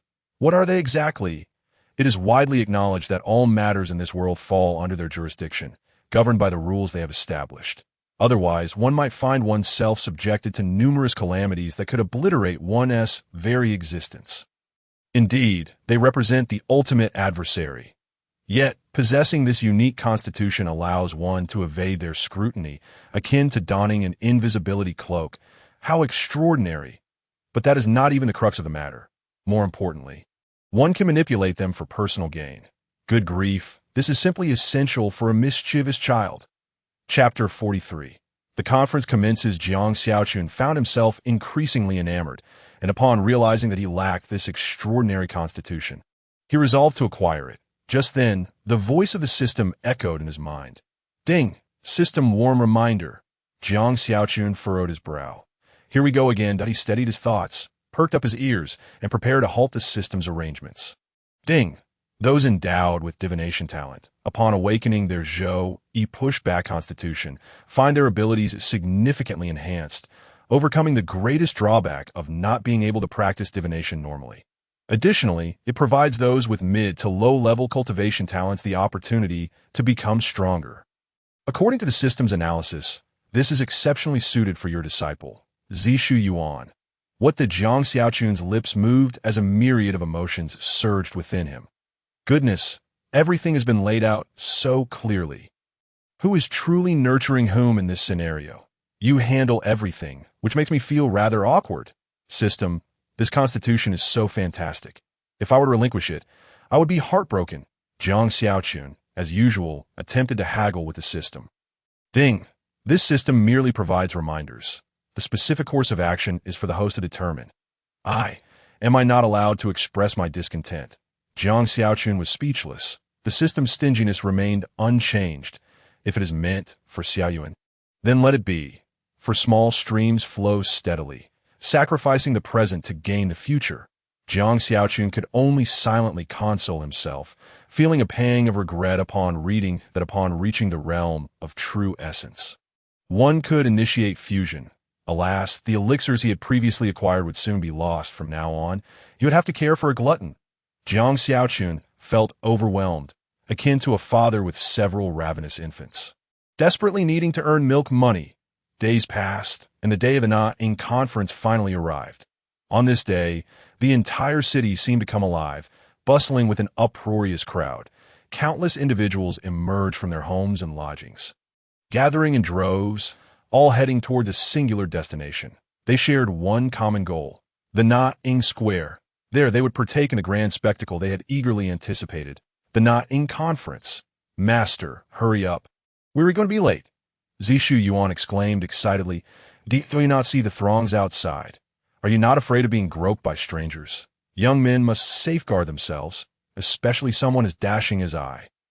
Jiang Xiaochun, yawning and wearied, glared at Zishu Yuan and said helplessly, Do you know how I spent last night? That devil. Zishu Yuan's voice buzzed around him like a mosquito, incessantly droning on, preventing him from settling down to cultivate. Only upon inquiry did he discover that Zishu Yuan was merely thrilled. Jiang Xiaochun felt exasperated. What is there to be so excited about? It is not you attending. He had once attempted to silence Zishu Yuan, But the latter's mournful gaze made him feel as if he were harassing a virtuous woman. It left him guilt-ridden. Thus, in the end, he could only endure the torment himself. "Master, let us go. We really will be late." Zishu Yuan continued to plead insistently. "For heaven's sake, I assure you, it will not commence until I arrive. It is not that I am arrogant. The timing of my arrival dictates the beginning of the conference. Therefore, tardiness is not an option. Furthermore, it is still not the right time." Jiang Xiaochun languidly replied from his seat, happily munching on a few steamed buns. "You have annoyed me. Now witness how I deal with you. Apologies, but you are a novice as a disciple, and I am a novice as a master. It is our first time, so why should I yield to you?" After a brief wait, having savored the last bun, Jiang Xiaochun let out a satisfied burp and declared, "Let us go. Now is the perfect time. We have already been late for several incense sticks. It is just right." Zishu Yuan pouted, muttering, "Xiao Yuan, your perspective is too narrow. You cannot foresee what lies ahead. Soon you shall understand my intentions." Jiang Xiaochun said nothing further, grasping Zishu Yuan's hand, and with a push, soared into the sky. Zishu Yuan gasped in surprise, urgently exclaiming, "Master, we—" Bang! Before he could finish, a large hole suddenly appeared above the tavern. Zishu Yuan. In haste, Jiang Xiaochun and Zishu Yuan soon arrived at Nine Square, where an endless sea of heads surged. A cacophony of voices creating an electrifying atmosphere. "Master, look at the crowd. We must squeeze in." Zishu Yuan sighed, feeling helpless that "I told you to come earlier. Look at the situation now." Jiang Xiaochun first glanced at the elevated platform ahead and, noticing the absence of any figures, calmly replied, "There's no rush. We shall wait a moment." Zishu Yuan stared blankly at Jiang Xiaochun, ultimately deciding against further comment. What more can I say? As time passed, upon noticing that the platform remained devoid of any figures to host the Nine conference, murmurs began to ripple through the crowd. Do you think those bigwigs might have misremembered the time, unaware that today is the scheduled date? Surely not. The date is fixed. Such a mistake should not occur. If not, then why have the bigwigs yet to appear? Perhaps they are testing us. Let us stand patiently. Listening to the discussions around him, Zishu Yuan could not help but twitch his lips. However, upon seeing Jiang Xiaochun, who was dozing with his eyes half closed, he slumped his shoulders in resignation, speechless. If only those people knew that the very bigwig they spoke of was standing right beside them. One could only imagine how their reactions would unfold. Zishu Yuan mischievously contemplated. How I longed to shout out and inform them that the bigwig is right next to them. I wonder if doing so would result in my master's wrath. I wait your response, feeling quite anxious. Chapter 44. The bigwig is actually beside me. Why are these old fellows so remarkably composed? After a while, Jiang Xiaochun opened his eyes and could not help but murmur. "What did you say, master?" Zishu Yuan inquired, having not caught the words. "Something feels off, very off. Could it be that these individuals are conspiring against me?" Ignoring Zishu Yuan's question, Jiang Xiaochun continued to mutter to himself, his expression peculiar, increasingly convinced of the possibility. Alas, in this world there will always be scoundrels wishing to do me harm. Targeting you. Might you be suffering from a bit of paranoia, master? Zishun's forehead was lined with dark furrows, as he couldn't help but inwardly scoff. After stretching his numb muscles and bones, he was about to speak when suddenly a booming voice erupted, instantly overpowering the clamor of the crowd. "And no more games. The old man has lost his patience. I was truly foolish to agree to cooperate with you all. Why toy with others? If you dislike someone, why not just confront them directly?" Immediately, an elderly figure rose from the crowd, soaring gracefully to the forefront of the elevated platform. With hands clasped behind his back, he surveyed the throng below with an air of superiority, revealing a countenance reminiscent of a sage. "Ah, the esteemed one has arrived." The crowd gasped in awe. Clad in flowing white robes and sporting silver hair, he exuded a nonchalant elegance. This was the very image of a master I had always envisioned.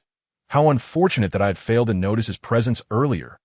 I must confess, as the esteemed one passed by, I managed to glean a hint of ethereal energy. Are you certain that was celestial energy and not an unpleasant odor? perhaps reminiscent of durian, with the appearance of the figure on the platform. A wave of astonishment rippled through the crowd. The person they had all been anticipating had finally made an entrance. It seemed these distinguished individuals were indeed testing us. Otherwise, how could they be present among us? While waiting, I had maintained a respectful demeanor. Whether or not I would be chosen remained uncertain. You think too highly of yourself. I was far more reverent, for I had knelt. That was merely your legs cramping. Don T assume I'm unaware. As discussions swirled among the crowd, glances filled with scrutiny swept over Jiang Xiaochun and Zi Shuyuan. However, after a brief glance, they quickly moved on, showing no interest in lingering on the two. A mere youth and a slightly older youth. What could be so captivating about them? Did they not notice the venerable figure above, with his silver hair? That was the true visage of a master. Clearly, these two were just youngsters hoping to test their luck at the gathering, so why waste time on them? Especially the older boy who was... The onlookers shook their heads, casting disdainful glances away from them. What does that expression signify? Are they looking down on us? They're the ones lacking insight, yet they hope to discover a master. Dream on. In this world, masters were abundant, but discerning eyes to recognize them were scarce, and they possessed none. Zi Shuyuan shot a glance at those still earnest in their search for a master, feeling a surge of indignation. The disdain in their gazes was painfully cutting. Alas, individuals like me, who can discern the extraordinary at a glance, are truly rare in this world. Indeed, my excellence is unparalleled. After indulging in a few self-praises, he shifted his mood. Turning to glance at Jiang Xiaochun, his expression fell instantly upon witnessing Jiang Xiaochun digging in his nose. Good heavens, so the disdainful looks were not directed at him. My apologies. I had wronged you all, because I feel the same disdain. Following the appearance of the silver-haired master, laughter erupted from the crowd. After a loud cheer, another figure ascended to the platform. Like a signal, several figures soon followed his wake. Wow, so many masters. Regret fills me. I've missed a monumental opportunity. I had sensed that the Taoist maiden had the aura of a master. And it turns out I was correct. That maiden, though young, radiated true prowess. Her complexion was flawless.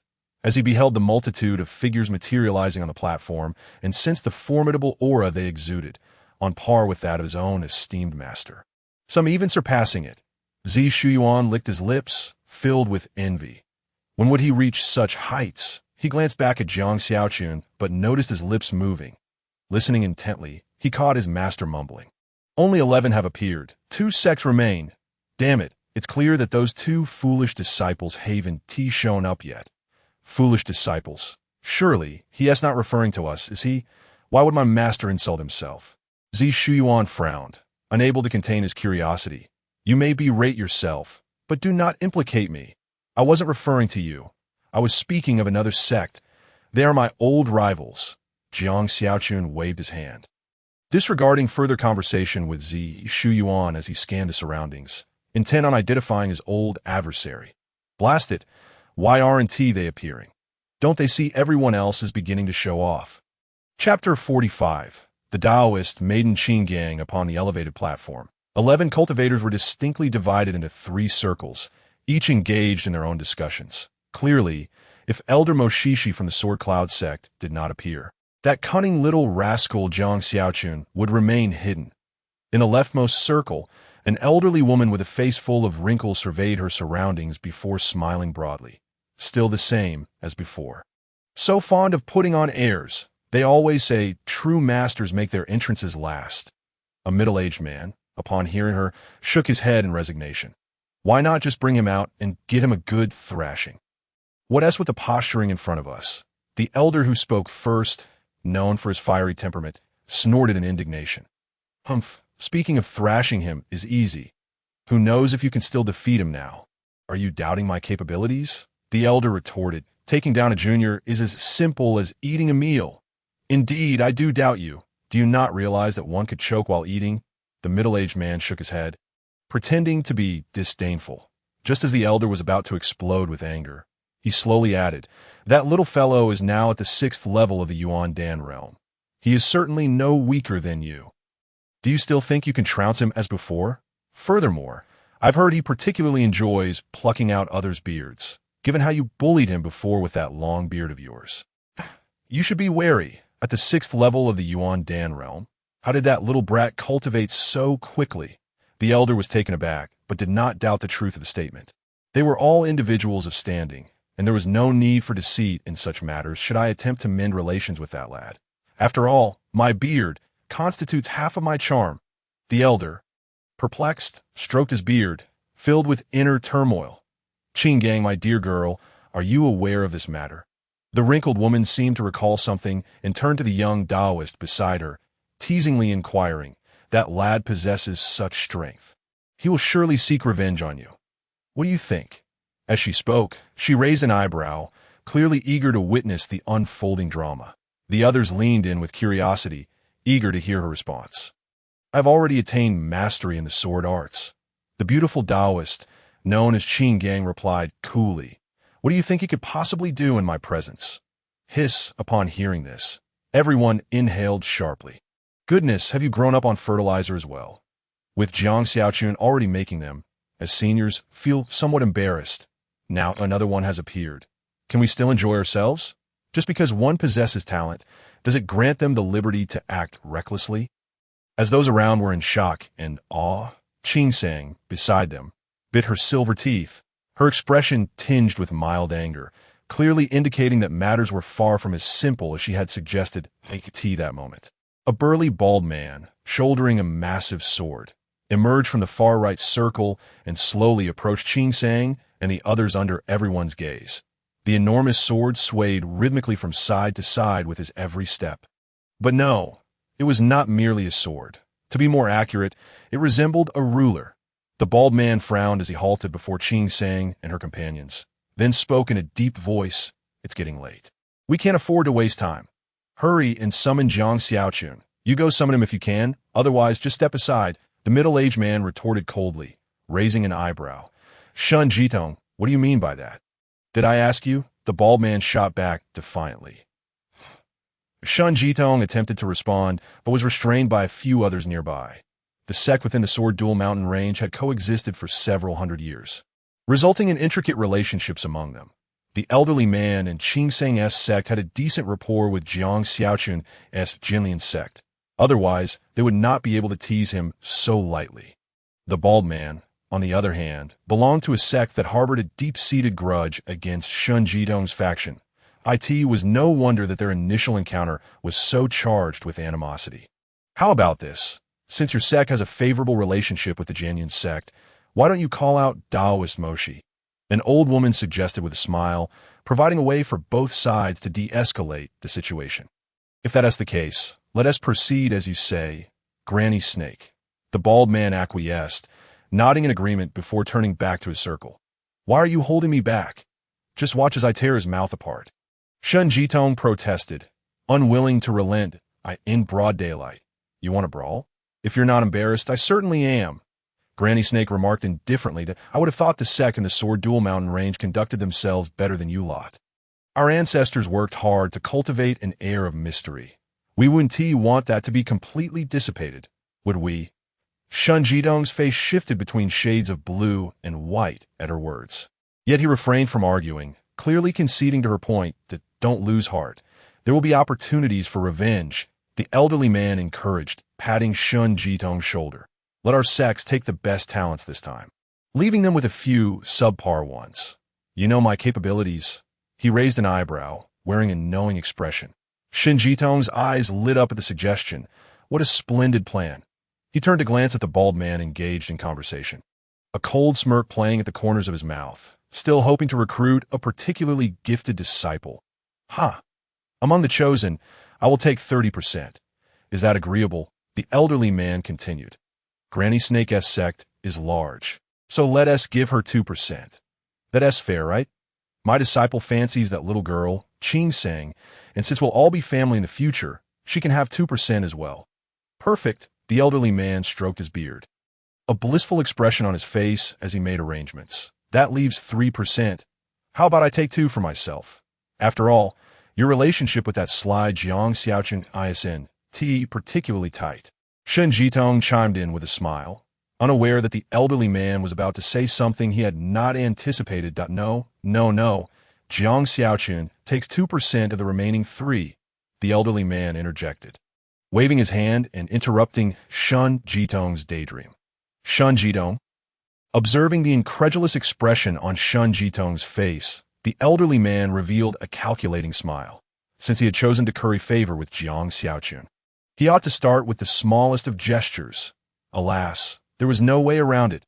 Everything was for the sake of his own beard. Noticing Shun Jitong seemed ready to protest, he quickly added, "The remaining 1% will be begrudgingly given to you. Don't complain, as there should be several opportunities within that." With that, it was settled. Anyone who reneged would be considered a little dog. Is that your idea of consolation? Begrudgingly. Listen, is this something a person can do? Shun Jitong exclaimed, utterly speechless. Had he known it would turn out like this, akin to a dream, he would never have accepted the elderly man's comfort. Granny Snake coughed awkwardly, casting an annoyed glance at the elderly man at your age. Still playing childish games? No wonder your senior sister refused to be your partner. Your behavior falls far short of her standards. Under Granny Snake's gaze, the elderly man scratched his head, a sheepish smile adorning his face, prompting Shun Jitong to stifle a laugh. You asked for this. Now look where you've landed. Granny Snake shook her head, but said nothing further.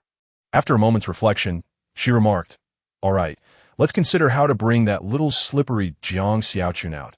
We've indeed wasted a considerable amount of time." Upon hearing this, Shun Jitong's expression hardened as he softly suggested, "If you ask me, let us not bother looking for him. Just wait for that old ghost Moshi to appear. If he wishes to hide, we'll never find him. Besides, I sense that crowd likely shares our intentions." He cast a disdainful glance towards the bald man. Qing Seng nodded in agreement and continued, "Recently, the Jinlian sect and the Jianyun sect have been at odds over a mining resource, causing quite a stir. Thus, both parties are eager to one-up each other, even over the most trivial matters. Indeed." Granny Snake nodded repeatedly. She was evidently aware of the tensions between the Jianlian and Jianyun sects, given Jiang Xiaochun's character. Not to mention his prior relationship with Moshi, it was certain that he would be determined to outshine that master-disciple duo in this matter. Sure enough, after a while, the rightmost circle showed no inclination to summon Moshi either. Both sides were acutely aware of the underlying tension, leading to an oddly charged atmosphere at rock, paper, scissors. It's the little dogs who can't hold out any longer. The elderly man hummed a self-composed jingle nonchalantly, eliciting suppressed laughter from Shun Jitong and Granny Snake. The stalemate continued. The bald man approached with a forlorn expression and spoke. "Granny Snake, you're not keeping your word." "How could that be?" Shun Jitong seized the opportunity, springing forth to mock. "Granny Snake just said you should summon Taoist Moshi. She never said we should call Jiang Xiaochun. If you're deaf, don't go biting at random." The bald man, pointing at Shun Jitong, was so furious that his lips trembled. Finally, exasperated, he turned to Granny Snake, fully aware of who held the most influence within the circle. Without a doubt, it was her. "Indeed, Granny Snake, let your side call out Jiang Xiaochun." At that moment, an elderly man with white hair and a serene demeanor interjected, saying, "After all, Taoist Moshi is of a higher generation than Jiang Xiaochun. It would be against protocol for a senior to come out first." As he spoke, clad in flowing white robes, exuding an ethereal grace, he appeared to embody a higher transcendence than the old man himself. Who could it be? It turns out to be the esteemed Giju Taoist. Little did I know that before the Serpentine matron could utter a word, the previously stoic Qing Gang interjected with a teasing remark. "I wonder if the last time Jiang Xiaochun yanked away a fistful of your beard was in accordance with the principles you hold dear." Giju Taoist faltered, his countenance flushing with indignation, seemingly recalling some ignominious past as he clutched his disheveled beard in trepidation. "I sincerely apologize. Qinggong's earlier comments were somewhat contrary to decorum. Please do not take offense, venerable Taoist." Qing Gang continued, unrelenting. "There are no rules." "No rules." Giju Taoist disregarded Qinggong's jibes, persistently muttering in agitation. Why is there such a lack of respect for propriety in this world? It is infuriating. Although Qinggong's earlier remarks starkly contrasted with her usual demeanor, The onlookers remained unfazed. Accustomed to their bickering, it was evident that the factions they represented were irreconcilably at odds. With Qinggong's interruption, the atmosphere grew noticeably tense, and as time passed, the mortals below began to express their discontent. Their gazes growing increasingly sharp. The actions of Jiang Xiaochun and the Mo Stone Taoist were deemed excessive. I believe the solution is quite simple. At that moment, the old man, wearing a mischievous grin, proposed an idea. You are so formidable. Why not take the stage yourself? Observing the old man's sly expression, Gija Taoist found a target for his ire and retorted, "At your age, still so irreverent, such a blatant disregard for decorum." "I shall do it. Keep your eyes wide open and witness," the old man declared with bravado. He then swaggered to the edge of the platform, dusting off non-existent debris and casting a jovial glance at the throngs below. This act left not only the Serpentine matron baffled, but also the burly bald man and Giju Taoist equally perplexed. The crowd below, initially believing the commencement of the event was imminent, cast aside their grievances, eagerly anticipating what was to come. Compared to the opportunities that awaited, what was a mere wait? However, the ensuing events rendered all present utterly astonished. The old man inhaled deeply, cupped his hands in a trumpet shape, and bellowed, "Mo Stone Elder of the Jianyan sect, you are late. Hurry over to the Naying Square. There are numerous people waiting for you. Do you not feel ashamed, or do you look down upon us?" Deliberately putting on airs, at this proclamation, everyone was momentarily stunned, their expressions varying greatly. Chapter 47. Killing two birds with one stone. Is this the brilliant plan you so confidently espoused earlier? I must admit, you are truly a genius. Shenji's expression was peculiar as he observed the stunned countenances of those around him, stifling a laugh. We have received specialized training. We seldom laugh unless we cannot help ourselves. Qinggong's face, typically devoid of emotion, now bore an expression of astonishment, and after a few forced coughs, she quickly reverted to her usual demeanor. Well, as long as you are not embarrassed, it is others who shall feel the discomfort. Observing the smug old man ahead, the Serpentine matron silently sighed. You old rascal, you always manage to conjure something new, but I must admit, it is rather amusing that wasn't it this very charm that won over my senior sister?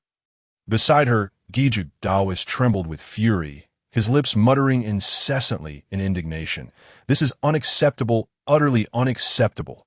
It is one thing for the youth to lack decorum, but Qi Yun, as a man of your age, your behavior is nothing short of disgraceful. Have you truly lived to such an age only to act like a fool? As he concluded, he fell into a fit of coughing, leaving one to wonder whether it was genuine rage or merely a result of his own sputtering. The bald man and his companions glared at the old man, exchanging glances that thickened the air with tension. They had underestimated the situation. Had they anticipated this, they might have acted similarly.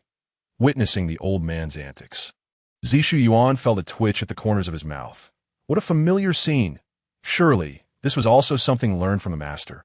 He turned to inquire, only to find Jiang Xiaochun seething. Damn it. That old rascal has outdone me again, employing my very own tactics. It infuriates me. Mo Stone, you old scoundrel, why do you still not make your appearance? I am at my wit's end. I must devise a grand scheme to reclaim the stage. Zishu Yuan swallowed hard, realizing without needing to ask that the answer was glaringly obvious. After venting his frustrations, Jiang Xiaochun broke into a broad grin. Observing this, Zishu Yuan could only grasp his forehead in exasperation. One moment he was fuming, and the next, he was beaming with delight. Was this the legendary quick change of emotions? Today he was finally witnessing it firsthand. Before he could ponder further, the excited voice of his master reached his ears. Xiao Yuan, prepare yourself. The moment is nigh. He opened his eyes in confusion, spotting his master surveying the surroundings with a gleeful expression, and curiously asked, Master, is it finally our turn to take the stage? How is this moment determined? I cannot calculate it.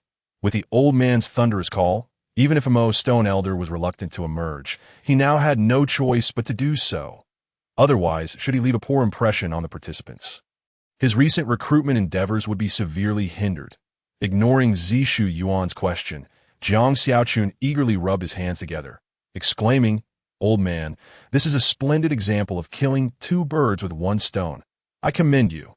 I have decided to spare you from the beard tugging today. We shall revisit it tomorrow. Zishu Yuan nodded in agreement, but upon reflection, he mused, what does this have to do with the questions I posed? The crowd, initially anticipating the event, was abruptly startled by the old man's shout, nearly causing a mass exodus. Once they regained their composure, murmurs began to ripple through the assembly. What is this Jianyun sect? Hush, do not speak carelessly. Beware the consequences. I was puzzled as to why the event had not commenced. Now it is clear, to keep so many of us waiting for one individual is simply outrageous. A sect like that. I would never enter. Wake up, you cannot enter. Hey, don't just drink. Eat something, move aside. I need to relieve myself. Let me awaken him. Despite standing upon the high platform, the fervent discussion from below filtered into their ears, darkening their expressions. Perhaps we should summon Mo Stone out. This cannot continue. A frail elder, leaning on a cane, sighed, tugging at the bald man's sleeve. Moreover, the serpentine matron has no intention of calling Jiang Xiaochun forth. Besides, you all know what kind of person Jiang Xiaochun is. A chaotic force, utterly disregarding conventions. Upon hearing this, the bald man rubbed his head, then gritted his teeth in resignation. It seems we have no choice. If this continues, it will benefit none of us, especially the Jianyun sect, which will suffer the most. I trust that Mo Stone Elder will understand our predicament. As he spoke, he reached into his bosom and pulled out an object resembling a conch. Just as he was about to bring it to his lips to blow, a furious voice suddenly echoed from below. Qiyun, you dare to slander me. How could I possibly be intentionally ostentatious? I have long since arrived. I was merely scouting for disciples. A disheveled figure shouted in exasperation, hastily ascending from below towards the high platform, dragging another shadow along, swaying freely in the wind. Come on, let's enjoy ourselves. After all, we have plenty of time. This foolishly arrogant expert has finally made his appearance, causing me to wait here for so long. Good heavens, brother, are you courting death by speaking such words? It's of no consequence. I had no intention of choosing his sect anyway. So, it is you. Damn it, I mistook the wrong person. Farewell. Observing the crowd on the high platform, it seemed everyone had gathered, and those below were too excited to grumble any longer, cheering joyously. However, the situation in the arena quickly shifted, spurred on by some shrewd individuals. Chapter 48. Schemes at last. Everyone is here. My patience is wearing thin. Who told you to wait here? Depart, for another competitor has conveniently been eliminated. What business is it of yours? Even if I cannot enter, it is not your place to dictate. If you're not satisfied, let us settle this with a duel. It's a perfect opportunity to dispose of a useless contender. If you dare, then come. The onlookers shouted, fight, fight, fight. The previously calm atmosphere instantly became tumultuous, the air thick with the scent of gunpowder. The annual quota for disciples among the various sects is already scarce, compounded by the thousands vying for it. Thus, every spot is fiercely contested, and unscrupulous methods such as bludgeoning and drugging are rampant. Therefore, the current verbal skirmishes are entirely customary. Yet, every action is justified. As long as one can secure a position, regardless of prior status, they can instantly ascend to greatness. No one cares about the means employed, whether base or noble. Such reasons fuel their madness, compelling them to employ any tactics necessary. This Sword Cloud sect feels somewhat ostentatious. I fear their foundation is not sufficiently profound. Qing'er, remember not to choose them. Yes, mother, understand. Grinding Stone? I believe I have heard that name, though its reputation leaves much to be desired. Yinner, strike out the Sword Cloud sect from your choices. All right, father, I wish to select that Taoist sister. She is as beautiful as I am. Amidst the crowd, there are also some seemingly extraordinary middle-aged couples, furrowing their brows and whispering counsel to their juniors. From their tone, it appeared that gaining entry into a sect was a straightforward affair for their descendants. And they had ample freedom of choice. What immense confidence must they possess to utter such words? Due to the nature of their cultivation techniques, Grinding Stone could hear the discussions below all too clearly, causing his expression to darken as if bereaved of his parents. This time, The Sword Cloud sect's reputation is likely to suffer, and upon returning to the sect, he wonders what punishment awaits him. The thought of the sect master's methods sent a shiver down his spine, compelling him to refrain from further contemplation. Damn it, all of this is the fault of that wretched Jiang Xiaochun. Grinding Stone seethed internally, venting his ire. Grinding Stone, my apologies. We had no inkling that Qi Yun would engage in such actions. The bald man and his companions surrounded Grinding Stone, indignantly expressing their grievances. I initially thought only someone as shameless as Jiang Xiaochun would act in such a manner. I never anticipated. Jiang Xiaochun has truly tarnished the reputation of our sword duel 13 sects. Grinding Stone waved his hand, attempting to console the bald man and others, urging them not to dwell on the matter. Suddenly, as if struck by inspiration, his eyes brightened. He grinned and gestured towards the elder, signaling his intent to repay the affront in kind, then turned to address the crowd. You humiliate me. My apologies, but I shall reciprocate. Jiang Xiaochun, are you not also present? I shall let you revel, once I utter your name. We shall see how you measure up to your former self. Xiao Yuan, wait here. I have a brilliant plan. After hastily instructing Zishu Yuan, Jiang Xiaochun swiftly formed a seal with his hands, murmuring a spell. Void floating ladder technique, then pointed towards the high platform, commanding congeal, solidify, transform. With a sly smile, he lightly stepped upward, indeed balancing on one leg in midair, as if an invisible staircase spanned the gap between him and the platform. Allowing him to tread upon it, Jiang Xiaochun, hands clasped behind his back, adopted an air of inscrutable grandeur, slowly ascending while loudly proclaiming, Grinding Stone, you have gone too far. How can you keep so many waiting for you? Jiang Xiaochun's voice, enhanced by a spell, thundered through the air, instantly capturing the attention of the crowd, drawing their gaze to this ostentatious figure. Sensing their focus, Jiang Xiaochun felt an exhilarating sense of triumph. Old man, you play tricks that I have long mastered. Do you wish to compete with me? You are still far from my level. Did you not notice that upon my arrival, I became the brightest star in the entire square? Jiang Xiaochun, you shameless wretch. Grinding Stone's mouth fell agape, nearly spewing blood and outrage. By heavens, I have encountered shamelessness before, but none as egregious as yours. We are all tardy. By what right do you condemn me? Truly, the early bird catches the worm while the latecomer suffers. This brat is at it again with his petty tricks, the old man exclaimed in indignation, watching Jiang Xiaochun approach with a smile. Strolling leisurely towards them, he shook his head, muttering to himself in a tone only he could hear, this method of ostentation is quite clever. I have learned something new and must find an opportunity to test its effect. Meanwhile, on the other side, Qin Gang gritted his teeth, glaring at Jiang Xiaochun with a fierce intensity, her resentful gaze reminiscent of a scorned wife abandoned by her husband. Chapter 49. Itu Jiang Xiaochun felt an involuntary chill as Qin Gang's piercing gaze fell upon him. Upon recognizing her, he squinted and waved cheerfully, as if their relationship were exceedingly cordial. Qin Gang snorted coldly, ignoring Jiang Xiaochun's overtures, instead brandishing her sword provocatively at him. Jiang Xiaochun merely responded with a devilish grin, his eyes glinting mischievously as he extended his right hand in a claw-like gesture, feigning delight and emitting exaggerated sounds of admiration. His demeanor resembled that of a rogue, causing Zishu Yuan below to stare in astonishment before silently lowering his head. Forgive me, I do not know him. Witnessing Jiang Xiaochun's brazen antics, Qin Gang's chest heaved with indignation, her fury compelling her to confront him directly. Yet, as if recalling something, her face flushed, and in a fit of anger, she spat at Jiang Xiaochun before turning her head away, planning to seek retribution later.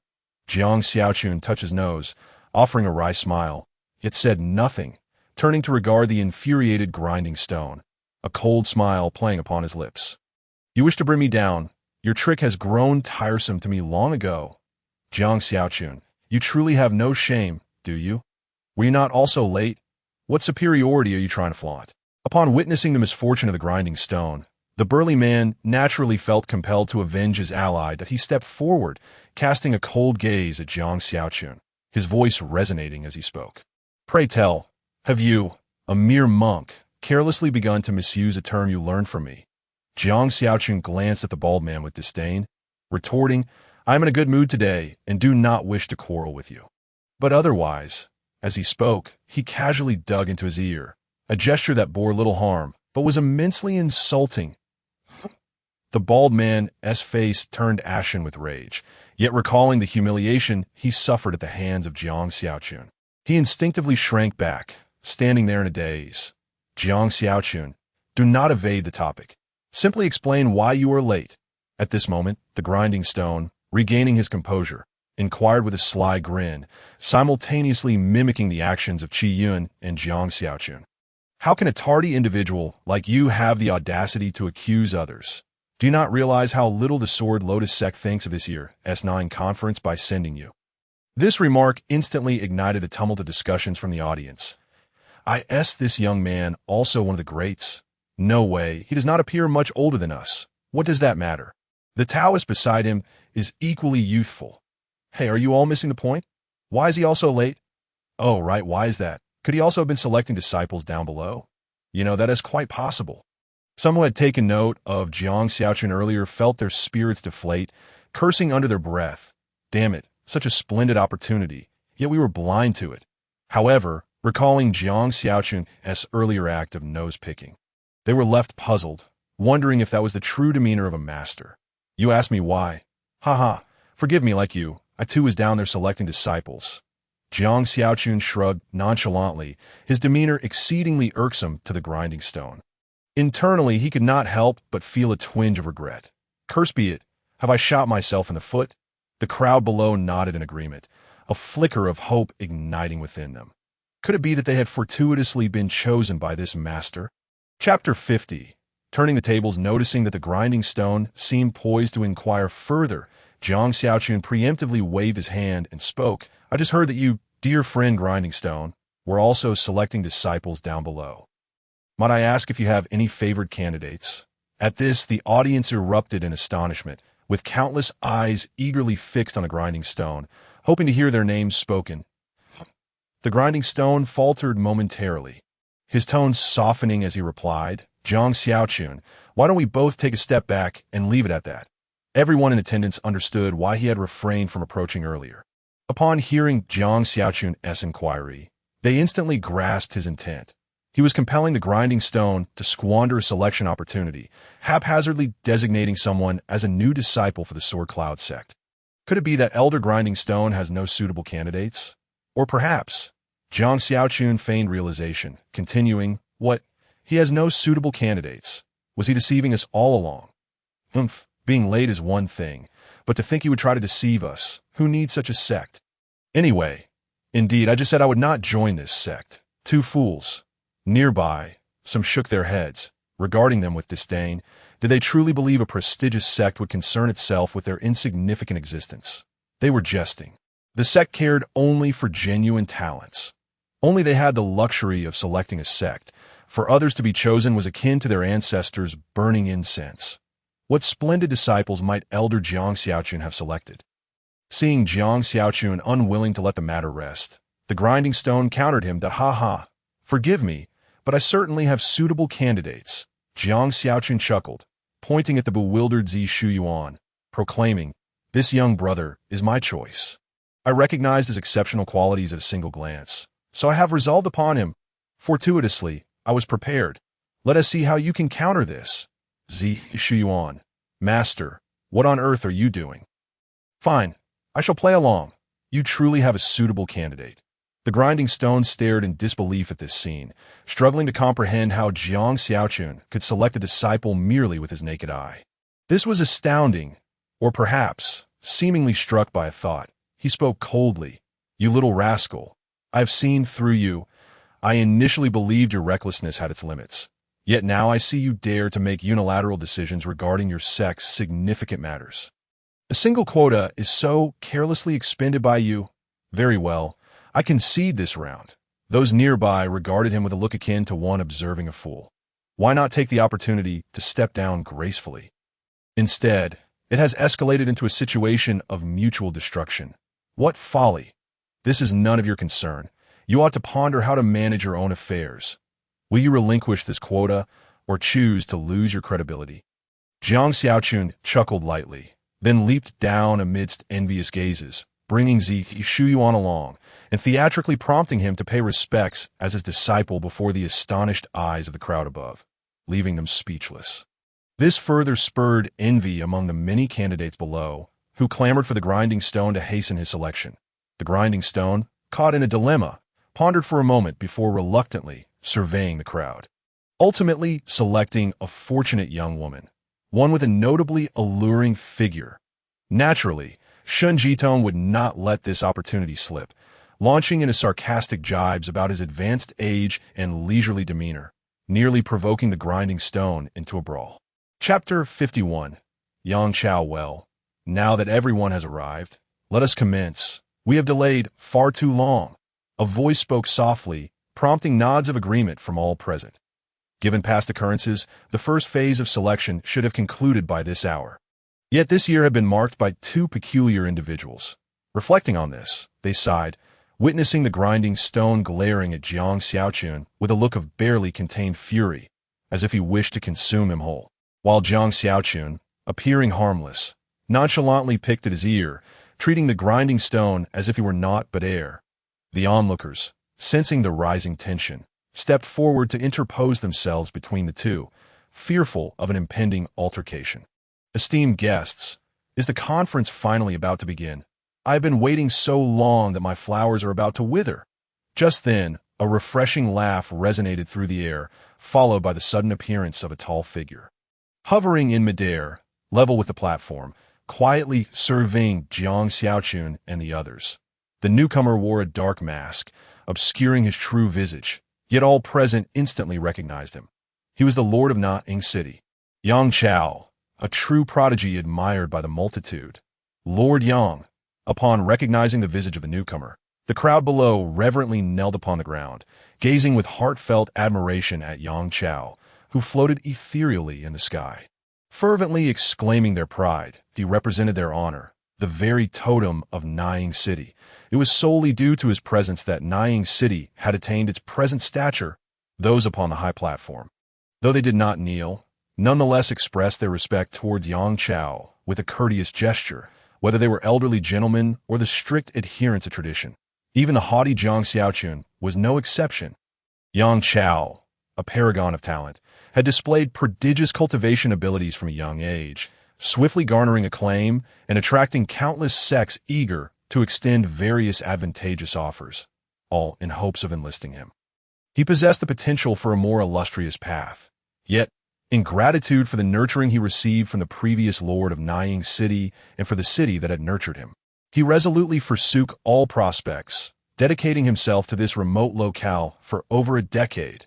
Jiang Xiaochun pondered, if such a scenario were to befall him, even with the aid of system, he doubted he could relinquish everything.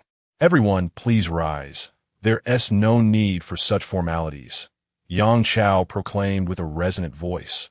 With a gentle motion of his hand, a force, irresistible in its nature, lifted the prostrated crowd, imbuing them with an even deeper sense of reverence and a swell of pride within their hearts. Behold, this is our Lord, a figure of unfathomable strength. The sight of Yang Chao's display of power, coupled with his levitating form, astonished those on the platform, who marveled at his formidable prowess. Indeed, while it was true that Yang Chao had squandered golden opportunities by not joining those ancient sects, the passage of time could not have left him stagnant. Undoubtedly, he was a youthful genius. Now, having been tempered by the trials of time, he had shed the superficiality of youth, and the arrogance that once defined him had been internalized and transformed into an air of humility that resonated with those around him. Lord Yang, your strength has seen further refinement of late. The serpent matriarch remarked softly, her gaze towards Yang Chao reminiscent of one observing an exceptional junior. Yang Chao responded with a genial smile, refraining from answering directly, instead inquiring, if everyone is ready, shall we commence the Na-Ing conference? After all, the wait has been rather lengthy. As he spoke, he cast a glance at the grinding stone, and when his gaze landed on Jiang Xiaochun, an enigmatic smile played upon his lips, sending a shiver down Jiang Xiaochun's spine.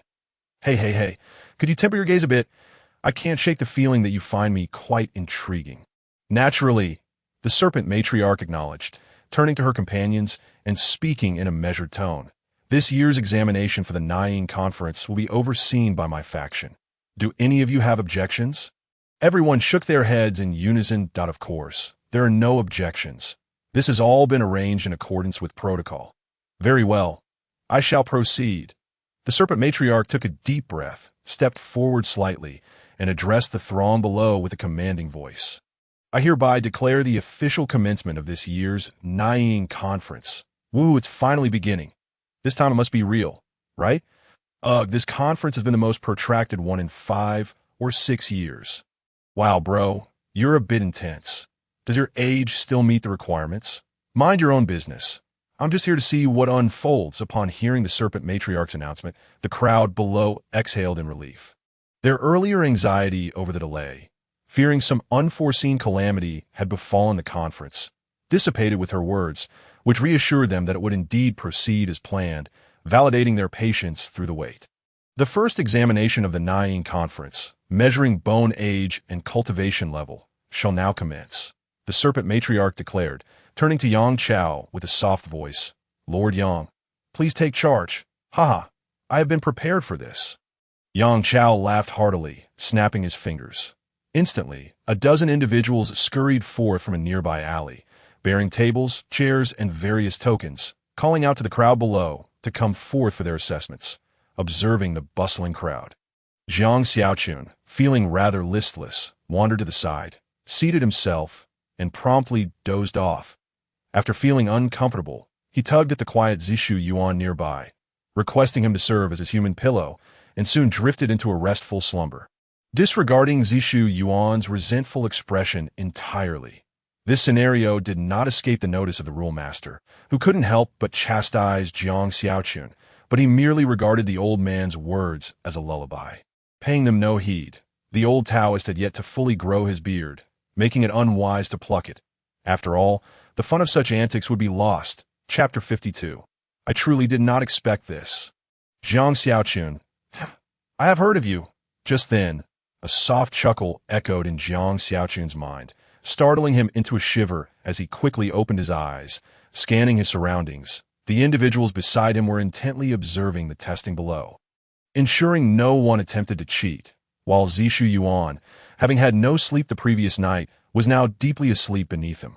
Who could it be?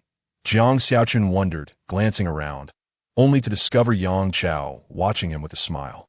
Jiang Xiaochun shrugged his shoulders in a gesture of inquiry. Your esteemed ancestor once mentioned you in my presence, remarking that you, in your youthful arrogance, believed yourself quite clever and would inevitably face a significant downfall. Yang Chao's voice, tinged with amusement, reached him. Jiang Xiaochun felt a wave of frustration. He hoped the identity of the ancestor remained undisclosed, lest he find an opportunity to pluck a few hairs from him. However, after my observations, I find his judgment to be somewhat flawed. Jiang Xiaochun nodded vigorously, adopting an expression that conveyed agreement. And oh wonder you have become the Lord. Look at your insight and discernment, far superior to that of my own cheap ancestor. You are indeed reckless, fully aware that those guards are under my command, and they had even pleaded on your behalf, yet you unhesitatingly severed their arms. Truly, you deserve the title of the arm-severing maniac.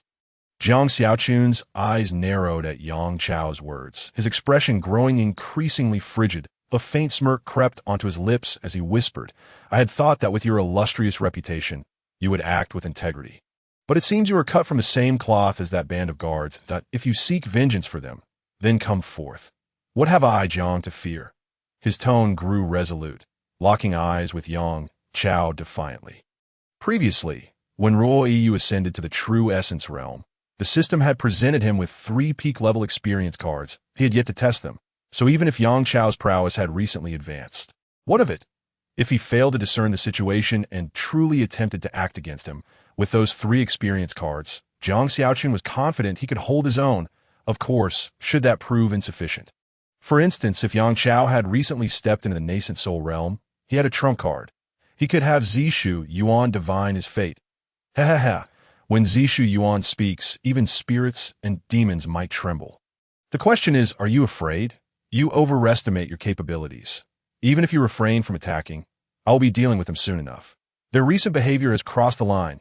Yang Chao, taken aback by Jiang Xiaochun's bold declaration, paused momentarily, pondering how many years had passed since anyone dared speak to him in such a manner. Yet he quickly regained his composure, continuing, "Should you intervene, it would spare me the trouble, as they are veterans left by my adoptive father." At long last, a trace of exhaustion and helplessness appeared on Yang Chao's face, as if he harbored some unspeakable burdens regarding the governance of Nanying City. Jiang Xiaochun, however, was oblivious to this scene, for upon hearing Yang Chao's words, he felt a sense of relief wash over him. Well, at least you are a sensible person, he thought, though he would never confess that his back was already drenched in sweat. Now, let us return to the matter at hand. Yang Chao quickly reined in his emotions and continued, "Indeed, you are as lawless as your ancestor suggested, but I must disagree with his assertion that you consider yourself clever. In my view, while your actions may seem reckless, they are meticulously calculated with an escape plan in mind. You are a truly wise individual who prefers to think thrice before acting." Jiang Xiaochun felt a swell of pride upon hearing this. After all, even the esteemed Lord Yang of Nanying City praised his wisdom, yet he maintained a modest smile, repeatedly asserting, "Not at all. I am merely akin to you, Lord Yang." Yang Chao was momentarily speechless, then burst into laughter. "Well, if you put it that way, how can I point out any of your flaws? That would be akin to criticizing myself. You are quite something, Jiang Xiaochun. I wonder where Lord Yang discerned this quality of mine. After all, I possess so many virtues that they sometimes inadvertently reveal themselves. Alas, it is truly vexing. A person as exceptional as I is hard to come by in this world." Jiang Xiaochun shook his head with a sigh. A faint sadness etched on his face. "I have never encountered such an unabashed individual." Yang Chao thought to himself, blinking in disbelief, yet he chose not to interrupt, silently observing Jiang Xiaochun's self-directed performance. Initially squinting, Jiang Xiaochun intended to continue listening for more compliments from Yang Chao, but after waiting for a considerable time without hearing anything, he finally opened his eyes, noticing Yang Chao's expression of amusement. He felt his face flush and chuckled awkwardly. "That sleeping child must be your disciple by now, right?" Yang Chao gestured towards the peacefully slumbering Zishu Yuan, a hint of laughter in his voice. Although phrased as a question, his tone conveyed absolute certainty. Jiang Xiaochun picked up on this, and thus discreetly closed his mouth, choosing not to speak. It was no surprise that a city lord with eyes and ears throughout the entire city would be aware of such matters. Earlier, when you ascended the high platform, you intentionally left him behind, didn't you, in order to outmaneuver him? Sure. Jiang Xiaochun nodded in response that he had indeed told Zishu Yuan that he had a clever strategy, which was, as Yang Chao pointed out, a way to turn the tables on MOSHI.TO outsiders. It might appear as if he lacked generosity, a mere act of childish loyalty that ultimately harmed himself more than his opponent. Jiang Xiaochun could only scoff inwardly, thinking, "What do you know? I possess a system with an accompanying detection function. If I were to take on a disciple, the effectiveness would surpass yours 100-fold. A loss of 1 or 2 slots is inconsequential. However, I never expected you to scheme for such a long time." Yang Chao continued. Jiang Xiaochun looked puzzled. "What are you talking about? Did you really think I was unaware?" Yang Chao raised an eyebrow, self-assuredly stating, "When you visited Shinjidong and the others, you also deliberately left your disciple behind, didn't you? From the moment you entered the city, you had already planned this out. I must say, your meticulousness is commendable." Jiang Xiaochun was at a loss for words, thinking, "Brother, I truly did not consider that. If you have such an imaginative mind, perhaps I should give you a pen and let you write?" Chapter 53. The first stage of the assessment. Jiang Xiaochun swore that when he visited Shinjidong and the others, he simply did not think to bring Zishu Yuan along, and it was not as Yang Chao suggested. A carefully laid trap from the moment he entered the city. After all, he did not possess the capability to orchestrate such a plan with Qin Gang and the others. The situation had unfolded as it did solely because those old fellows sought to ensnare him. He merely seized the opportunity, taking advantage of the circumstances to deliberately mock and irritate Mo Sure a little. The current predicament was purely a delightful surprise. Yet, given that Yang Chao had firmly established this notion, What could he possibly say? Would he truly be foolish enough to argue with Yang Chao, insisting that he was overthinking it? That would only tarnish his own image. Jiang Xiaochun would never stoop to such a level.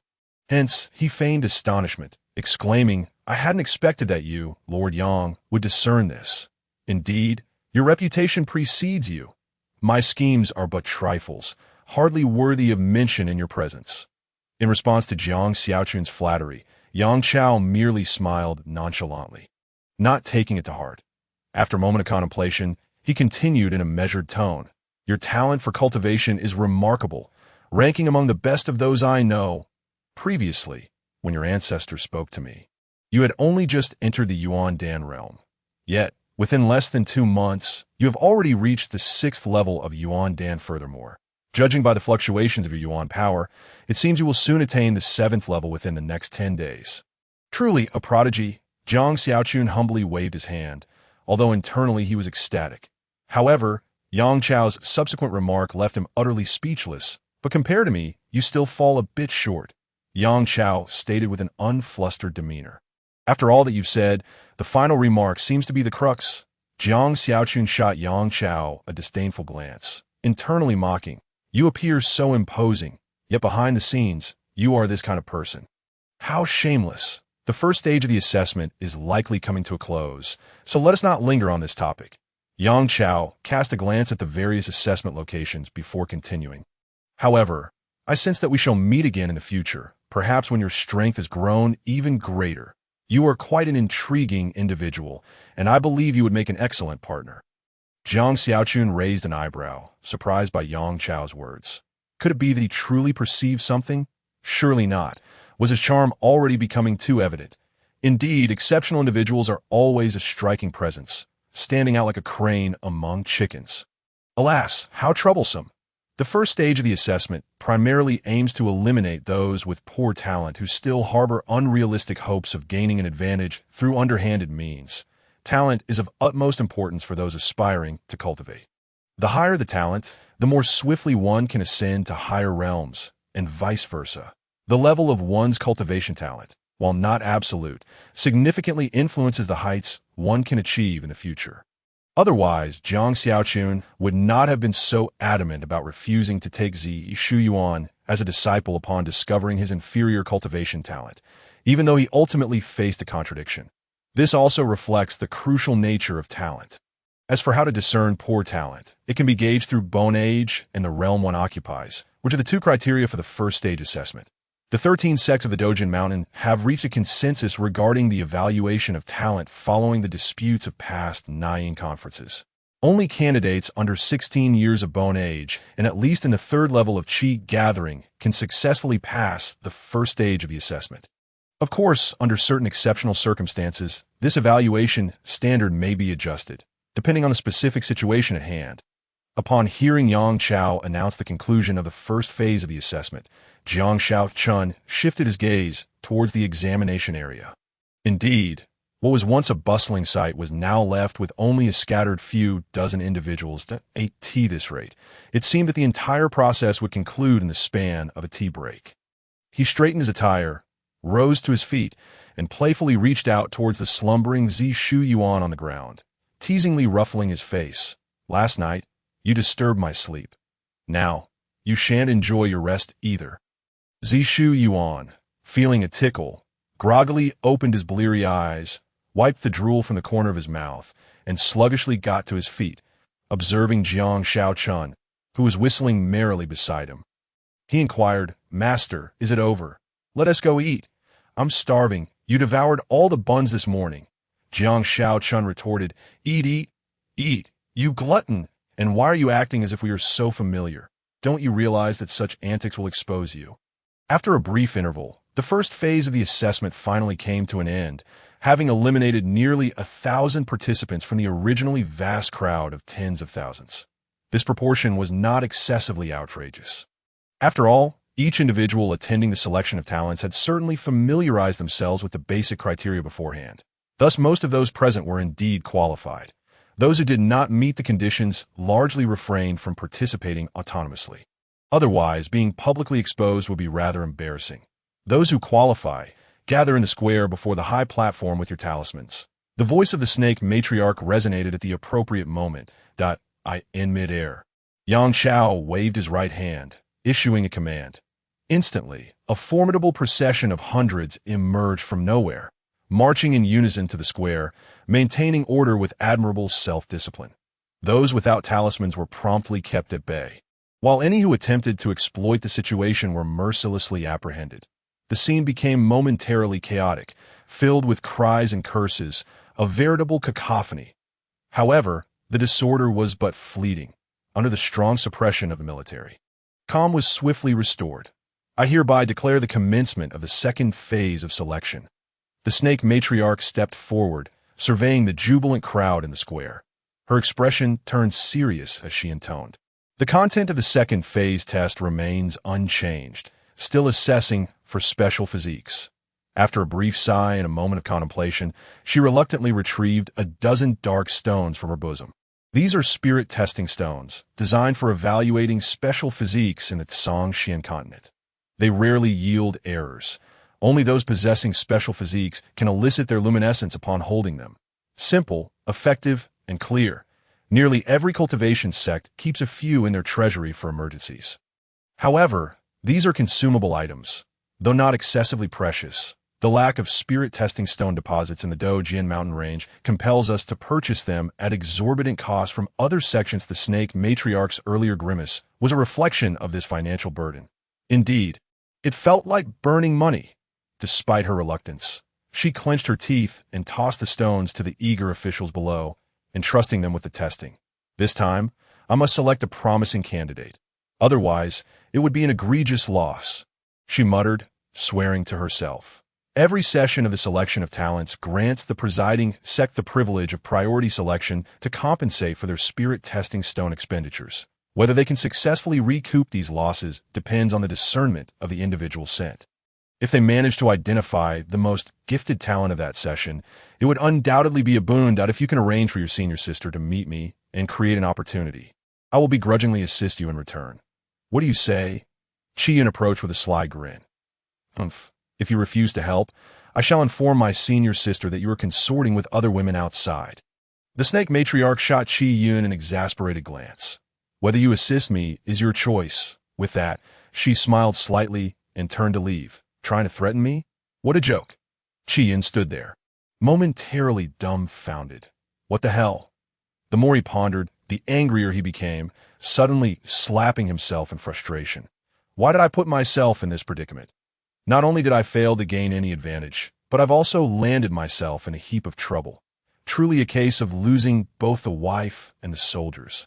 Nearby, Shan Jitong couldn't help but chuckle at Qi Yun's sullen expression.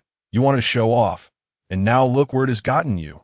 Struck by lightning, his laughter only served to aggravate Qi Yun further. I can endure being bullied by the old hag, but by you, Shan Jitong? That's absurd. It's simply impossible. He turned to glare fiercely. The portion I originally intended for your sect. Apologies, but I've decided to bestow it all upon Jiang Shaochan. Now you shall not receive even a hair's breadth. Now it was Shun Jitong's turn to be taken aback. Good heavens, you can't be serious. Meanwhile, Jiang Shaochan stood there, utterly perplexed. What does your quarrel have to do with me? Wait, what do you mean by a portion? You're saying that everything from your sect's treasury is to be given to me. Oh my, what a benefactor. I shall remember this kindness forever. Just as Jiang Shaochan was marveling at Qi Yun's generosity, nearly prepared to express his gratitude to Qi Yun's ancestors, a sweet, childlike voice echoed in his mind. Ding! Congratulations, host. You have triggered a side quest. Jiang Shaochan was taken aback initially, but then quickly reacted. Wow, another side quest? This is too exhilarating. He could hardly contain his joy, bursting into laughter, which garnered curious glances from those around him, as if they were regarding a madman. Ignoring their stares, he cleared his throat, suppressing his mirth, and focused his mind on the system panel within his consciousness. System panel. Host, Jiang Shaochan realm. Yuan Dan's 6-layer cultivation aptitude. Superior special physique. None talent. None affiliated sect. Jian Lian sect cultivation technique. Qing Lang sword record apprentice. First apprentice. Rong EU. Realm, True Yuan third layer, cultivation aptitude. Intermediate, special physique. Medicine spirit glazed body, awakened, talent. Alchemy, second apprentice. Zishu Yuan, realm. Mundane cultivation aptitude. Low, special physique. None, talent. Divination main quest. Tailor education to individual needs. Ensuring any one apprentice's strength increases. Quest reward. The host can obtain a strength enhancement 7 times that of the apprentice. For the sake of the apprentice and oneself, please guide the apprentice patiently. Side quest. Breakthrough in realm. Possess an apprentice at the Yuan Dan realm. Quest reward. 1. Special physique. Carvable decayed wood body. 2. Yuan infant pinnacle strength experience card. 22. Side quest. Peach and plum trees abound. Accept more apprentices. Current progress. 29. Quest reward. 1. Taishan Manual, Volume 1, 2. Supplementary Yuan Dan, 3030, New Side Quest. Recruit Gongshan Li Quest Rewards. 1. Rock Spear Formation. 2. Qin Xiong Martial Image, Puppet Forging Technique. Another recruitment task? Upon seeing the quest, Jiang Xiaochun's initially fervent enthusiasm waned instantaneously. Recalling the prior unpleasant experiences, he felt a wave of trepidation. Surely, this system wouldn't recommend a bunch of eccentric candidates again. Would it? System, may I refrain from undertaking this task? Jiang Xiaochun inquired, a hint of unease evident in his voice. Although he lacked information regarding Gong Shanli and was uncertain of his qualifications, he found himself unwilling to look or choose. It was not for any other reason than his fear of wavering resolve. Having faced humiliation once was sufficient. Any further occurrences would merely be absurd. Ding. Please review the detailed information before making an appropriate choice. Upon hearing this, Jiang Xiaochun sighed, expressing his resignation. Very well. Provide me with the information on Gong Shanli, or inform me of his whereabouts, so I may investigate myself. A flicker of hope ignited within him. Perhaps this time would yield different results. Ding. Please search for it on your own. The system haughtily huffed, falling silent thereafter. Jiang Xiaochun found himself momentarily speechless. With so many people around, how was he to find anyone? Gazing at the densely packed crowd ahead, a sense of despair washed over him, accompanied by a touch of sorrow. Tch, what a frustrating predicament. Chapter 55. The overweight boy reappears due to the triggering of a side quest. Jiang Xiaochun was compelled to muster his spirits and attentively observe the ongoing test below, hoping to swiftly identify the fortunate individual named Gong Shanli. Fortunately, the officials conducting the test called out the names of the participants loudly, inadvertently assisting Jiang Xiaochun significantly. If he remained vigilant and attentive, he could effortlessly locate Gong Shanli among the throngs of thousands without needing to intervene personally. This was a rather pleasant situation for Jiang Xiaochun. As he overlooked the crowd below, in a secluded corner of the square sat a pale-faced, young boy in a wooden wheelchair. Listening to the conversations of several peers ahead, a peculiar glimmer passed through his eyes. Upon closer inspection, it became evident that those engaged in boisterous dialogue were the same group who had previously looked down upon Zizhu at the city gate. The absence of 1 or 2 figures likely indicated they had been eliminated in the first phase. Unbeknownst to them, that individual was, in fact, a high-ranking elder dispatched by another sect. I wonder if our prior actions may have offended him, and whether we might face repercussions. A boy lowered his head, swallowing hard, and whispered in trepidation. Surely not. Given his status, he wouldn't stoop to antagonizing us. Otherwise, that would be utterly. A girl hesitated, ultimately refraining from continuing her thought point. One who lacks shame is invincible. If he truly becomes shameless and exploits his power against us, what can anyone say? In the end, it is we who will suffer. If he does indeed exploit his power, we shall reveal to the public that he has long been acquainted with that rustic fellow. Ensuring a mutual downfall, the leader of the group, the overweight boy, spoke with a glint of malice in his eyes. Those who attain the status of elder are undoubtedly astute individuals. I refuse to believe he would jeopardize much for little. Perhaps the overweight boy left his final thought unspoken, harboring other intentions regarding the matter. Yes, at worst, it would be a mutual destruction. Let us see who fares worse. Unbeknownst to the others, they echoed their leader's sentiments, indignantly agreeing. Their tone made it seem as though Jiang Xiaochun had truly taken advantage of the weaker party. Fat bro, your cultivation has progressed remarkably of late. At that moment, a boy beside him exclaimed as if he had discovered a new continent. Upon hearing this, the others snapped back to reality, and a wave of astonished remarks ensued that, of course. I've devoted several months to rigorous training and preparation for this grand event, the overweight boy replied proudly, his self-esteem soaring. Fat bro, your swift progress in cultivation may very well indicate you possess a special physique. One boy posited, a look of shock overtaking his features. Special physique? The others gasped in astonishment. Their gazes filled with envy as they looked at the overweight boy, some girls even casting flirtatious glances his way. They were acutely aware of their own limitations, recognizing that they were far from being prodigies. The fact that the overweight boy had only trained diligently for a few months and had already surpassed them significantly marked him as a true genius. And perhaps there was some truth to this notion. The overweight boy was momentarily taken aback by his companion's words, regarding the astonished youth with a peculiar expression that I don't recall giving you any money. Why do you act as if you owe me? However, upon witnessing the admiration in his companion's eyes, his pride compelled him to nod and feign deep wisdom. Since you all have discovered my secret, I shall confess. I underwent testing a few days ago, and indeed possess a special physique. I am merely here to fulfill formalities, so please refrain from making too much noise. It would not reflect well. Though he spoke these words, internally he longed for his companions to react boisterously upon hearing the news. If it could attract the attention of the esteemed figures on the platform, that would be even better. Even if he were not truly revealed to possess a special physique, becoming familiar with the esteemed individuals was still a worthwhile endeavor. Yet, to his dismay, his companions did not respond as he had hoped. In fact, some appeared fearful of inadvertently speaking out and covered their mouths tightly. This scene left him feeling quite exasperated. If only they could exhibit such obedience at other times. Especially you girls, fat bro, we absolutely won't speak a word. I know you intend to work quietly and then astonish everyone. The boy who had acted in disbelief leaned closer, fawningly adding, should you achieve success. Do not forget about us. Yes, do not forget us, the others chimed in, fervently agreeing. Astound everyone. Spare me the flattery. The overweight boy internally scoffed, yet upon hearing his companion's words, he placed his hands on his hips and assured them. Fear not, I shall never forget you. Excitement enveloped the group, exclaiming, Fat bro is the best. My mother once told me that Fat bro is a promising child. I should learn from him. Fat bro's physique appears quite impressive. Listening to the conversations ahead, the boy in the wheelchair could hardly contain his amusement. These individuals are far too gullible.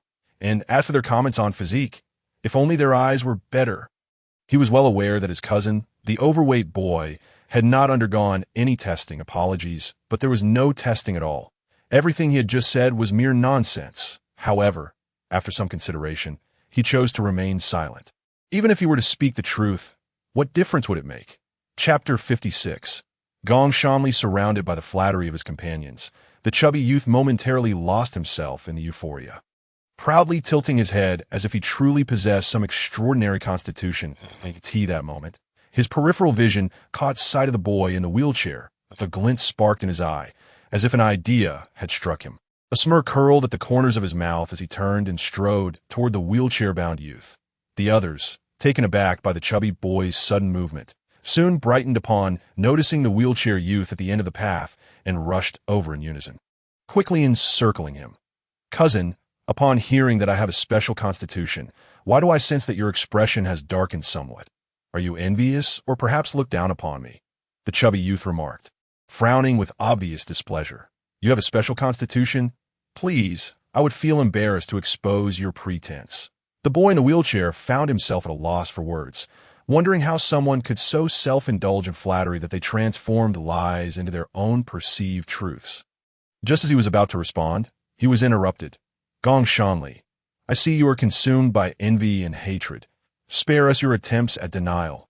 As Gong Shanli fell silent, a sycophantic youth eagerly interjected, pointing an accusatory finger at him. You are disabled, so you cannot bear to see others thrive, can you? I never imagined you to be such a person, especially toward your own cousin. The surrounding crowd began to echo their disapproval. chastising Gong Shanli for his narrow-mindedness. I haven't even uttered a word, yet you've adorned me with a grand accusation. Fine, say what you will, as long as it brings you joy. Gong Shanli opened his mouth, initially intending to retort, but ultimately abandoned the thought. Point one could never out-argue someone who was merely a flatterer, much like one could never awaken a person pretending to be asleep. After a while, the chubby boy waved his hand, signaling his companions to ease their verbal onslaught. He was not genuinely concerned for Gong Shanli. In fact, he would have relished in his friends chastising him further. However, he could not afford to let it escalate too far, as they were family. Any harsh words might inadvertently implicate him, leading to an unwarranted backlash. His companions, noticing Gong Shanli's impassive demeanor, began to lose interest. But upon seeing the chubby boy's gesture, they decided to humor the future prominent figure. Xiao Li, those with special constitutions can undoubtedly gain entry into various sects, even have a luxury of choice. But for you, don't even think about it. It's absolutely impossible, the chubby boy remarked, casting a glance at Gong Shanli's knees, sneering as he continued. So what effort are you exerting to attend this gathering? Take my advice and return home for some rest. Don't embarrass me further. If others discover you are my cousin, my reputation will be ruined. Do you understand? Gong Shanli shook his head resolutely, replying, I have heard that there are spells within the cultivation sects that can heal my knees. This year is my last opportunity. I will not give up. Upon hearing this, a cold glimmer passed through the chubby boy's eyes, a mocking smile gracing his lips. You still cling to the hope of healing your knees? You must be deluding yourself. Yet he masked his disdain, waving his hand dismissively. Fine, go back then. It's merely a spell. Once I gain entry, I can help you find it. Or do you not trust your cousin? He regarded Gong Shanli with a teasing expression. Gong Shanli pursed his lips, contemplating before responding. I trust you. Cousin, you have been so kind to me. Then it's settled. The chubby boy smirked coldly, but my mother once told me, those who work hard will reap the rewards. Therefore, I still wish to seek that spell myself. The chubby boy's face flushed crimson with anger, but quickly regained his composure.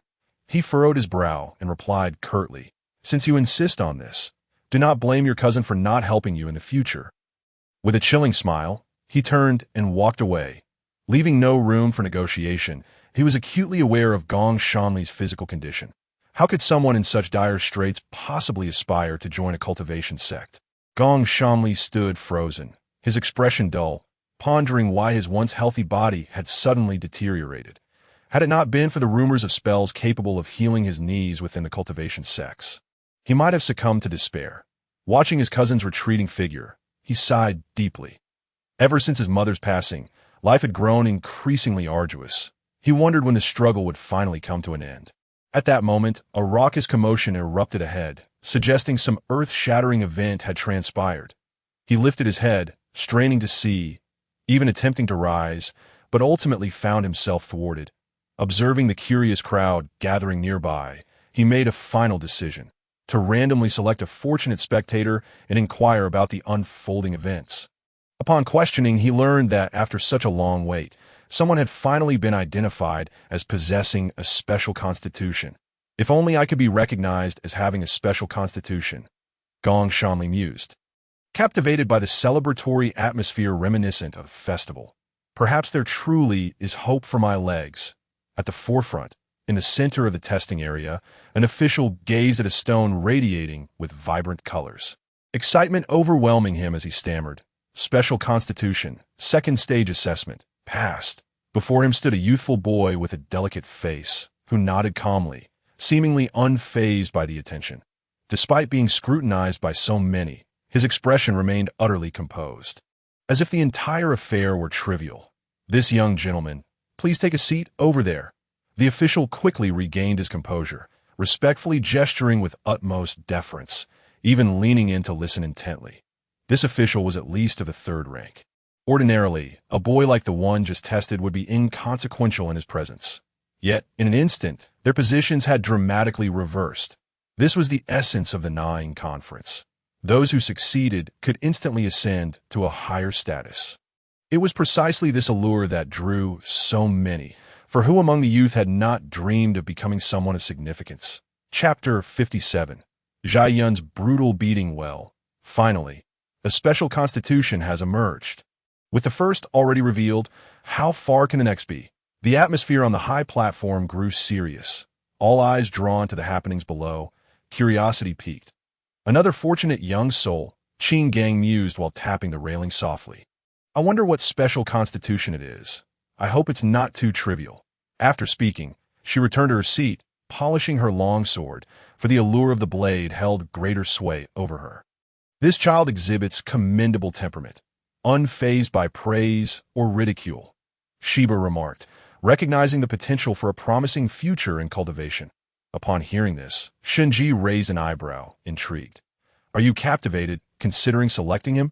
Hurry, you have priority. It's merely the first. No need to be anxious, Sheba replied nonchalantly. Continuing, you should focus on your own matters. Your performance has not been up to par, as the provocation proved futile and he received a sharp retort in return.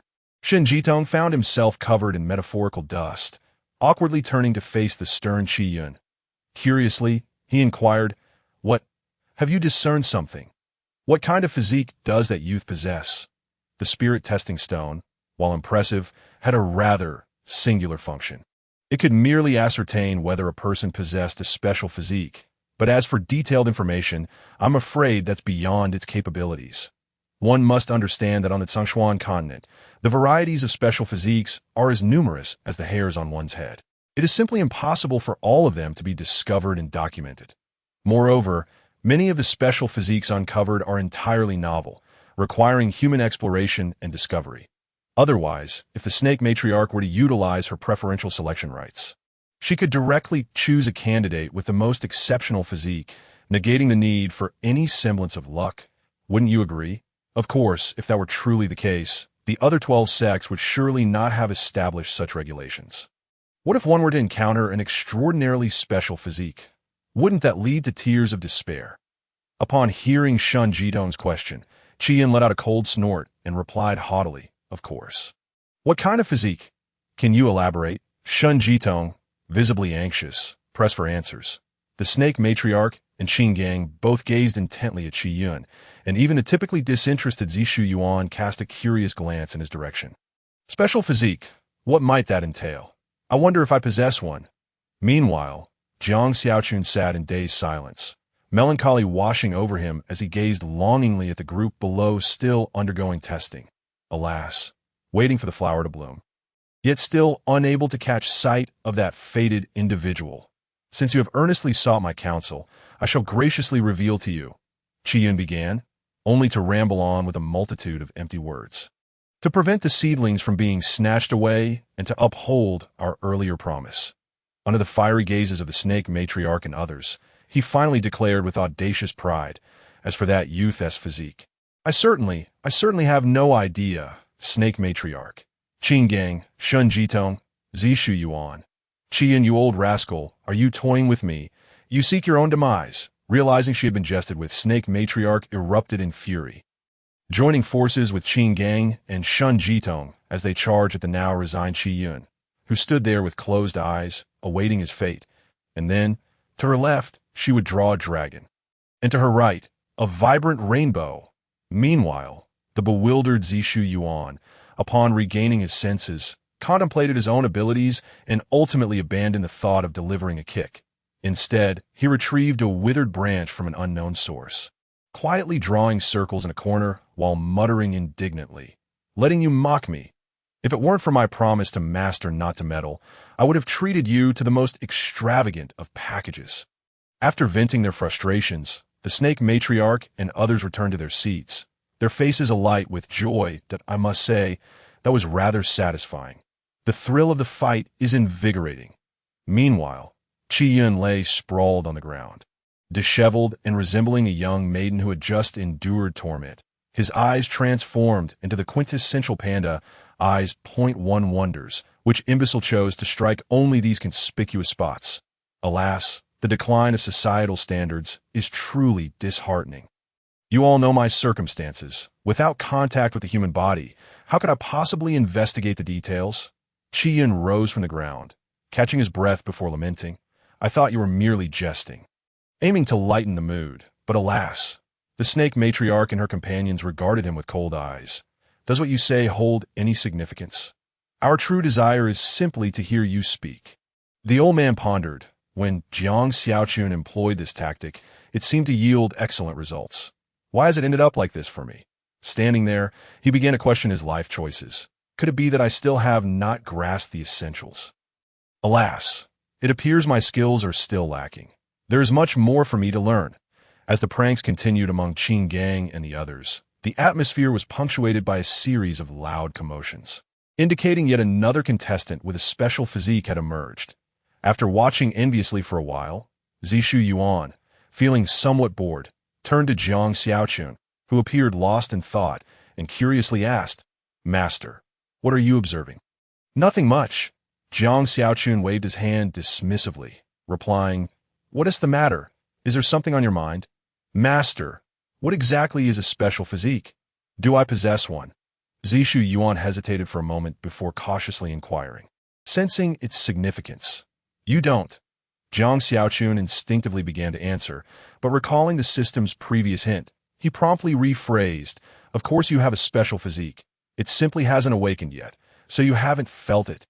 The snake matriarch and Qin Gang, who had been engaged in their own conversation, were immediately taken aback by Jiang Xiaochun's assertion. "Such an impressive special physique. I possess one."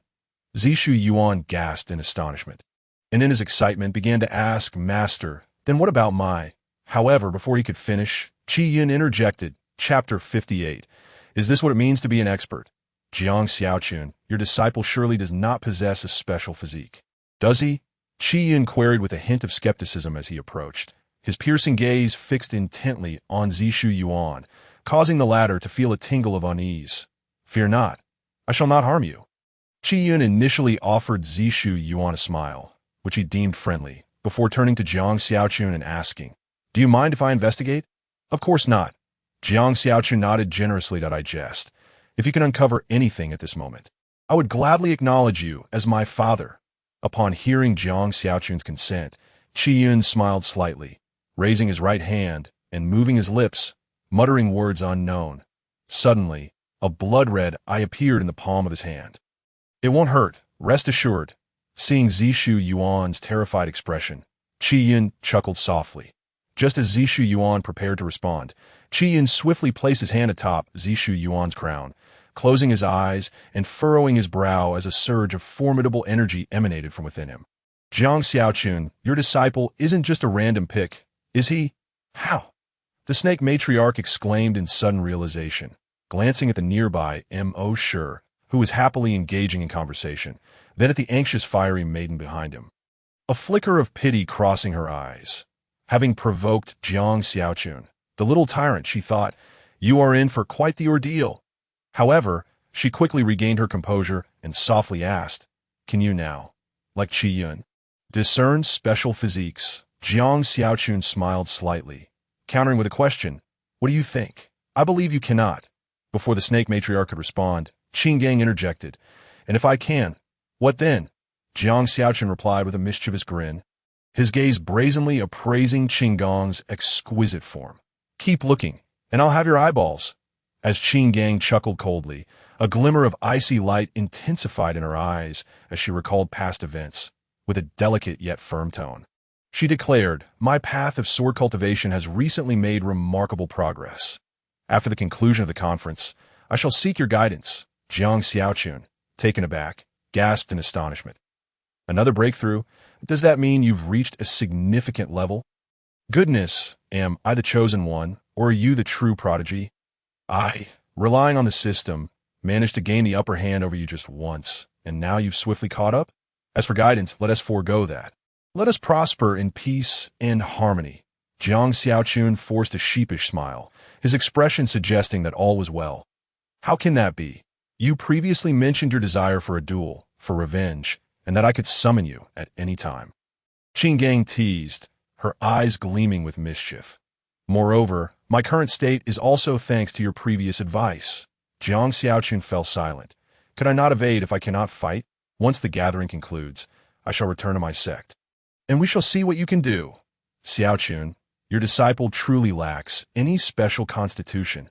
At that moment, Qi Yun asserted with certainty, having taken the time to verify his claim multiple times. The others, including Shi Pe, regarded Jiang Xiaochun with skeptical expressions. You, my friend, are you truly capable? Or are you merely putting on a facade? Master, do I possess a special constitution or not? Zishu Yuan asked in a panic. Jiang Xiaochun waved a hand, reassuring Zishu Yuan. Turning to Qi Yun, he languidly remarked, could it be that your skills are inadequate, and you merely claimed I lack such a constitution? Nonsense, Qi Yun retorted, clearly displeased at the insinuation. While my techniques may occasionally misjudge certain categories of special constitutions, determining whether one possesses a special constitution is infallible, far more precise than measuring spiritual stones. At that moment, Shun Ji also interjected. Xiaochun, we are all acquaintances here. It would be pointless to deceive us. I'm not deceiving you. My disciple genuinely possesses a special constitution. One as genuine as pearls. Jiang Xiaochun exclaimed earnestly, his large, captivating eyes wide with sincerity. A wise individual informed me of this. How could it possibly be erroneous? A wise individual.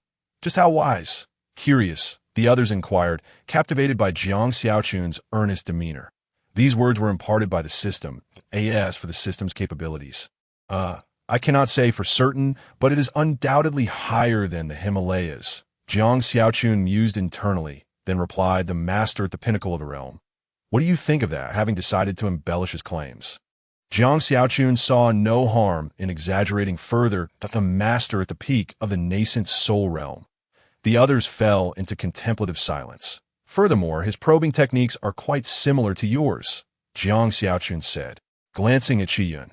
However, he employs both hands, one hand with a dead fish eye, the other with a bulging eye. Shi Pe, Qinggang, and Shun Ji were left speechless. Zishu Yuan exclaimed, Master, do you take me for a fool? I was unaware of this. On the other hand, Qi Yun solemnly stated, our sex technique is rumored to be merely a fragment. It appears this information is indeed credible. It is unfortunate that I could not meet that esteemed individual.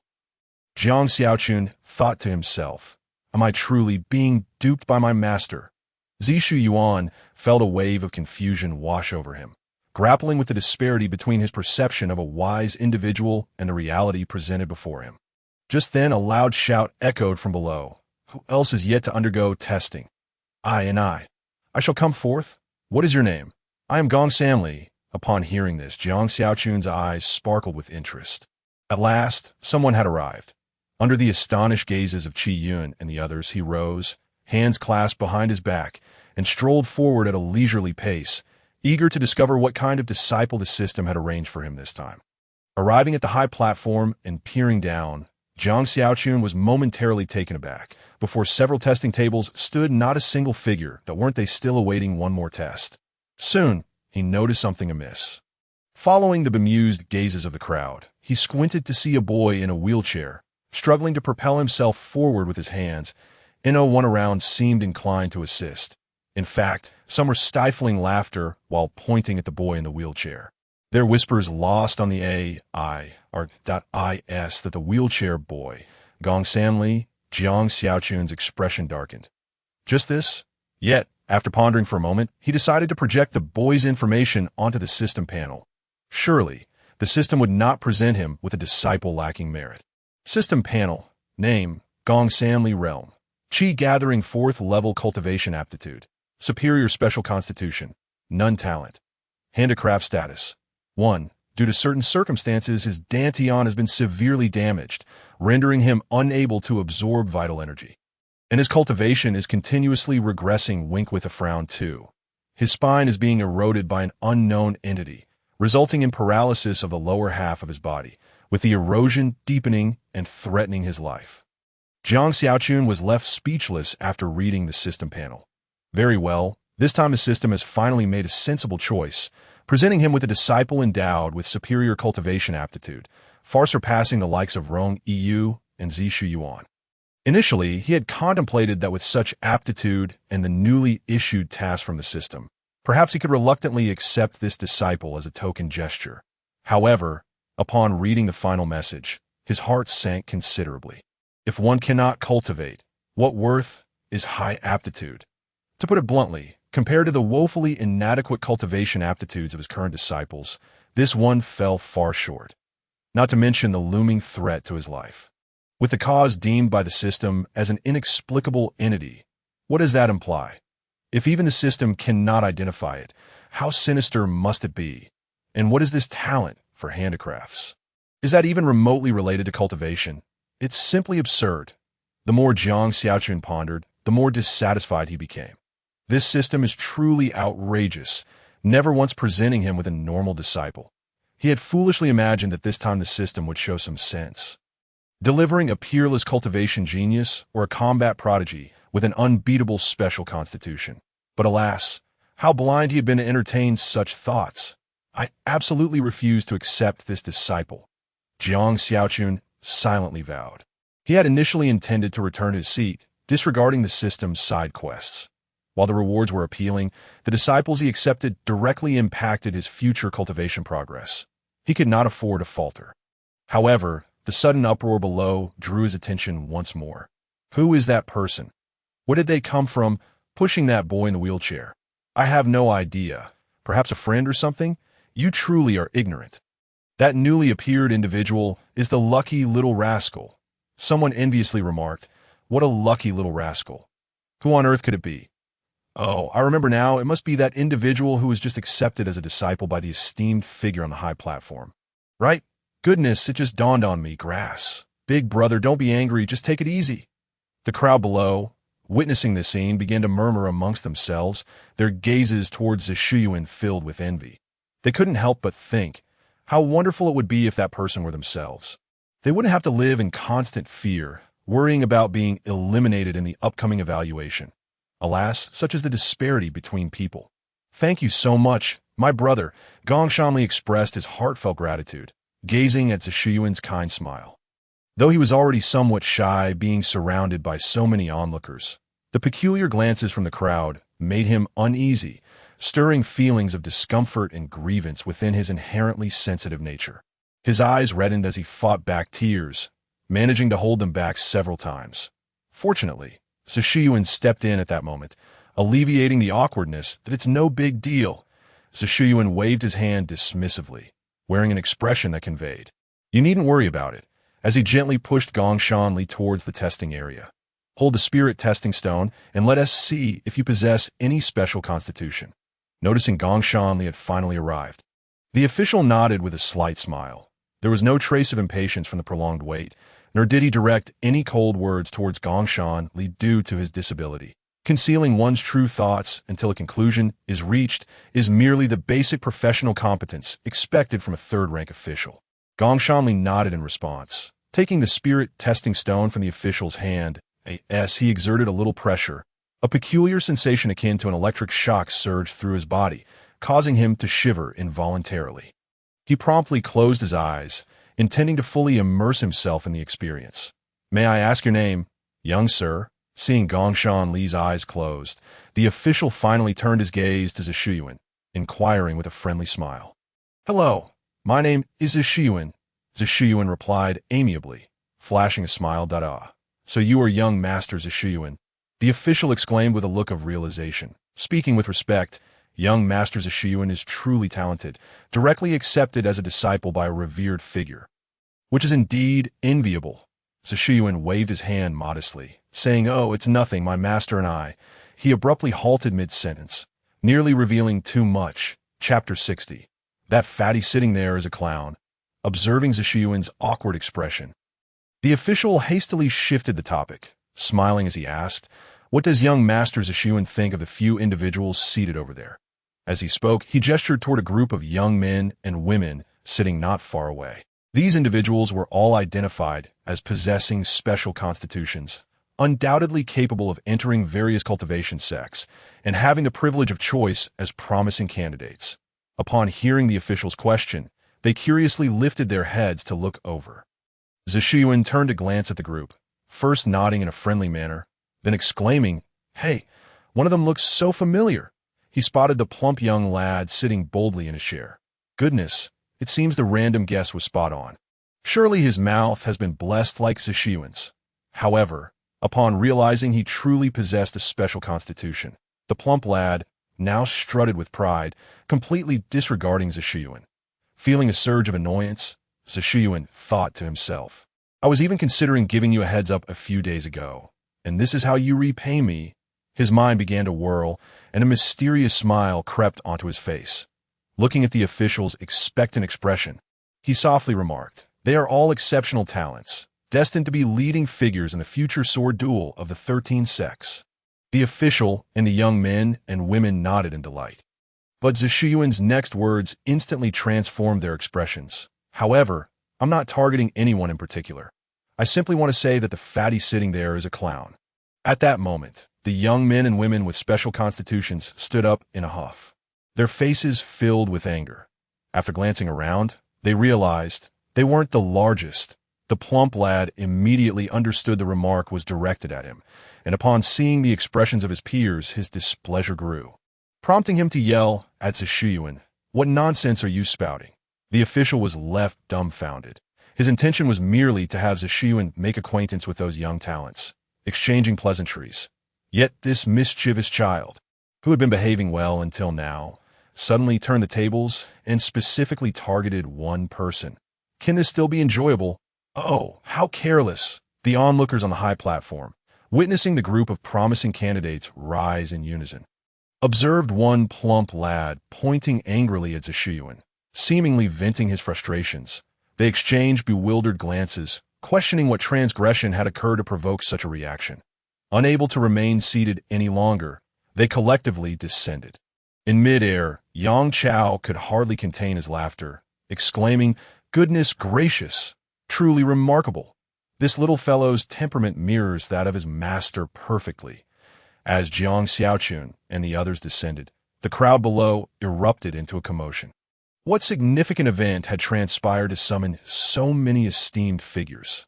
However, upon realizing their destination, some onlookers, eager for gossip, speculated that the special candidates were involved in a brawl. The rumors spread rapidly from one person to another until the entire square was aware of the unfolding situation. The officials present were left speechless. Realizing this was how rumors typically spread. Let us refrain from spreading falsehoods.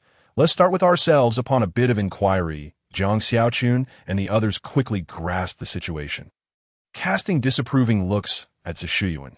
Zhishuyuan, frightened, instinctively hid behind Jiang Xiaochun, feeling quite aggrieved. Why did my master say such things which felt explosive? Why did my words nearly get me beaten up? The disparity is simply too vast. If Qian knew of his thoughts, he would undoubtedly empathize with Zhishuyuan, embracing him and weeping together. Oh dear, what a coincidence! I feel the same. Indeed, like attracts like, with a master like that, it's no wonder things turn out this way. Mo sure seized the opportunity to begin mocking him. Shut your mouth.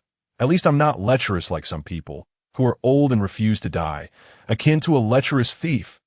Jiang Xiaochun casually cleared his ears and replied indifferently. You, take it easy. Don't let it get to you. Jiang Xiaochun rolled his eyes dismissively, then turned to regard Zhishuyuan with an odd expression. You, my boy, even if you wish to imitate my speech, you must at least discern the context. Oh, I truly worry for you. Jiang Xiaochun and Mo sure began to bicker again. Gong Shanli opened his eyes. However, upon seeing the throng of esteemed figures beside him, he was bewildered. What on earth is happening? Could it be that during my test, I caused a remarkable stir or discovered some extraordinary constitution? Upon contemplating this, a surge of joy welled up within him, and he hastily glanced at the spirit-testing stone in his hand. Regrettably, no radiant glow emerged. It remained a dull, dark stone, utterly unremarkable. He lifted his gaze toward the official ahead, his expression brimming with hope, yearning for favorable news. Yet to his dismay, the official cast a contemptuous glance his way and coolly stated, Gong Shanli, no special physique, second stage, not qualified. The official's words struck him like a bolt from the blue, plunging him into despair. His life, utterly wasted. The official's pronouncement provided a convenient exit for Jiang Xiao, Chun, and Mo Shi, who were on the verge of confrontation. Mo Shi let out a cold snort and irritably declared, Everyone, since the selection for the second stage is concluded, let us swiftly proceed to the third stage. The air here reeks, and I have no desire to linger any longer." Upon hearing this, everyone, save for Jiang Shaochun, nodded in agreement. Continuing in this manner would surely lead to a clash between Jiang Shaochun and Mo Shi. It was best to conclude matters swiftly. Chapter 61. The young man and woman, Shipa, received the register from the official and passed it around, providing each person with a copy. After a cursory glance, she closed the register and tossed it to Qi Yun, saying, "Old man, it's your turn to perform." Qi Yun looked up at the sky, leisurely humming a tune, allowing the register to fall to the ground, adopting an expression of feigned ignorance, as if to say, "I know nothing. Don't come looking for me." This exasperated Shipa, who pretended to cough a few times. When Qi Yun turned back, she shot him a fierce glare, urging him to quickly select a promising candidate. Qi Yun let out a bitter smile, feeling helpless. He could only slump his shoulders, pick up the fallen register, and walk toward the dozen or so bewildered candidates. Shipa surveyed the remaining individuals, her demeanor unruffled as she calmly stated, "According to the rules, I shall select first, and no objections, I presume." The crowd collectively rolled their eyes. Anyone with eyes could see the antics of the two. Why even bother asking? Moreover, these rules had been established long ago. Compliance was expected, and there was nothing to contest. Thus, they merely shook their heads and fell silent. "As long as there are no objections," Shipa beamed, continuing, "My old habit. As you all know, I like to ask for opinions before undertaking any task. Even if some questions are rhetorical, I can't help but inquire. After all, we in our sect are quite reasonable." The group exchanged peculiar glances, eyeing Qi Yun, who was mingling among the candidates, then turned their attention to the serious-faced Shipa, their lips twitching in suppressed amusement. "Indeed, your sect is remarkably reasonable. When Qi Yun was reluctant to part ways with your senior sister, your master stormed into her sect, inquiring whether they were parting ways. If the answer was no, he delivered a resounding slap, then repeated the process, relentlessly beating Qi Yun into a state of utter humiliation, forcing their separation. Is this what you deem reasonable? Today, I've truly gained insight." An awkward atmosphere lingered for a while until the sound of slow footsteps abruptly disrupted the scene. The crowd turned to see Qi Yun returning, his face pale and weary, as if he had aged a decade in an instant. Evidently, his probing techniques had taken a toll. "What's the situation? Any promising candidates?" Shipa asked anxiously. I've exhausted myself to this extent, and you don't even inquire about my condition. Isn't your sect supposed to be reasonable? Yet, your actions defy logic," Qi Yun retorted, a petulant pout on his lips, clearly having overheard Shipa's earlier remarks. "Enough of the banter. Just speak." Shipa, well aware of Qi Yun's true sentiments, shot him a glare. After a moment's thought, she retrieved a large, milky white pill from her robes and tossed it to Qi Yun, who was supporting himself against his waist. Without a word, Qi Yun caught it, casting a resentful glance at the register in his hand before tossing it back to Shipa, muttering, "What a loss, what a loss. I'm utterly drained, and one sword pill is hardly sufficient. Without a date with my senior sister, it wouldn't be enough to recover." Shipa rolled her eyes, exasperated at his ungratefulness. Pretending not to hear, she opened the register Qi Yun had returned and began to examine it earnestly. Although the others were curious about the contents of the register, they ultimately took a few steps back to avoid alarming Shipa and causing an uproar. Only Jiang Shaochun remained, standing in a daze, his eyes curiously fixed on the dozen or so candidates, at times furrowing his brow and pouting in contemplation, and at other moments stroking his chin, pouting in thought, and nodding with a smile. This elicited disdainful looks from Mo Shi and the others. "Keep pretending, as if you can truly discern other special physiques. For heaven's sake, if you're going to put on a show, at least make it convincing. Qi Yun requires physical contact to probe. You merely stand at a distance and glance. Are you floating, or are we unable to wield our swords?" These special physiques seemed rather ordinary. The quality of this cohort was lacking. Jiang Shaochun mused, dissatisfied, comparing them unfavorably to his own apprentice's medicine spirit glass body, or the system bestowed Zhou, pushing back body. Only those two individuals. As this thought crossed his mind, Jiang Shaochun's gaze shifted to the two young candidates, who were strikingly different in appearance, demeanor, and unique physiques. This intrigued Jiang Xiaochun, leading him to wonder if they were siblings. The young man sat in the far left of the third row, clad in gray, his appearance unremarkable and easily overlooked in a crowd like a tea present. He pressed his lips tightly together, his expression somewhat reserved. Clearly an introverted and shy individual. In Jiang Xiaochun's mind, his special physique mirrored that of Qin Gang, the coveted, slashing yuan annihilation body. The young woman occupied the center of the front row, her delicate features framed by a pink dress. Though silent, she commanded attention, her fair legs swaying as her eyes narrowed, seemingly concocting some mischievous scheme, exuding a whimsical and cunning in Jiang Xiaochun's perception. Her special physique was unprecedented. The flickering spirit shadow body. She moved like the wind, elusive and difficult to discern, capable of creating myriad phantoms to confound the senses. One individual, inherently introverted, possessed a physique that was boldly confrontational. The other, vivacious by nature, had a physique suited for elusive maneuvering. It must be said, the whims of fate are indeed capricious and unfathomable. At this moment, Jiang Xiaochun pondered how best to recruit these two. Truth be told, having them as disciples would be far more appealing than Gong Shanli, arranged by the system. Today, he would seize the reins of his destiny. He would bring his own flavor to the table. Chapter 62.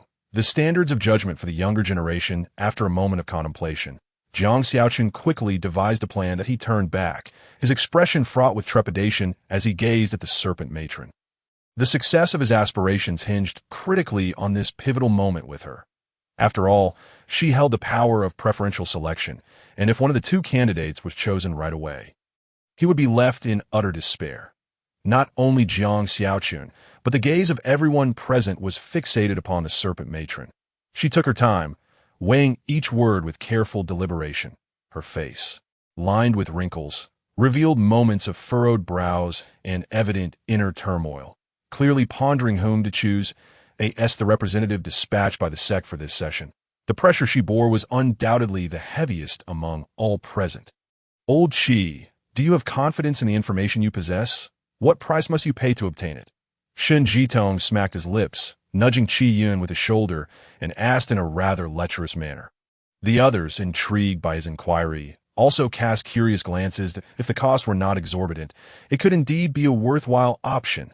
To be frank, all the information I provided is erroneous, Qi Yun, with a shifty gaze directed at the serpent matron, whispered. Given how my sect has treated me, how could I possibly provide them with accurate information? The others were rendered speechless in an instant. If you didn't wish to offer it, that was one thing. But could your sect not come up with a more original excuse? This excuse had grown tiresome from being repeated ad nauseum. Shen Jitong shrugged nonchalantly. After all these years, no one had ever succeeded. By the time he posed the question, he had already braced himself for the answer. After a while, the serpent matron took a deep breath and slowly set down the roster of candidates. As if she had made her decision, she turned to the dozen or so seed candidates, and all eyes immediately shifted to them. Who would ultimately be favored with the first choice? Old man, are you truly lacking in confidence regarding that individual? The serpent matron, unhurried in her selection, countered Qi Yun with a question. Qi Yun, his face grave, nodded and remarked, "Perhaps I am simply uninformed." The serpent matron chuckled softly, choosing not to respond. If you're uninformed, then the entire sword contest of the 13 sects is merely a farce.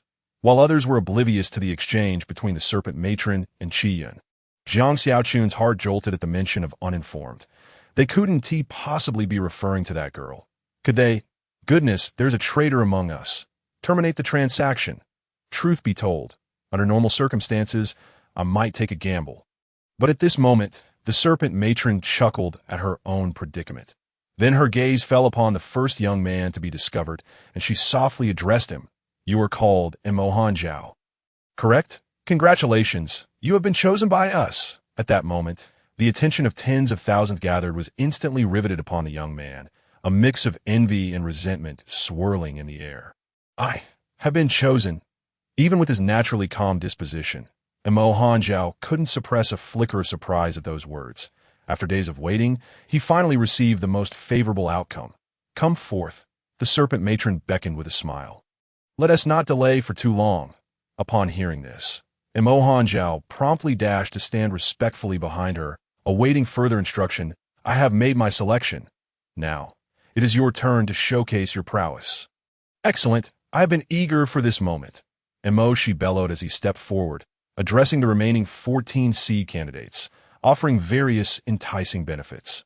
"Our Sword Cloud sect ranked first in the last Elite Disciple Sword Contest. There is no need for further elaboration on our prowess. I assure you, I can promise that any one of you who joins us will become our direct disciples, enjoying the highest status. All resources prior to the Yuan Dan realm will be provided by the sect, allowing you to focus on your cultivation. Moreover, elders from the Yuan Dan realm will personally guide you." He then shifted his focus to Jiang Xiaochun, dismissively stating, "And this elder Jiang from the Sword Lotus sect is at the bottom of the ranks. Absolutely pitiful. I advise you all to steer clear of them. Otherwise, you will only bring upon yourselves future sorrow." Others from competing sects were equally unwilling to yield, each presenting their own superior offerings, while simultaneously hurling various jibes at their rivals. The atmosphere quickly morphed into a lively market scene, filled with shouts and counterclaims. The candidates who had not been able to identify their unique physiques watched the scene unfold with mixed expressions. If these formidable figures could contend for their favor, how splendid that would be. Among them were those who harbored no lofty aspirations, yet clenched their fists with renewed resolve. Even without a unique physique, what of it? A mortal body could still stand tall. Some seed candidates had already identified their desired sex and promptly accepted their terms, choosing to join them. For instance, the chubby youth, noticing the apparent discord between Jiang Xiaochun and Mo Shi, instinctively opted to join the Sword Cloud sect. A few others, however, displayed hesitance, glancing around in indecision. The two candidates Jiang Xiaochun had his eye on were among them. Seeing this, Jiang Xiaochun smiled faintly, sensing that he still had a chance. He subtly mouthed words to the two young candidates, initiating his plan. "I know what your unique physique is. Furthermore, I can personally take you as my apprentice and provide specialized training. You need not worry about techniques, martial arts, or resources. I shall cover it all." Suddenly, the voices of Jiang Xiaochun echoed in the ears of the young man and woman as they looked around, catching sight of Jiang Xiaochun's earnest gaze. They instantly comprehended his intentions. However, they quickly shook their heads, clearly lacking interest in Jiang Xiaochun's Sword Lotus sect. "Oh, you think my sect ranks last, and thus is unworthy?" The young man and woman shrugged, their expressions non-committal. "Then watch closely," Jiang Xiaochun retorted without further ado, directing his voice at Mo Shi. "Old Ghost Mo Shi, I have a question that I hope you can clarify for me." His voice resonated like thunder, capturing the attention of everyone present. "Jiang Xiaochun, if you have a question, simply ask. Why shout so loudly?" Mo Shi responded with mild irritation that I was enjoying a pleasant conversation with my newly accepted disciple. "What business do you have interrupting?" "Nothing much. Merely inquiring about the assessment criteria the 13 sects employ for the younger generation. Might Elder Mo Shi enlighten us all?" Upon hearing this, Mo Shi's complexion shifted dramatically. It appeared that the inquiry was far from innocuous. Chapter 63. Challenging the old ghost Mo Shi on the Tsangxian continent. Due to the uneven distribution of Yuan force, various cultivation sects have established distinct standards for what they deem the younger generation. Similar to the disparity in living costs in modern society, the economic conditions between first-tier cities and third- or fourth-tier cities are starkly different. Though the motivations behind Jiang Xiaochun's inquiry were unclear, the sight of tens of thousands of eyes turning towards him, filled with interest, prompted Mo Shi to ponder. After a moment's reflection, he articulated, "In the 13 sects of sword contest, those under 60 years of age may be regarded as the younger generation." As he observed the crowd engaged in hushed whispers, their expressions seemingly unperturbed, he interjected once more, stating, "In truth, within the Tiangu dynasty, the evaluation criteria for the younger generation among the various sects are largely quite similar. This hardly constitutes a remarkable revelation. While articulating his words, he shifted his gaze towards Jiang Shaochun, smirking as he continued. Elder Jiang, I believe I have conveyed all I wish to express. I wonder if there is anything else you require me to elucidate.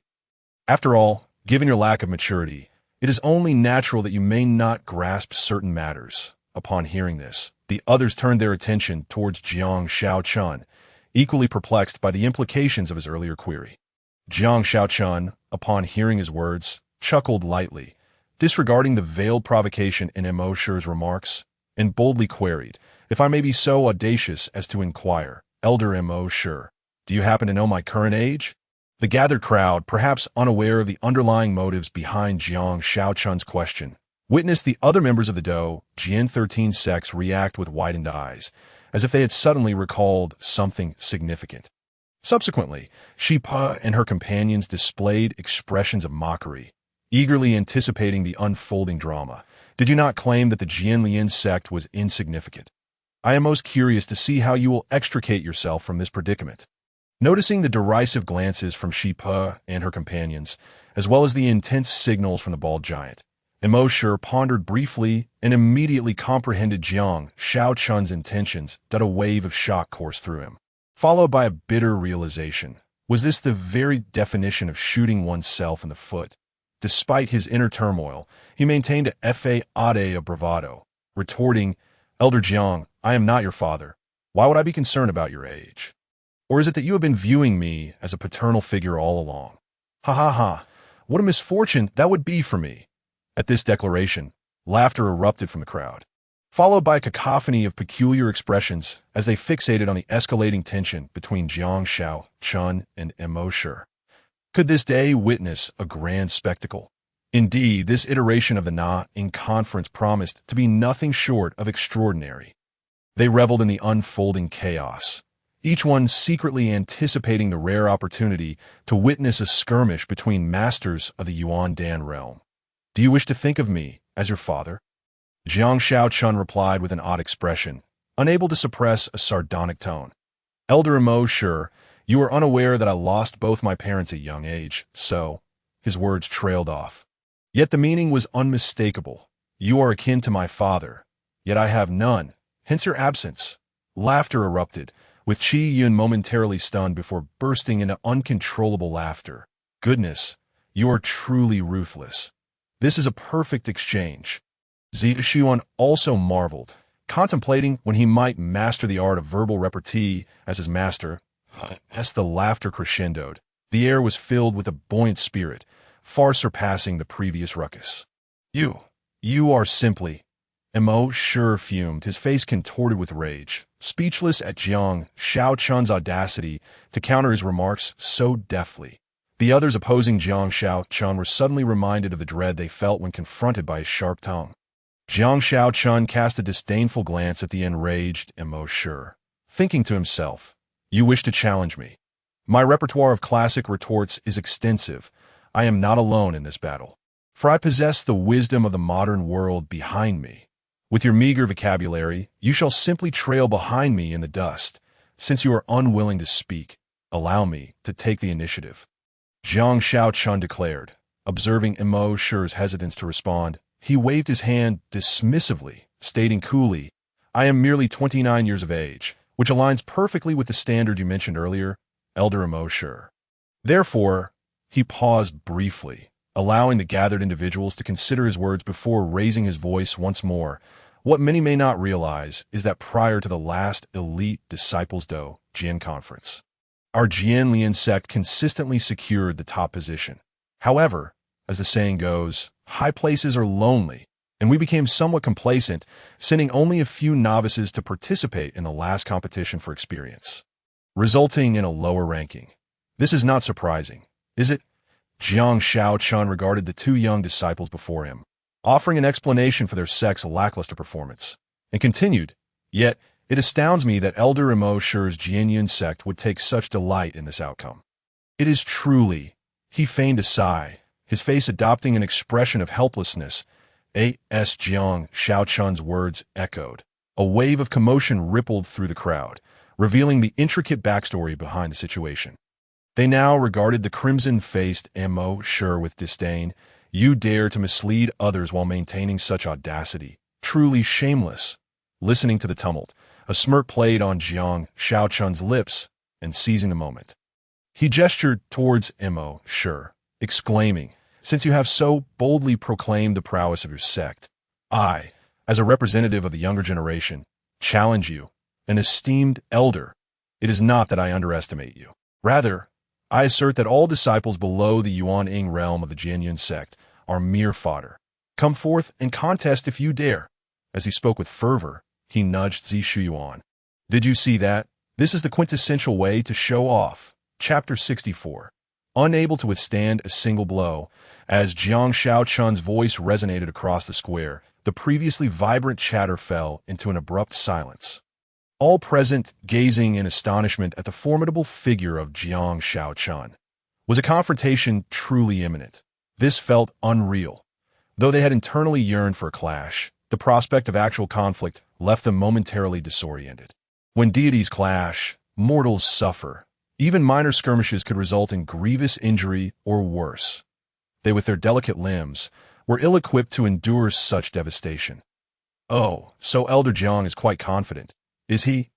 Mo Shi sneered, his voice laced with malice as he spat.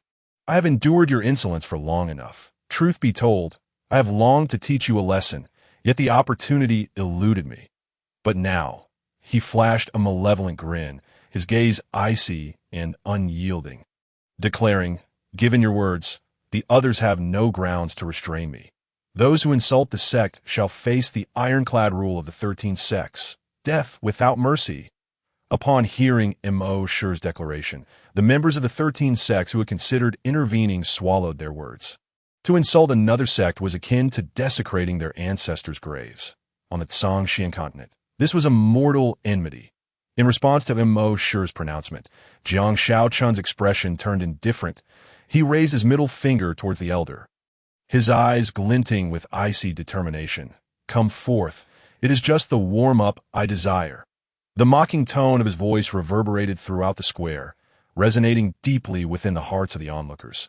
"You may not be able to warm up, as the body of the deceased is always cold." Mo Shi's fists clenched tightly, his eyes ablaze with hatred. In an instant, a tumultuous surge of Yuan power erupted from within him, akin to a volcanic eruption.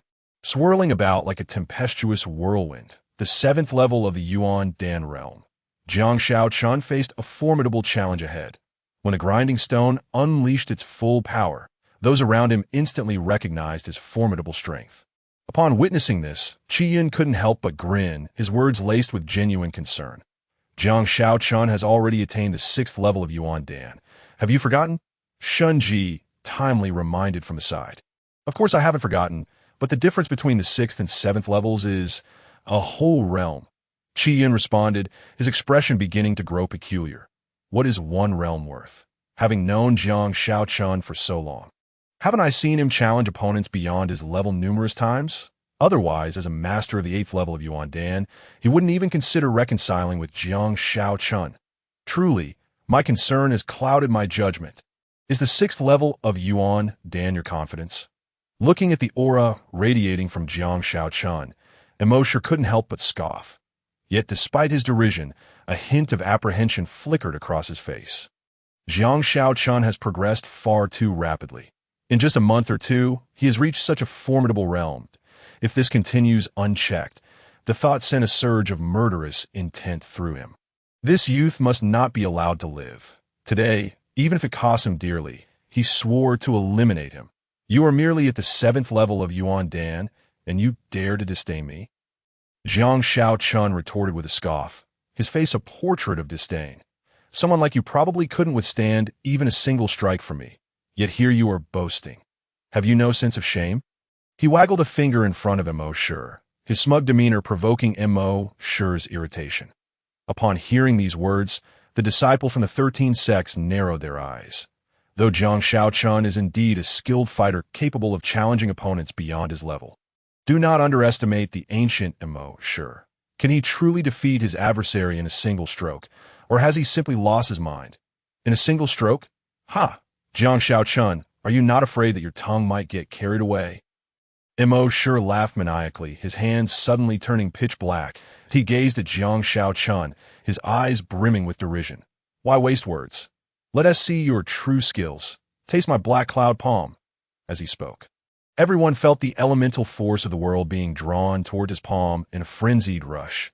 You think you can fight me without even drawing your sword? You must hold me in too low regard. Jiang Shaochun raised an eyebrow, a silvery gray hue manifesting in his hand, that if you wield the black cloud palm, then allow me to counter with my white cloud palm. He shook his right hand, his voice dripping with provocation. White cloud palm. You will come to regret this.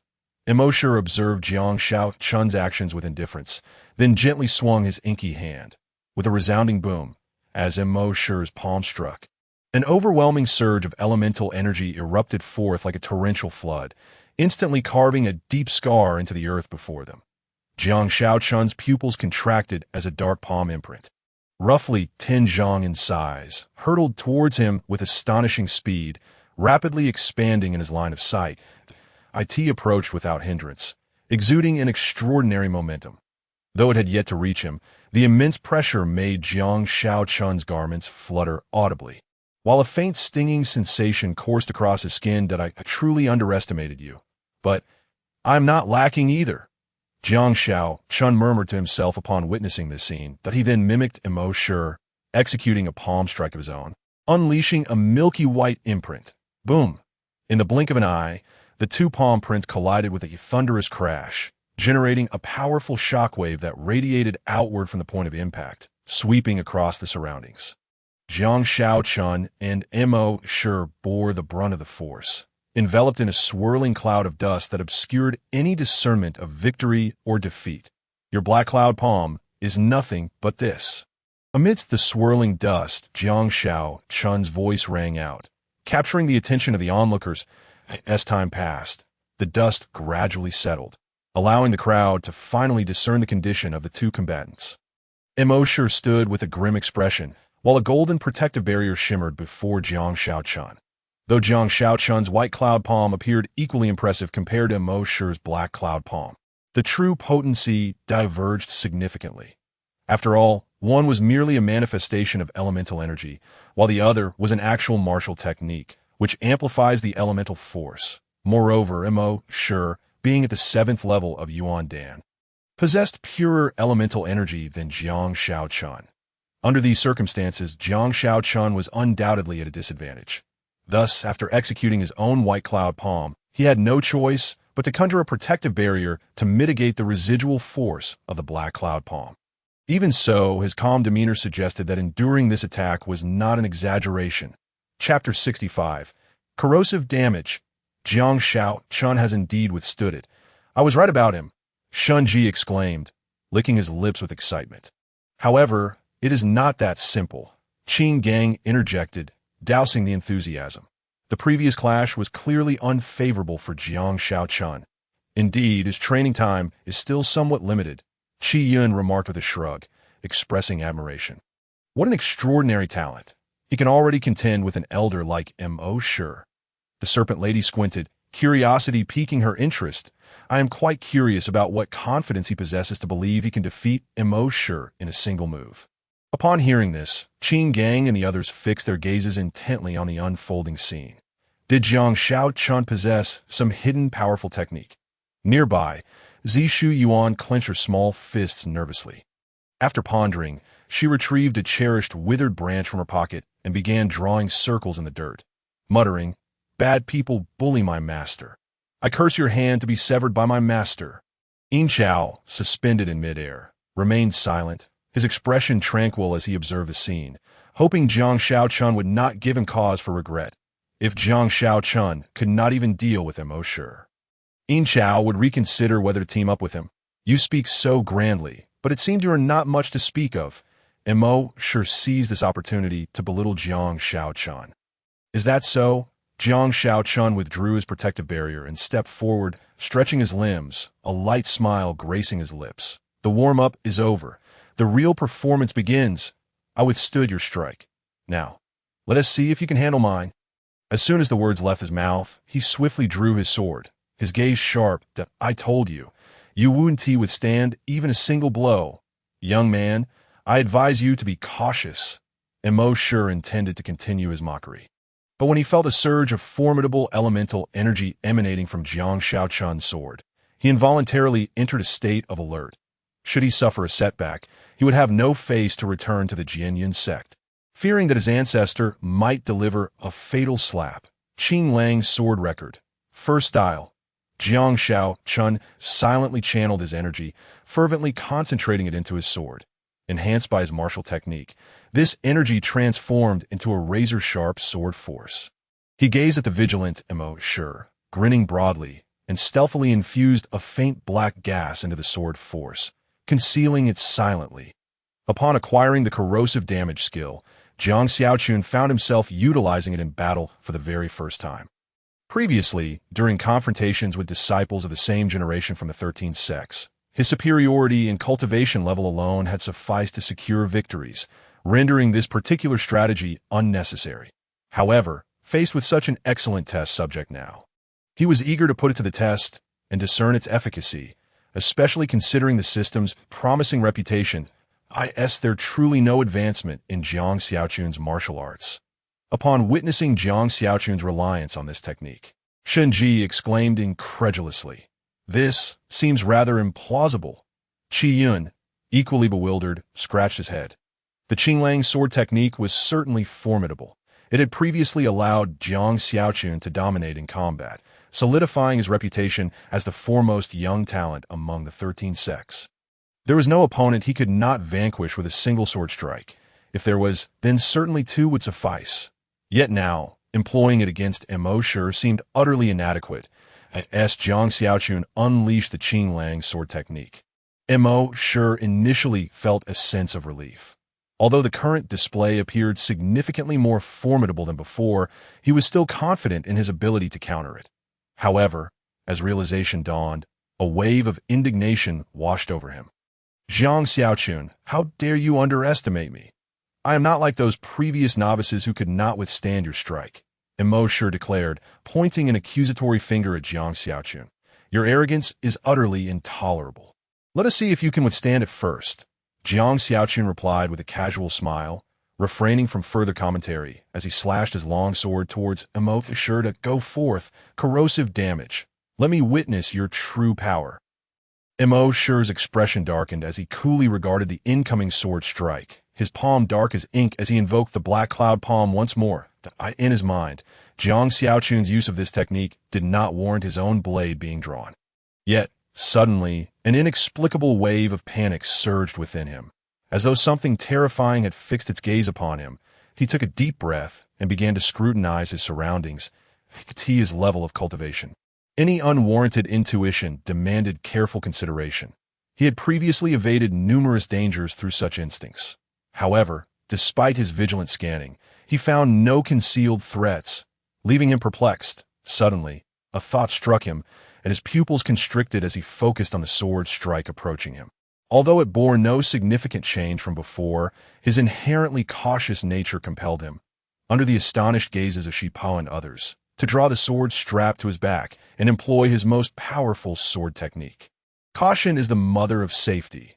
If one's life is lost, no amount of face holds any value. Realizing too late, are we? It's too late. Jiang Xiaochun observed the scene with indifference in an instant. The sword strike collided violently with Mo Sure's long sword. Boom! Countless razor-sharp sword intents shot out in all directions, causing the onlookers to cry out and retreat in panic. Those at the forefront, finding escape impossible, closed their eyes in despair, resigning themselves to fate. In mid-air, Yang Chao sighed and waved his right hand gently, conjuring a protective barrier over Tenjiang high, effortlessly shielding the unleashed sword intent from the participants. Chapter 66, Truly Defeated in One Strike. After erecting the barrier, Yang Chao finally had the leisure to observe the outcome of the confrontation between Jiang Xiaochun and Mo Sure. Suddenly, as if struck by a revelation, his expression shifted from surprise to a barely perceptible smile, a hint of amusement dancing upon his previously impassive face. Jiang Xiaochun, you are indeed an intriguing individual. As the dust settled, Jiang Xiaochun stood rooted in place, staring blankly at his longsword, while Mo Shi, utterly dazed, knelt on the ground, staring vacantly at the earth. Before him lay his severed arm, clutching a longsword, and his right arm was a bloody stump, the shattered white bone clearly visible. Witnessing this, the crowd exchanged incredulous glances. Was it truly the case that he could not withstand even a single strike? By heavens, this Jiang Xiaochun is astonishingly formidable. The other disciples from the 13th sects displayed expressions of disbelief. Jiang Xiaochun's rate of growth was nothing short of terrifying. Just moments ago, he had been effortlessly dispatching younger disciples, and now he was beginning to challenge the elders among them. Several of the Mo Shi's allies rushed forward to staunch his wounds. But to their horror, they discovered an enigmatic force seeping into his injury, relentlessly invading his body. After exerting tremendous effort, they finally managed to halt the bleeding, yet their faces were ashen, glancing at Jiang Xiaochun with a newfound wariness. It was evident that Jiang Xiaochun was not to be underestimated. His earlier bravado was rooted in the mastery of a new martial technique. This corrosive damage was utterly extraordinary. Although he had anticipated something of this nature, the sight still left him astounded. Corrosive damage resembled a breach in defenses, and based on its current effect, it could potentially nullify nearly half of Mo Shi's energy strikes. Furthermore, the first move of the Qinglang sword technique nearly doubled Jiang Xiaochun's energy amplification. In light of this, the disparity was almost quadrupled. Even accounting for their difference in cultivation levels, the reduction would hardly be significant. Thus, the severing of Mo Shi's arm was not without justification. Moreover, the effects of corrosive damage extended far beyond this initial impact. Upon defeating an opponent, it could affix itself to the inflicted wound, continually causing harm until the vitality at the site was utterly extinguished. What did this imply? In the realm of fantasy, the regeneration of severed limbs was not merely a dream. Yet corrosive damage could prevent such occurrences. Without vitality at the severed limb, with all cells rendered lifeless, how could one hope for rebirth? Of course, this did not mean that being afflicted with corrosive damage spelled certain doom. In this world, no technique was flawless. If someone were willing to expend considerable energy to cleanse the wound of corrosive damage promptly, there remained a glimmer of hope. Yet, judging by the pallid faces of the bald men assisting Mo Shi, it was clear that such an endeavor would not be trivial. Elder Jiang, this is simply magnificent. Not far away, Gong Shanli gazed at the triumphant Jiang Xiaochun with awe, envy evident on his face. Turning to the astonished Zi Shiyuan, he bit his lip, a fleeting hint of jealousy flashing across his countenance. However, he quickly reined in his emotions, glancing at his nearly paralyzed legs, a bitter smile resurfacing. Internally, he chastised himself. Gong Shanli, how can you harbor jealousy toward someone like Zi Shiyuan, who is willing to assist despite your disabilities? Furthermore, as someone with a physical limitation and no special constitution, what absurd dreams do you entertain of entering the 13 sects? A minor interlude. Please do not mind it. As Jiang Xiaochun approached, a benign smile graced his features, and he cheerfully addressed the onlookers. Now, let us resume our gathering. He spoke while casting a glance at the two young individuals nearby. The youth was presently engaged in quiet conversation with a charming woman of graceful demeanor, who, upon hearing Jiang Xiaochun's words, lifted her head and smiled gently, extending her goodwill to this moment. A young girl was tugging at the clothing of a tall and robust middle-aged man, playfully whispering something to him. Upon noticing Jiang Xiaochun's gaze, the man's rugged face contorted into a forced smile, which sent shivers down Jiang Xiaochun's spine. Thankfully, your daughter does not resemble you. Otherwise, it would have been disastrous. The beautiful woman and the middle-aged man leaned down to converse softly with their children, their words a mystery. Once the exchange ceased, Jiang Xiaochun took the opportunity to inquire through thought transmission. I have personally verified what you are most concerned about. What say you? The young boy and girl nodded in unison, evidently in agreement with Jiang Xiaochun's prior conditions. Their parents, however, regarded Jiang Xiaochun with trepidation, their earlier confidence now replaced with anxiety after witnessing his prowess, fearing he might suddenly change his mind. Such is human nature. When I was disregarded, you paid me no heed. Yet now, You find yourselves unable to approach me. Upon seeing the affirmative nods from the boy and girl, Jiang Xiaochun's expression brightened. He beckoned to them, and then turned to the others from the 13th sex. Speaking nonchalantly, my remarkable charisma has attracted 2 admirers. I shall take them. At that moment, the boy and girl obediently positioned themselves behind Jiang Xiaochun. The others merely cast a glance before averting their eyes. For Jiang Xiaochun, in his current state of vitality and vigor, was not to be trifled with. The ashen-faced Mo sure served as a prime example of this. Only Shi Pe and Qi Yun exchanged peculiar glances, lingering a moment longer on the girl before shifting their gaze away. Hee, these 2 old fellows have certainly caught on. Jiang Xiaochun noted this scene and inwardly scoffed. Qi Yun's probing skills are indeed impressive. Thankfully, I possess a unique advantage, allowing me to seize such a promising opportunity. Xiao Yuan, come and meet your 2 junior siblings. I have taken on new disciples, and you are no longer the youngest. Jiang Xiaochun called out to Zishu Yuan, who was conversing animatedly with Gong Shanli. However, upon seeing Gong Shanli, his mind briefly flickered with the system's previous side quest announcement, but he shook his head. Dismissing the thought, the choice of his disciples was solely his to make. Just then, the system's adorable, lowly-like voice echoed in his mind. Ding! Side quest rewards updated. Please check host. Jiang Xiaochun. Chapter 67. A Strange World. Jiang Xiaochun was utterly speechless. Was this system about to begin anew? He closed his eyes, centering his thoughts on the system panel in his mind. He was curious to see what new scheme the system would devise to entice him. The time had come to test his resolve. Meanwhile, Zishu Yuan, upon hearing Jiang Xiaochun's words, reluctantly bid farewell to Gong Shanli and, under her envious gaze, made his way toward Jiang Xiaochun. Master, I'm here. Where are my junior siblings? Upon arrival, Zishu Yuan rubbed his hands together, eagerly inquiring. However, upon noticing Jiang Xiaochun lost in contemplation, he rolled his eyes in exasperation. Was this really what he had been promised? At that moment, the young boy and girl exchanged glances and respectfully bowed. Greetings, Zishu Yuan. Greetings, senior brother. Zishu Yuan turned at the sound, and with a brief glance, his eyes lit up. What a beautiful girl. Far more stunning than senior sister. As for the boy beside her, he was all but overlooked by Zishu Yuan, who found him decidedly unremarkable. When Zishu Yuan noticed the 2 were curiously gazing at him, he snapped back to reality, wiped his lips, and feigned seriousness, engaging them in conversation. Akati, must be said, possessing a silver tongue and a shameless disposition is undeniably advantageous.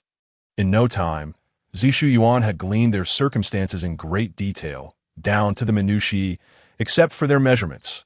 On the system panel, a new side quest appeared. Take on Gong Shanli as a disciple. Task rewards included 1. Rock spear formation, 2. Qin Xiong's martial arts, puppet forging technique. Additional note stated, main quest rewards increased when a disciple's strength improves or they break through a realm.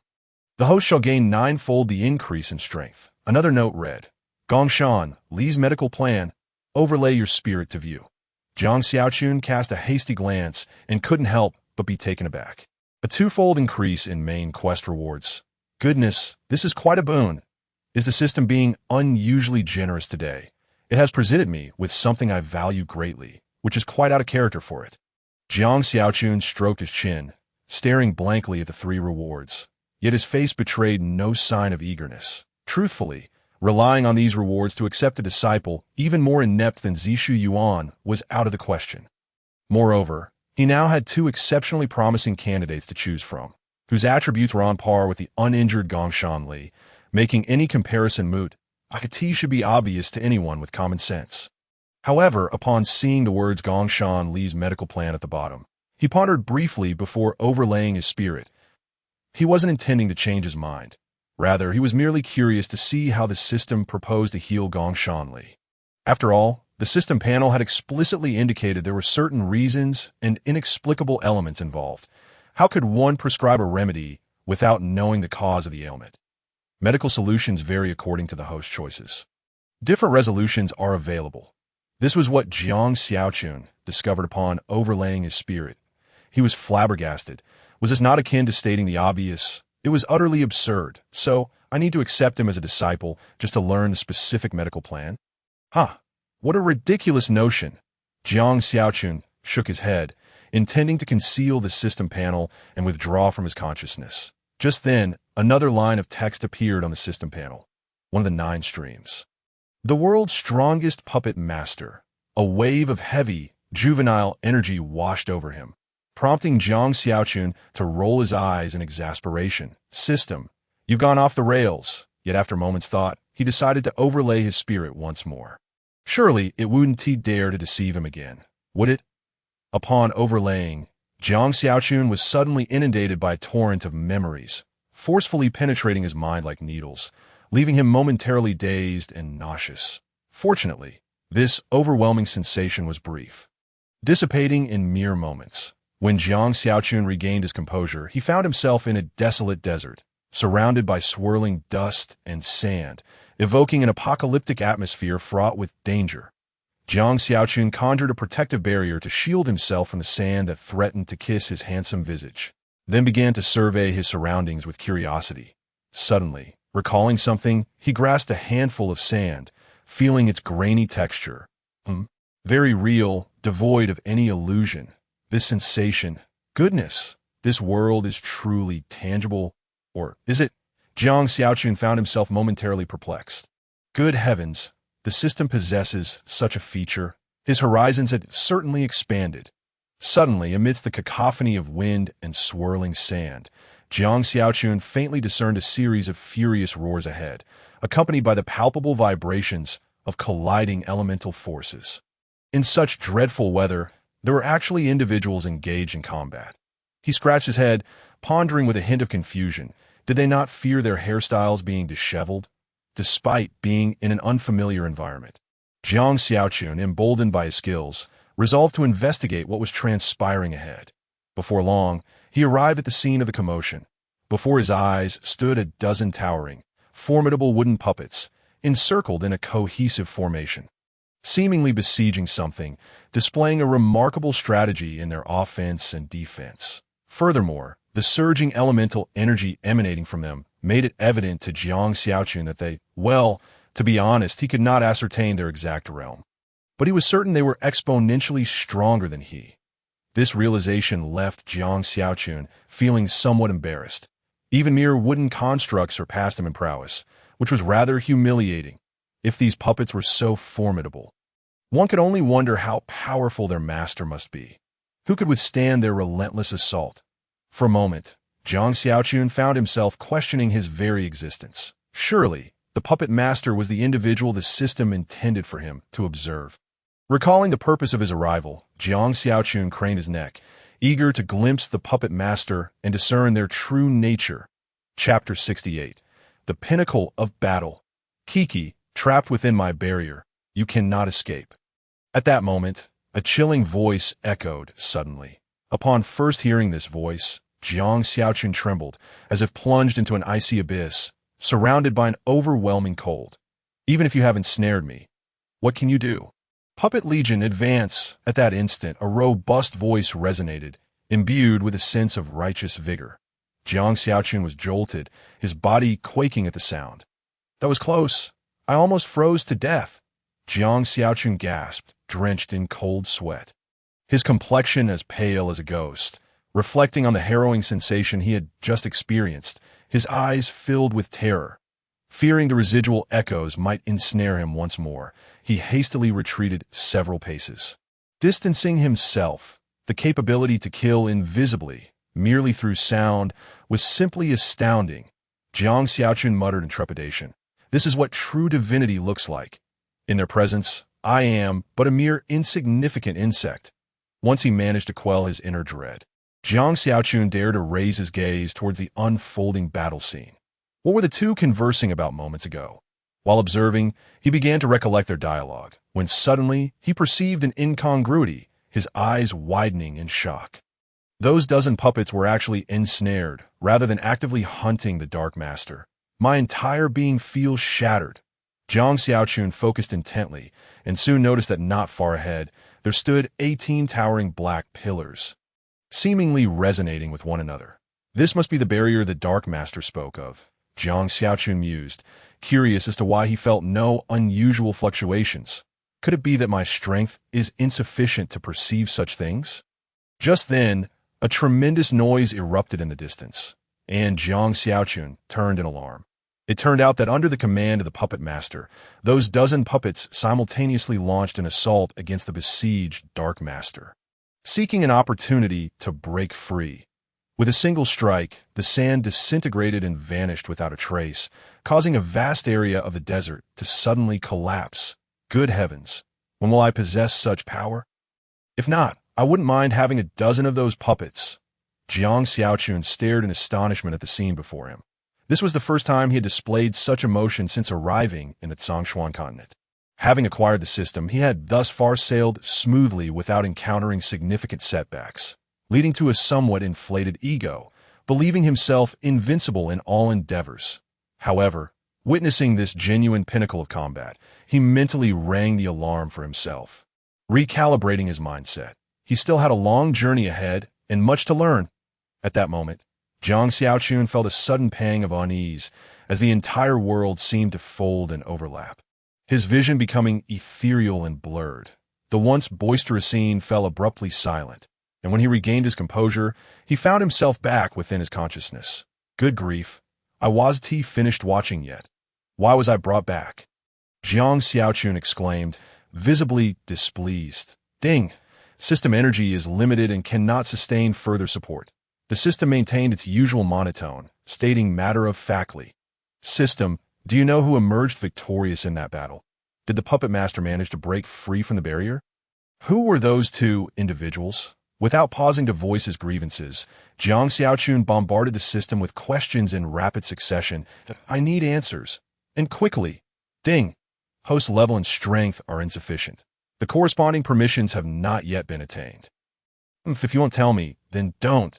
Jiang Xiaochun retorted disdainfully. You just mentioned energy limitations. If you didn't want me to know, you could have simply said so. The system fell silent. By the way, what was the purpose of showing me that video? After a moment of frustration, Jiang Xiaochun recalled the matter at hand and could not help but inquire. Ding! Artisan talent, the strongest puppet master. The system continued its cryptic responses. What do you mean? Jiang Xiaochun hastily pressed for clarification. The system once again lapsed into silence. Left with no choice, Jiang Xiaochun pondered thoughtfully, stroking his chin. Suddenly, his eyes widened, and he blurted out to the system. Are you saying that the artisan talent possessed by Gongshan Li could allow him to become an individual like that strongest puppet master we just witnessed? Ding! Based on the host's choice. There are differing outcomes. Upon hearing the system's almost identical response, Jiang Xiaochun found himself at a loss for words. This was nothing but empty talk. Yet, observing the system's fervent recommendations, he could hardly remain oblivious to its underlying intentions. If Gongshan Li could truly return to his former self, taking him as a disciple would undoubtedly be a boon for him, especially since he had personally experienced the puppet master's formidable strength. Contemplating this, he asked gravely, System, can Gongshan Li's body truly be restored to its original state? He sought confirmation, yearning for a definitive answer. Ding! According to the system's plan, he can make a full recovery. Finally, the system spoke plainly, articulating the answer Jiang Xiaochun had longed to hear. What is this plan? Can you elaborate? Jiang Xiaochun inquired, maintaining a calm demeanor. The system offered a faintly sarcastic retort. Not receiving a response, Jiang Xiaochun shrugged nonchalantly. Seemingly unfazed that moment, he furrowed his brow, analyzing the entire situation in his mind, weighing the pros and cons. To be honest, he felt a stir of emotion. After all, the system had guaranteed that Gongshan Li's body could be restored, and they shared a common artisan talent. With all these factors combined, choosing whether or not to proceed was indeed a challenging decision. Just then, the system's adorable, childlike voice chimed in again. Ding! Side quest reward updated. Jiang Xiaochun's face displayed confusion as he once more focused on the system panel in his mind. Side quest. New, take Gongshan Li as a disciple. Quest reward. No need to elaborate further. It's already been stated earlier. The Qinglang Sword Records Martial Arts Enhancement Card, 22, allows for the force comprehension of a martial technique. This system seems to have gained sentience. How adeptly it capitalizes on the moment. Upon witnessing the system's additional rewards, combined with the previous ones, Jiang Xiaochun's initial inclination transformed into fervent enthusiasm in an instant. He vigorously swung his fist and bellowed, "Damn it! This time, I shall directly accept 3 disciples." Chapter 69. System Ability. Explosive Techniques. When the time comes to act, one must act decisively. Upon encountering suitable disciples, why hesitate? Jiang Xiaochun was resolute. Firmly deciding to accept 3 disciples, he contemplated exiting the sea of consciousness to return to reality. But suddenly, the system chimed in once more. "You have a gift yet to be claimed. Would you like to claim it now?" Jiang Xiaochun wore a perplexed expression. Was the system experiencing a moment of madness today? Being so lively and generous? However, upon seeing the word gift, he immediately extended his consciousness, thinking it foolish not to seize a bargain. System Ability. Explosive Techniques. Jiang Xiaochun merely cast a cursory glance, and his spirit was instantly invigorated. Wow, is it really this? I thought it was a singular item. Ever since the beginner's package revealed the type of system ability, Jiang Xiaochun had not encountered such a thing in the years that followed. He had almost given up hope, yet here it unexpectedly appeared today. But then, a thought crossed his mind, and he became filled with suspicion. Surely, this system couldn't have been infected with a virus. Could it? Otherwise, it shouldn't behave this way. After all, he had owned the system for many years, and the sole ability he possessed was corrosive damage. As for how formidable that was, just look at the current plight of Moshi. And now another one emerges? Although he was unsure what this explosive technique entailed, it certainly couldn't be anything too inferior. Yet, Jiang Xiaochun remained cautious, as the saying goes, when a pie falls from the sky. There must be a trap. With the system presenting such an item, he felt a twinge of anxiety. I have a timid nature, so please don't play tricks on me. Jiang Xiaochun patiently continued to browse. Intending to discern any restrictive conditions, he could hardly believe that the system would be so benevolent as to bestow such a powerful ability upon him for free. After signing the contract and accepting the disciple Gongsan Li, you may not accept any more disciples for 3 months.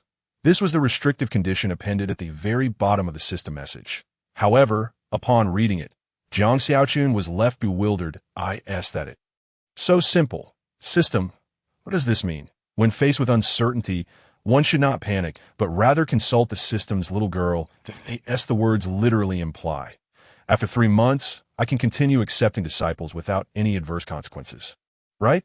Jiang Xiaochun still harbored doubts and pressed further. Moreover, must I first accept Gongsan Li?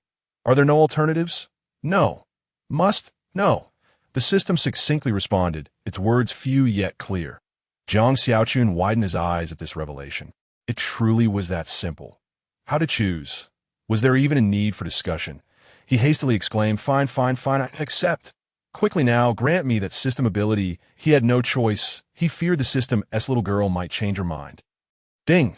Contract signed successfully. The system ability will be inscribed within 2 hours. Please await patiently. Upon hearing the system's voice, Jiang Xiaochun finally exhaled a sigh of relief, his heart brimming with joy. Good heavens! Today the system's reserves are likely to be thoroughly depleted by me. Reflecting on his gains for the day, Jiang Xiaochun could not help but smile broadly. Noticing the system had ceased its notifications, Jiang Xiaochun exited the sea of consciousness and returned to reality. Despite his prolonged stay within, only a brief moment had elapsed in the real world, rendering it entirely inconspicuous. As soon as he opened his eyes, he saw Zishu, Yuan animatedly conversing with the 2 young boys and girls. Jiang Xiaochun paid no mind to them and instead turned back, smiling and nodding at Gongsan Li, who was gazing at him in astonishment. One must not blame him for being pragmatic. In this world, one's cultivation level is of paramount importance, while everything else pales in comparison. Master, these are the new junior brothers and sisters you found for me. I adore them. Upon seeing Jiang Xiaochun awaken, Zishu Yuan hurriedly ran over to say, while the 2 young boys and girls looked at Jiang Xiaochun with gleeful eyes. You shall no longer be the youngest. Jiang Xiaochun nodded slightly before stating, Continue your conversation.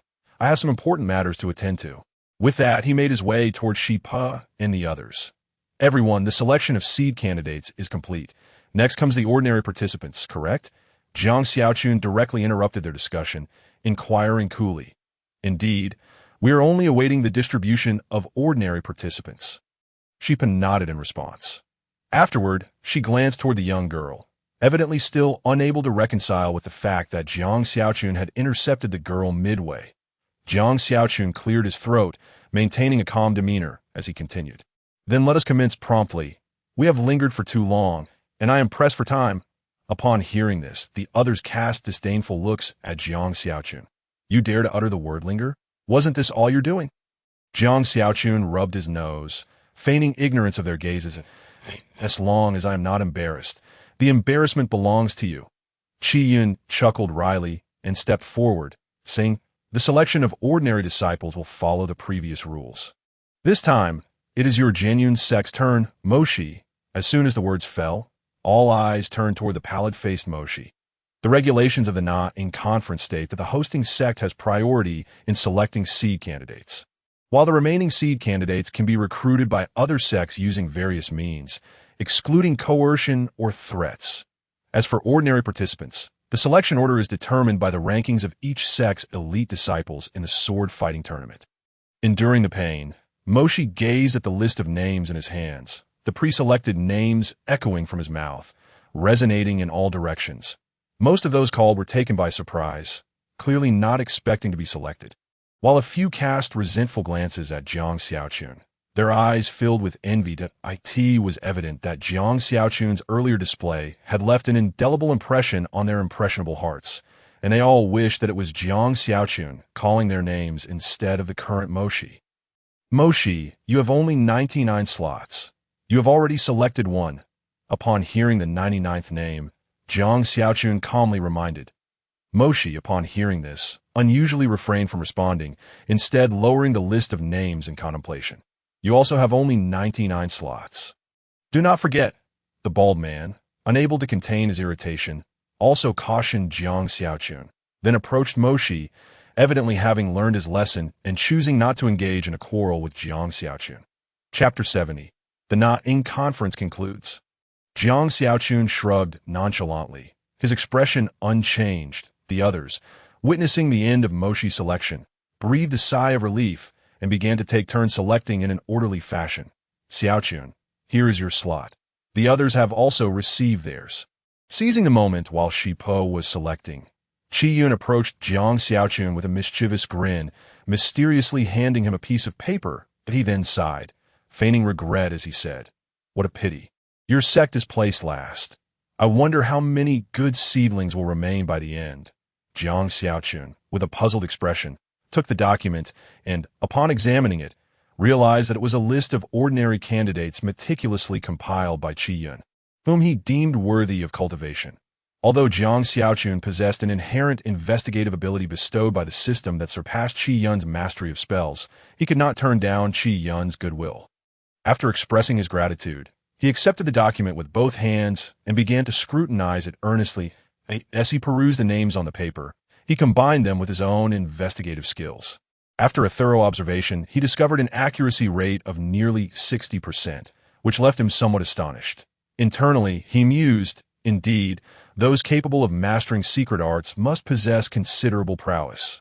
After committing the names to memory, he tucked the document away and then narrowed his eyes, focusing intently on the 13 individuals selecting candidates, feeling a flutter of anxiety as he listened closely to each name, apprehensive that Gong Shanli might be chosen. Should such an unfortunate event occur, all his prior efforts would be in vain. Whether it be resources, martial arts enhancement cards, or, most crucially, the unique abilities granted by the system, they would all be lost.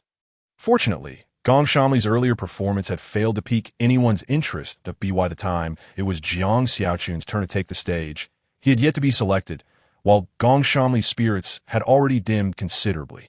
Ha ha ha, it seems fortune smiles upon me, sparing me some unnecessary troubles, Jiang Xiaochun thought, glancing at the still-present Gong Shanli, feeling a surge of satisfaction. Has everyone been chosen? Then it is my turn to take the stage. He reined in his emotions and, maintaining an unperturbed demeanor, inquired before leisurely stepping forward. I just took a look. Your luck is quite good. There are still nearly 40 candidates who have not been selected. As he passed by Qi Yun, the latter winked at him. Indeed, my fortune is rather favorable. Jiang Xiaochun nodded, a knowing smile gracing his lips. If luck were to falter, Gong Shanli would have surely been chosen. Therefore, it is evident that my fortune is indeed commendable. As Jiang Xiaochun stepped onto the stage, the atmosphere in the square surged to a climax. Primarily, it was due to Jiang Xiaochun's earlier actions, which had showcased his strength, and in this world, applause for the powerful was always generous. Furthermore, the remaining candidates understood the rules, recognizing that Jiang Xiaochun's selection would determine their chances of entering the 13 sects of swordplay for training. Their futures rested entirely upon his decision, rendering their anxiety palpable. Naturally, Jiang Xiaochun was aware of their sentiments, so he refrained from unnecessary words. Under the expectant gazes of the crowd, he commenced his selection. He first chose among the remaining candidates according to the quota given by Qi Yun, ensuring that Qi Yun's efforts were not in vain. Subsequently, he began to select those overlooked gems based on his investigative findings. Upon announcing the 98th name, he deliberately paused, amplifying the tension in the atmosphere before, to the astonishment of all, he proclaimed the name, Gong Shanli. As the words fell, Gong Shanli's body jolted, and he lifted his head in shock. Could it be a figment of his imagination? Had he truly been chosen? Yet, upon seeing the smile on Jiang Xiaochun's face and the envious glares from those around him, he finally confirmed. This was no illusion. He had genuinely been selected, and by the most formidable elder Jiang on the scene. His perseverance had finally borne fruit. As this realization washed over him, Gong Shanli felt a lump in his throat, and tears streamed down his face like pearls from a broken string, releasing the pent-up grievances within him. Meanwhile, the chubby boy behind the grinding stone, filled with resentment upon hearing Jiang Xiaochun announce Gong Shanli's name, gritted his teeth and glared at the weeping Gong Shanli, thinking, how could this wretched brat be so fortunate? Even in such dire circumstances, he still gets chosen. However, upon noticing the severed right arm of the grinding stone in front of him, he buried the murderous intent deep within. Now was not the time. Ha ha! Congratulations! Upon hearing the name called by his master, Zishu Yuan immediately rushed forward, a broad smile on his face. The youths behind Zishu Yuan, though puzzled by Jiang Xiaochun's decision, nodded kindly towards Gong Shanli. Listening to Zishu Yuan's words of congratulations, Gong Shanli felt a surge of gratitude. Thank you, brother Zishu Yuan. Thank you for your assistance. Without you, He trailed off, his voice thick with emotion. In Gong Shanli's subconscious, he believed that Jiang Xiaochun's choice of him was due to Zishu Yuan's intercession, and thus he was profoundly grateful to Zishu Yuan. Thank me, whatever for? Although Zishu Yuan was puzzled, seeing Gong Shanli's tear-streaked face, he chose not to voice his confusion. I'll find time to ask later, he resolved inwardly. This year's candidate gathering concludes here. Despite her surprise at Jiang Xiaochun's choice, once he stepped down, she promptly regained her composure and proclaimed, those who were not selected should not lose heart. There will be opportunities again next year. Though she spoke thus, everyone understood it to be mere politeness. Talents arise in every generation. Who can guarantee that next year's candidate gathering will not see new prodigies emerge, claiming many spots? Moreover, among the crowd, there were many who were at the age limit. This year represented their final chance. Hence, when she posed words fell, a ripple of unrest inevitably stirred among the audience. Yet these matters were of no concern to Jiang Xiaochun and the others, as the city lord's office would handle the aftermath. Upon seeing Jiang Xiaochun descend, Zishu Yuan immediately approached him with a smile, and those newly selected gathered around, creating a bustling scene filled with chatter. Xiao Yuan, I have an urgent matter to discuss with you. Jiang Xiaochun glanced back, his expression tense. What is it? Zishu Yuan, sensing something amiss in Jiang Xiaochun's demeanor, asked anxiously. Was someone seeking revenge? He glanced in the direction Jiang Xiaochun had been looking earlier, but found nothing unusual. I must leave first. You are to escort this group of newly accepted disciples back to the sect. Rest assured, I will await you at the Black Mountain Range, and we shall meet at the location where we encountered the Fire Cloud Village. Jiang Xiaochun spoke rapidly. Upon hearing Jiang Xiaochun's instructions, Zishu Yuan breathed a sigh of relief. I thought it was something serious. Turns out it's just this, that, no problem. I'll handle everything, he assured, patting his chest. As for the journey from Nang City to the Black Mountain Range, it was not devoid of danger, but even if there were threats, so what? Among the 100-odd new disciples Jiang Xiaochun had just accepted, aside from Zishu Yuan, the weakest possessed the cultivation of the third level of Qi gathering, and the boys and girls far exceeded that. Together, they constituted a formidable force.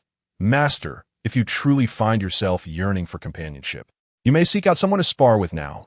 Zishu Yuan mistakenly believed Jiang Xiaochun was eager to engage in martial arts practice with those like Shen Jidong, as he had done previously. Sparring. As Jiang Xiaochun heard these words, the corners of his mouth twitched. I was merely fleeing to avoid being sought after. Now you expect me to engage in a duel?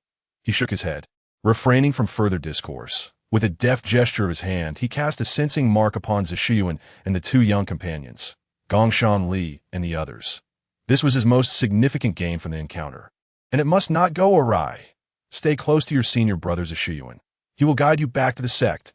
After issuing this instruction to the bystanders, Jiang Xiaochun vanished without a trace. The wind howled, and he took his leave. Senior brother, why is Elder Jiang in such a rush? Inquired a curious onlooker. Aside from the elite candidates who could directly become the personal disciples of elders, those ordinary participants like them had to start as outer disciples. Hence, addressing Jiang Xiaochun as Elder Jiang was entirely appropriate. My master has gone to spar with the elders of other sects, Zishuyuan declared with misplaced confidence. Elder Jiang is so formidable. Surely, it cannot merely be considered sparring. Indeed, it would be more appropriate to call instruction. What instruction? It ought to be termed training. Upon hearing this, the others instantly became animated, engaging in fervent discussion. Jiang Xiaochun, are you leaving so soon? Aren't you going to wait for your little companion? After all, you have made promises to each other. Yang Chao's voice, laced with amusement, reached Jiang Xiaochun's ears. While hastening his steps, Jiang Xiaochun could only respond with a wry smile. Please, Yang City Lord, you know the terror of sword cultivators. If a conflict were to arise, I might very well be slain. The thought of Qin Gang, whose prowess and swordsmanship had already reached a remarkable level, sent chills down his spine. That I am a man with a system. How come your cultivation always keeps pace with mine? This is utterly unreasonable. With such thoughts, Jiang Xiaochun quickened his pace, muttering to himself, if I cannot fight, surely I can evade. Watching Jiang Xiaochun's retreating figure, Yang Chao's smile faded, pondering whether he would be able to advance to the out-of-body realm in 10 months. I hope I do not live to regret this. The martial technique he had employed appeared quite powerful, and its utility would undoubtedly be significant. As if recalling something, Yang Chao sighed and murmured, that seal is becoming increasingly unstable, with a risk of breaking at any moment. 10 months. That is the maximum duration I can endure.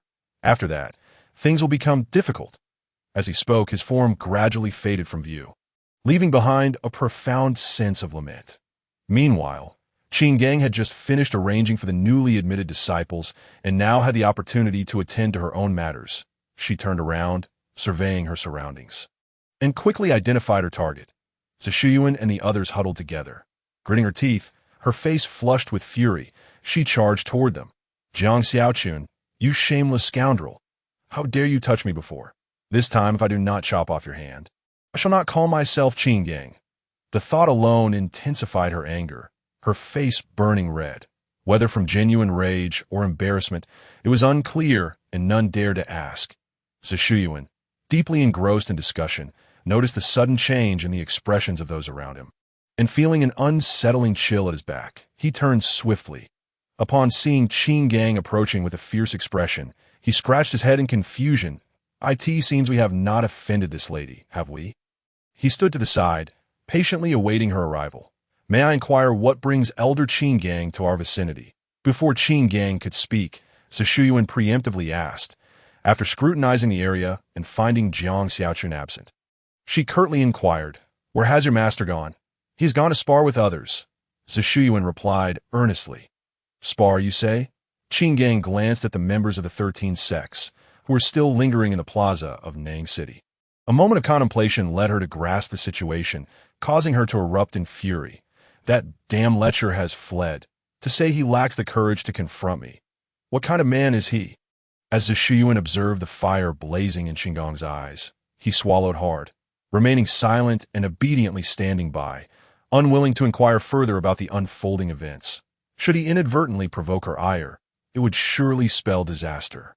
Internally cursing Jiang Xiaochun, Qin Gang found herself at a loss. Just then, she noticed the Taoist Guizhong preparing to return to the sect with his newly recruited disciples. An idea sparked in her mind, and her eyes gleamed with determination. Jiang Xiaochun, do you think you can escape unscathed? Hee, you are sorely mistaken. Upon witnessing Qin Gang finally depart, the gathered crowd of hundreds breathed a collective sigh of relief. This Taoist, though somewhat attractive, exuded an overwhelming aura. What kind of trouble has Master gotten himself into now? Zhiyuan pondered, scratching his head, his mind filled with confusion. Why do I get the impression that Master was fleeing rather than seeking a sparring partner? Was I mistaken from the very beginning? How awkward. Ignoring the skeptical expressions of the other disciples, he waved his hand nonchalantly, signaling them to form a line. After counting heads, he led the group toward the direction of the Jinlian sect. Upon reaching the entrance of the Heishan mountain range, Jiang Xiaochun cast a mischievous grin toward Nang City. Qin Gang, you wish to challenge me? While I may not be able to defeat you now, can you catch me if I run? The thought of all the rewards waiting for him on his system panel bolstered his confidence. Let me first lay low and develop my strength. I will see how you keep up with me in the future. After meandering through the Heishan mountain range for a considerable time, Jiang Xiaochun waited for Zhiyuan and the others to arrive before escorting them back to the sect. As he guided them, no dangers befell them, yet he felt a peculiar unease, sensing that everyone regarded him with strange expressions. There's something on my face? Jiang Xiaochun contemplated asking, but each time he tried, he was met with vague evasions, leaving him utterly baffled. Fortunately, Gong Shanli still looked at him with admiration, providing him with some solace, and at least his newly accepted third disciple was sensible. As for the second, best left unmentioned. Upon returning to the sect, after completing some necessary formalities with the other elders who had been waiting, Jiang Xiaochun turned to Zhiyuan and Gong Shanli, leading them back to his courtyard. Xianglin, take Xiaoli for a stroll. I will find you both later. As he settled down, Jiang Xiaochun discreetly sent a message to dismiss Gong Shanli and Zhiyuan. Though puzzled, they complied and left the main hall. Watching them depart, Jiang Xiaochun sighed, then turned to the two young disciples, his heart heavy with complexity. During the Nang conference, he had promised to take them as disciples, but due to his system and personal choices, he found himself unable to keep that promise, which troubled him greatly. As a product of 9 years of compulsory education, he thought to himself, isn't it enough to just have the gift of gab? After a moment's contemplation, an idea struck him. Upon arriving at Jinlian sect, it feels just like home. There is no need for formality. Jiang Xiaochun initially spoke in a calm manner. Once the expressions of the two individuals relaxed slightly, he continued, now that I have the pleasure of knowing you, I realize I am still unaware of your names. Please, introduce yourselves. As he spoke, he leisurely picked up the teacup on the table and sipped from it. Oh dear, I forgot to change the tea. How long has it been? Elder Jiang, my name is Zhang Yanqing, and I hail from Qingshan City. As soon as Jiang Xiaochun's words fell, the youth stood up immediately, visibly anxious. This shy and introverted demeanor was quite reminiscent of Shaoli. Jiang Xiaochun smiled and nodded, reassuring him to relax and take a seat. You are called Zhang Yanqing? What a coincidence! The young lady's eyes sparkled with excitement as she exclaimed, I am Zhang Yanqing as well. Our names sound quite similar.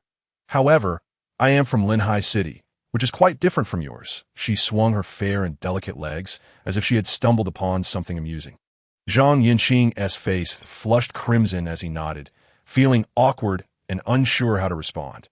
Indeed, it was quite an amusing coincidence.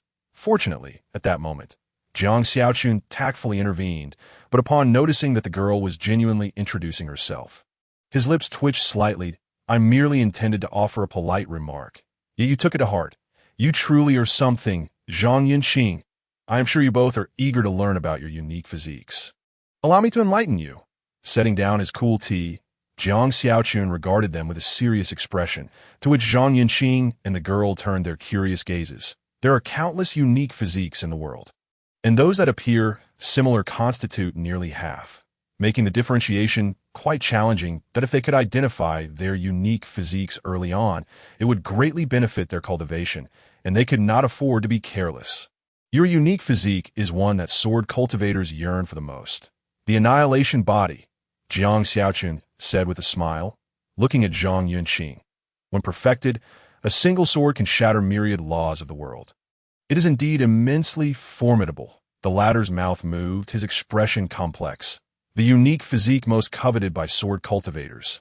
Yet I had no intention of becoming a sword cultivator. If Jiang Xiaochun were to learn of his true thoughts, he would undoubtedly grant him 5 words. How very pretentious. And what about mine? It must be impressive as well, right? Zhang Yunqing cast an envious glance at Zhang Yunqing, then turned to Jiang Xiaochun with eager anticipation.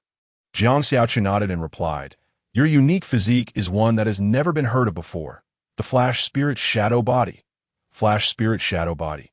Zhang Yunqing tilted her head, repeating the phrase several times before looking back at Jiang Xiaochun. I haven't read much, so it's normal for me to be uninformed, right? The Flash Spirit Shadow Body moves like the wind, freely traversing, difficult to discern, and at its peak, can create 81 phantoms to confound the vision. Jiang Xiaochun recited the description from the system panel word for word, without a single deviation. And then, is that all? Upon hearing Jiang Xiaochun fall silent, Zhang Yunqing asked incredulously, is there no offensive capability or anything of the sort? That is something you must explore for yourselves. Jiang Xiaochun shrugged, chuckling lightly, while internally reflecting on how spot-on his guess had been. Observing the expressions of these two, they were indeed an odd pair. Perfectly complementary. As he watched them gaze enviously at one another, Jiang Xiaochun couldn't help but marvel at how sometimes the arrangements of fate are truly wondrous. Chapter 73. The Great Deception. After a while, seeing that the two still wore disdainful expressions, Jiang Xiaochun felt utterly speechless. Hey, you two. Don't go too far. Are you unaware that I, standing before you, lack a special physique as well?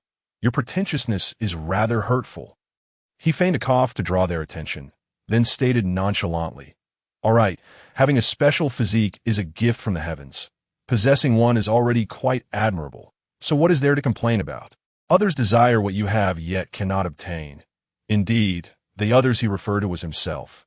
He was feeling quite envious. Zhang Yunqing sighed, resigned to the news. In a bit, I will take you to meet your respective masters. To customize your specialized training, as I had previously promised you that I will not go back on my word. Jiang Xiaochun casually rubbed his nose, delivering his statement as if it were trivial, showing no embarrassment for deceiving Zhang Yunqing and the girl. Zhang Yunqing shook his head in confusion, not sensing anything amiss, while the young lady, Zhang Yunqing, looked up with astonishment, questioning, Elder Jiang, did you not promise to take us as your disciples? Could it be? Upon hearing Zhang Yunqing's words, Zhang Yunqing finally reacted, looking at Jiang Xiaochun with equal bewilderment. We are still young. You mustn't deceive us. Jiang Xiaochun sighed inwardly that, this little girl is far too astute. It seems I cannot fool her, and I shall have to execute Plan B. With that thought, Jiang Xiaochun's lips curled into a smile as he said, of course, I did indeed promise to take you as my disciples, and I have no intention of going back on that. However, what do you mean by that? Zhang Yunqing pressed on, unwilling to let it go. Jiang Xiaochun sighed, helplessly stating, if you wish to become my disciples, you must first undergo a test. I fear you may not pass at this moment. Therefore, I thought it best for you to train under other elders for 3 months, and when the time is ripe, you can return to face the test. I estimate that 3 months will be more than sufficient. It won't be a long wait. If it weren't for the promise made to the system that after accepting Gongshan Li as a disciple, he would need to wait 3 months before accepting others. Jiang Xiaochun would not have to go through such a charade. Everything he was doing was merely to buy time. Elder Jiang, could you enlighten me about what this test entails? Zhang Yunqing pressed on. Brimming with confidence, And how do you know we absolutely cannot pass? If, 3 months from now, you both enter my courtyard with your right foot first, you shall be accepted as my disciples. But for now, Jiang Xiaochun pondered for a moment before slowly stating, the test is quite simple. You must engage in a match with my disciple. If you achieve a tie or victory, you will pass the test. May I inquire what realm your current disciple is in, Elder Jiang? Zhang Yinxing interjected cautiously and steadily. The third level of true essence. Nothing remarkable, hardly worth mentioning. You are both at the 7th or 8th level of Qi gathering. Would you like to give it a try? Observing the eager expression on Zhang Yinxing's face, Jiang Xiaochun's countenance darkened, and he hurriedly added, moreover, she possesses a unique physique, which is not insubstantial and has already awakened. Upon hearing Jiang Xiaochun's words, Zhang Yinxing's face fell. Her previous fighting spirit extinguished. A cultivator with an awakened unique physique could easily surpass their level. Even the most common unique physique allows one to transcend a minor realm, given their inherent inferiority. Coupled with the fact that their unique physiques were yet to awaken, how could they dare to challenge her? Furthermore, Elder Jiang had mentioned that his disciple's awakened unique physique was not weak. Based on Zhang Yinxing's assessment, it was at least on par with theirs. It was no wonder Elder Jiang claimed they could not pass the test. In hindsight, it seemed he was not lying. Zhang Yinxing felt a touch of disappointment. I wonder how many disciples Elder Jiang has taken in total? Zhang Yinxing inquired with a naive expression. His words instantly illuminated Zhang Yinxing's eyes, which elder from any sect would only accept a single disciple. That was evidently impossible. As if struck by a thought, Zhang Yinxing questioned with a hint of skepticism, I wonder if Brother Zishu Yuan is a disciple of Elder Jiang. I recall he always addresses you as Master. The two exchanged glances, their eyes glimmering with a touch of secret delight. If Zishu Yuan was indeed a disciple of Jiang Xiaochun, they could simply challenge him and triumph, undoubtedly passing the test. Damn it! Jiang Xiaochun's tone faltered at the mention, casting an irritated glance at Zhang Yinxing. He had initially perceived him as shy and introverted, but now realized he was rather cunning, nearly exposing Jiang Xiaochun's fib. Fortunately, his quick wits kicked in, and he promptly responded, no, his talent is even inferior to yours. How could I possibly accept him as a disciple? Noticing that Zhang Yinxing was about to say more, Jiang Xiaochun hurriedly continued, he previously sought my acceptance as his master, but I declined. As a result, this foolish boy began calling me master, attempting to force my hand. Truly shameless. You must not emulate him. Such a hardcore method of apprenticeship. Zhang Yinxing and his companion exchanged glances filled with envy. Although they yearned to be as reckless as Zishu Yuan, their upbringing did not endorse such behavior. They could only inwardly lament. Indeed, in this world, does one truly achieve greatness by discarding all shame? Observing their expressions, Jiang Xiaochun felt a wave of relief wash over him. He had successfully deceived them, and he truly was quite the clever fellow. Yet he maintained an air of nonchalance, casually inquiring, so, have you both considered your options thoroughly? Zhang Yinxing rolled his eyes, caught in a dilemma. They had neither the boldness to fight nor the audacity to disregard their dignity. What other choice did they have but to comply? Seeing Zhang Yinxing's expression, Jiang Xiaochun's heart leaped with joy, and he promptly adopted a comforting tone. Though you have yet to pass the test and cannot become my formal disciples, becoming registered disciples is still within reach. On days when you have nothing to do, feel free to visit me. As soon as the words left his mouth, both Zhang Yinxing and his companion's eyes brightened. Seizing the moment, Jiang Xiaochun continued, moreover, the resources for cultivating martial arts that I previously promised will be reported to the sect leader shortly. I assure you, I will not go back on my word. You must understand my position.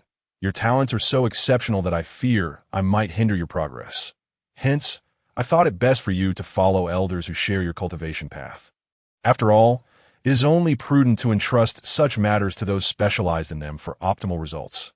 All of this is truly for your benefit. Jiang Xiaochun rambled on for quite a while, ultimately stirring Zhang Yinxing and his companion to the point where their eyes glistened with emotion. What a peculiar occurrence. Chapter 74. The Duel. Observing the retreating figures of Zhang Yinxing and his companion, Jiang Xiaochun stretched his limbs, feeling invigorated. Through his silver tongue, he not only managed to smooth things over, but also left them with an impression of selflessness. This was a masterstroke, achieving two objectives with a single effort. After reveling in his inner triumph for a moment, he recalled his unfinished business and focused his attention. Upon discovering that the courtyard was utterly vacant aside from himself, he couldn't help but smirk. He wondered where Zishu Yuan and Gong Shanli had wandered off to, and his eldest disciple, Rong Yu, was also absent due to errands, leaving him feeling like a lonely old man, utterly mundane. Jiang Xiaochun patted his belly, feeling a pang of hunger, and hummed a little tune as he intended to head to the kitchen for a snack, hoping to find something delectable. Within the Sword Lotus sect, there were still numerous disciples below the true essence realm, and since they had not undergone true essence tempering, they could only be considered mortals, hence the necessity for 3 meals a day. However, just as he was about to step out of the courtyard, the voice of the sect leader, Yu Ba, suddenly echoed in his ears. Xiaochun, hasten to the sect's conference hall at once. Do not delay. Jiang Xiaochun narrowed his eyes in concern, wondering if some significant event had transpired within the Sword Lotus sect recently. Puzzled, he abandoned his plans for a snack, and with a swift gesture of his hand, he vanished from the spot. In the sect's conference hall, Jiang Xiaochun entered and eagerly inquired, Sect leader, you summoned me. What is the matter? He glanced around and noticed that all the elders of the Sword Lotus sect had gathered, raising an eyebrow at the apparent gravity of the situation. Something intriguing was surely afoot. Yu Ba shot him an exasperated glare, saying nothing, and waved him in, urging him to be quick about it. You dare to put on airs with me? I've taken note of your bald chin.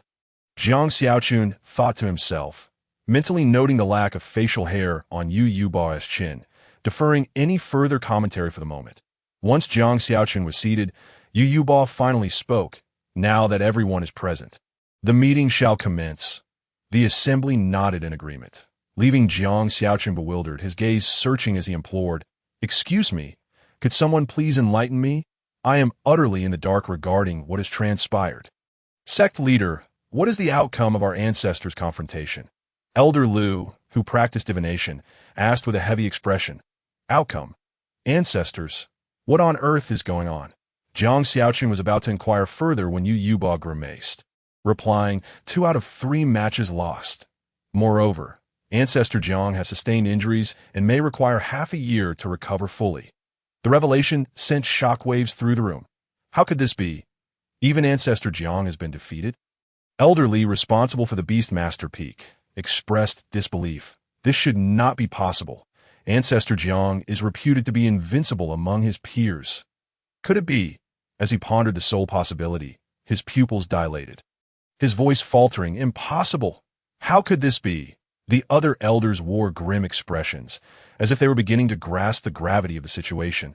Indeed, Wang, ancestor of the Sword Cloud sect, has indeed advanced to the 8th level of the nascent soul realm ahead of Jiang ancestor. Furthermore, the old ghost of the Sword Cloud sect has also broken through to the 9th level of the nascent pill realm, surpassing even me. Yu Ba stated darkly, not only shattering Elder Li's hopes, but also delivering even more disheartening news. At this proclamation, all the elders grew despondent, shaking their heads with bitter smiles. Wang, ancestor of the Sword Cloud sect? In battle. Is this related to that 2nd-grade mineral source? Jiang Xiaochun overheard the conversations around him and seemed to grasp a fragment of the situation. Do we still have a need for the upcoming duels in 7 days and half a month? Just then, Elder Lu sighed and continued, regardless of whether we can win, even if we triumph in the upcoming duels and secure that 2nd-grade mineral source, can we safeguard it? Upon hearing this, Yu Ba clenched his fists, assuming the demeanor of a sect leader, and declared firmly, Of course we shall proceed. Moreover, we must achieve a resounding victory. But Elder Lu attempted to interject. But before he could finish, Yu Ba interrupted, The 13 sects bear witness to the wager. I refuse to believe that after our victory, the Sword Cloud sect would dare to stir up trouble. Furthermore, does our Sword Lotus sect seem easy to provoke? If they truly anger us, they will suffer severe repercussions. Yu Ba roared, expressing his unwavering resolve. I will confront the old ghost of the Sword Cloud sect, even at the cost of my own injuries. If need be, I shall ensure a mutual destruction. Elder Liu sensed Yu Yuba's determination, so he merely shook his head, abandoning further attempts at persuasion. The conference hall fell into a profound silence. The sound of a pin dropping could be heard. I say, everyone, I am utterly bewildered. Can someone please explain what is happening? Sensing the weight of the atmosphere, Jiang Xiaochun raised his hand and, with an awkward smile, spoke up. His interjection alleviated the tense ambience somewhat, prompting Yu Yuber to sigh and patiently elucidate the intricacies of the matter at hand. Since the discovery of that second-grade vein of ore, the Jinlian sect and the Jianyun sect had engaged in incessant disputes, each side adamant in their reasoning. Thus, the issue remained unresolved even to this day. Just a few days prior, the Jianyun sect had unexpectedly sent word, suggesting that as cultivators, there was no need to behave like mere mortals. They proposed a direct confrontation to settle the matter. They even provided a detailed plan for the bout, which was rather considerate. The so-called plan was quite straightforward. The sects would be divided into 3 age groups: elder, middle-aged, and youth, each group sending 3 representatives to compete. The method would be a best-of-3 format with no holds barred, and the first to win 2 rounds would claim the second grade or vein. Simple, brutal, and decisive. Initially, Yu Yuber believed that with the formidable Jiang Zhu, renowned for being invincible among his peers, presiding over the elder group, victory was assured. The middle-aged group, with him ranking among the top 3 sect leaders, also had a fair chance of triumph.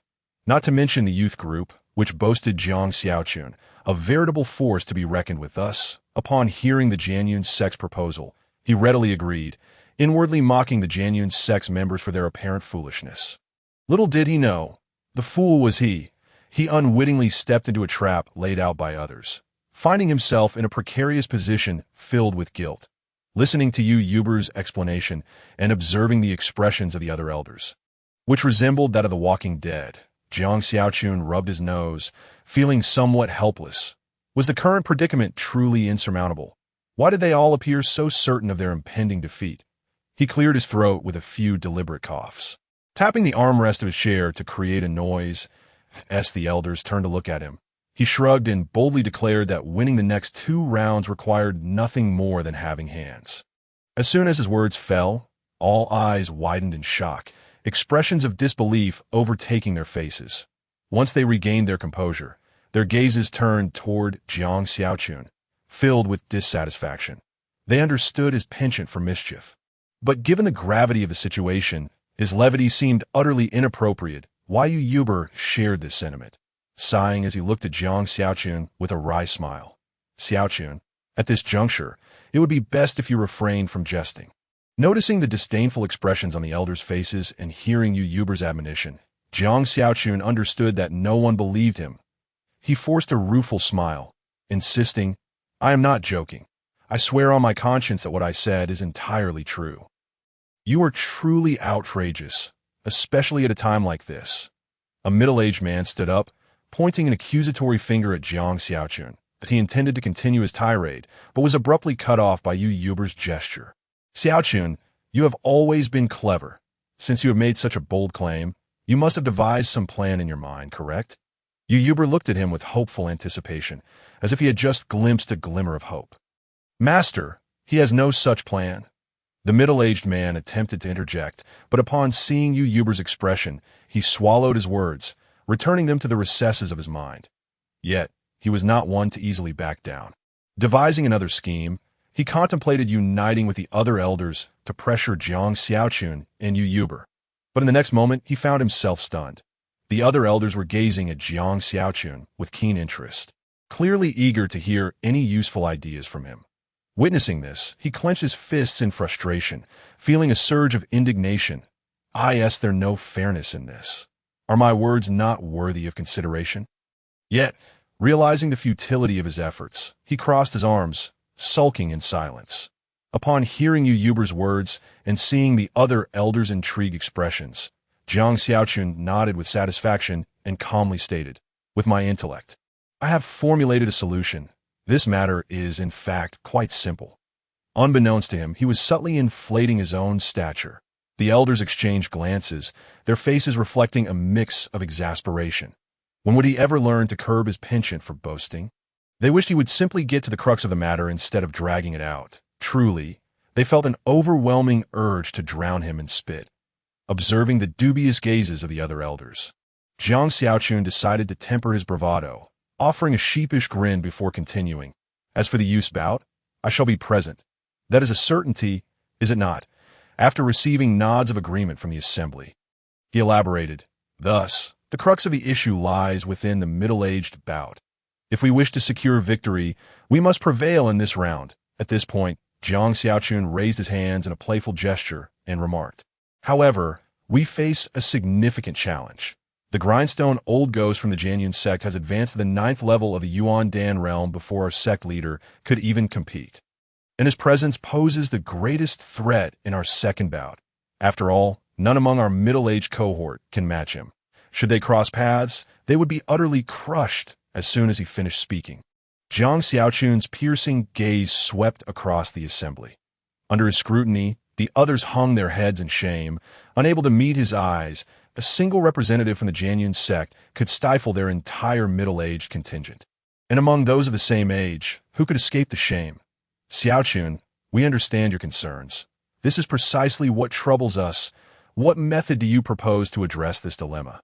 Please, enlighten us. After a moment, Yu Yuber finally raised his head. Urgency etched across his features, but it's quite simple. I shall confront him, Jiang Xiaochun declared, his words striking with unexpected force in his mind, despite his current realm being insufficient.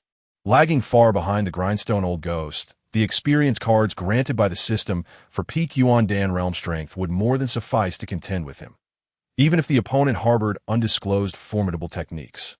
What did it matter? No skill could surpass the 2 unique abilities bestowed upon him by the system. Moreover, he had recently acquired 2 cards for enhancing the Qing Lang sword technique, which promised a substantial boost to his combat prowess. In summary, sending him to deal with the Grindstone Old Ghost meant victory was all but assured. Upon hearing Jiang Xiaochun's response, the elders were momentarily taken aback, rolling their eyes in disbelief. You? Take him on? Pleased with your 4th level Yuan Dan realm strength. What a joke. They were still unaware of Jiang Xiaochun's true capabilities. The middle-aged man finally seized the opportunity to interject, unable to contain his scorn. Oh, is that your grand strategy? Utterly ridiculous. And you dare present it with such flair. Today has truly expanded my horizons. Yu Yuber's expression faltered at the man's words, and he sighed, offering a rueful smile. Xiaochun, I understand your desire to contribute to the sect, but your current strength. Yu Yuber spoke in a very tactful manner, yet Jiang Xiaochun discerned the underlying meaning. Thus, he casually cleared his ears, and, with an air of indifference, declared, since I dare to speak, it signifies that I possess the strength. No sooner had the words left his lips than he quietly channeled his cultivation technique, and instantly, a wave of formidable primordial energy surged forth from his being, akin to a slumbering dragon awakening. The elders around him were taken aback as they realized that the once shorter Jiang Xiaochun had ascended to the 6th level of Yuan Dan. Among the elders, he could be considered above average. Unbeknownst to them, he had silently caught up to and even surpassed these seniors, leaving their faces dimmed with dismay, observing the expressions of the other elders, particularly that of the middle-aged man who looked as if he had consumed something distasteful. Jiang Xiaochun nodded with satisfaction and continued unabashedly. I am not boasting. I have at least an 80% certainty of defeating that old demon of the grinding mill. Is that sufficient? He fixed a piercing gaze upon the middle-aged man, his expression oozing provocation. Even if you have advanced to the 6th level of Yuan Dan, in the current situation, it remains but a drop in the bucket.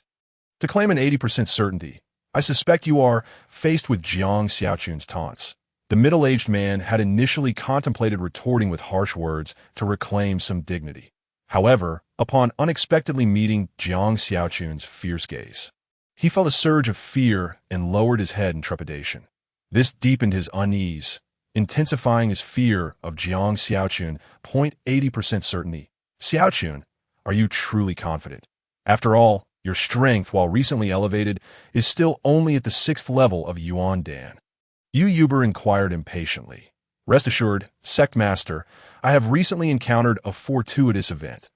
The surge in my cultivation is precisely due to this. Jiang Xiaochun communicated in secret, although they lived under the same roof and belonged to the same sect. One must remain vigilant. Caution is never misplaced. Yu Yuber subtly nodded in acknowledgement, then turned to the other elders and continued, since Xiaochun claims he has an 80% certainty, let him deal with the old demon of the grinding mill. Sect Master, this is too hasty. I believe we should deliberate further, protested the middle-aged man, that if you possess at least an 80% certainty. No, 50% will suffice. I shall reconsider. Yu Yuber replied to the middle-aged man with an indifferent expression. If not, then kindly keep your mouth shut. The sharp rebuke from Yu Yuber left the middle-aged man feeling somewhat humiliated. With a cold snort, he angrily departed, flying off into the distance. Who is this person? I don't recall having seen him before. Jiang Xiaochun languidly inquired as he slumped in his chair. He must be someone who has yet to experience the harshness of society, still dreaming foolishly. A senior remarked, he is the grandson of an ancestor, recently returned from his studies abroad, and coincidentally advanced to the Yuan dance stage. Hence his elevation to a new elder. Yu Yuber remarked, gazing helplessly at the retreating figure of the middle-aged man. Encountering such an arrogant and disrespectful second-generation heir left him at a loss. Why does he harbor such animosity towards me? I don't believe I have wronged him, Jiang Xiaochun mused with a peculiar expression after some contemplation. He is the grandson of the Wind ancestor. He may have heard something about you from him, Yu Yuber replied, shrugging his shoulders uncertainly. The Wind ancestor, Jiang Xiaochun muttered softly, and then as if struck by a sudden realization. His expression turned indignant. Could it be that this old brat spoke ill of me before City Lord Yang in Nang City?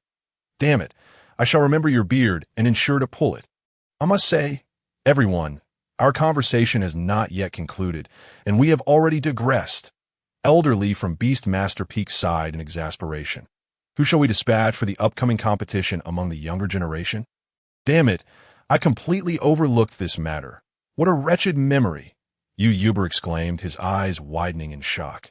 Unfortunately, Jiang Xiaochun failed to witness this scene. Upon hearing Elder Li's inquiry, he quickly turned around and lazily remarked, Of course it shall be me. Old Li, have you lost your senses? When Jiang Xiaochun turned back and noticed Yu Yuber's peculiar expression, he sensed something amiss and couldn't help but ask, Sect Master, what is the matter? Ah, just take a look for yourself. Yu Yuber wearily pulled out a piece of paper from his robe and tossed it towards the perplexed Jiang Xiaochun, who was scratching his head in confusion. After opening it and carefully reading through, Jiang Xiaochun's expression turned equally strange and grim. After a long pause, he finally managed to utter, What the hell? One can only enter one group. How are we supposed to proceed? All that discussion was for naught. The crowd fell silent, but with the situation as it stood, they could only reseat themselves to re-examine the arrangements for the competition. Just then, Jiang Xiaochun's face lit up with joy as he realized that no one was paying attention to him. He hurriedly closed his eyes, focusing his thoughts on his system panel. He had just sensed a sudden influx of pure primordial energy within himself, identical to the situation he experienced in Nang City, leading him to surmise that a certain adorable disciple had once again contributed to his cultivation.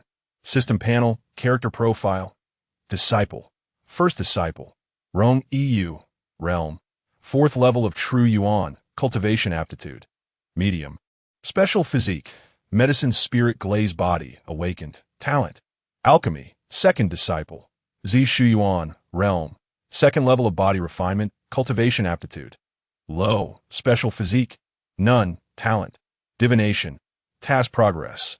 As Jiang Xiaochun's gaze fell upon the words 4th level of True Yuan, the surprise on his face transformed into shock.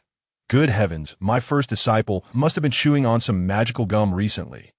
Otherwise, how could her cultivation rise so rapidly? He thought to himself that he must inquire thoroughly when next they met. Once he had clarified the source of the primordial energy and recalled that discussions were ongoing, Jiang Xiaochun stored away the system panel and returned to the present that moment. A thought struck him, and his eyes brightened. Looking at Yu Yuber and the others, who were still animatedly discussing the arrangements for the competition, he stood up and called out, The original plan remains unchanged. I shall still confront the old demon of the grinding mill.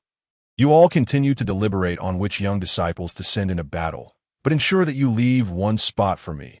I have great use for it. With that, he strode toward his courtyard, eager to validate some ideas swirling in his mind. Observing Jiang Xiaochun's hurried departure, Yu Yuber and the others exchanged glances, puzzled by the abrupt turn of events. After a moment of grumbling about Jiang Xiaochun, they returned to their discussion, keeping Jiang Xiaochun's earlier words in mind. Perhaps his hasty exit was indeed to secure that spot for himself. With this thought, their motivation surged as they passionately debated. Their faces flushed with excitement. Chapter 77. You have changed. Jiang Xiaochun hurriedly returned to his courtyard. After a brief wait, he sensed Rong Yu bounding toward him, her twin ponytails bouncing with her every leap, adding an extra touch of cuteness to her demeanor. You, where have you been playing? Why have you not been cultivating? Jiang Xiaochun feigned ignorance as she spoke. Upon receiving Jiang Xiaochun's telepathic message, Rong Yu's expression shifted from surprise to sheer delight. Her eyes sparkling as she addressed the void. Master, you and junior brother have finally returned. Yes, we just arrived today, Jiang Xiaochun responded, continuing, please come to the main hall. I have matters to discuss with you. At her words, Rong Yu nodded vigorously, pushed open the gate of the courtyard, and stepped inside. In the main hall, Rong Yu stood upright before Jiang Xiaochun. You, after my prolonged absence, you must have advanced to the true essence realm. Haven't you? Jiang Xiaochun asked, fully aware of the answer. Absolutely. Rong Yu exclaimed, her enthusiasm palpable as she continued, and it's not merely a simple advancement to the true essence realm. At this point, she purposely created suspense, teasing Jiang Xiaochun's curiosity. Rong Yu's demeanor was reminiscent of a young girl, akin to how children would boast about their achievements in front of their elders after receiving awards at school. Such moments, when reflected upon, evoke both amusement and warmth. Come now, I am well aware of your current cultivation level. Don't play coy with me. If it weren't to conceal the existence of the system, I wouldn't even bother with you, Jiang Xiaochun thought to herself, recognizing that Rong Yu was clearly waiting for her to speak first. Thus, she feigned curiosity and softly inquired, Oh, have you perhaps advanced to the second level of the true essence realm?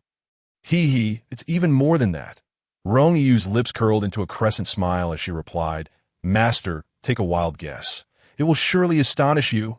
Oh, such confidence. It seems your progress has been significant.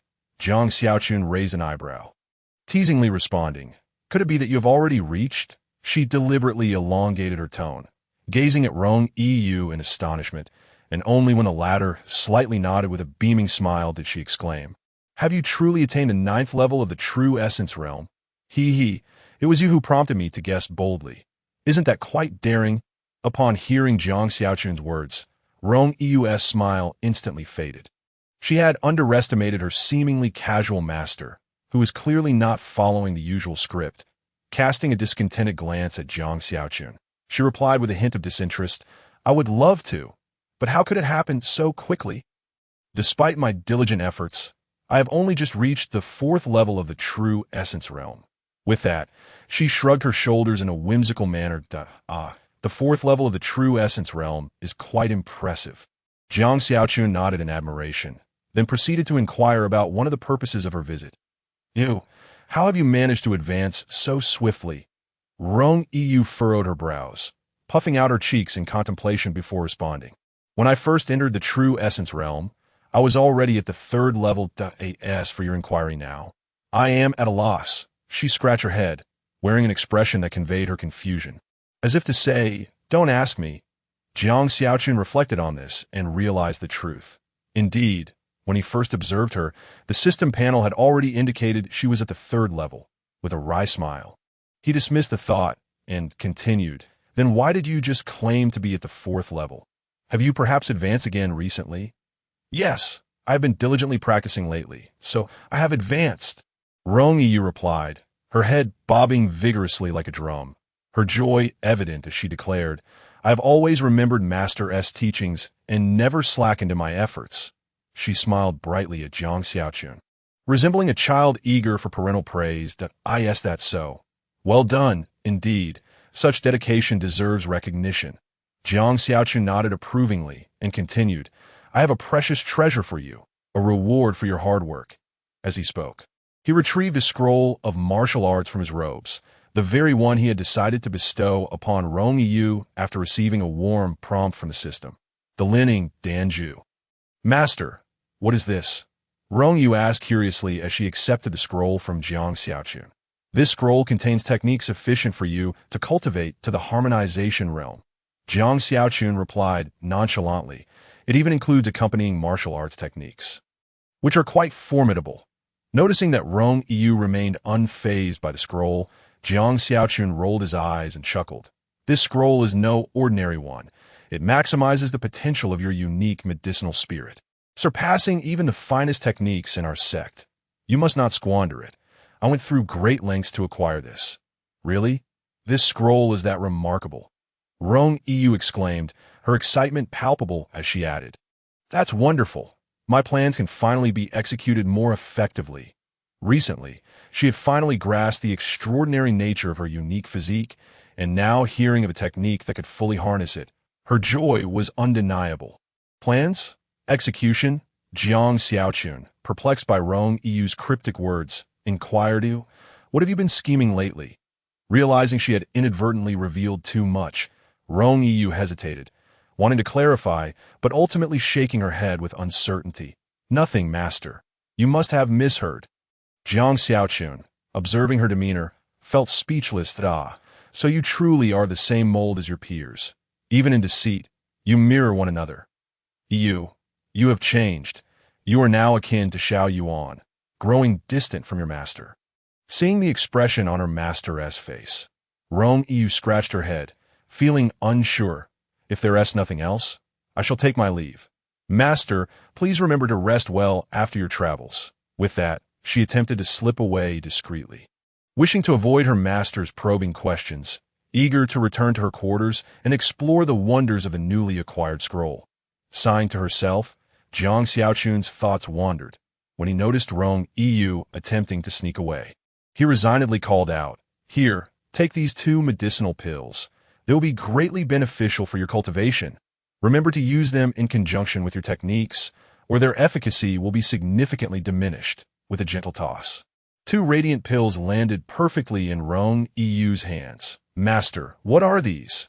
Rong Yu asked, gazing at the 2 splendidly glowing pills in her hands. "These are the famed Xingyuan Dan, one of the 4 holy pills within the true essence realm." Jiang Xiaochun explained he had yet to use these pills since acquiring them. But given the urgency of the situation, this was the perfect opportunity to witness their true effects. With these 2 pills in that scroll, you could at least advance to the 4th level, so do not waste them. Without acknowledging Rong Yu's question further, he continued, "For the next few days, do not pursue whatever plan you have. Focus on your training instead. There is an important mission in the sect in 7 days that requires your participation." After speaking, he waved his hand, signaling for Rong Yu to leave, at least advance to the 4th level. Wow, these pills must be incredibly powerful. My plans suddenly seem trivial in comparison. Rong Yu swallowed hard, her face a mask of disbelief, questioning the very essence of her existence. However, upon hearing Jiang Xiaochun's subsequent remark, her heart was filled with astonishment. How could a mere disciple at the true essence realm possibly be entrusted with any sect-related tasks? Despite her inner turmoil, she courteously bowed when she noticed Jiang Xiaochun, gesturing for her to leave. And with a sense of propriety, she exited, thoughtfully closing the door behind her. With a heart brimming with joy, she made her way back to her room. Having just ascended to the true essence realm, she found herself at the 3rd level. How peculiar! After Rong Yu departed, Jiang Xiaochun muttered to himself, "System, do you know the reason behind this?" He closed his eyes in contemplation, directing his inquiry to the system within his mind. The omnipotent, intelligent answering assistant, a system worthy of possessing. Upon awakening a special physique, one receives a unique gift of elemental power, significantly enhancing the likelihood of advancement. The emotionless voice of the system resonated, ever ready to elucidate Jiang Xiaochun's queries. That's the case. It appears I have fallen prey to inexperience. Jiang Xiaochun nodded in understanding, immediately grasping the underlying logic. Alas, what could Yu's plan possibly entail? Yet, the thought of Rong Yu's earlier actions sent a chill down Jiang Xiaochun's spine. His disciples, each one more eccentric than the last, instilled a sense of trepidation within him as their master. Never mind, it's not worth my concern. Everyone harbors their own secrets. Perfectly normal. After a brief self-reassurance, Jiang Xiaochun relaxed, sprawling languidly in his chair as he awaited the return of Zhishiyuan and Gongshan Li. With Rong Yu's matter successfully resolved, only the task of accepting Gongshan Li as a disciple remained. Once that was accomplished, it would be a cause for collective jubilation, harmony for all. The mere thought of the numerous rewards waiting for him on the system panel filled Jiang Xiaochun with eager anticipation, envisioning a splendid life ahead. However, this anticipation led him to wait in vain for several hours. As the sun dipped below the horizon, the courtyard lay silent, and his consciousness still failed to detect the presence of Zhishiyuan and Gongshan Li, which left him fuming with frustration, inwardly roaring, "Zhishiyuan, you rascal! Where on earth are you and little Li frolicking about?" After such a prolonged wait, without even a drop to drink, Jiang Xiaochun pondered briefly before rising to satisfy his culinary cravings. Earlier, when he had wished to indulge in a meal, he had been summoned by Uncle Yu to the sect's council hall, but now he was eager to rectify that missed opportunity. He sensed Rong Yu diligently practicing and, reassured, nodded to himself, opting not to disturb her as he pushed open the courtyard gate and departed. After all, upon entering the true essence realm, one could go days without sustenance without any adverse effects. Little did he know, once he left, the previously meditative Rong Yu quietly opened her sparkling eyes. Holding her breath, she strained to listen for Jiang Xiaochun's movements, and once the footsteps faded into the distance, she rose and stealthily exited the courtyard. However, her destination was starkly different from Jiang Xiaochun's. It remained a mystery where her clandestine intentions would lead her. Whistling a cheerful tune, she noticed a throng of outer disciples hastily making their way to the dining hall. Among them several newly initiated disciples from Nang City, prompting Jiang Xiaochun to silently activate his technique and quicken his pace. The spirit of a food enthusiast, even in an alternate realm, resonates the same. Suddenly, amidst the bustling crowd, Jiang Xiaochun caught sight of two figures moving against the tide. As he focused, his anger flared up. Lo and behold, it was Zhishiyuan and Gongshan Li, those two rascals. To his astonishment, perched on the wheelchair was a white steamed bun and a roasted chicken. Goodness, these two had the audacity to procure food before him. How could he possibly tolerate this? With that thought, Jiang Xiaochun stormed towards them in a fit of rage. Up ahead, Zhishiyuan was pushing the wheelchair while glancing nervously around, seemingly surveying the crowd. Gongshan Li, seated in the wheelchair, bore an expression of embarrassment in response to the curious gazes directed at him, wishing desperately for a crack in the ground to swallow him whole. That bottle of wine he had stolen earlier was far too potent. He had only taken a sip, yet here he was, waking up much later than anticipated. What a disaster! His master had waited so long, and he feared his behind would soon feel the wrath of Jiang Xiaochun. Alas, curiosity had indeed killed the cat. Ancient wisdom had not failed him. Zhishiyuan hastened the wheelchair, speaking in a panic. "It's all right. As long as we hurry and present the food to master first, you won't be punished." Gongshan Li, seated in the wheelchair, offered a comforting word to Zhishiyuan, yet his trembling hands betrayed his inner turmoil. That it was their first day in the sect, and leaving a poor impression before their future master would make anyone feel like him, anxious and flustered. Moreover, he had gotten in through the back door, or so he believed, though it was indeed true. Yes, master enjoys his meals. As long as we expedite the process and bring him joy, we'll be fine. Zhishiyuan wiped the sweat from his brow with a trembling hand, stammering he had intended to say more, but suddenly a booming voice startled him, sending his hair standing on end. "Zhishiyuan, you audacious young man! How dare you stand me up and make me wait for so long?" Zhishiyuan looked up, his face draining of color, realizing with dismay that he had indeed invoked the arrival of his worst fears. At this moment, his behind was truly in jeopardy. Chapter 79. Collapsing in one bite. As he watched Jiang Xiaochun approach with a menacing demeanor, Zhishiyuan slumped his shoulders, standing helplessly as he mentally strategized how to explain himself to save his plump behind. Although Gongshan Li was equally anxious, Upon hearing Jiang Xiaochun utter the peculiar term stood me up, he squinted in confusion, pondering what it meant and why Elder Jiang would accuse them of such. Xiaoyuan, have you grown wings? You dare to disregard my words now? Jiang Xiaochun inquired with a smile, feigning innocence. Yet to Zishuyuan, this expression was far more terrifying than any demon. Upon hearing this, Zishuyuan shivered, forcing a sheepish grin as he stammered, I would never dare, even if you granted me 10 lives. I wouldn't. Oh, really? Jiang Xiaochun replied, his expression inscrutable as he scrutinized Zishuyuan with a grin that made the latter tremble, nearly fleeing in terror. Zishuyuan feared not Jiang Xiaochun's anger, but rather the unnerving silence that accompanied his smile. Truly spine-chilling. Elder Jiang, these are your favorite roasted chicken and white steam buns specially brought to pay my respects. At that moment, Gongshan Li, seated in the wheelchair, nervously raised the food he was holding, his words easing the tension in the atmosphere. Specially brought to pay my respects? Jiang Xiaochun raised an eyebrow upon hearing this, her gaze playfully fixed on Gongshan Li. The latter, caught in her stare, turned pale with fright, nearly dropping the roasted chicken in his hand. Fortunately, Jiang Xiaochun was quick-witted enough to catch it mid-air, thus preserving their earnest efforts but little Li is quite respectful of his elders. Unlike certain individuals, Jiang Xiaochun remarked with a heart-wrenching expression as she carefully re-wrapped the chicken. Zishuyuan, feeling aggrieved, scratched his head, eager to offer an explanation. However, observing Jiang Xiaochun's demeanor, which did not genuinely exude anger, he reconsidered and ultimately abandoned the idea, opting instead for a sheepish silence. Pray tell, why have you been gone for so long? Did you lose yourselves in merriment? Jiang Xiaochun inquired, glancing back at Zishuyuan, who was gazing at her with anticipation that we simply played too hard and accidentally fell asleep. Zishuyuan confessed, sticking out his tongue in embarrassment. As he spoke, he subtly gestured to the astonished Gongshan Li beside him, signaling him to refrain from speaking out of turn and to follow his lead. If Jiang Xiaochun were to discover that the two youngsters had sneaked out to indulge in fine wine, wouldn't she beat them into a pulp? Surely, it couldn't be so simple. Could it?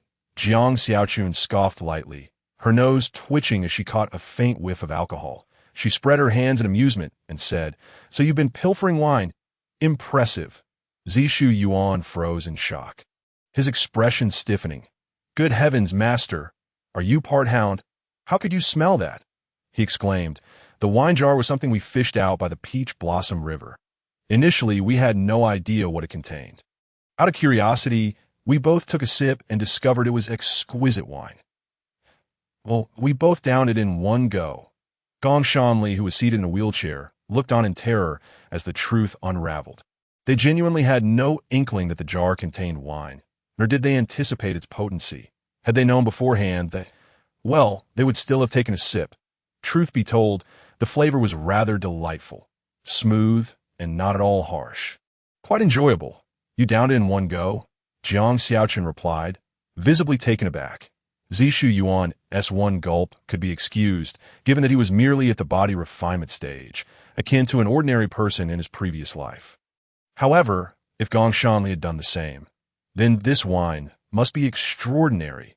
It is worth noting that despite Gongshan Li's body being severely compromised by an unknown force, rendering him unable to continue his cultivation and causing his realm to regress, he still remained at the 4th level of qi gathering.